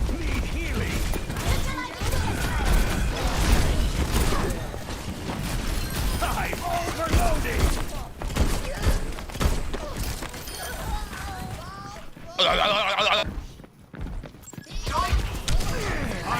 Great things for you. How dare you? Back to work.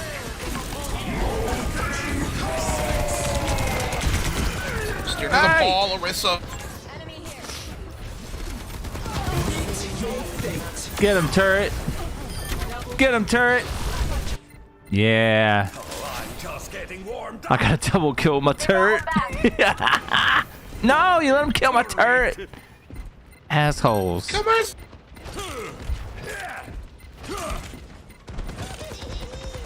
Stay near the hole. They're going to love this. Okay. Yeah. Run away. Oh, that Genji's so mad. No, I'm mad. Why? Oh, I'm pissed. I jumped off the map. Man, their healers are better than our healers. Sucks. Yo, that's so rude.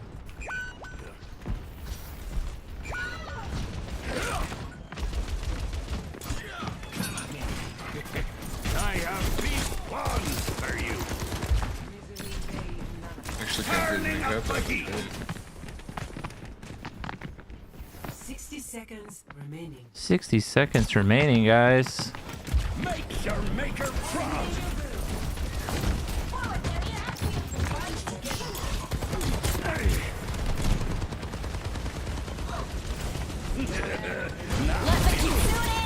Time to let off some steam. My will.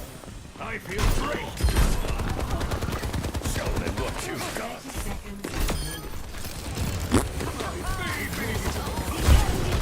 Bro, how are we not punishing these people there in our face?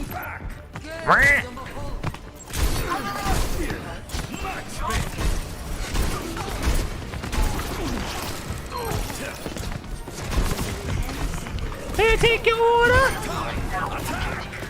Go. Go.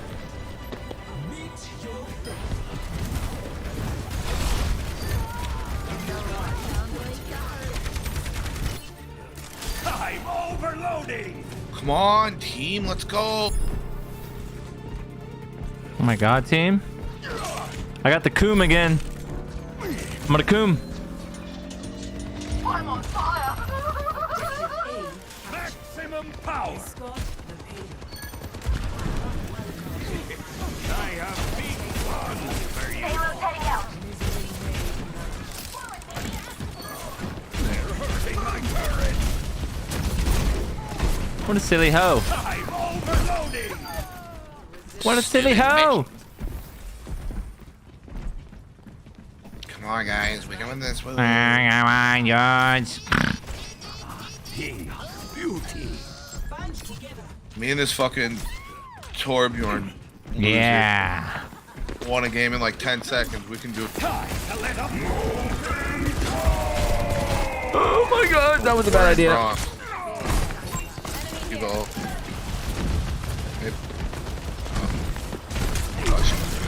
Ow! There's Genji behind us. This Genji's so mad at me. No, he's got a pocket healer. No!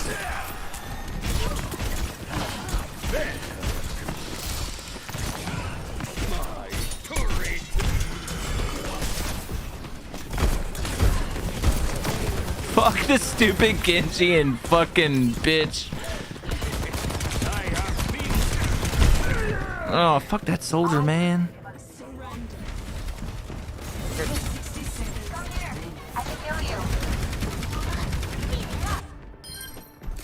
Kill the Genji.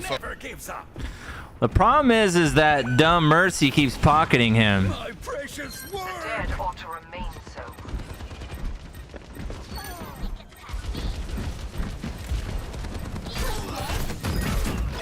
Oh, I'm great. My ultimate is ready. Yup, I let him res, killed the Mercy, then killed him again, dude. It's pissed. That's He's hot. coming back with a vengeance. It's hot. Mobilizing with the payload.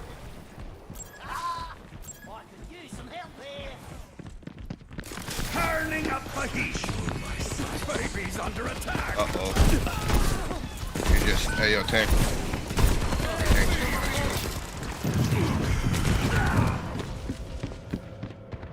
Well, boys, I think that's it. Ladies and gentlemen, start your engines. I'm overloading. Over here. Looks like they were just playing.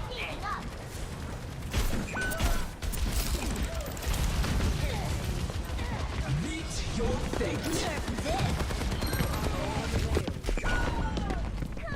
You're all set up, Mikey. 60 seconds. I feel great. There's my turret. My turret. Bitch.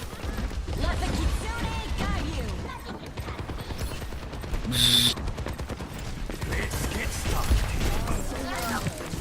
I'm overloading. Kill both healers. Triple kill, let's go! 30 seconds remaining.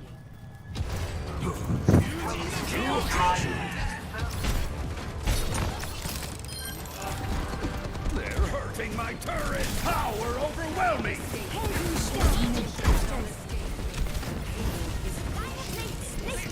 Aw.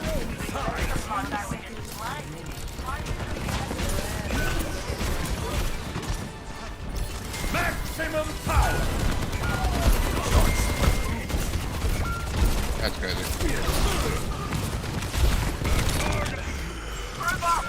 Kind of far.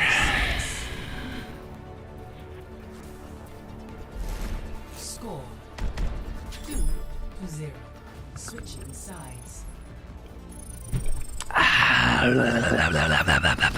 Prepare your defenses. Select Everyone sing the African song. Hey, wah wah wah wee. Oh, me bum bum king bum gong bee. Wah wah wee.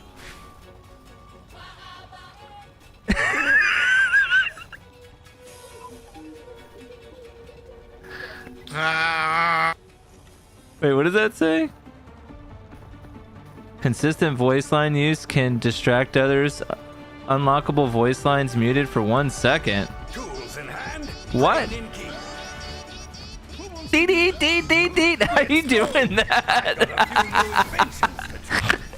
Yeah. Yo, how are you doing that? I want to do that when my friend gets on so I can annoy the fuck out of him. Tell me how you doing that. Probably a voice on the I phone. feel sorry for your doctor. Just spam it. I think you mean pyromania? That one I'm still seeing for. 5, 4, 3. We can win, right, guys? Tell me we can win. Attackers in. We can win. Defend. Find your voice line to a key. I don't know how to do that nerdy shit.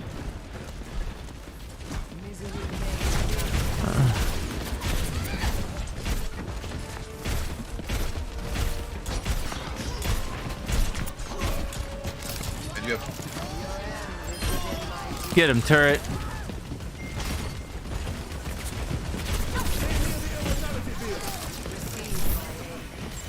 Baby's under attack. I'll fix you up.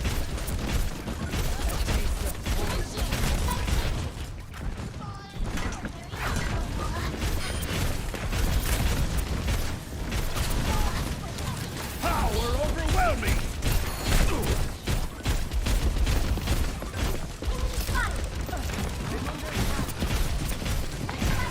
My baby's destroyed. It destroyed my turret.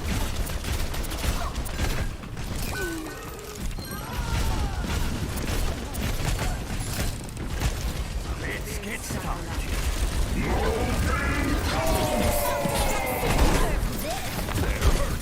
Oh, well, I'm dead here. I don't even know what to do in that situation.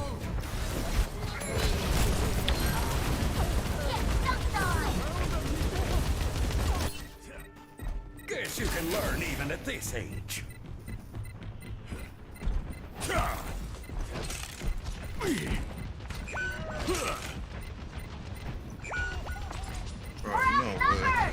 Make your maker proud. Well, to get that one, boys. Overloading. Protect my turret. My baby. Objective lost. Stop the payload. You're all set up, my leader.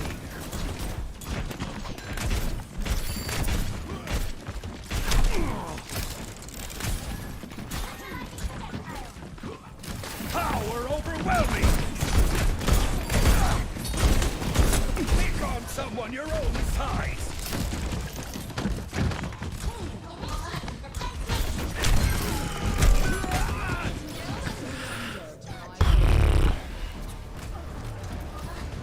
Oh my god, I'm coming, Hurricane the bellows. That babe did so much damage. Did you have an autism moment too?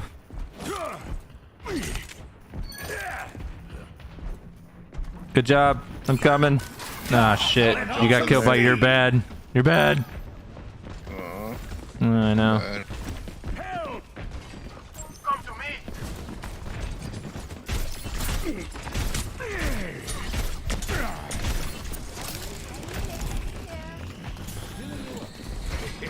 I have big plans for you. Takes after her maker. Watch out for that enemy.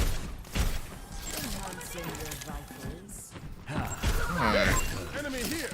Your end is within my reach. Get ready for a fight.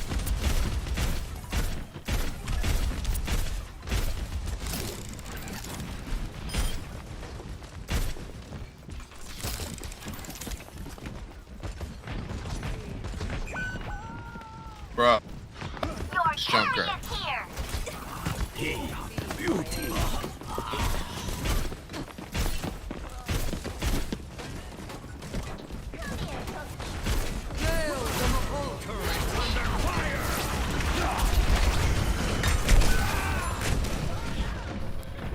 Dude. These guys gotta be in comms. There's no way. Back down! Not a chance!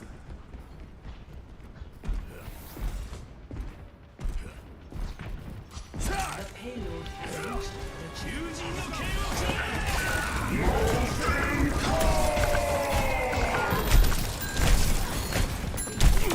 I ring the bell! My baby's destroyed! There are enemies coming. I need healing! Now it's going to get interesting! Turning up the heat!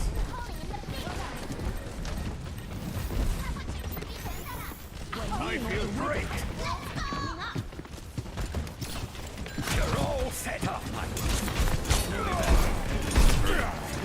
Maximum power! They are...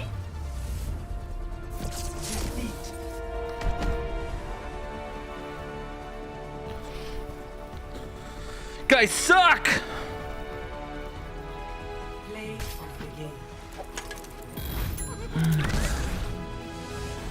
I got 6 more Elings. You're Mora, relax. Yeah, but You don't even have to aim on that class.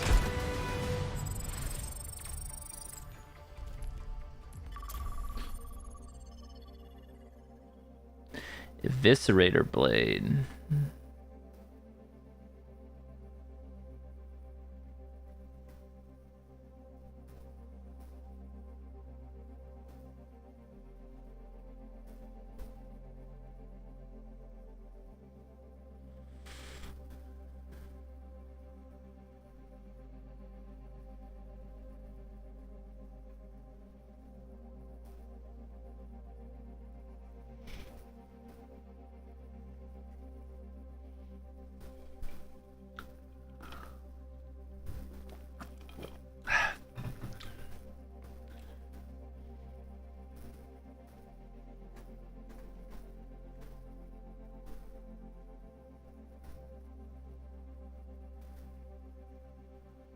Dead Skull shit. Where the fuck do you get this thing at?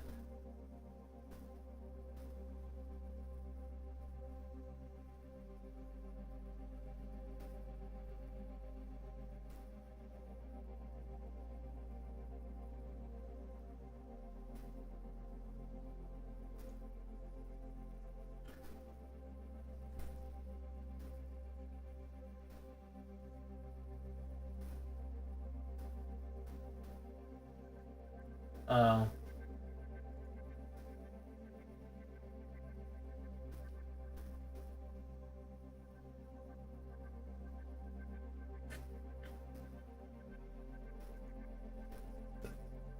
Dark weave breeches. Where the fuck do you get these?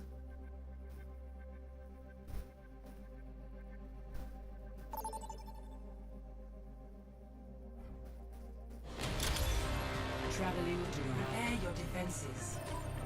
Select your hero.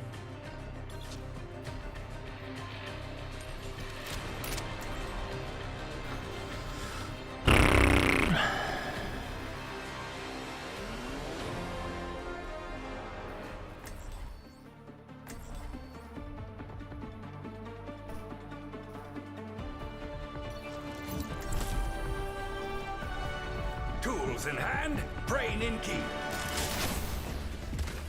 Power means nothing if you do not put it to use. Guys, I have to poop. You guys gonna get mad at me if I go poop? I don't know. Well, it's either that or poop my pants, so... Guess you know your option then. It's starting to hurt.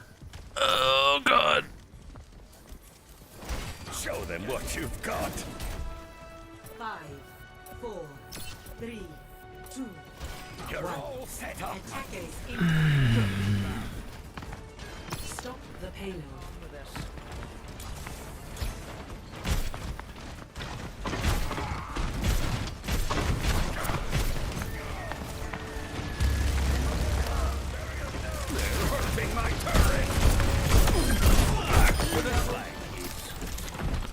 I got a double kill. Pay me with dollar bills.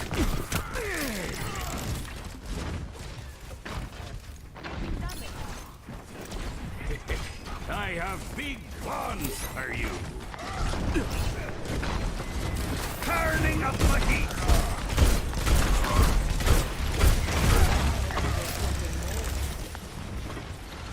My baby's under attack. My baby's destroyed. I'm overloading. I planned that perfectly. I found it. Didn't peek me, Hansa. Now it's going to get interesting. I'm overloading. This old screw still got it.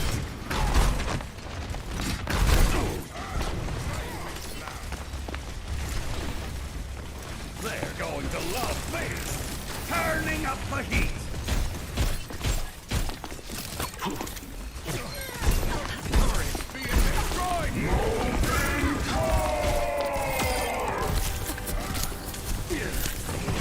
Become someone your own size.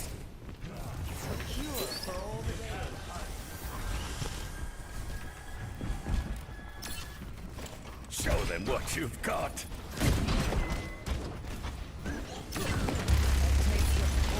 Hurting the bell.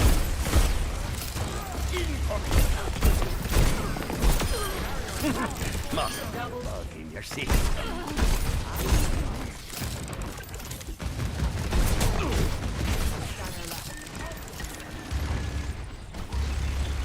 I'm overloading.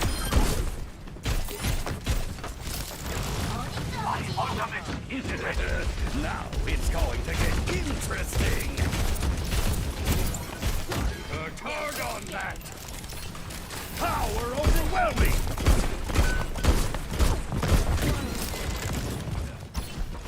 Make your maker proud. I think you are.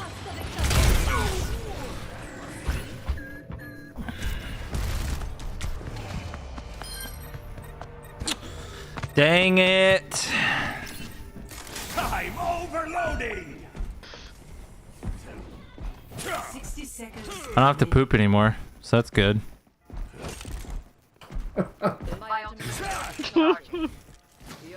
I'll let y'all think about that one. Yep. Burning the bellows.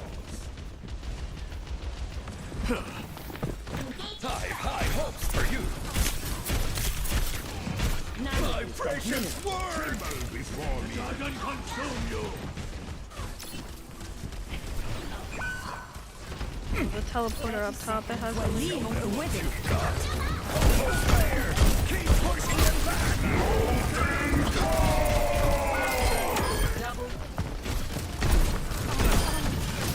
No one can withstand me. I am ready to unleash no other. Become someone your own time. Soldier en route.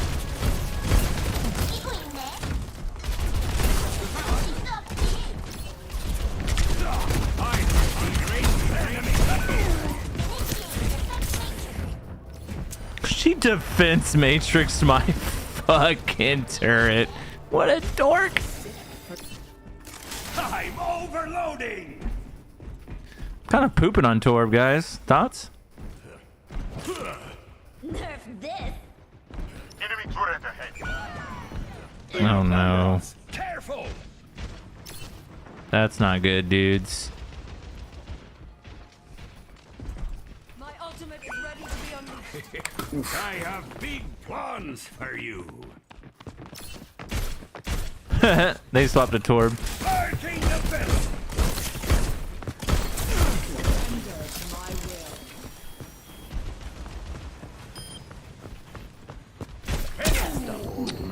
We get it, bro. Turret's being destroyed. Time to let off some steam. Enemy turret ahead. Show them what you can do.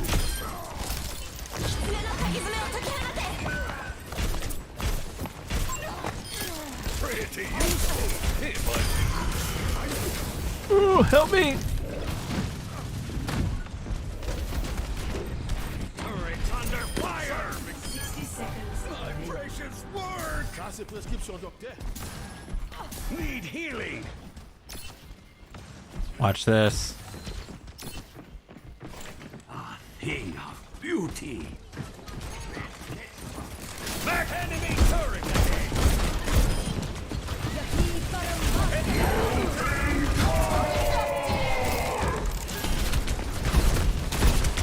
Okay, that didn't work out like I thought it was going to. 30 seconds remaining.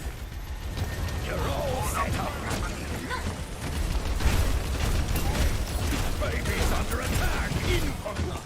Hard on that. Let them up.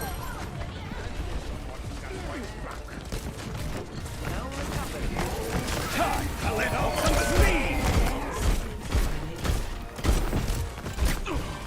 Such potential. My baby's Nice. Good job. Thanks for the power up. I'm the better Torb. Sorry, I'm 5, guys. Switching sides. Prepare to attack. Select your hero.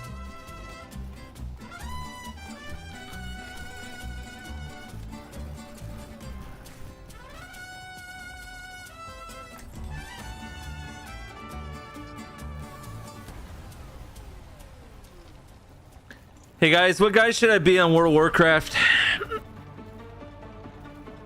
I don't know. I don't play it.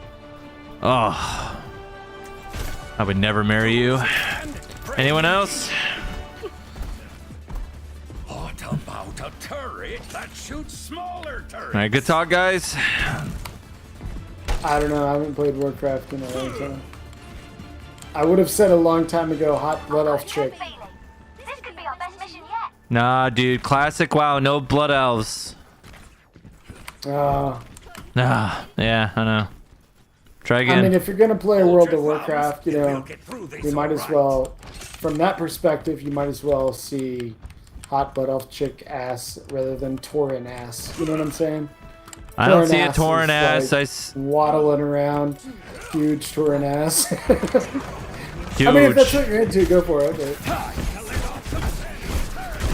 no judgment. Just my personal preference.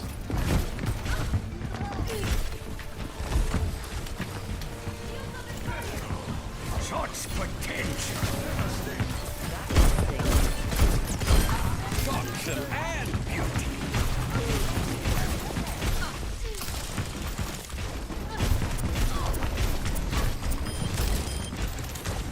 Enemy turret down.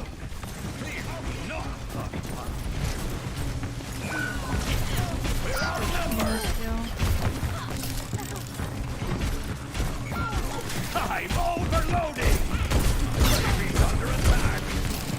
Ah, shit. That's an angry Zarya. Help, team.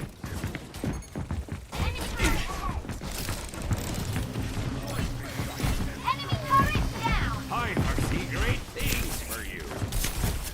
Incoming. My baby's destroyed. Payload's chugging along. Can I flank this way? Think so, right? Can't reach you, Doom. Stay alive, nerds. I have big plans for you. Ah, they came back and destroyed my turret. Someone your own size. Their turret got me. He's putting turrets in really bad spots.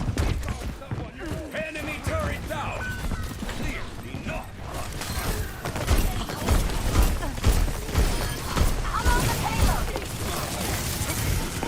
Oh my god, they're playing fucking sim.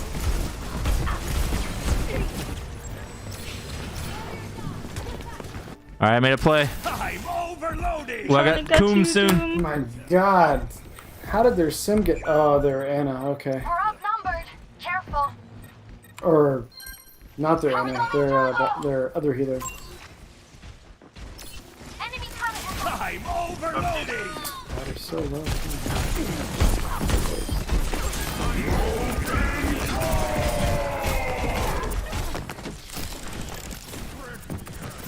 Name's Cassidy. Oh my god, oh my god! Woo!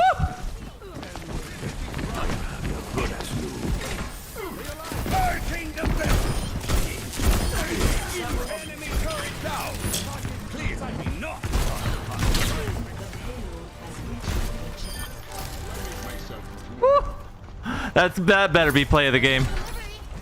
Or I'm gonna shit everywhere. Again. Still, it came back. I'm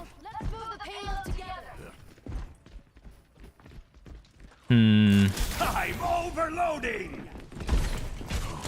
Such potential. My precious work.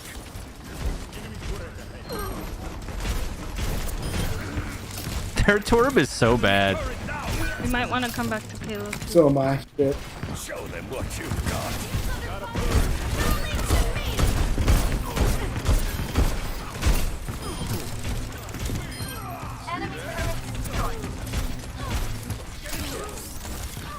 They're going to love me. Oh, I hit an invisible wall? That's annoying. Turret under fire.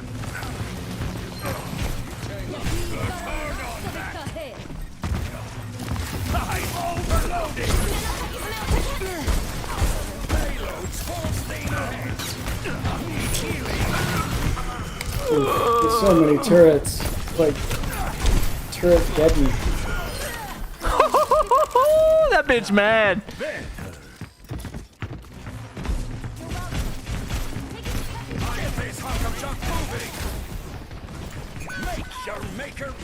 Oh, that was a bad turret I just threw. My baby's destroyed. Ooh, I got the flank though. I got the flank though. Installed and ready to go. Enemy turret ahead.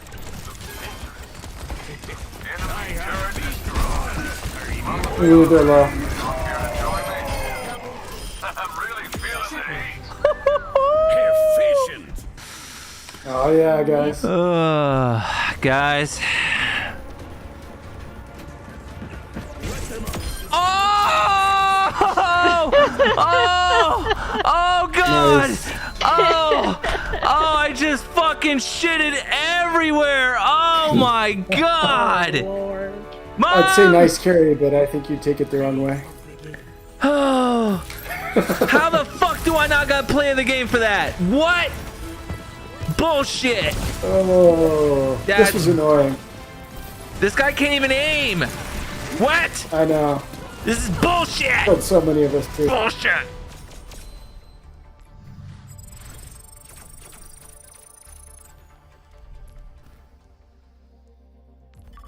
Oh man, that was bullshit.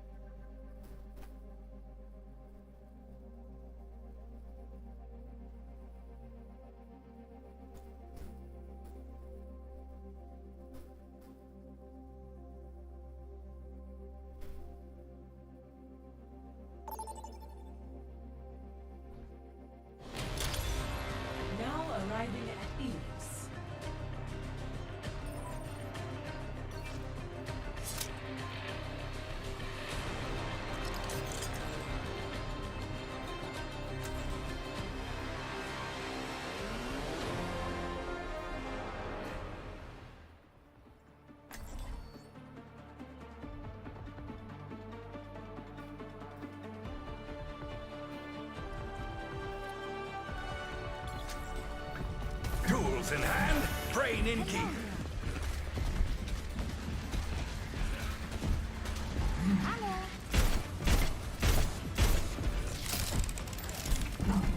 Stay close. I can't heal you if you stray.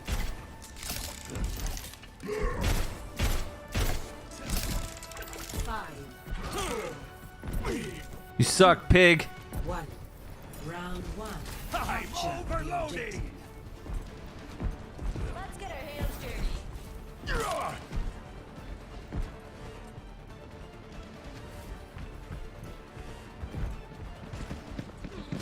Installed and ready to go. Birthing the Okay, dude, their whole team went right.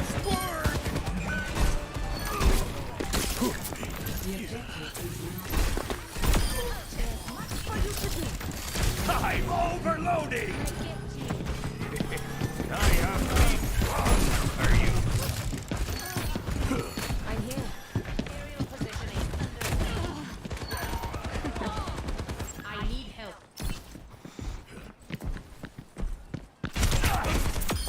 This old screw still got it.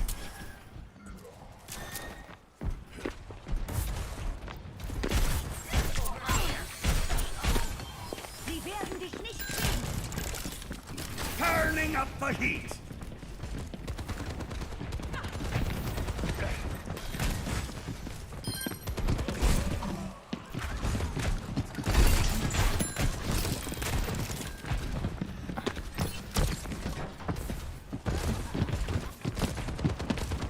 Burning the belly. Much better.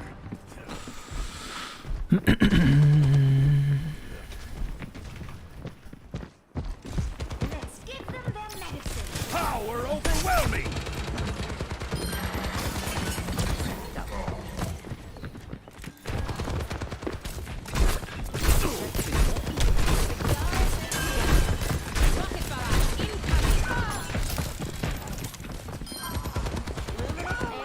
I'm overloading.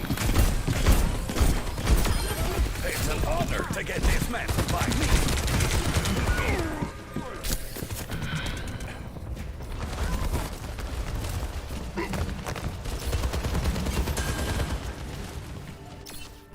Time to let off some steam.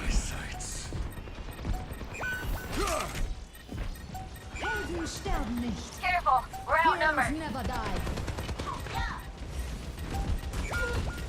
I foresee great things for you.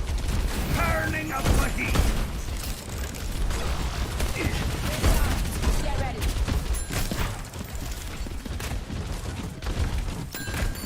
Turret in position.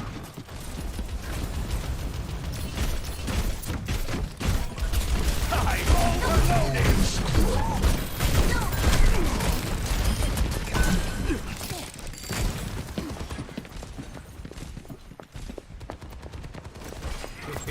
I have big guns for you. Time to let off some steam. My precious word.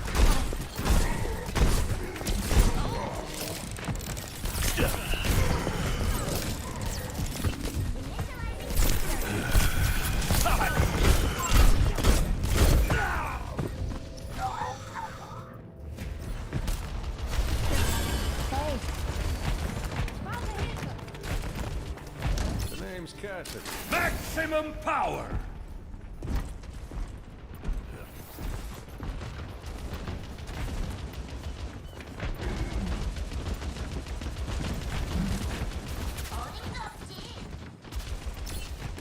I'm overloading.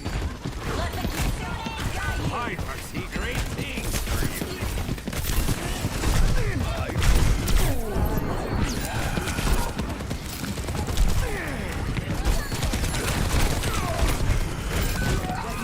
I'm just getting focused so fucking hard, man.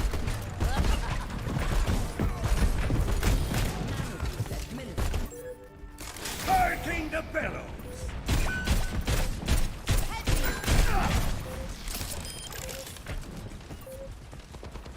Show them what you've got.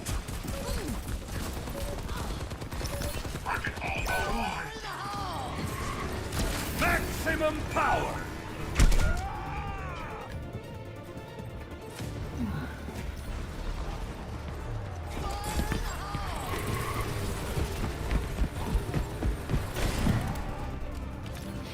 Tracer here. Back down! Not a chance!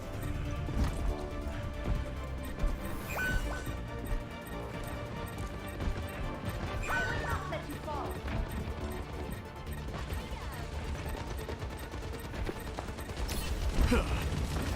Installed and ready to go! I'm overloading!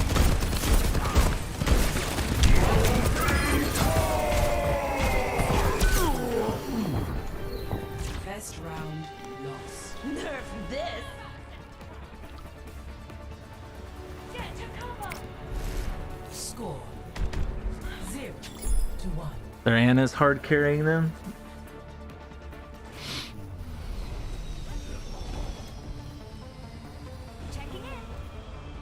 If we do this right, Need to kill their we Anna. won't even know what happened. Tracer. Other DPS player. Do not start the mission yet.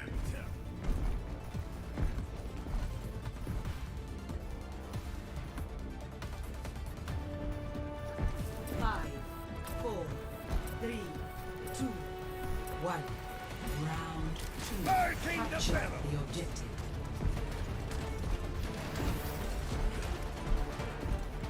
Form up.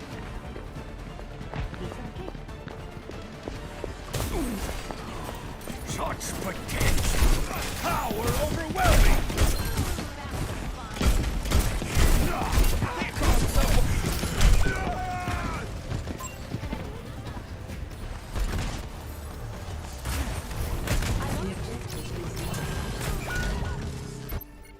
I'm overloading! We need to win the team fight before we go on the objective.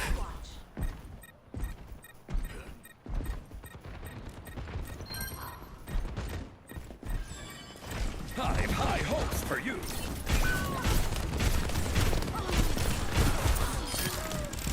Protect my turret!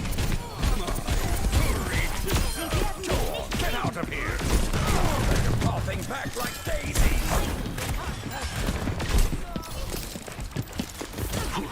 Turret in position! Thanks for the help! I'm overloading!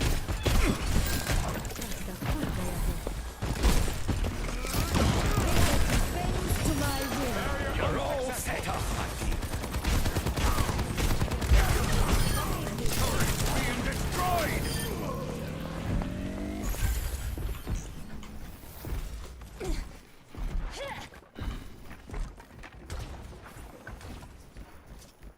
Teleporter materialized.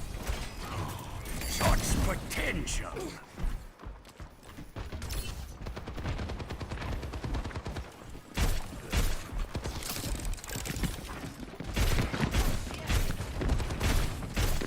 There's an enemy here! I'm overloading! Baby's under attack! Keep a turn on that!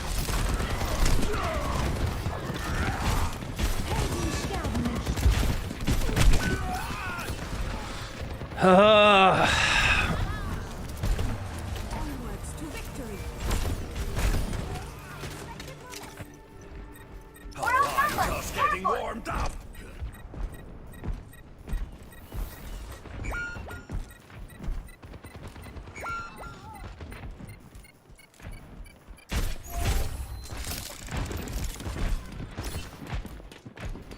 Orisa is here. I've high hopes for you. My turret's getting hit, turning up the heat. Hello.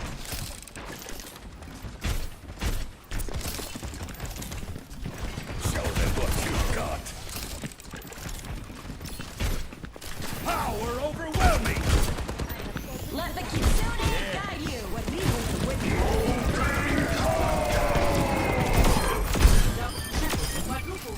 No one can withstand me.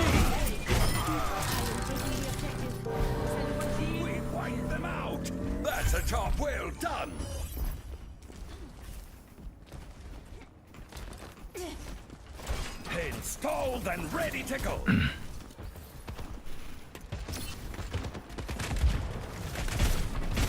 They're hurting my turret.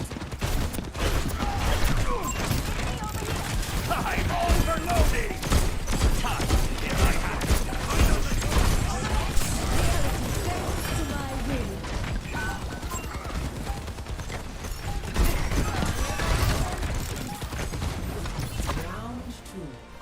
Turning up the heat. Good work. They won't try. Double.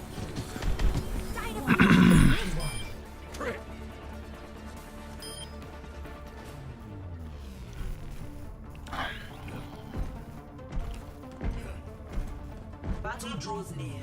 Ready yourselves.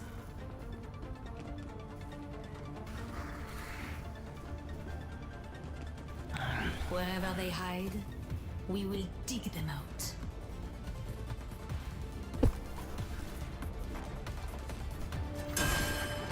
Five, 4, 3, 2, 1. Round 3. I'm overloading.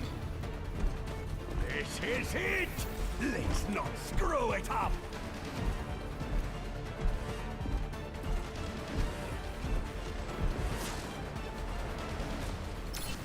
Maximum power.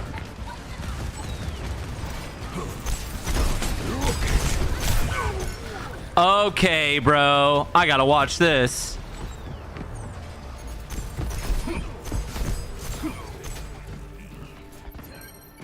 Barking the bellows. Right. That's sus as fuck. That's so sus.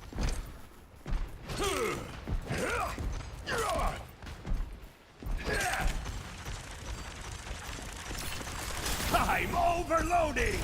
Show them what you can do. My baby's destroyed.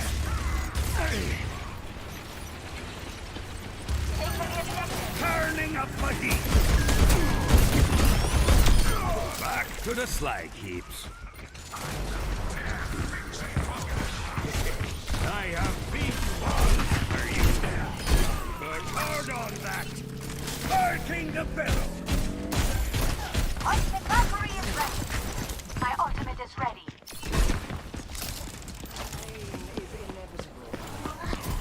Such potential. Take my turret. Here comes someone your own size. Activating self-destruct sequence. Show them what you've got. Time to let off some steam.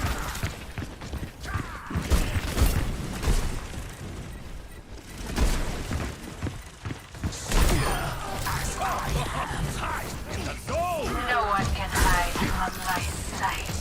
Maximum power.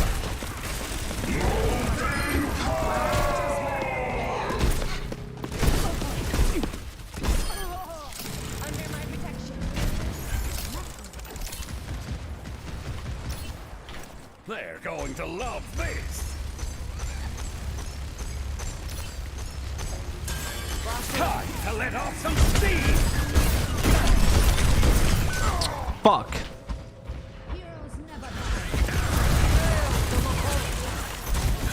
That was a terrible res.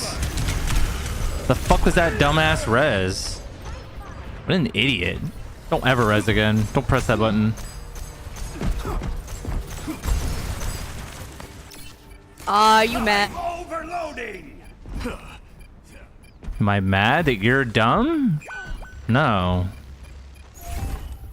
Disappointed is a better word.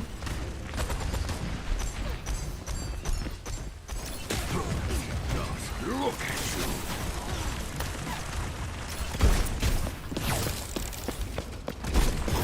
Baby's under attack. Turret. Maximum power.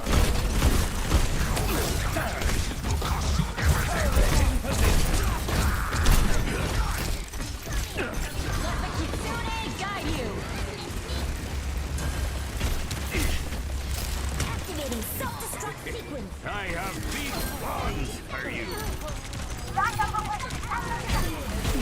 baby has strong. No one can hide from my sight. Enemy here. Point secure. Overtime. I'm on fire. You're all set up, my dear. Sunlight suits.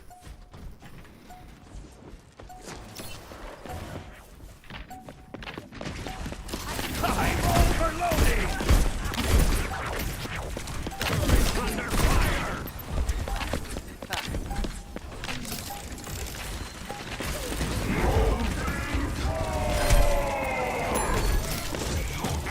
Urging the bell. Make your maker proud. Silly human.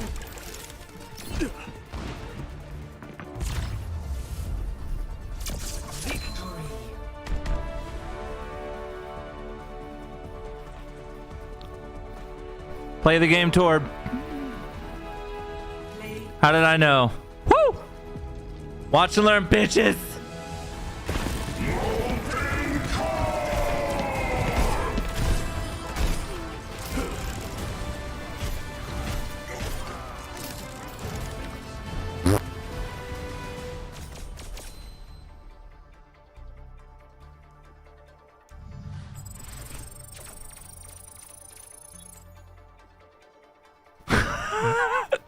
Oh, they mad.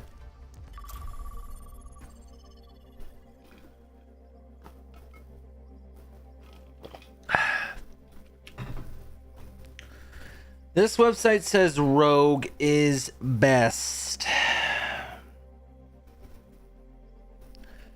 Dwarves, gnome, undead.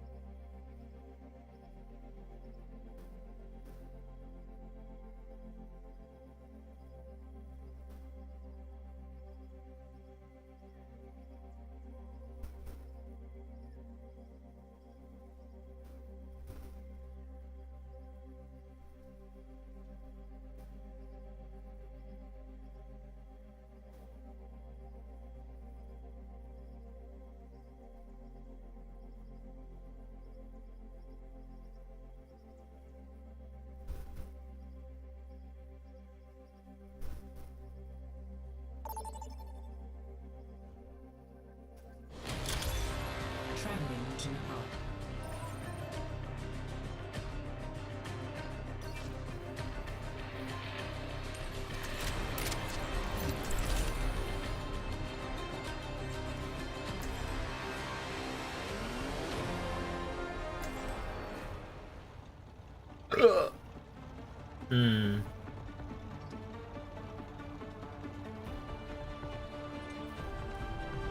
Tools in hand, brain in gear. Thanks. Ragtag bunch, but we'll get it done.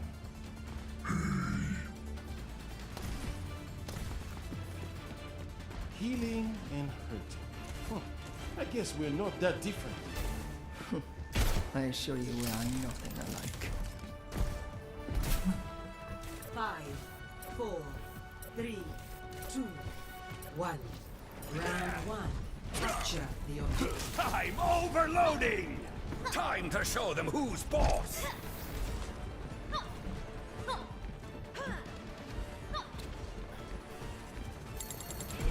Show them what you've got! Maximum power! It's being destroyed!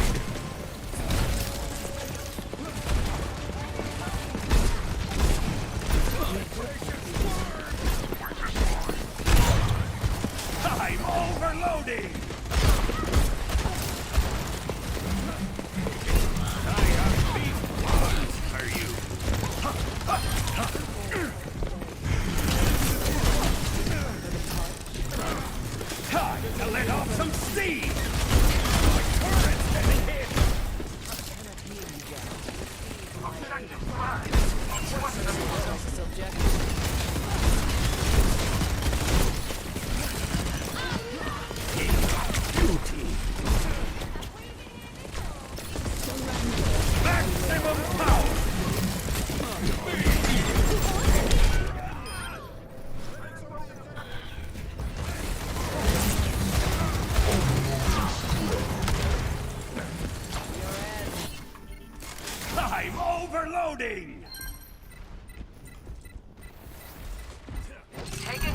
the objective.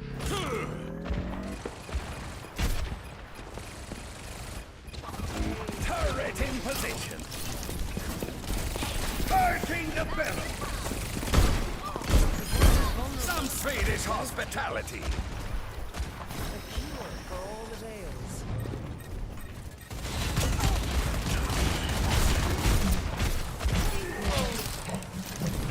Turning up the heat.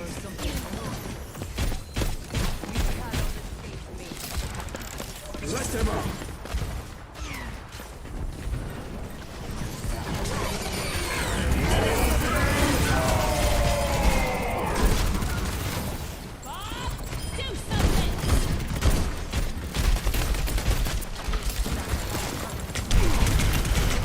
On my way.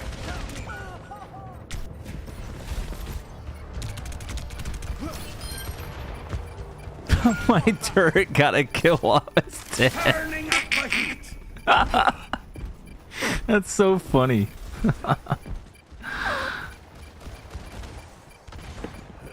They're going to love this. I'm overloading. Cure for all the I'll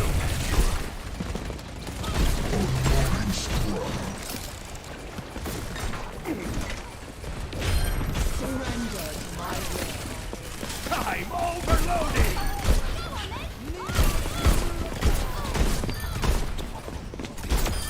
It's an honor to get dismantled by me. You'll be safe in here. I foresee great things for you. I see.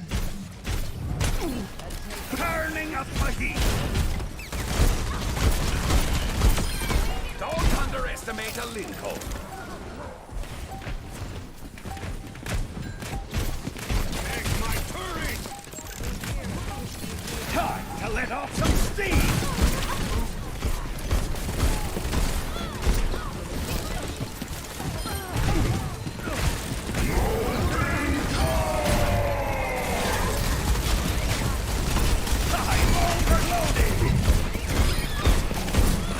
Maximum strength.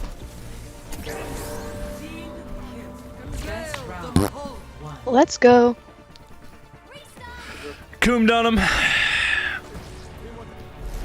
Score 1-0. Guys, what guys should I be on World of Warcraft Classic? Ready, go. Quick on our feet, hard to defeat. Rogue. Oh, I just made the basket! We win. That's what that means, by the way. You make the basket, you win. Ah, you missed. Fat boy. 5, 4, 3, Oh, you missed again. 1. Round 2. Maximum power. Ooh, I like this map. They have 2 chances to get the job done. Let's do it in one.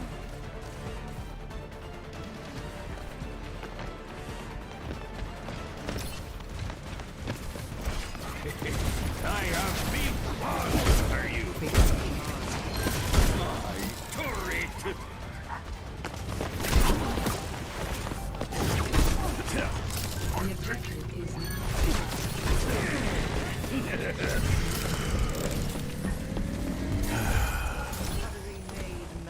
Time to let off some steam. Just look at you.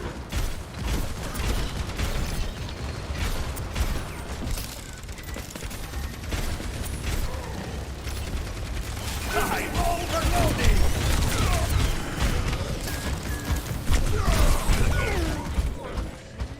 Damn it.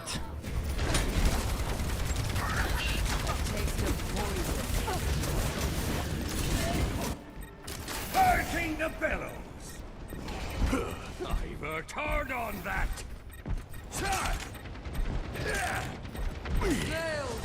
Stay alive, I'm coming. Make your maker proud! I'm overloading!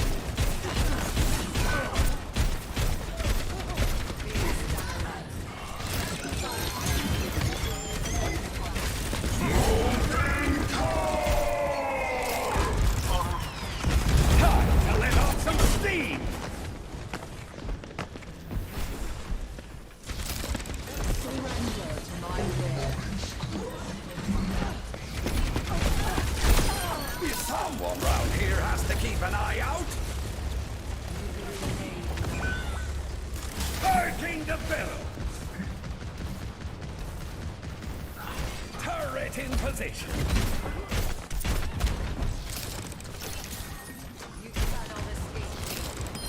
Back to the slag here.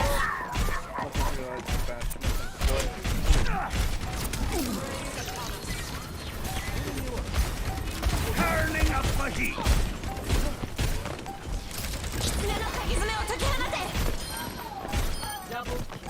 Unassailable prowess.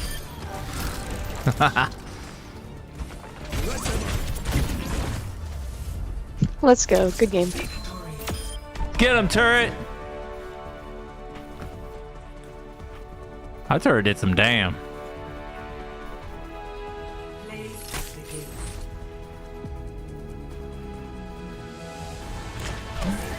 DPS diff, to be honest. Damn. I think they big mad over there, guys. They big mad.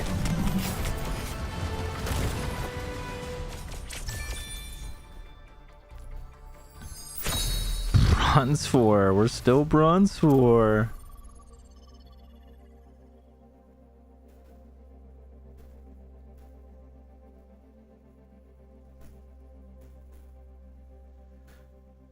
Priests at 19 are insane, fully twinked out. They're the kings of staying alive and a huge boon to any team. Gravestone Scepter. Good look into this recently as well. I really enjoyed twinking in TBC and I plan on tweaking it in Classic. What I learned, my team bracketed Hunters really excels. They excellent kite ability, doing fantastic damage. Blah, blah, blah, blah.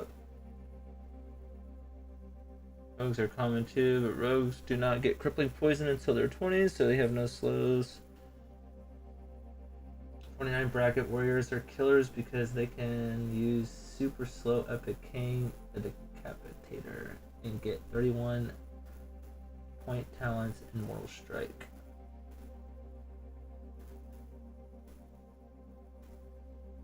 The pet can solo a non-twink. Travel form. The heal bot feel like a rank 14 running or on a fresh 60 battleground.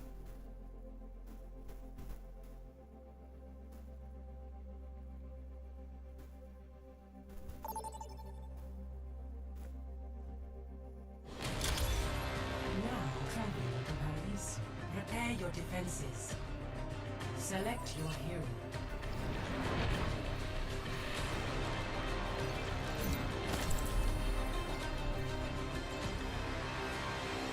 So the question being, if you want to play, for example, a warrior, what level would you stop at? Here's my list based on my experience. What do you? I don't. Wait, does anybody know what this guy's talking? Wait, what? Wait, what? Wait,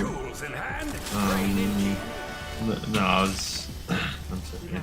You okay? I was just trying to understand why you were playing Torbjorn and trying to give advice. It's like you're playing tank, you know, like.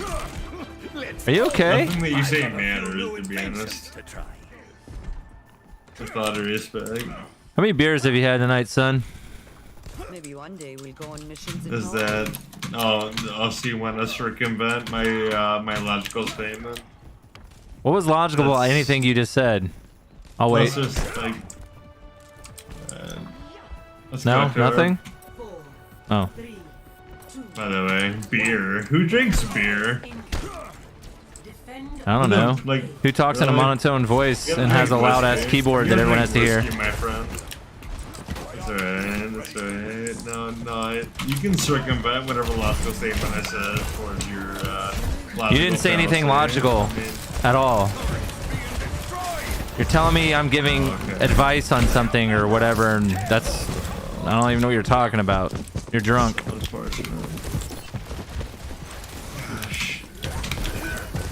See, this is why I drink. Like, you deal with people like this that have no idea what the fuck they're doing. And then they act like you just make... Like, I swear to God. Good job. Okay, good game, Core. Let's win this. I'll go right here and carry you. Let's see what you can do. I'm excited. Let's play psychology. Is that what we're doing? We're playing psychology. This guy's really upset. Psychology.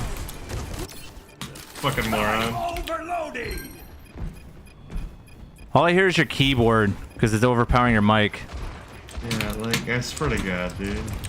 Fucking morons, dude. I don't know, like, how do these people get let loose in society?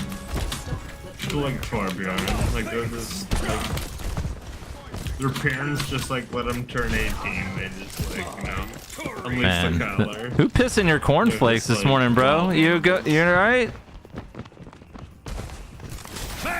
Yeah, oh my goodness. Look at Oh my goodness. Show them what you've got. My baby's destroyed. Alright. No, we should be able to win that. Oh, thank you. I'll swap things. I'll play Doom on attack. We'll let our mentally challenged Torbjorn hold our backline. I just killed 2 of them and made 3. Their whole team come back towards me. So, are you done crying yet? I don't know why you're still My turret still got a triple kill. You're crying still. Keep crying though and slamming on your keyboard. Nerd. This guy's upset because I'm playing a character in a video game. Jesus. This guy's life's over. Oh, they have Hog and oh, Hog! No! Oh, it's unfortunate.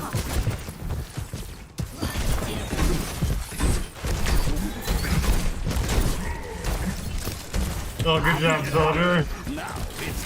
Like, thank God you're not playing Torbjorn like our other shit DPS.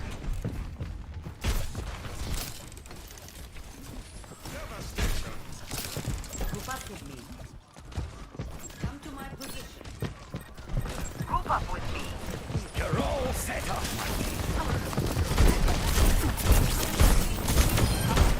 Just got another kill. Oh, Hog's one, Hog can die. Hog might be able to die. He might be able to die. Alright, I'll kill him. He died. Good job. But dude, oh my, dude, I'm so, look at our Torbjorn. He did something. Oh my goodness. Guys, look at our door. Guys, y'all need, oh my goodness. Torb. I think you need a hug right now. I'm so proud of you. I'm so proud of you, Thor, for doing something. It's the first thing I've ever seen you accomplish this entire game. Is anybody agree with that, Torbjorn? It's, Are you mad that their tank is just better than you or something? Are you okay, man? Torbjorn? Does anybody know you? I hope not. I'd feel bad for them.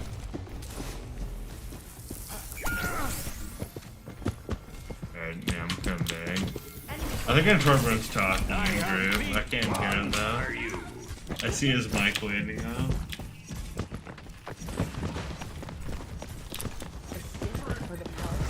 Show them what you've got. I'm overloading. Take my turret. My baby's destroyed.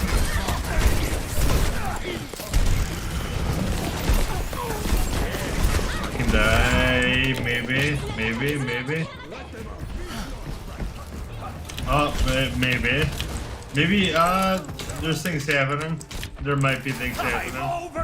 There could be things that, no, there's nothing happening.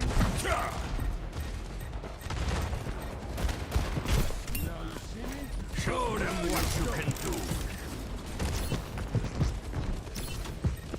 60 seconds. Tactical visor activated.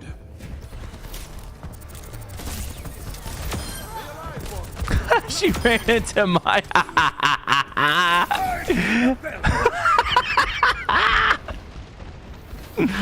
Let's go.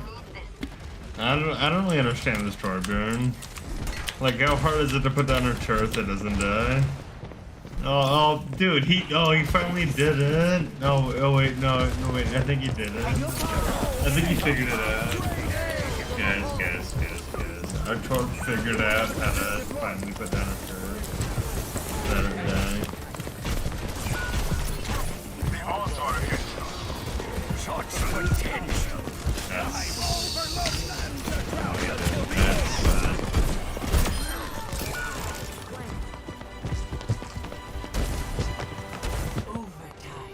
My character's bugged. What the fuck's going on?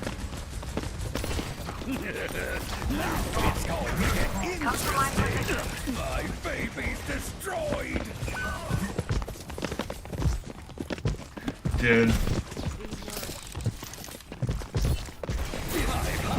Like, I think I went with this spot thing. Or after, 60 seconds remaining.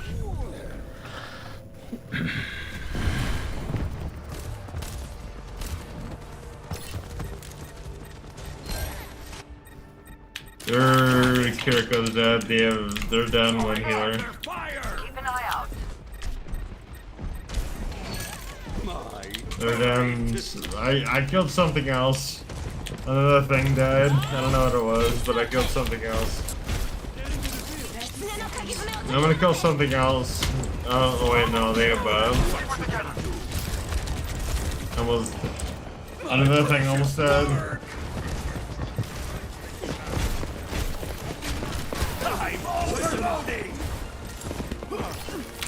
Dude. Careful, there's more of them than us. Keep your heads down. We almost got them. My turret. Pick on someone your own. I killed Kiriko's dead. Like, I don't. What do you want me to do? Turret deployed.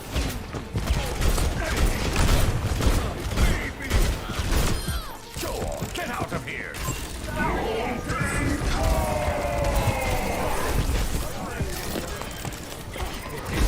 Yeah, things are literally happening right now. Like, Alright, I'm gonna kill something else. Something else is gonna die. I can't guarantee what it'll be, but I'll kill something. Alright, nice. Good job. I'm proud of you people. Score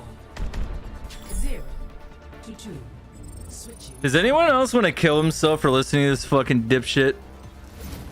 Prepare to attack. Or is it just me? I saw Yeah. Torb, nobody Okay. knows. Torb, nobody knows what the fuck you're talking about. This guy disagreed with me. That's all I care about. Torb, nobody knows what you're talking about. But, like, you can... Alright guys, Torb's doing Torb things. Hey, Notorious. I got a question for you. Team Torb. Notorious. How many wedgies in school do you get every day? Torb's gonna carry us. What about a turret that shoots smaller turrets? How many wedgies do you guys think this dork gets in school every day? How's that? Yeah. I'm sorry. That was a joke. You're not 4? gonna carry anything. That's all. At least, right? Like, that's the minimum number. This kid gets wet willies and swirlies every day. And then gets on this game and yells at his monitor. Yeah. Yeah. Oh, no. Yeah. Let's just talk like this, guys. Yeah, alright, Fucking okay. dork. Capture objective A. Alright, let's go. I mean, I love a swirly, to be honest. I never had that experience. Yeah, I bet. I mean, it just sounds like something that is worth living for, you know what I mean? Like, getting your head shoved down a toilet. Like, I've never been that much of a bitch in my life. You sound like a I can bitch. see how, like, you would understand that vocabulary, you know? Because, like, you know, you probably, you kind of have, you know? Like, Back to the slag heaps. Like that word isn't, like, I mean, it's just simply not my vocabulary.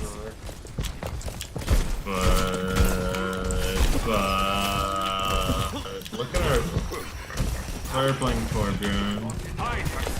And I mean, they're not why we're playing Torbjorn. I play Torbjorn. You're a bad Torbjorn. Lucky yeah, see, if I can't carry you, you're gonna lose this. Otherwise, you're gonna have to swap off a Torbjorn. That's one of the things. Either I carry you as your Torbjorn, or you have to swap. And then... The only thing you carry, faggot, is your pencil dick. Shut the fuck up, nerd. What do you mean, shut the... Oh, wait, now I'm a nerd? You're the one talking about swirlies and like whatever else you're... But okay, I'm the nerd. Let's go. Let's go. I'm the nerd, guys. Look at me. Kill that fucking Roadhog, Torbjorn. You didn't kill the Roadhog. You did let Soldier do it. Jesus Christ. Yeah, see, look at Soldier carrying this right now. He doesn't even have a turret, dude. Dude, he doesn't even have a turret. Like, you have a turret, you can't even... Maximum power! Dude, I almost just killed myself. I almost just killed myself talking shit. Yeah. I was pretty proud of that. Let's kick this off. Can you do that in real life so we don't have to hear you anymore?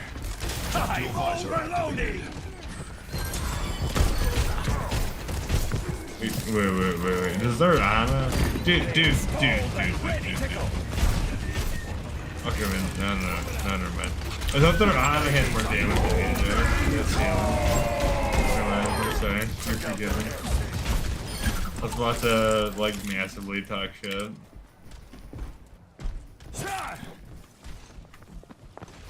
Show them what you can do. I mean, they're...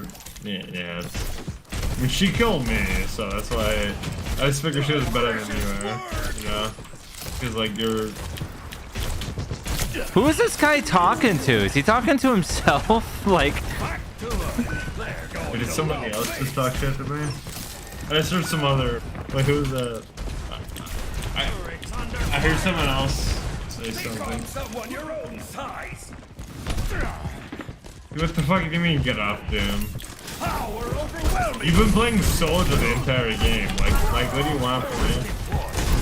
Look at my hey, Mr. Sir or Mr. Mrs. I don't know who you are. I am a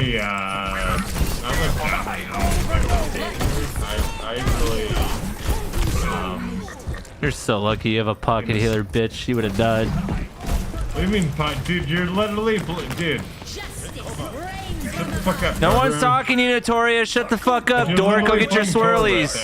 Go get your daily dose of swirlies, nerd. There's nothing talking to anybody. Like, what are you talking about? Don't worry about it. You're too slow and stupid. Keep talking to yourself. Who the fuck is blaming me? Why is it me? I am on, dude. What do you want from me?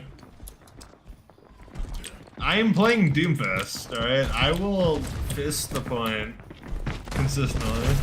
Look at my profile. Now it's going to get interesting. Guaranteed that person's not even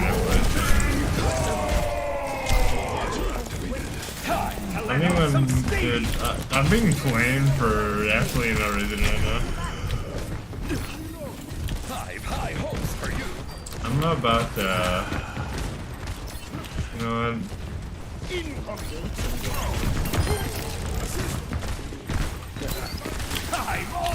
This is some absolute I'm being ganged up right now. This is abuse. This is some dude. Their enemy team is abusing their tank right now. Like, we should report their entire team. Just getting warmed up. Like, I'm being focused. Like, we should report their team for focusing our tank. That's that is not according to the guidelines. I feel 30 seconds remaining. I honestly feel like my Hurry up and attack! like the conditions that I agree with to play this game are being violated right now. I'm playing tank and I'm being attacked by everybody. I need some help. And you guys aren't helping me. Like somebody needs to get banned for this. Definitely banned both ends. Like do you honestly not see me here tanking for my life? And wait, who was the other person? It was somebody on our own team yelled at us. It's like, dude, it really does take a lot for me to mute somebody, but holy fuck, you got it, bro. Jesus Christ. I'm here You to earned carry it. you. Good lord, man. He's not even a funny troll. At least be funny. You're just annoying. Tactical visor activated. Excellent! Keep the payload! Maximum power!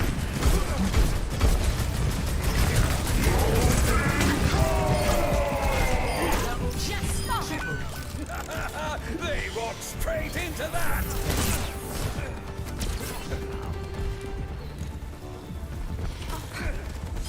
The payload has reached the checkpoint.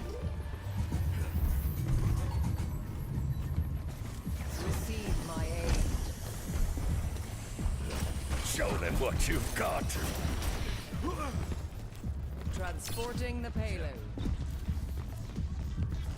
I foresee great things for you. There's a test subject. You cannot escape me. 60 seconds remaining. They're hurting my turret. Incoming.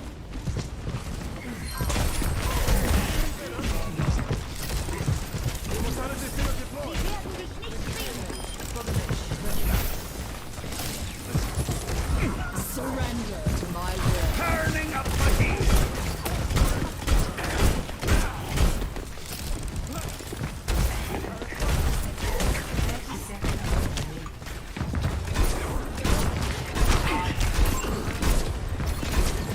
I'm overloading. Take my turret. It's not luck. It's all skill. You're all set up. My base is destroyed. Maximum power.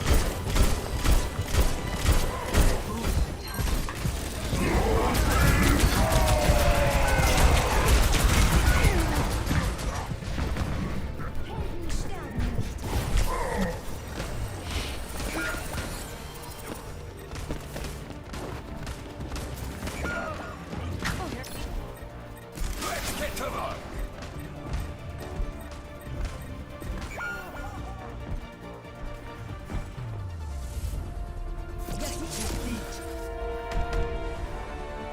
Dude, can we report this fucking dweeb?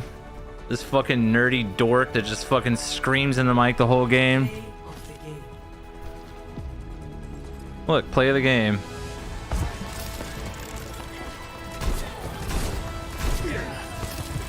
I'm overloading.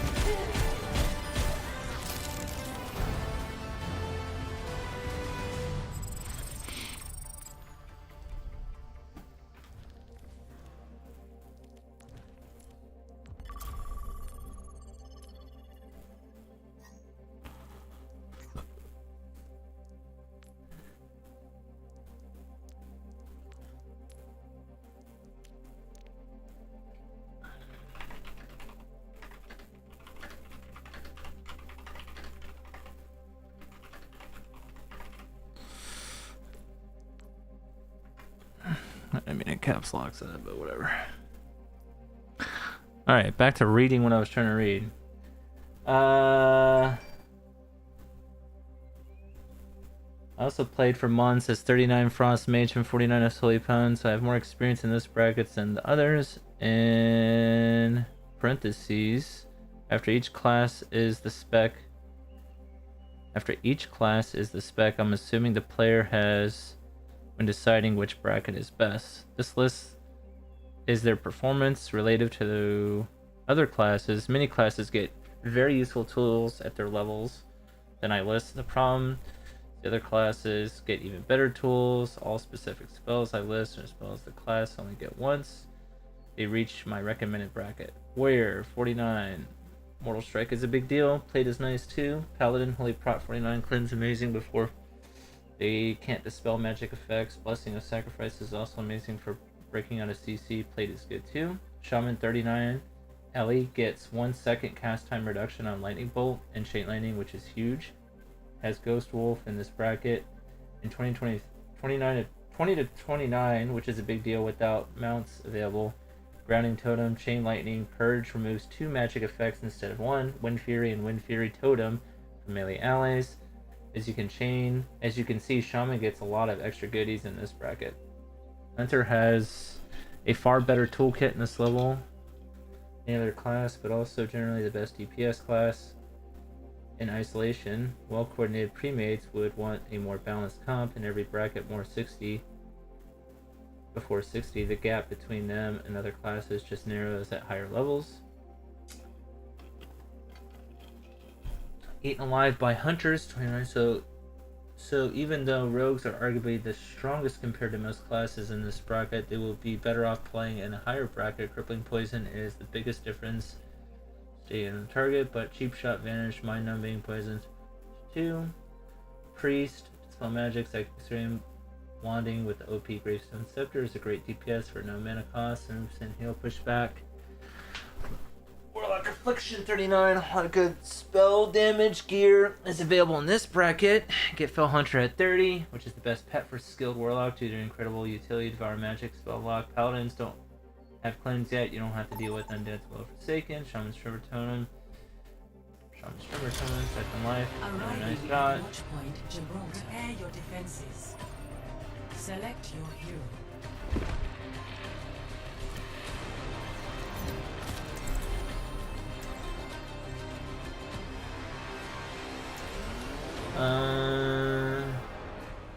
Scorch and surface temperature reduction on it. Blink counter spell, kind of cold, add a lot of utility.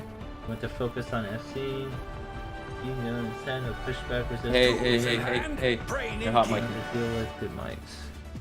It's gonna be okay, dude. I ought to kiss you atop your sweet little head.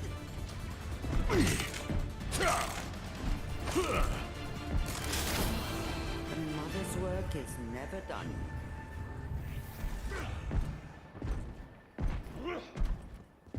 I promise to take this one serious.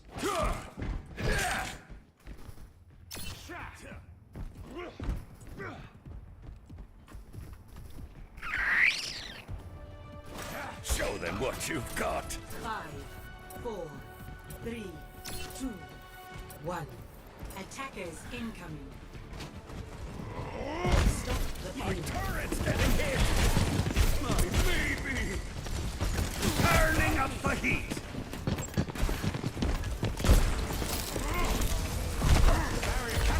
I foresee great things for you.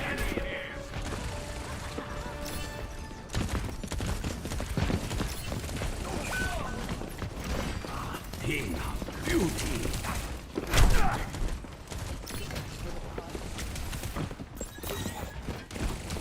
Over there. My precious work.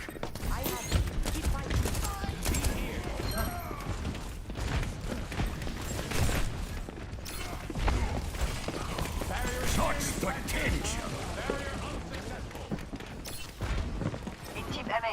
You're all set up, my team. I'm overloading! It's under fire! Pick on someone your own size!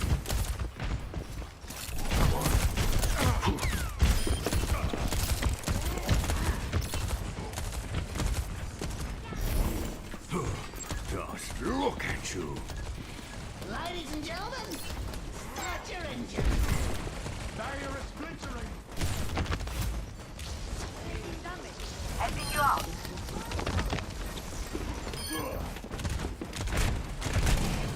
My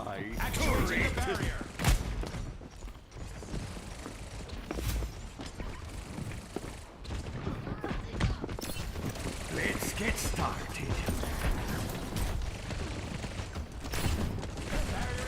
Over here. It's an honor to get dismantled by me.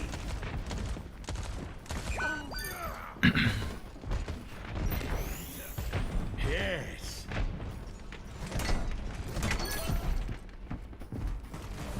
Turning up the heat. So there is method in this madness. Hold it together.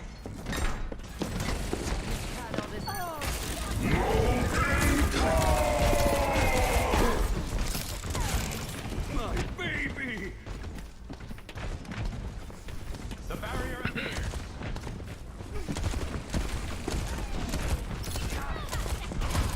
Shots put in.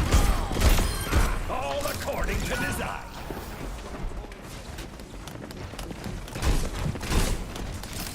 My turret's getting hit. My precious work. I'm overloading. 60 seconds remaining. It's spoiled and ready to go.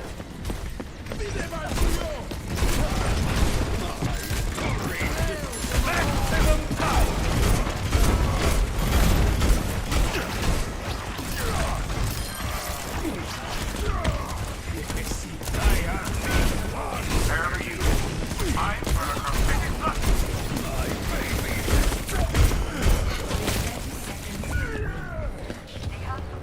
They finally got me.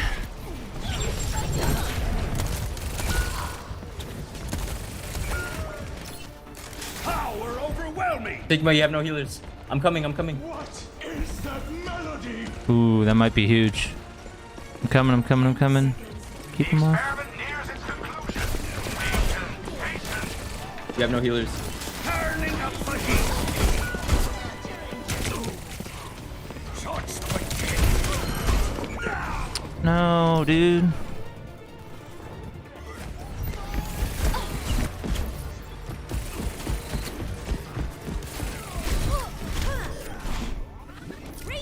The fucking melee, man. Can learn even at this age.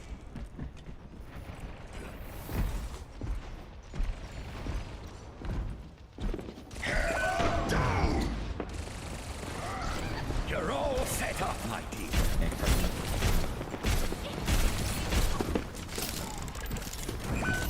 My turret's getting hit. Enemy contact. Turning up the heat. I'm an idiot.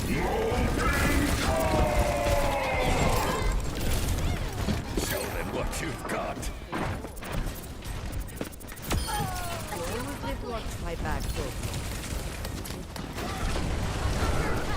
Time to let off some steam.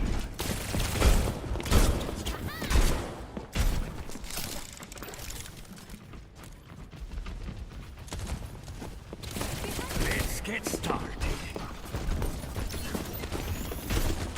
Take my turret! Over there!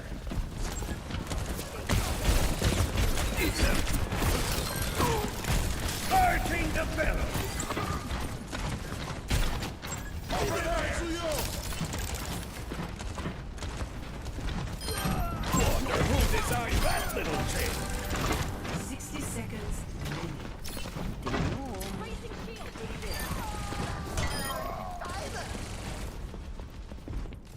I'm ready to initiate self-destruct sequence.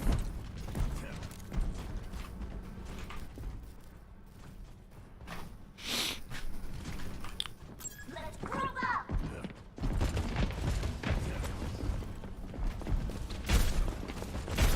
Ladies and gentlemen,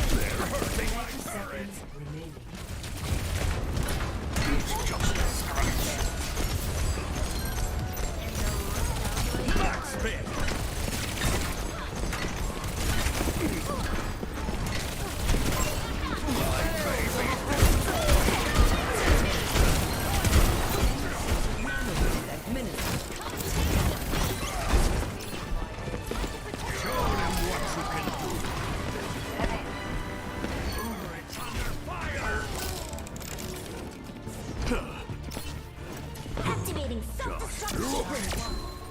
Power overwhelming. Don't underestimate a link hole. 0 to 1. Switching sides. Prepare to attack. Select your hero.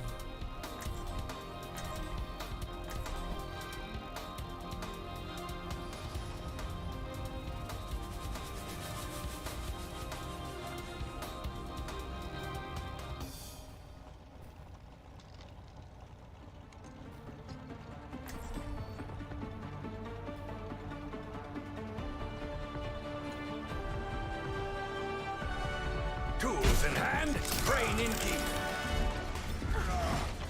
Let's chop them into currywurst.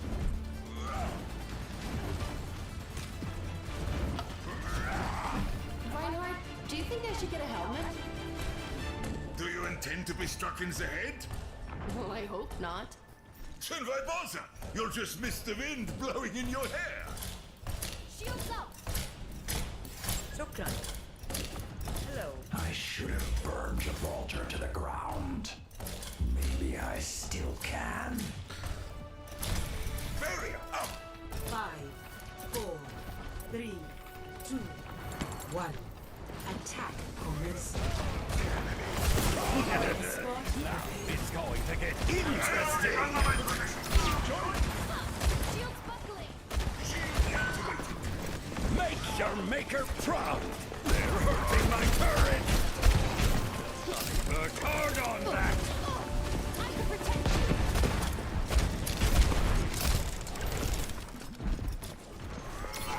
They're going to love this.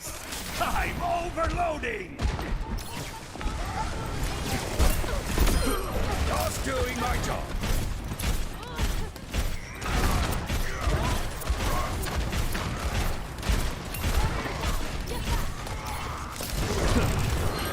King beauty. Turrets being destroyed.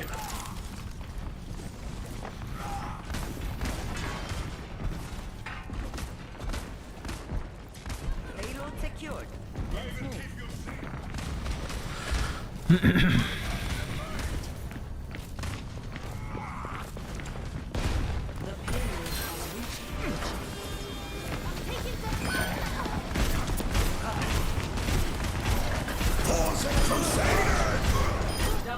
Don't count the organs out yet. Retirement for that. Just a little touch-up. These poor kids, man. They're just getting fucking farted on.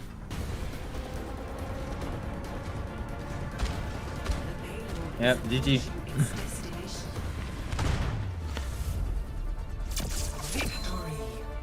20-2.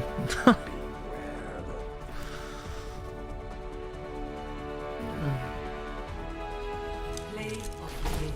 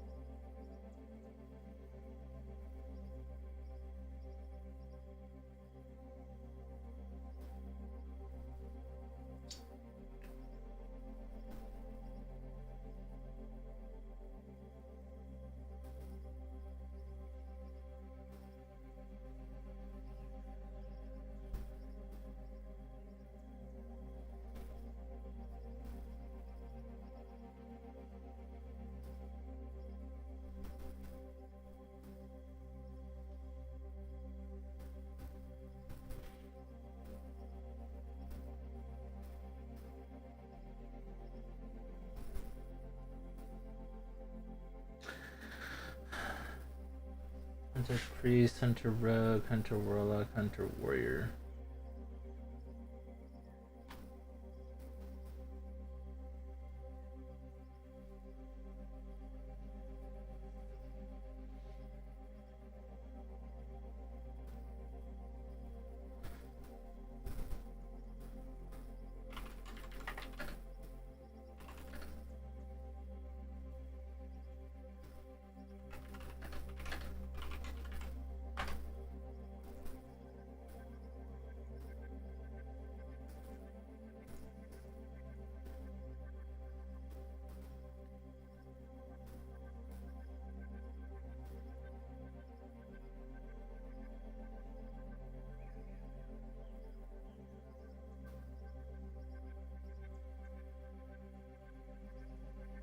Yo guys, Axel here. In this video, I want to discuss which classes are the best for team fights in Battleground PvP in WoW Classic Season of Mastery. This tier list will focus specifically on how well each class does in a group setting. The PvP tier list for solo play is slightly different, so if you want to see that, check the description for a video I made on it. Starting at the lowest rank are Druids. Druid's only viable spec is Restoration, so if you want to play Druid in Classic WoW, expect to be a healer. Rest of Druids are great at flag carrying, so this gives them some value in a pre-made team. But in team fights, they're probably the weakest healer. Their direct healing cast time is relatively slow. They only have a Curse Dispel and no Magic Dispel, and they can be squishy if opened on outside of bear form. There probably shouldn't be more than one Druid in a pre-made group. In the next tier is Rogues. Rogues are great at ninja capping bases and keeping the enemy on their toes because of stealth, so having one rogue in a pre-made group is a good idea. However, in team fights, they're relatively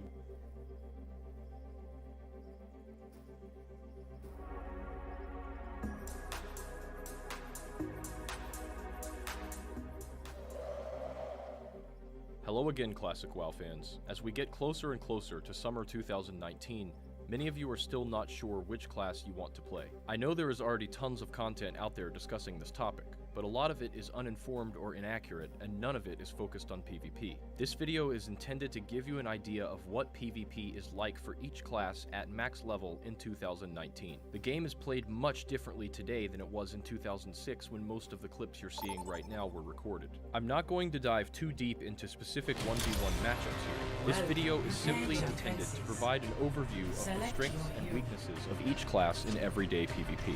My goal here is to give less experienced players an idea of what each class excels at, what each class struggles with, and the type of role that each class fills in PvP.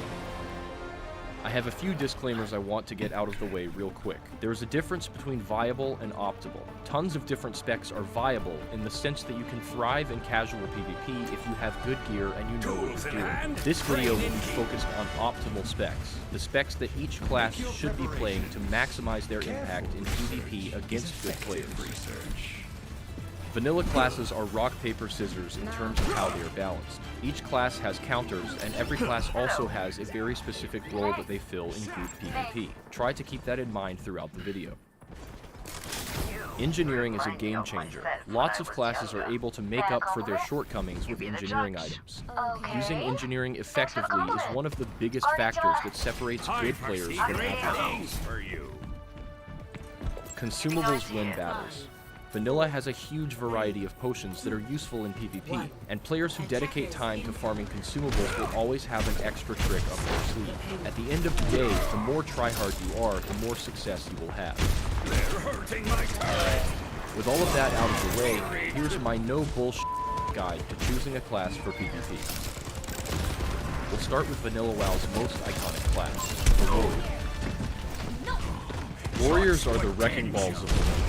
A warrior with good gear and a healer by his side will absolutely destroy everything. But a warrior without heals and dispels is very limited in terms of what he can do. The class has zero mobility or survivability by itself and is vulnerable to being kited. You can play around this disadvantage with consumables and engineering, but solo PvP will almost always be an uphill battle. If you have a solid group to PvP with, you can suffer through the initial gearing process. Warrior is an amazing class to roll, but it's definitely a class for hardcore players. If you're rolling solo or have minimal time to invest in gearing, Warrior is not a good choice. I'm overloading! Come over here. Rogues are one of the most popular PvP classes due to the fact that they have lots of cooldowns and the luxury of choosing their fights. Rogues are one of the strongest classes for dueling because of their ability to stunlock and chain CC to control a one-hit. Rogues can be effective as cold-blood emo spec without much gear, because eviscerate damage is normalized, meaning it hits hard even without great stats. Dagger-based PvP specs become viable once you have some gear. As good as they are 1v1 and 1vx, rogues aren't very strong in teamfights or large-scale PvP due to being very squishy and also being pretty useless without the. It's also worth noting that rogues are an extremely overpopulated class in PvP, and most pre-mades only run with one rogue. So while this class is one of the best choices for world PvP, dueling, and general messing around, if you want to run with pre-mades, you'll be facing a lot of competition for spots. I'm just getting warmed up! Hunters are arguably the strongest class for world PvP due to their ability to track and kite enemies. The only way for most classes to outplay a hunter is to get into his dead zone and make the fight happen at close range. A good hunter simply never allows this to happen, and will therefore be a dominant force in world PvP where he can control engagements from start to finish and make fights happen on his terms. It's worth noting that hunters are what I call a highly nuanced class. What I mean by this is that the overall difference between a good hunter and a bad hunter is massive, but the small things good hunters do differently are very subtle and difficult to describe. This type of nuanced playstyle takes time and experience to develop. Regardless of nuance, hunters are a hard counter to rogues and can absolutely terrorize cloth and mana users in a battleground. Hunters are also a pretty easy class to gear up. The Tier 1 and Tier 2 sets are both excellent for PvP, as well as the PvP tier itself being very strong.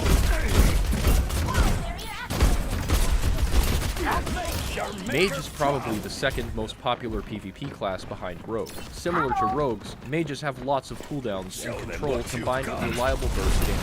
They also have the best AoE damage in the game. Mages have arguably the best survivability of any DPS class, and they are able to be effective without much gear. Mage is easy to pick up and feel good at, but is difficult to master and has an extremely high skill ceiling. Just like Rogues, Mages are a grossly overpopulated class in PvP, so you'll need to have some new skills if you want to skill up. If you have a history of playing Mage, it's a fantastic choice, and it's a great all-around choice for casual PvP. But if you are new to the class, experienced Mages will run circles around you, and you'll probably have trouble getting a spot in pre-mages. Hunters, Shamans, and Priests will be the classes that give you the most trouble in a battleground or group PvP scenario. Hunters in particular are very difficult to deal with unless you get the jump on them. Warlocks are an extremely powerful class in PvP, but they need a lot of gear before they can really be effective. Having a large health pool is crucial for locks because they don't have as much control and survivability as other casters, so they need to be able to tank a bit of damage in PvP. Once Warlocks hit BWL gear level and beyond, they become the strongest caster in terms of raw damage, and they continue to scale incredibly well throughout the vanilla content. Warlock is pretty similar to Hunter in a couple of ways. You need a decent amount of gear and a large health pool before you can really be effective, and the class has a very nuanced playstyle. While classes like Rogue and Mage are easy to pick up and feel good at because they have a lot of cooldowns, Warlocks and Hunters are a bit trickier to figure out, and the differences between good and bad players are subtle and hard to spot. Once you gear up and figure out the playstyle, Warlocks are absolute killing machines and are very strong in both 1v1, 1vx, and battlegrounds. You'll just need to put up with a bit of frustration while you're gearing up and learning to play. There are 3 viable PvP specs: Soul Link, Conflag, and SM Ruin. Soul Link is very overpowered in duels, but is also pretty face roll with a low skill ceiling. Conflag and SM Ruin are the specs that most good Warlocks prefer.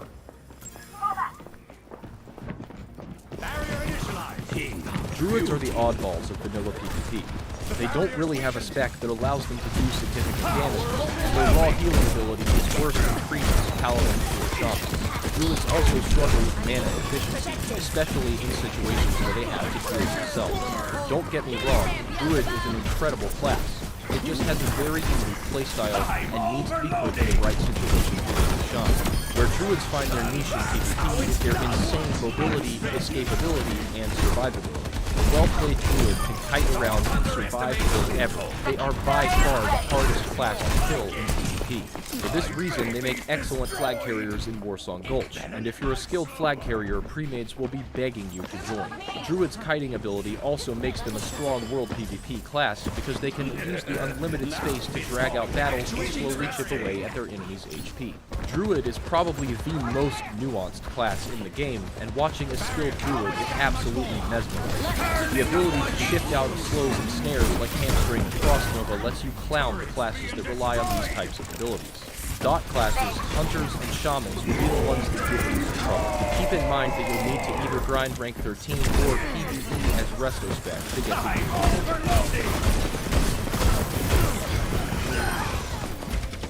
the Priests are the most versatile healing and support class. They are the only healer that can both dispel debuffs off their teammates and dispel buffs from enemies on demand. Power Word Shield is obviously a very unique tool. and Priest's undispellable AoE fear can only be removed by Tremor Totem. This ability can be game-changing in a clutch situation. A well-played Priest can have an enormous impact on a battleground or a group fight in a huge variety of ways because of how much versatility they bring to the table. Smart enemies will almost always try to CC your Priest and take him out of the fight, so a huge part of playing a Priest well is having good positioning and avoiding CC and interrupts. Priests should almost always use a healing spec and play a support role in group PvP or battlegrounds, with the two main options being Deep Holy with power infusion or Discipline with silence. It's worth noting that Shadow Priests are the kings of 1v1. It's basically a one-trick spec, and it needs a ton of gear before it really works, but if you want to be a 1v1 god, Shadow Priest is a good bet. Most guilds only bring one Shadow Priest to raid, so getting the gear you need for Shadow without ranking up is the key in different ways. Paladins are the best defensive support class in the game. They don't offer nearly as much versatility as Priests, but when put in a purely defensive role, Paladins can really shine. Freedom, Bop, Lay on Hands, and Sacrifice are high-impact cooldowns that can change a fight instantly, and Bubble is just flat-out overpowered. Paladins fit into the category of easy to pick up and feel good at. It's a fairly straightforward playstyle that is heavily reliant on cooldowns. The main shortcomings of Paladins are that they lack any type of offensive power, and their overall impact can be minimized if the enemy team is quick on dispels and purges.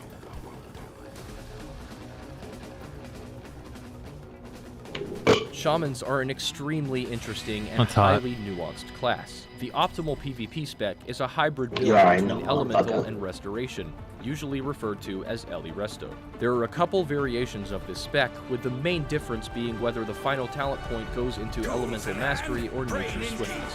Elemental Mastery is the way to go if you want to maximize your burst potential, but taking Nature's Swiftness turns you into a true hybrid, with the ability to use NS for either healing or bursting in different situations. The short cooldown of Earthshock, combined with Grounding Totem, gives you the ability to totally shut down enemy casters in a group fight, and the extra damage your Wind Fury Totem gives your warriors is very significant. Like I mentioned, Shamans are another one of those highly nuanced classes. It's hard to describe the differences between a good and bad Shaman, but you'll know it when you see it. Knowing exactly when to purge, when to burst, and when to heal is a learning process, and improvement only comes with experience. Managing totems is tricky as well. The skill cap on this class is much higher than people give it credit for. At this point, I'm sure some of you are wondering why I didn't mention Ret Paladins or Enhancement Shamans. These specs are viable, but they're definitely not optimal.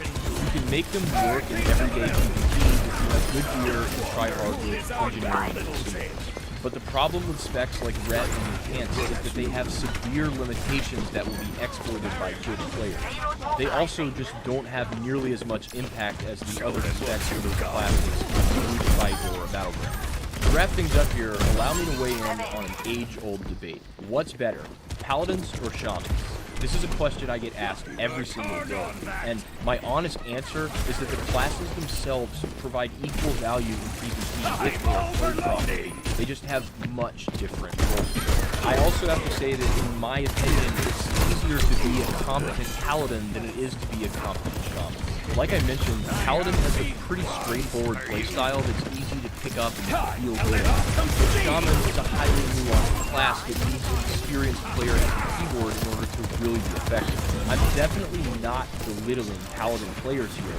I'm just pointing out the fact that an average Paladin can still make a game-changing play in a battleground or group fight, whereas an average Shaman is not going to have nearly as much power. Paladins and Shamans also shine in different situations. I'd rather have Paladins in Warsong Gulch, but I'd rather have Shamans in a Blacksmith teamfight. The classes fill completely different roles and are designed to do totally different things. At the end of the day, I'd say it's a pretty even trade-off between the defensive utility and survivability provided by Paladins and the incredible offensive power provided by Shamans. This trade-off is one of the most interesting aspects of vanilla PvP, and the result is that the two factions have slightly different optimal playstyles. One example is that Horde Priests usually need to fill more of a defensive role to make up for the lack of paladins, while Alliance priests typically need to fall into more of an offensive role to make up for the lack of shamans. Another example is that Horde warlocks are usually able to play a little more curse heavy because they have shamans to fill that role of being big range damage on command. On the Alliance side, warlocks need to fill that role of being a big damage caster. That's all for today. If you found the video helpful and informative, be sure to subscribe for more classic WoW content just like this. I'd like to thank Track, UHD, StormX, Goth, Hamma, and Funeral for their feedback and their help with the Oh my. Hop in my Discord if you have any questions. That's by far the best place to get a detailed response. Thanks for watching. See you next time.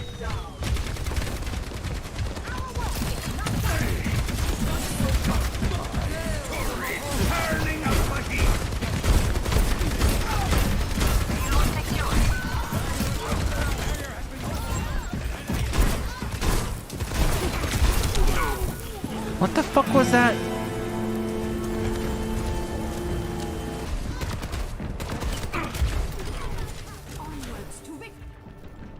Back at it! I'm overloading! Heroes never die. Stop twiddling your thumbs and move the payload! Power overwhelming! Head stalled and right! Melody! Pick on someone your own size! Thanks for the help! My ultimate payload. Now it's monitoring progress.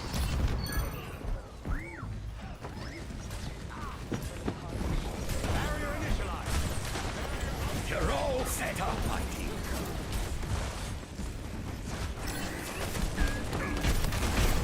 My baby's under attack. 冻住，不许走。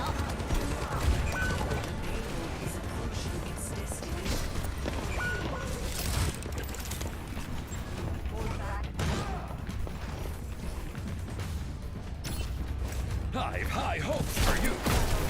My ultimate fire. Get in there. Back to work. Good. Fighting the best. Show them what you've got.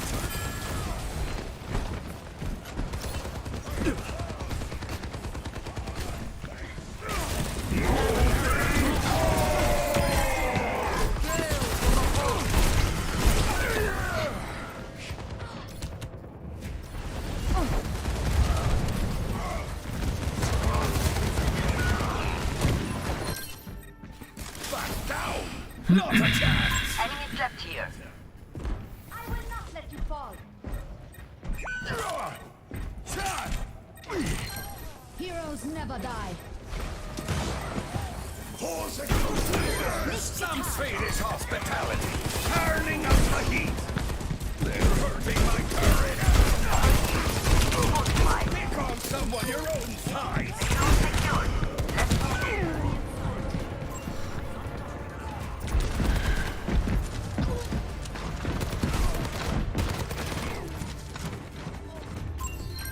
Oh, I'm just getting warmed up. I've got you in my sights.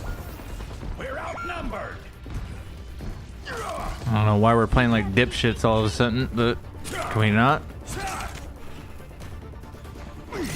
Hey, it's Zygor.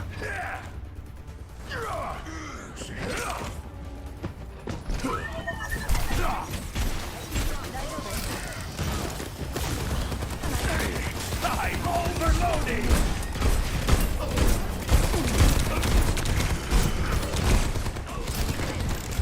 Baby's under attack. Dude, what are we doing? And why am I getting literally 0 heals all of a sudden? The fuck, dude? The soldier's just running in the middle of the map, one shot, no one shoots him? A Lindholm never gives up. I'm overloading. We can't move until the Fucking stupid all of a sudden. Like, what? I don't get it.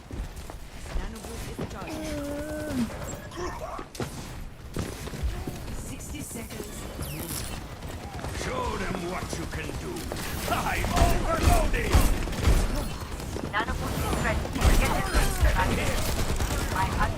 Yeah, made a play again. I feel great.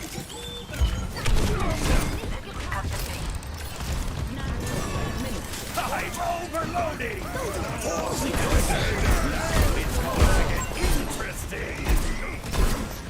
Find out. Every second. Crush their effect. Show them what you've got.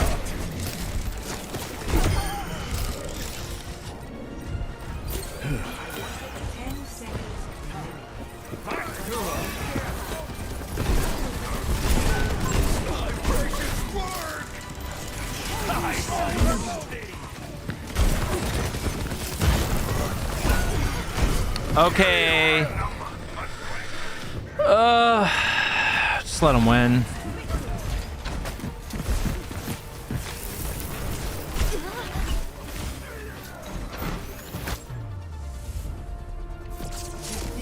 Fucking idiots on my team. Out of nowhere, just retarded.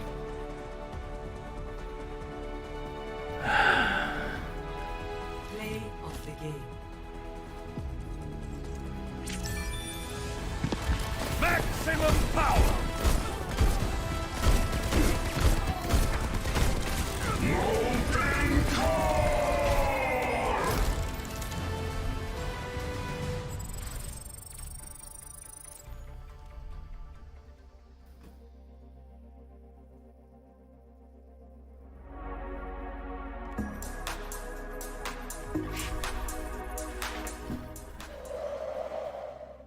Hello again, Classic WoW fans. As we get closer and closer to summer 2019, many of you are still not sure which class you want to play. I know there is already tons of content out there discussing this topic, but a lot of it is uninformed or inaccurate, and none of it is focused on PvP. This video is intended to give you an idea of what PvP is like for each class at max level in 2019. The game is played much differently today than it was in 2006 when most of the clips you're seeing right now were recorded. I'm not going to dive too deep into specific 1v1 matchups here. This video is simply intended to provide an overview of the strengths and weaknesses of each class in everyday PvP. My goal here is to give less experienced players an idea of what each class excels at, what each class struggles with, and the type of role that each class fills in PvP.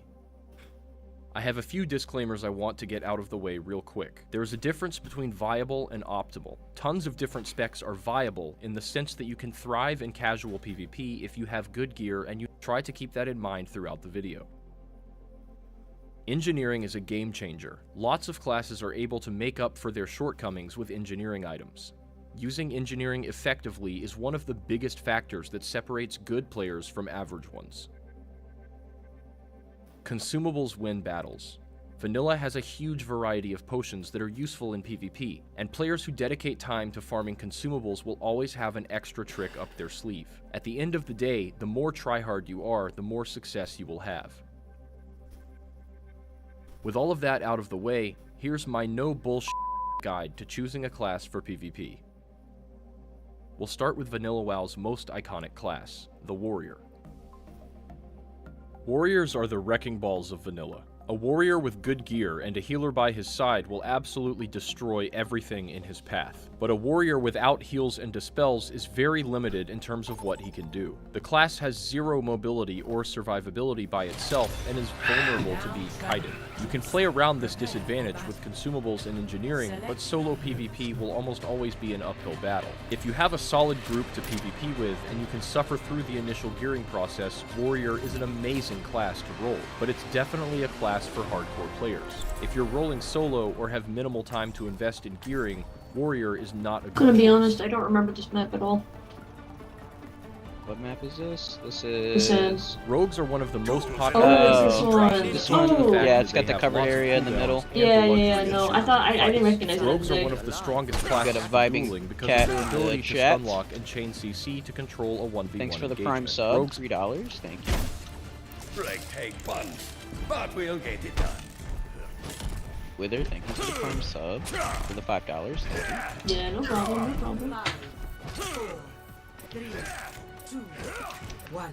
Alright, let's get this dub. Capture. I'm overloading. Surely we're not the only two in this bush chat, right?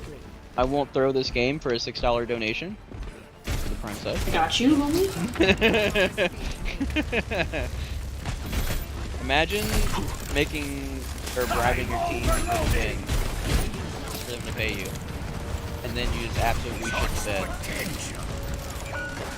Oh my god, that Bastion. I'm trying to heal you. I'm out of heals. The point is vulnerable. Let us take it. Oh this shoot! Isn't good. My eyes watering. There's something in my eye. Bastion. Oh no, I got wrecked by the. Oh, you're a healer. Okay. Hey, Orisa, I don't know if you're in this bush channel or not, but Sigma is your counter. You can switch, I think, to Zarya. Are you playing in a bathroom? Man, my mic is just not having a great day. Man. That reaction was funny. What if they are playing in a bathroom? I like it. I respect the hustle. Ah, fuck! I'm in a trap, help! Now it's going to get Yeah. interesting. Oh shoot! Oh shoot! I put this tank to sleep. Good lord! Oh my god! On my way back.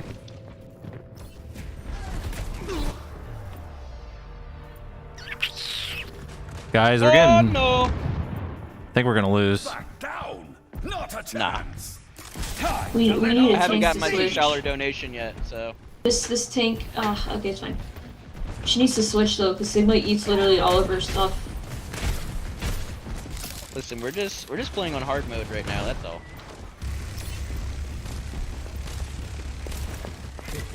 I have beat ones for you. My precious word.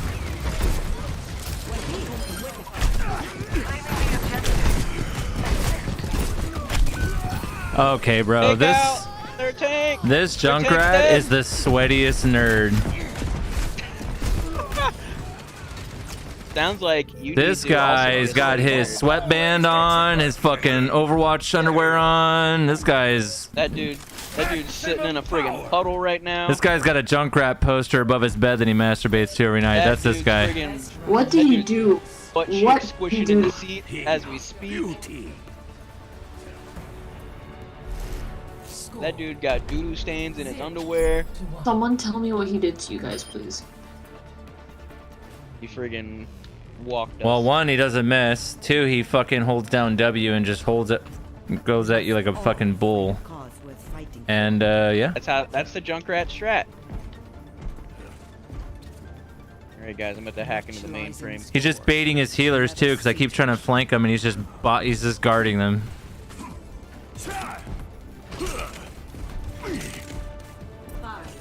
Alright guys. 0 losses. Mm-hmm. That Arissa is saying frig off with her. Yeah. He's whatever. Installed and ready to go. They're hurting my turret.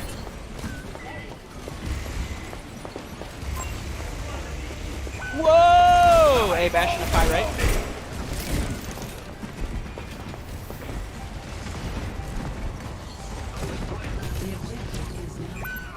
Oh my god.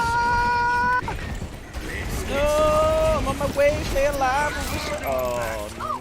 My turret just glitched? Oh my god. Whoa! Get away from me, you sweaty rat! Get away from me, sweaty rat! Oh! Anna's one shot, sweating her dick off. Out a sweatband in my mouth. Worth it. I'm overloaded. Wither, I hope you got your sweatband on too.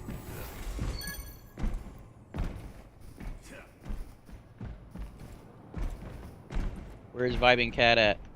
Oh, Vibing Cat, you already got your heals. Dude, what a dumb glitch. If you put your turret underneath that fucking table, it just I'm explodes. gonna keep punching them off.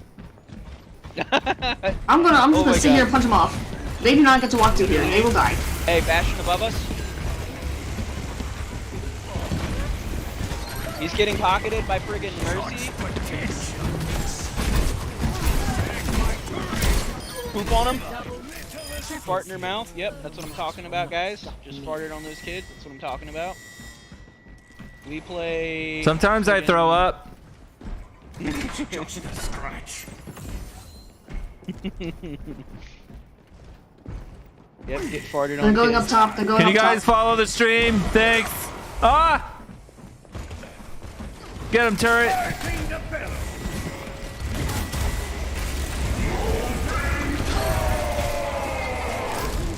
I coomed everywhere. Nice. Hell yeah. My turret's doing work. Nice. Poop on that friggin' Mercy. They rezzed. Oh, she's up in the rafters. Can you keep your Orisa alive? I'm not close. Orisa, fall back, please. Orisa said, "No, I'm going for the win." Oh god, oh god. Oh no. Peek me for heal real quick. Torb. What? Are you still just chilling down there? Oh my gosh. Oh my god, they're coming towards you. Behind you. Oh my god. If you get... Oh my god. That was great. Hell yeah. You carried with those friggin' punches. Stay toxic. Score 1. Good job, turret. Oh yeah, turret. My turret had to play the game. Carried us to the win. Yeah, turret carried us to the win. I was really so hope my play the game is just me kicking one of them off the map. As long as there is free will. I always get embarrassed when I play friggin' Torb and it's like my turret is like doing all the work in the friggin' play of the game. To be fair, I've gotten to play the game as Sim where I died, but then my turrets like killed 3 separate people all at once. Literally, and then yeah. What are you guys gonna be for Halloween? One Punch Man. I'm gonna be a duck. About it. Yeah, I'm gonna get super shredded and be Saitama. Okay, that's kind of gross. Oh, you just got fucked.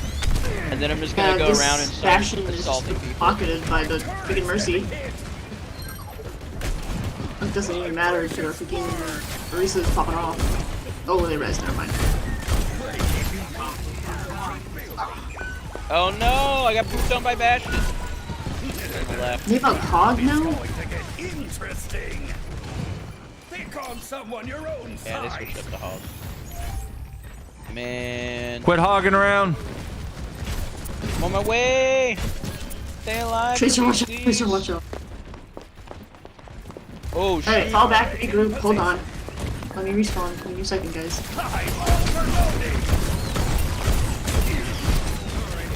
I want to kick more of them. Going for the win. Hey, come here, Torb. Come here. I can't. There's 5 of them on me.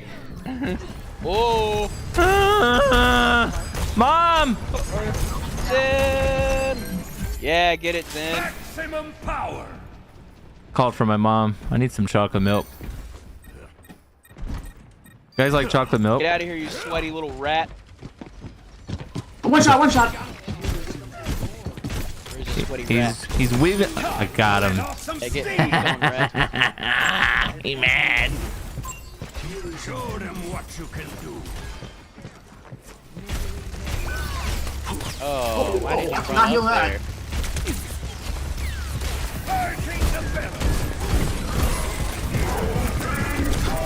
Yeah, melt them. Oh, I coomed all over their face. I like to see. Thanks for the help. Yep. What a waste of a turret for him, Hey, dude. on the point. Junkrat and Kingo. I literally just got blown up. On point, guys.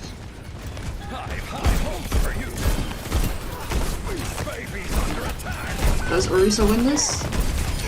No, but the turret does! The turret carries! Oh my god, the turret I told you, turrets play the game. Oh my god. We still lost though. Well, come here, Tracer, and I'll heal you. You little crackhead. Little friggin'. You're being a real silly goose right now, Tracer. Are you assuming their drug usage? Yeah. I am. I'm telling kind of Nancy Pelosi. I'm kind of assuming they smoked. Fuck, that's the worst turret I have ever placed. Ever. Boys, I'm stuck. Boys, I'm stuck. No! Oh! He literally went out of his way to kill me. What a little freaking. It's okay, because he only got one out of that. That's hot. Yep.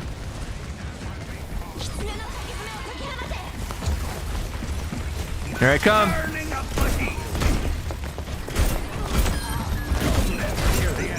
Stay back.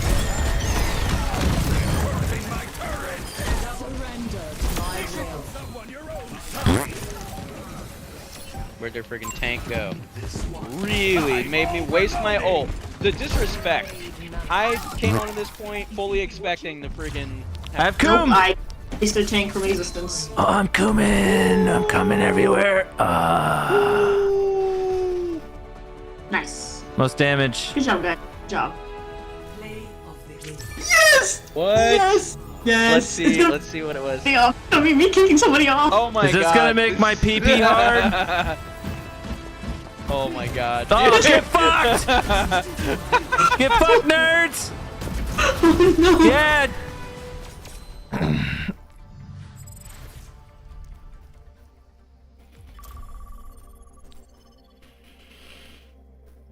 Can be effective as Cold Blood Hemospec without much gear, because eviscerate damage is normalized, meaning it hits hard even without great stats. Dagger-based PvP specs become viable once you have some gear. As good as they are 1v1 and 1vx, rogues aren't very strong in teamfights or large-scale PvP due to being very squishy and also being pretty useless without their cooldowns. It's also worth noting that rogues are an extremely overpopulated class in PvP, and most premades only run with one rogue. So while this class is one of the best choices for world PvP, dueling, and general messing around, if you want to run with premades, you'll be facing a lot of competition for spots. Hunters are arguably the strongest class for world PvP due to their ability to track and kite enemies. The only way for most classes to outplay a hunter is to get into his dead zone and make the fight happen at close range. A good hunter simply never allows this to happen, and will therefore be a dominant force in world PvP where he can control engagements from start to finish and make fights happen on his terms. It's worth noting that hunters are what I call a highly nuanced class. What I mean by this is that the overall difference between a good hunter and a bad hunter is massive, but the small things good hunters do differently are very subtle and difficult to describe. This type of nuanced playstyle takes time and experience to develop. Regardless of nuance, hunters are a hard counter to rogues and can absolutely terrorize cloth and mana users in a battleground. Hunters are also a pretty easy class to gear up. The Tier 1 and Tier 2 sets are both excellent for PvP, as well as the PvP gear itself being very strong. Mage is probably the second most popular PvP class behind Rogue. Similar to Rogues, Mages have lots of cooldowns and control combined with reliable burst damage. They also have the best AoE damage in the game. Mages have arguably the best survivability of any DPS class, and they are able to be effective without much gear. Mage is easy to pick up and feel good at, but is difficult to master and has an extremely high skill ceiling. Just like rogues, mages are a grossly overpopulated class in PvP, so you'll need to have some real skills if you want to stand out. If you have a history of playing mage, it's a fantastic choice, and it's a great all-around choice for casual PvP. But if you are new to the class, experienced mages will run circles around you, and you'll probably have trouble getting a spot in pre-mages. Hunters, shamans, and priests will be the classes that give you the most trouble in a battleground or group PvP scenario. Hunters in particular are very difficult to deal with unless you get the jump on them. This coming. Warlocks are an extremely powerful class in PvP, but they need a lot of gear before they can really be effective. Having a large health pool is crucial for locks because they don't have as much control and survivability as other casters, so they need to be able to tank a bit of damage in PvP. Once Warlocks hit BWL gear level and beyond, they become the strongest caster in terms of raw damage, and they continue to scale incredibly well throughout the vanilla content. Warlock is pretty similar to Hunter in a couple of ways. You need a decent amount of gear and a large health pool before you can really be effective, and the class is a very nuanced playstyle. While classes like Rogue and Mage are easy to pick up and feel good at because they have a lot of cooldowns, Warlocks and Hunters are a bit trickier to figure out, and the differences between good and bad players are subtle and hard to spot. Once you gear up and figure out the playstyle, Warlocks are absolute killing machines and are very strong in both 1v1, 1vx, and Battlegrounds. You'll just need to put up with a bit of frustration while you're gearing up and learning to play. There are 3 viable PvP specs: Soul Link, Conflag, and Essence Ruin. Soul Link is very overpowered in duels, but is also pretty face roll with a low skill set. Conflag and Essence Ruin are the specs that most good Warlocks prefer.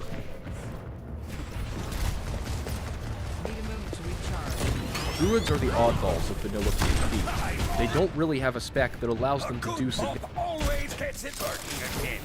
There.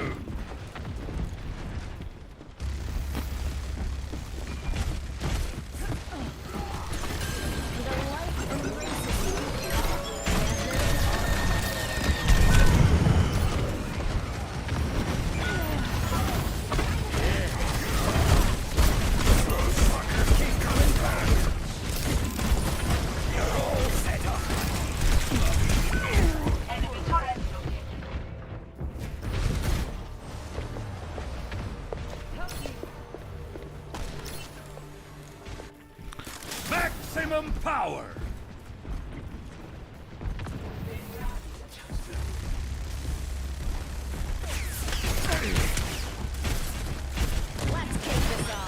This is such a good Bastion map.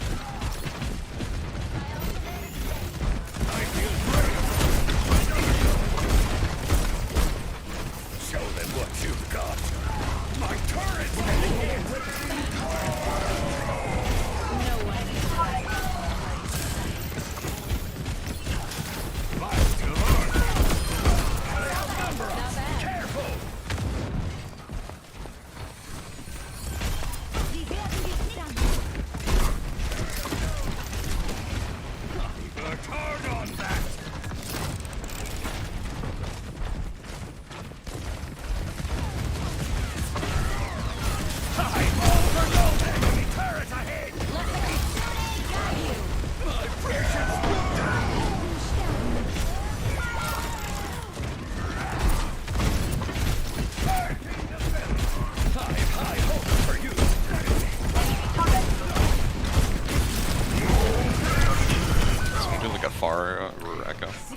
Wait a minute, he can block my fucking ult?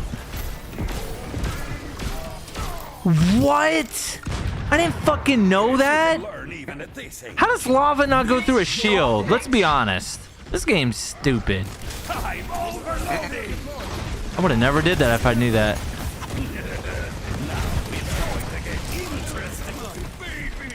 That's so dumb.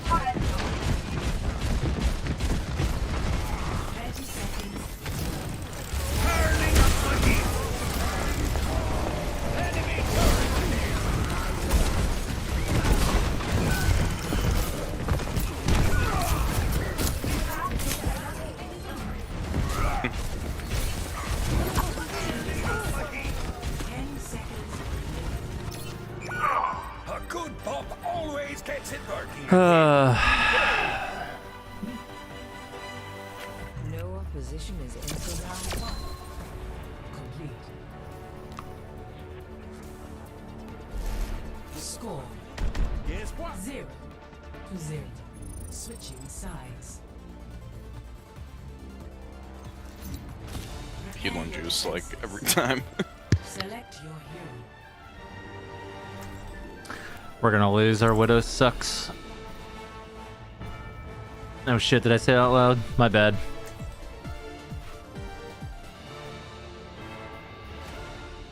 Significant damage, and their raw healing ability is worse than priests, paladins, or shamans. Druids also struggle with mana efficiency, especially in situations. Priests are the most versatile healing and support class. They are the only healer that can both dispel debuffs off their teammates and dispel buffs from enemies on demand. Power Word Shield is obviously a very unique tool, and Priest's undispellable AoE Fear can only be removed by Tremor Totem. This ability can be game-changing in a clutch situation. A well-played Priest can have an enormous impact on a battleground or a group fight in a huge variety of ways because of how much versatility they bring to the table. Smart enemies will almost always try to CC your Priest and take him out of the fight, so a huge part of playing a Priest well is having good positioning and avoiding CC and interrupts. Priests should almost always use a healing spec and play a support role in group PvP or battlegrounds, with the two main options being Deep Holy with Power Infusion or Discipline with Silence. It's worth noting that Shadow Priests are the kings of hammers though. It's basically a one-trick spec, and it needs a ton of gear before it really works, but if you want to be a 1v1 god, Shadow Priest is a good bet. Most guilds only bring one Shadow Priest to raids, so getting the gear you need for Shadow without ranking up is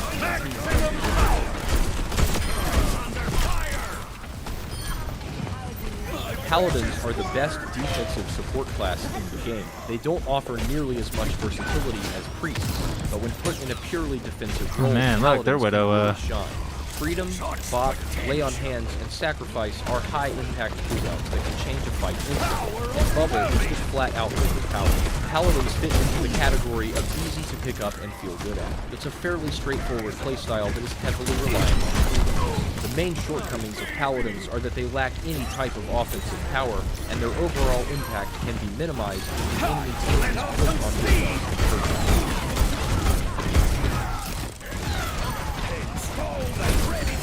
Shamans are an extremely interesting and highly nuanced class. The optimal PvP spec is a hybrid build between Elemental and Restoration, usually referred to as Heavy Resto. There are a couple variations of this spec, with the main difference being whether the final talent point goes into Elemental Mastery or Nature's Swiftness. Elemental Mastery is the way to go if you want to maximize your burst potential, but taking Nature's Swiftness turns you into a true hybrid, with the ability to use NS for either healing or bursting in different situations.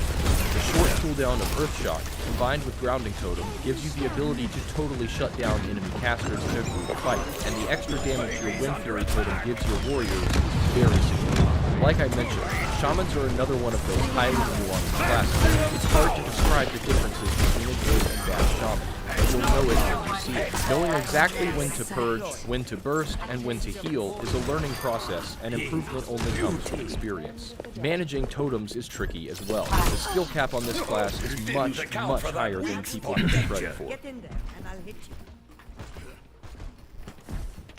At this point, I'm sure some of you are wondering why I didn't mention Red Paladins or Air Paladins. These specs are viable, but they're definitely not optimal. You can make them work in everyday PvP if you have good gear and try hard with engineering and physics. But the problem with specs like Ret and Enhance is that they have severe limitations that will be extra disadvantageous. They also just don't have nearly as much impact as the other specs for their classes in a group fight or a battleground. To wrap things up here, allow me to weigh in on the age-old debate. What's better, Paladins or Shamans? This is a question I get asked every single day, and my honest answer is that the classes themselves provide equal value to the community if they're employed properly. They just have much different roles. I also have to say that, in my opinion, it's easier to be a competent Paladin than it is to be a competent Shaman. Like I mentioned, Paladin has a pretty straightforward playstyle that's easy to pick up and feel good at. But Shaman is a highly nuanced class that needs an experienced player at the keyboard in order to really be effective. I'm definitely not belittling Paladin players here. I'm just pointing out the fact that an average Paladin can still make a game-changing play in a battleground or group fight, whereas an average Shaman is not going to have nearly as much of an impact. Paladins and Shamans also shine in different situations. I'd rather have Paladins in Warsong Gulch, but I'd rather have Shamans in a Blacksmith teamfight. The classes fill completely different roles and are designed to do totally different things. At the end of the day, I'd say it's a pretty even trade-off between the defensive utility and survivability provided by Paladins and the incredible offensive power provided by Shamans. This trade-off is one of the most interesting aspects of vanilla PvP, and the result is that the two factions have slightly different optimal playstyles. One example is that Horde priests usually need to fill more of a defensive role to make up for the lack of paladins, while Alliance priests typically need to fall into more of an offensive role to make up for the lack of shamans. Another example is that Horde warlocks are usually able to play a little more curse heavy because they have shamans to fill that role of being big range damage on demand. On the Alliance side, warlocks need to fill that role of being a big damage caster. That's all for today. If you found the video helpful and informative, be sure to subscribe for more classic WoW content just like this. Be your priest and take him out of the fight. So a huge part of playing a priest well is having good positioning and avoiding CC and interrupts. Priests should almost always use a healing spec and play a support role in group PvP or battlegrounds, with the two main options being Deep Holy with power infusion or Discipline with silence. It's worth noting that Shadow Priests are the kings of 1v1. It's basically a one-trick spec, and it needs a ton of gear before it really works, but if you want to be a 1v1 god, Shadow Priest is a good bet. Most guilds only bring one Shadow Priest to raids, so getting the gear you need for Shadow without ranking up in PvP can be difficult. Paladins are the best defensive support class in the game. They don't offer nearly as much versatility as priests, but when put in a... This video is very nuanced.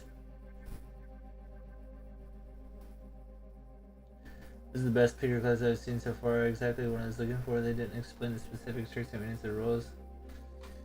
Really, not to mention the impact of Shaman's balance. Good job, man. You produce some of the best classic PvP content out there. More please. This video is easy to learn or to master. Rock, paper, scissors, Shadow Priest.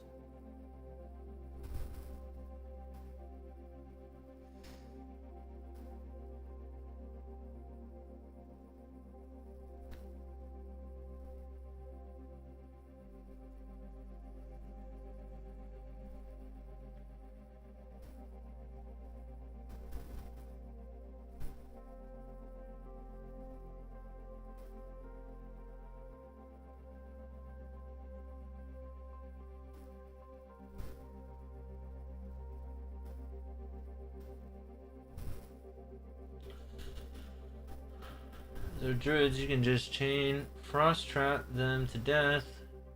I'm not talking about dueling randoms, I'm talking about dueling skill players with sights on rank 14. Staying out of is not feasible in a duel setting for obvious reasons.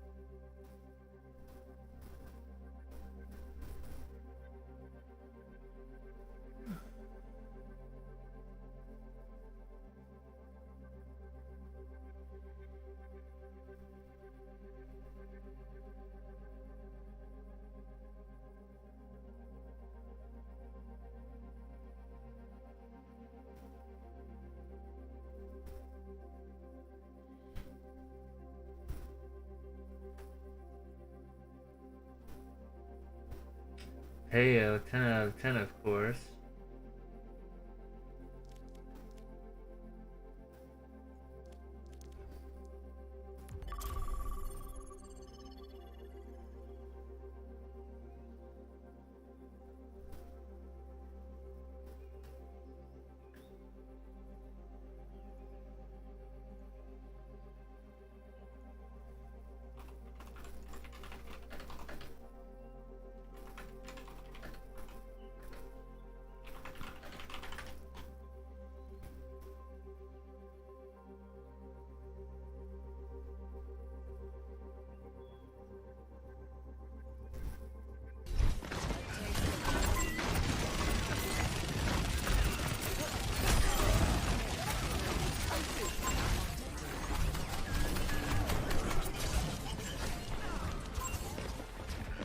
Wait, did they just leave their Junkrat?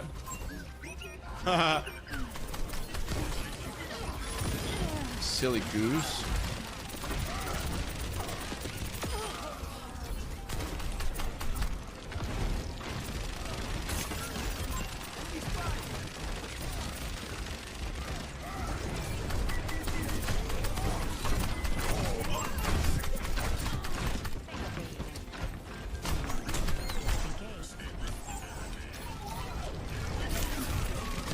Oh my god, they want me! Get smoked! You, Anna. Let's play safe. We don't have any healing. Yeah, juice them up, juice them up. Juice them up, I said!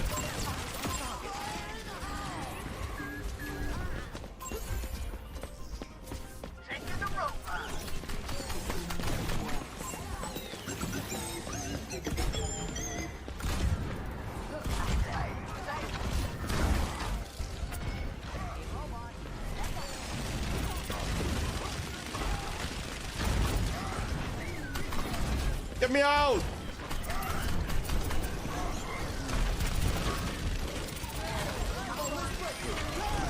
Huge heals. Keep him coming, keep him coming. Huge. Just give me a quick top off here.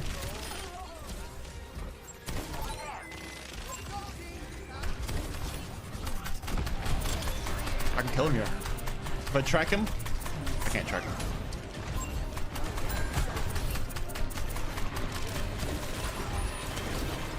Use it. Here we go. Here we go.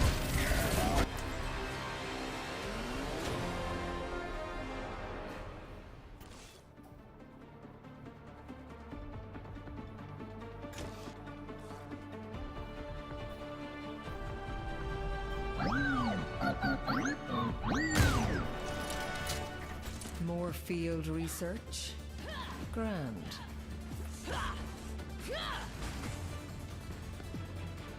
The delta M of a given ray Q is approximately... The formula escapes me. 5, 4, 3, 2, 1. Round 1. Capture the objective. Let's ride!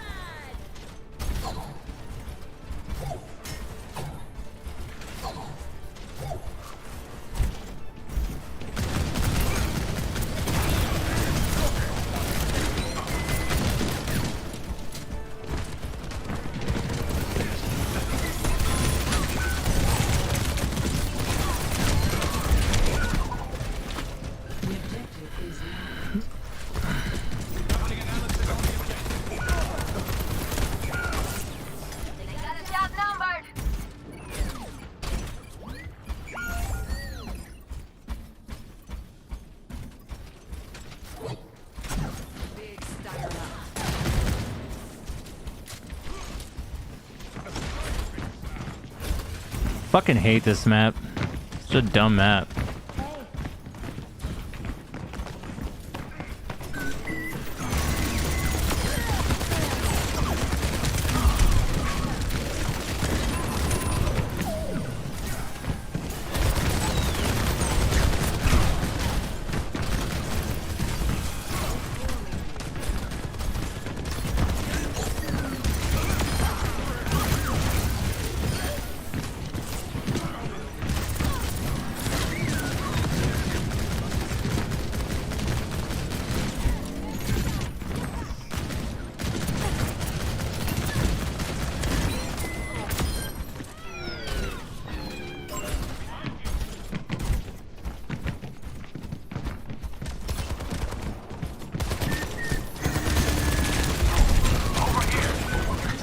Where the fuck are my healers, man?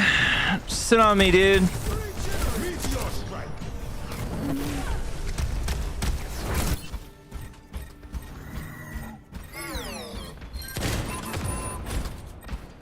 I've got you in my sights. What is that melody?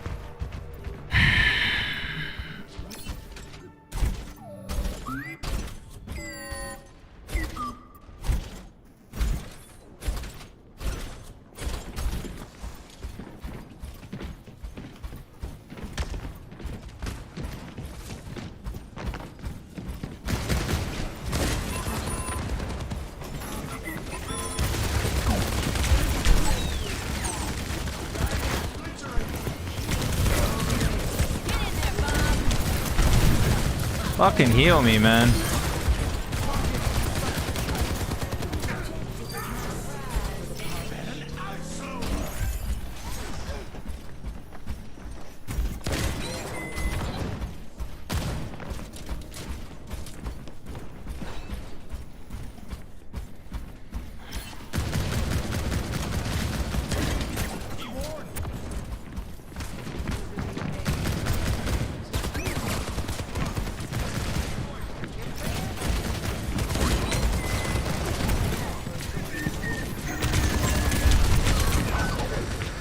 I fucking hate my teammates so goddamn fucking much, man.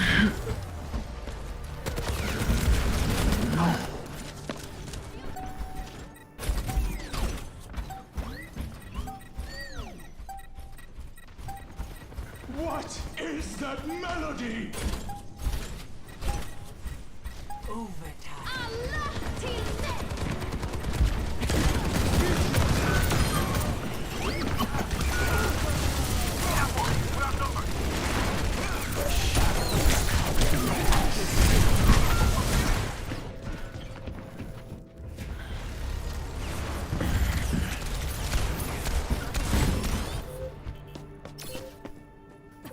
Come on, Snowball.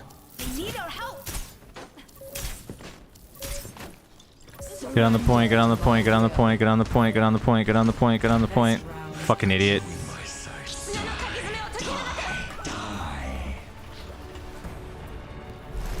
Score 0-1.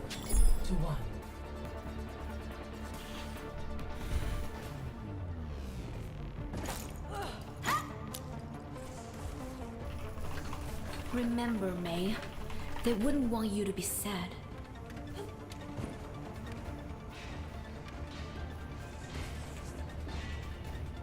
Push your limits. Nothing breaks that I cannot mend.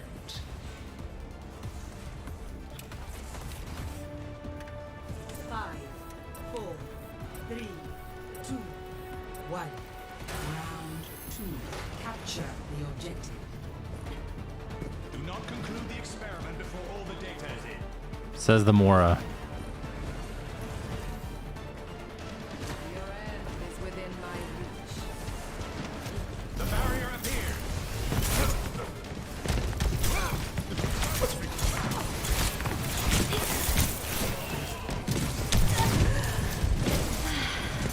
Wow, that's nice. The objective is now.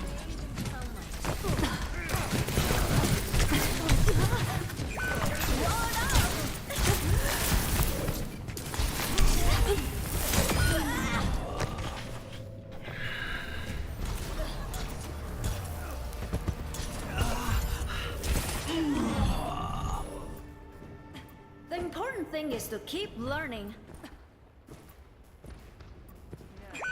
Start anew. Activating the barrier.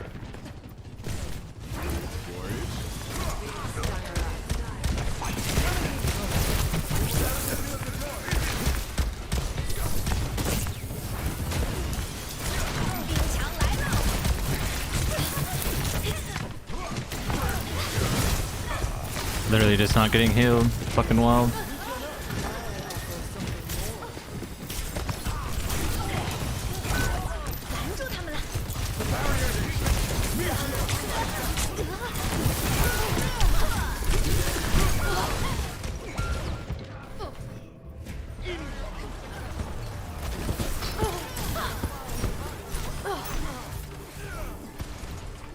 We have to try again.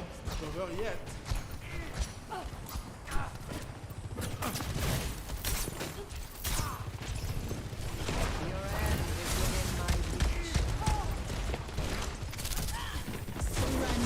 My Get into will. the field. What is that melody? I'm sorry, Genji.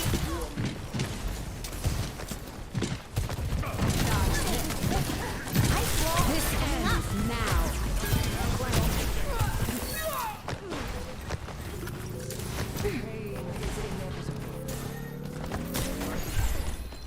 Unassailable thrower. Try climbing that.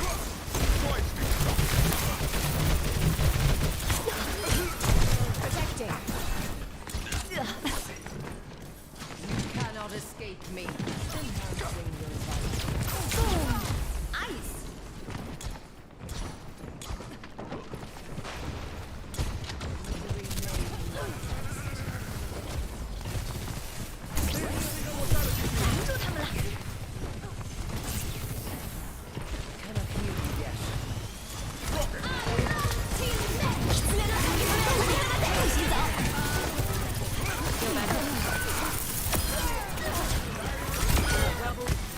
I'm on fire. Well, you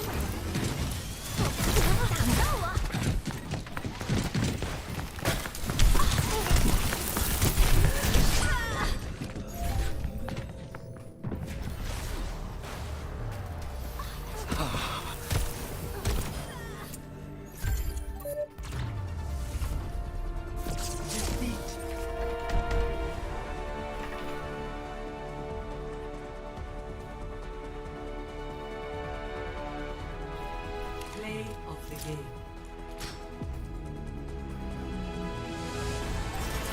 shield buckling.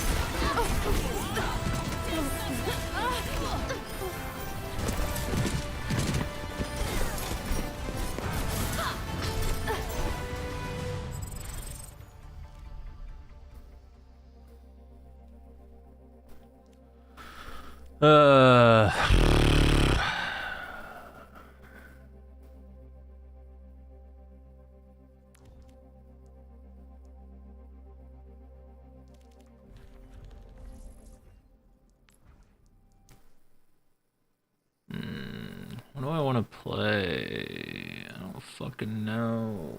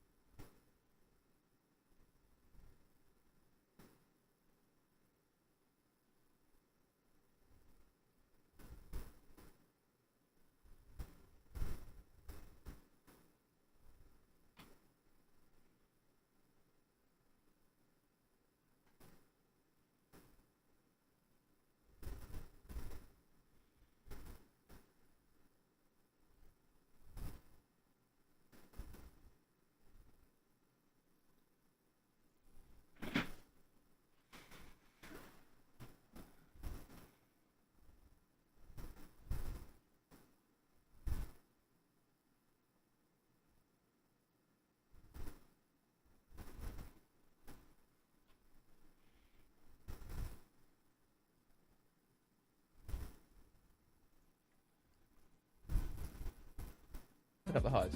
Is that alright? I want 70 prey and I want it yesterday. If I pick up the hides, I'm going to be here a lot longer. We don't have cash problems. I don't have crafting level issues. Fuck a hide. You know what I mean? I think...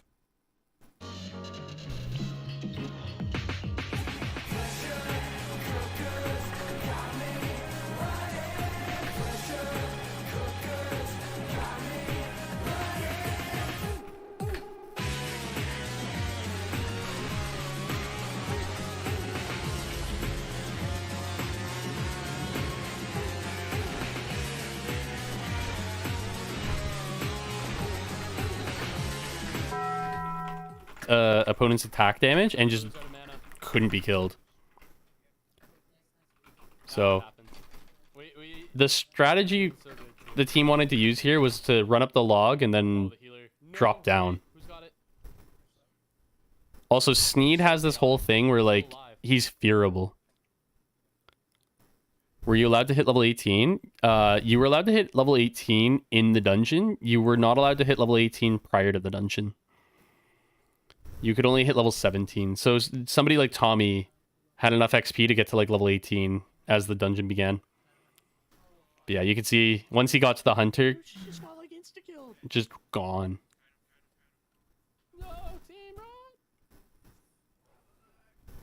They were getting crushed. But yeah, that was the plan, was initially to run up the log and drop down and just keep doing laps like that because you could prevent a lot of damage.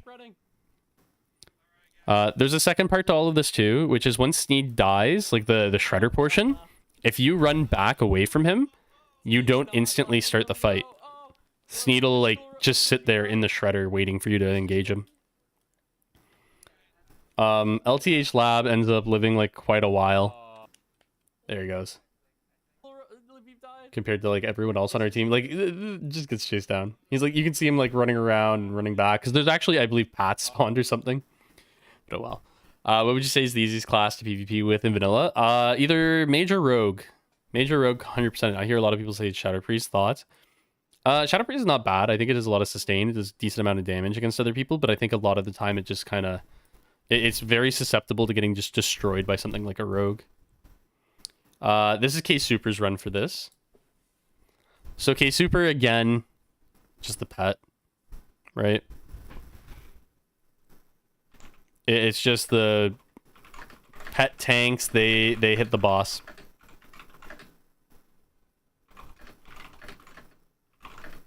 Turn up the volume, I guess. I might have to try fucking Rogue. So he talks about the strat a little bit, but one of the things that you see is like, as Sneed Shredder explodes... Yeah, as like Sneed Shredder explodes... Sneed lands on the ground like upside down unconscious. If you get away from him, you can like fully reset and get mana and all that stuff. Like he doesn't immediately engage you. You actually drop combat. He resisted watch out. It's slowed. It's slowed, it's slowed. We just Yeah. wait for the And then they just go back to letting the pet tank. Which was just like the biggest play here, is letting the pet tank all this stuff. Like the pet does so much damage, the pet doesn't take any damage. Like it worked out really well for them. Didn't get the full drink off, but it's fine if the pet dies even. So we're good. Dude, I'm watching this guy hit 81s and being like, damn, he's hitting so hard. Guy's unreal. He hits quite hard. But anyway, that was it. It was like the cleanest kill. Everyone else is like struggling and running around and all that stuff, and then his is just like, owl tanks. We smack. He dies. It was so clean. Best race to PvP as for Rogue? Undead. Undead having like Will of the Forsaken is really, really strong. If you have Undead, getting Will of the Forsaken is broken, because you can break fears and stuff like from Warlocks, which might beat you. Seems like one Hunter, 4 healer was this. Yeah. One Hunter, honestly, I think he would have soloed it. Like, not 1v anything, but I mean, like, if you took away the other DPS, I think he was enough damage to do this whole thing with 4 healers. He probably would have been fine. Like, how he does the rest of the kills is crazy. He has Screech, but not using it, so it's the same as having a cat as a pet. Yeah. Also, I think he's, like, self-casting it, isn't he? Or no, he had to turn it off because it takes focus away. And he's just growling. Like you can see, I don't even think he's using claw either. He's only letting it use the focus on growl so that it maintains threat throughout the whole thing. By the way, after you kill Sneed, just move away from him and we'll... Fuck.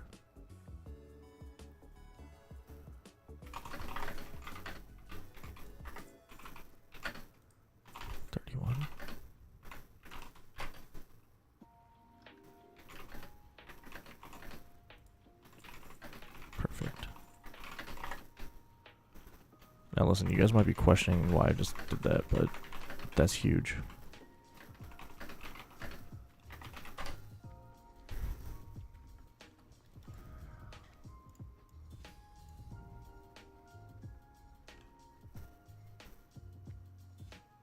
Do I have vanilla WoW PvP experience?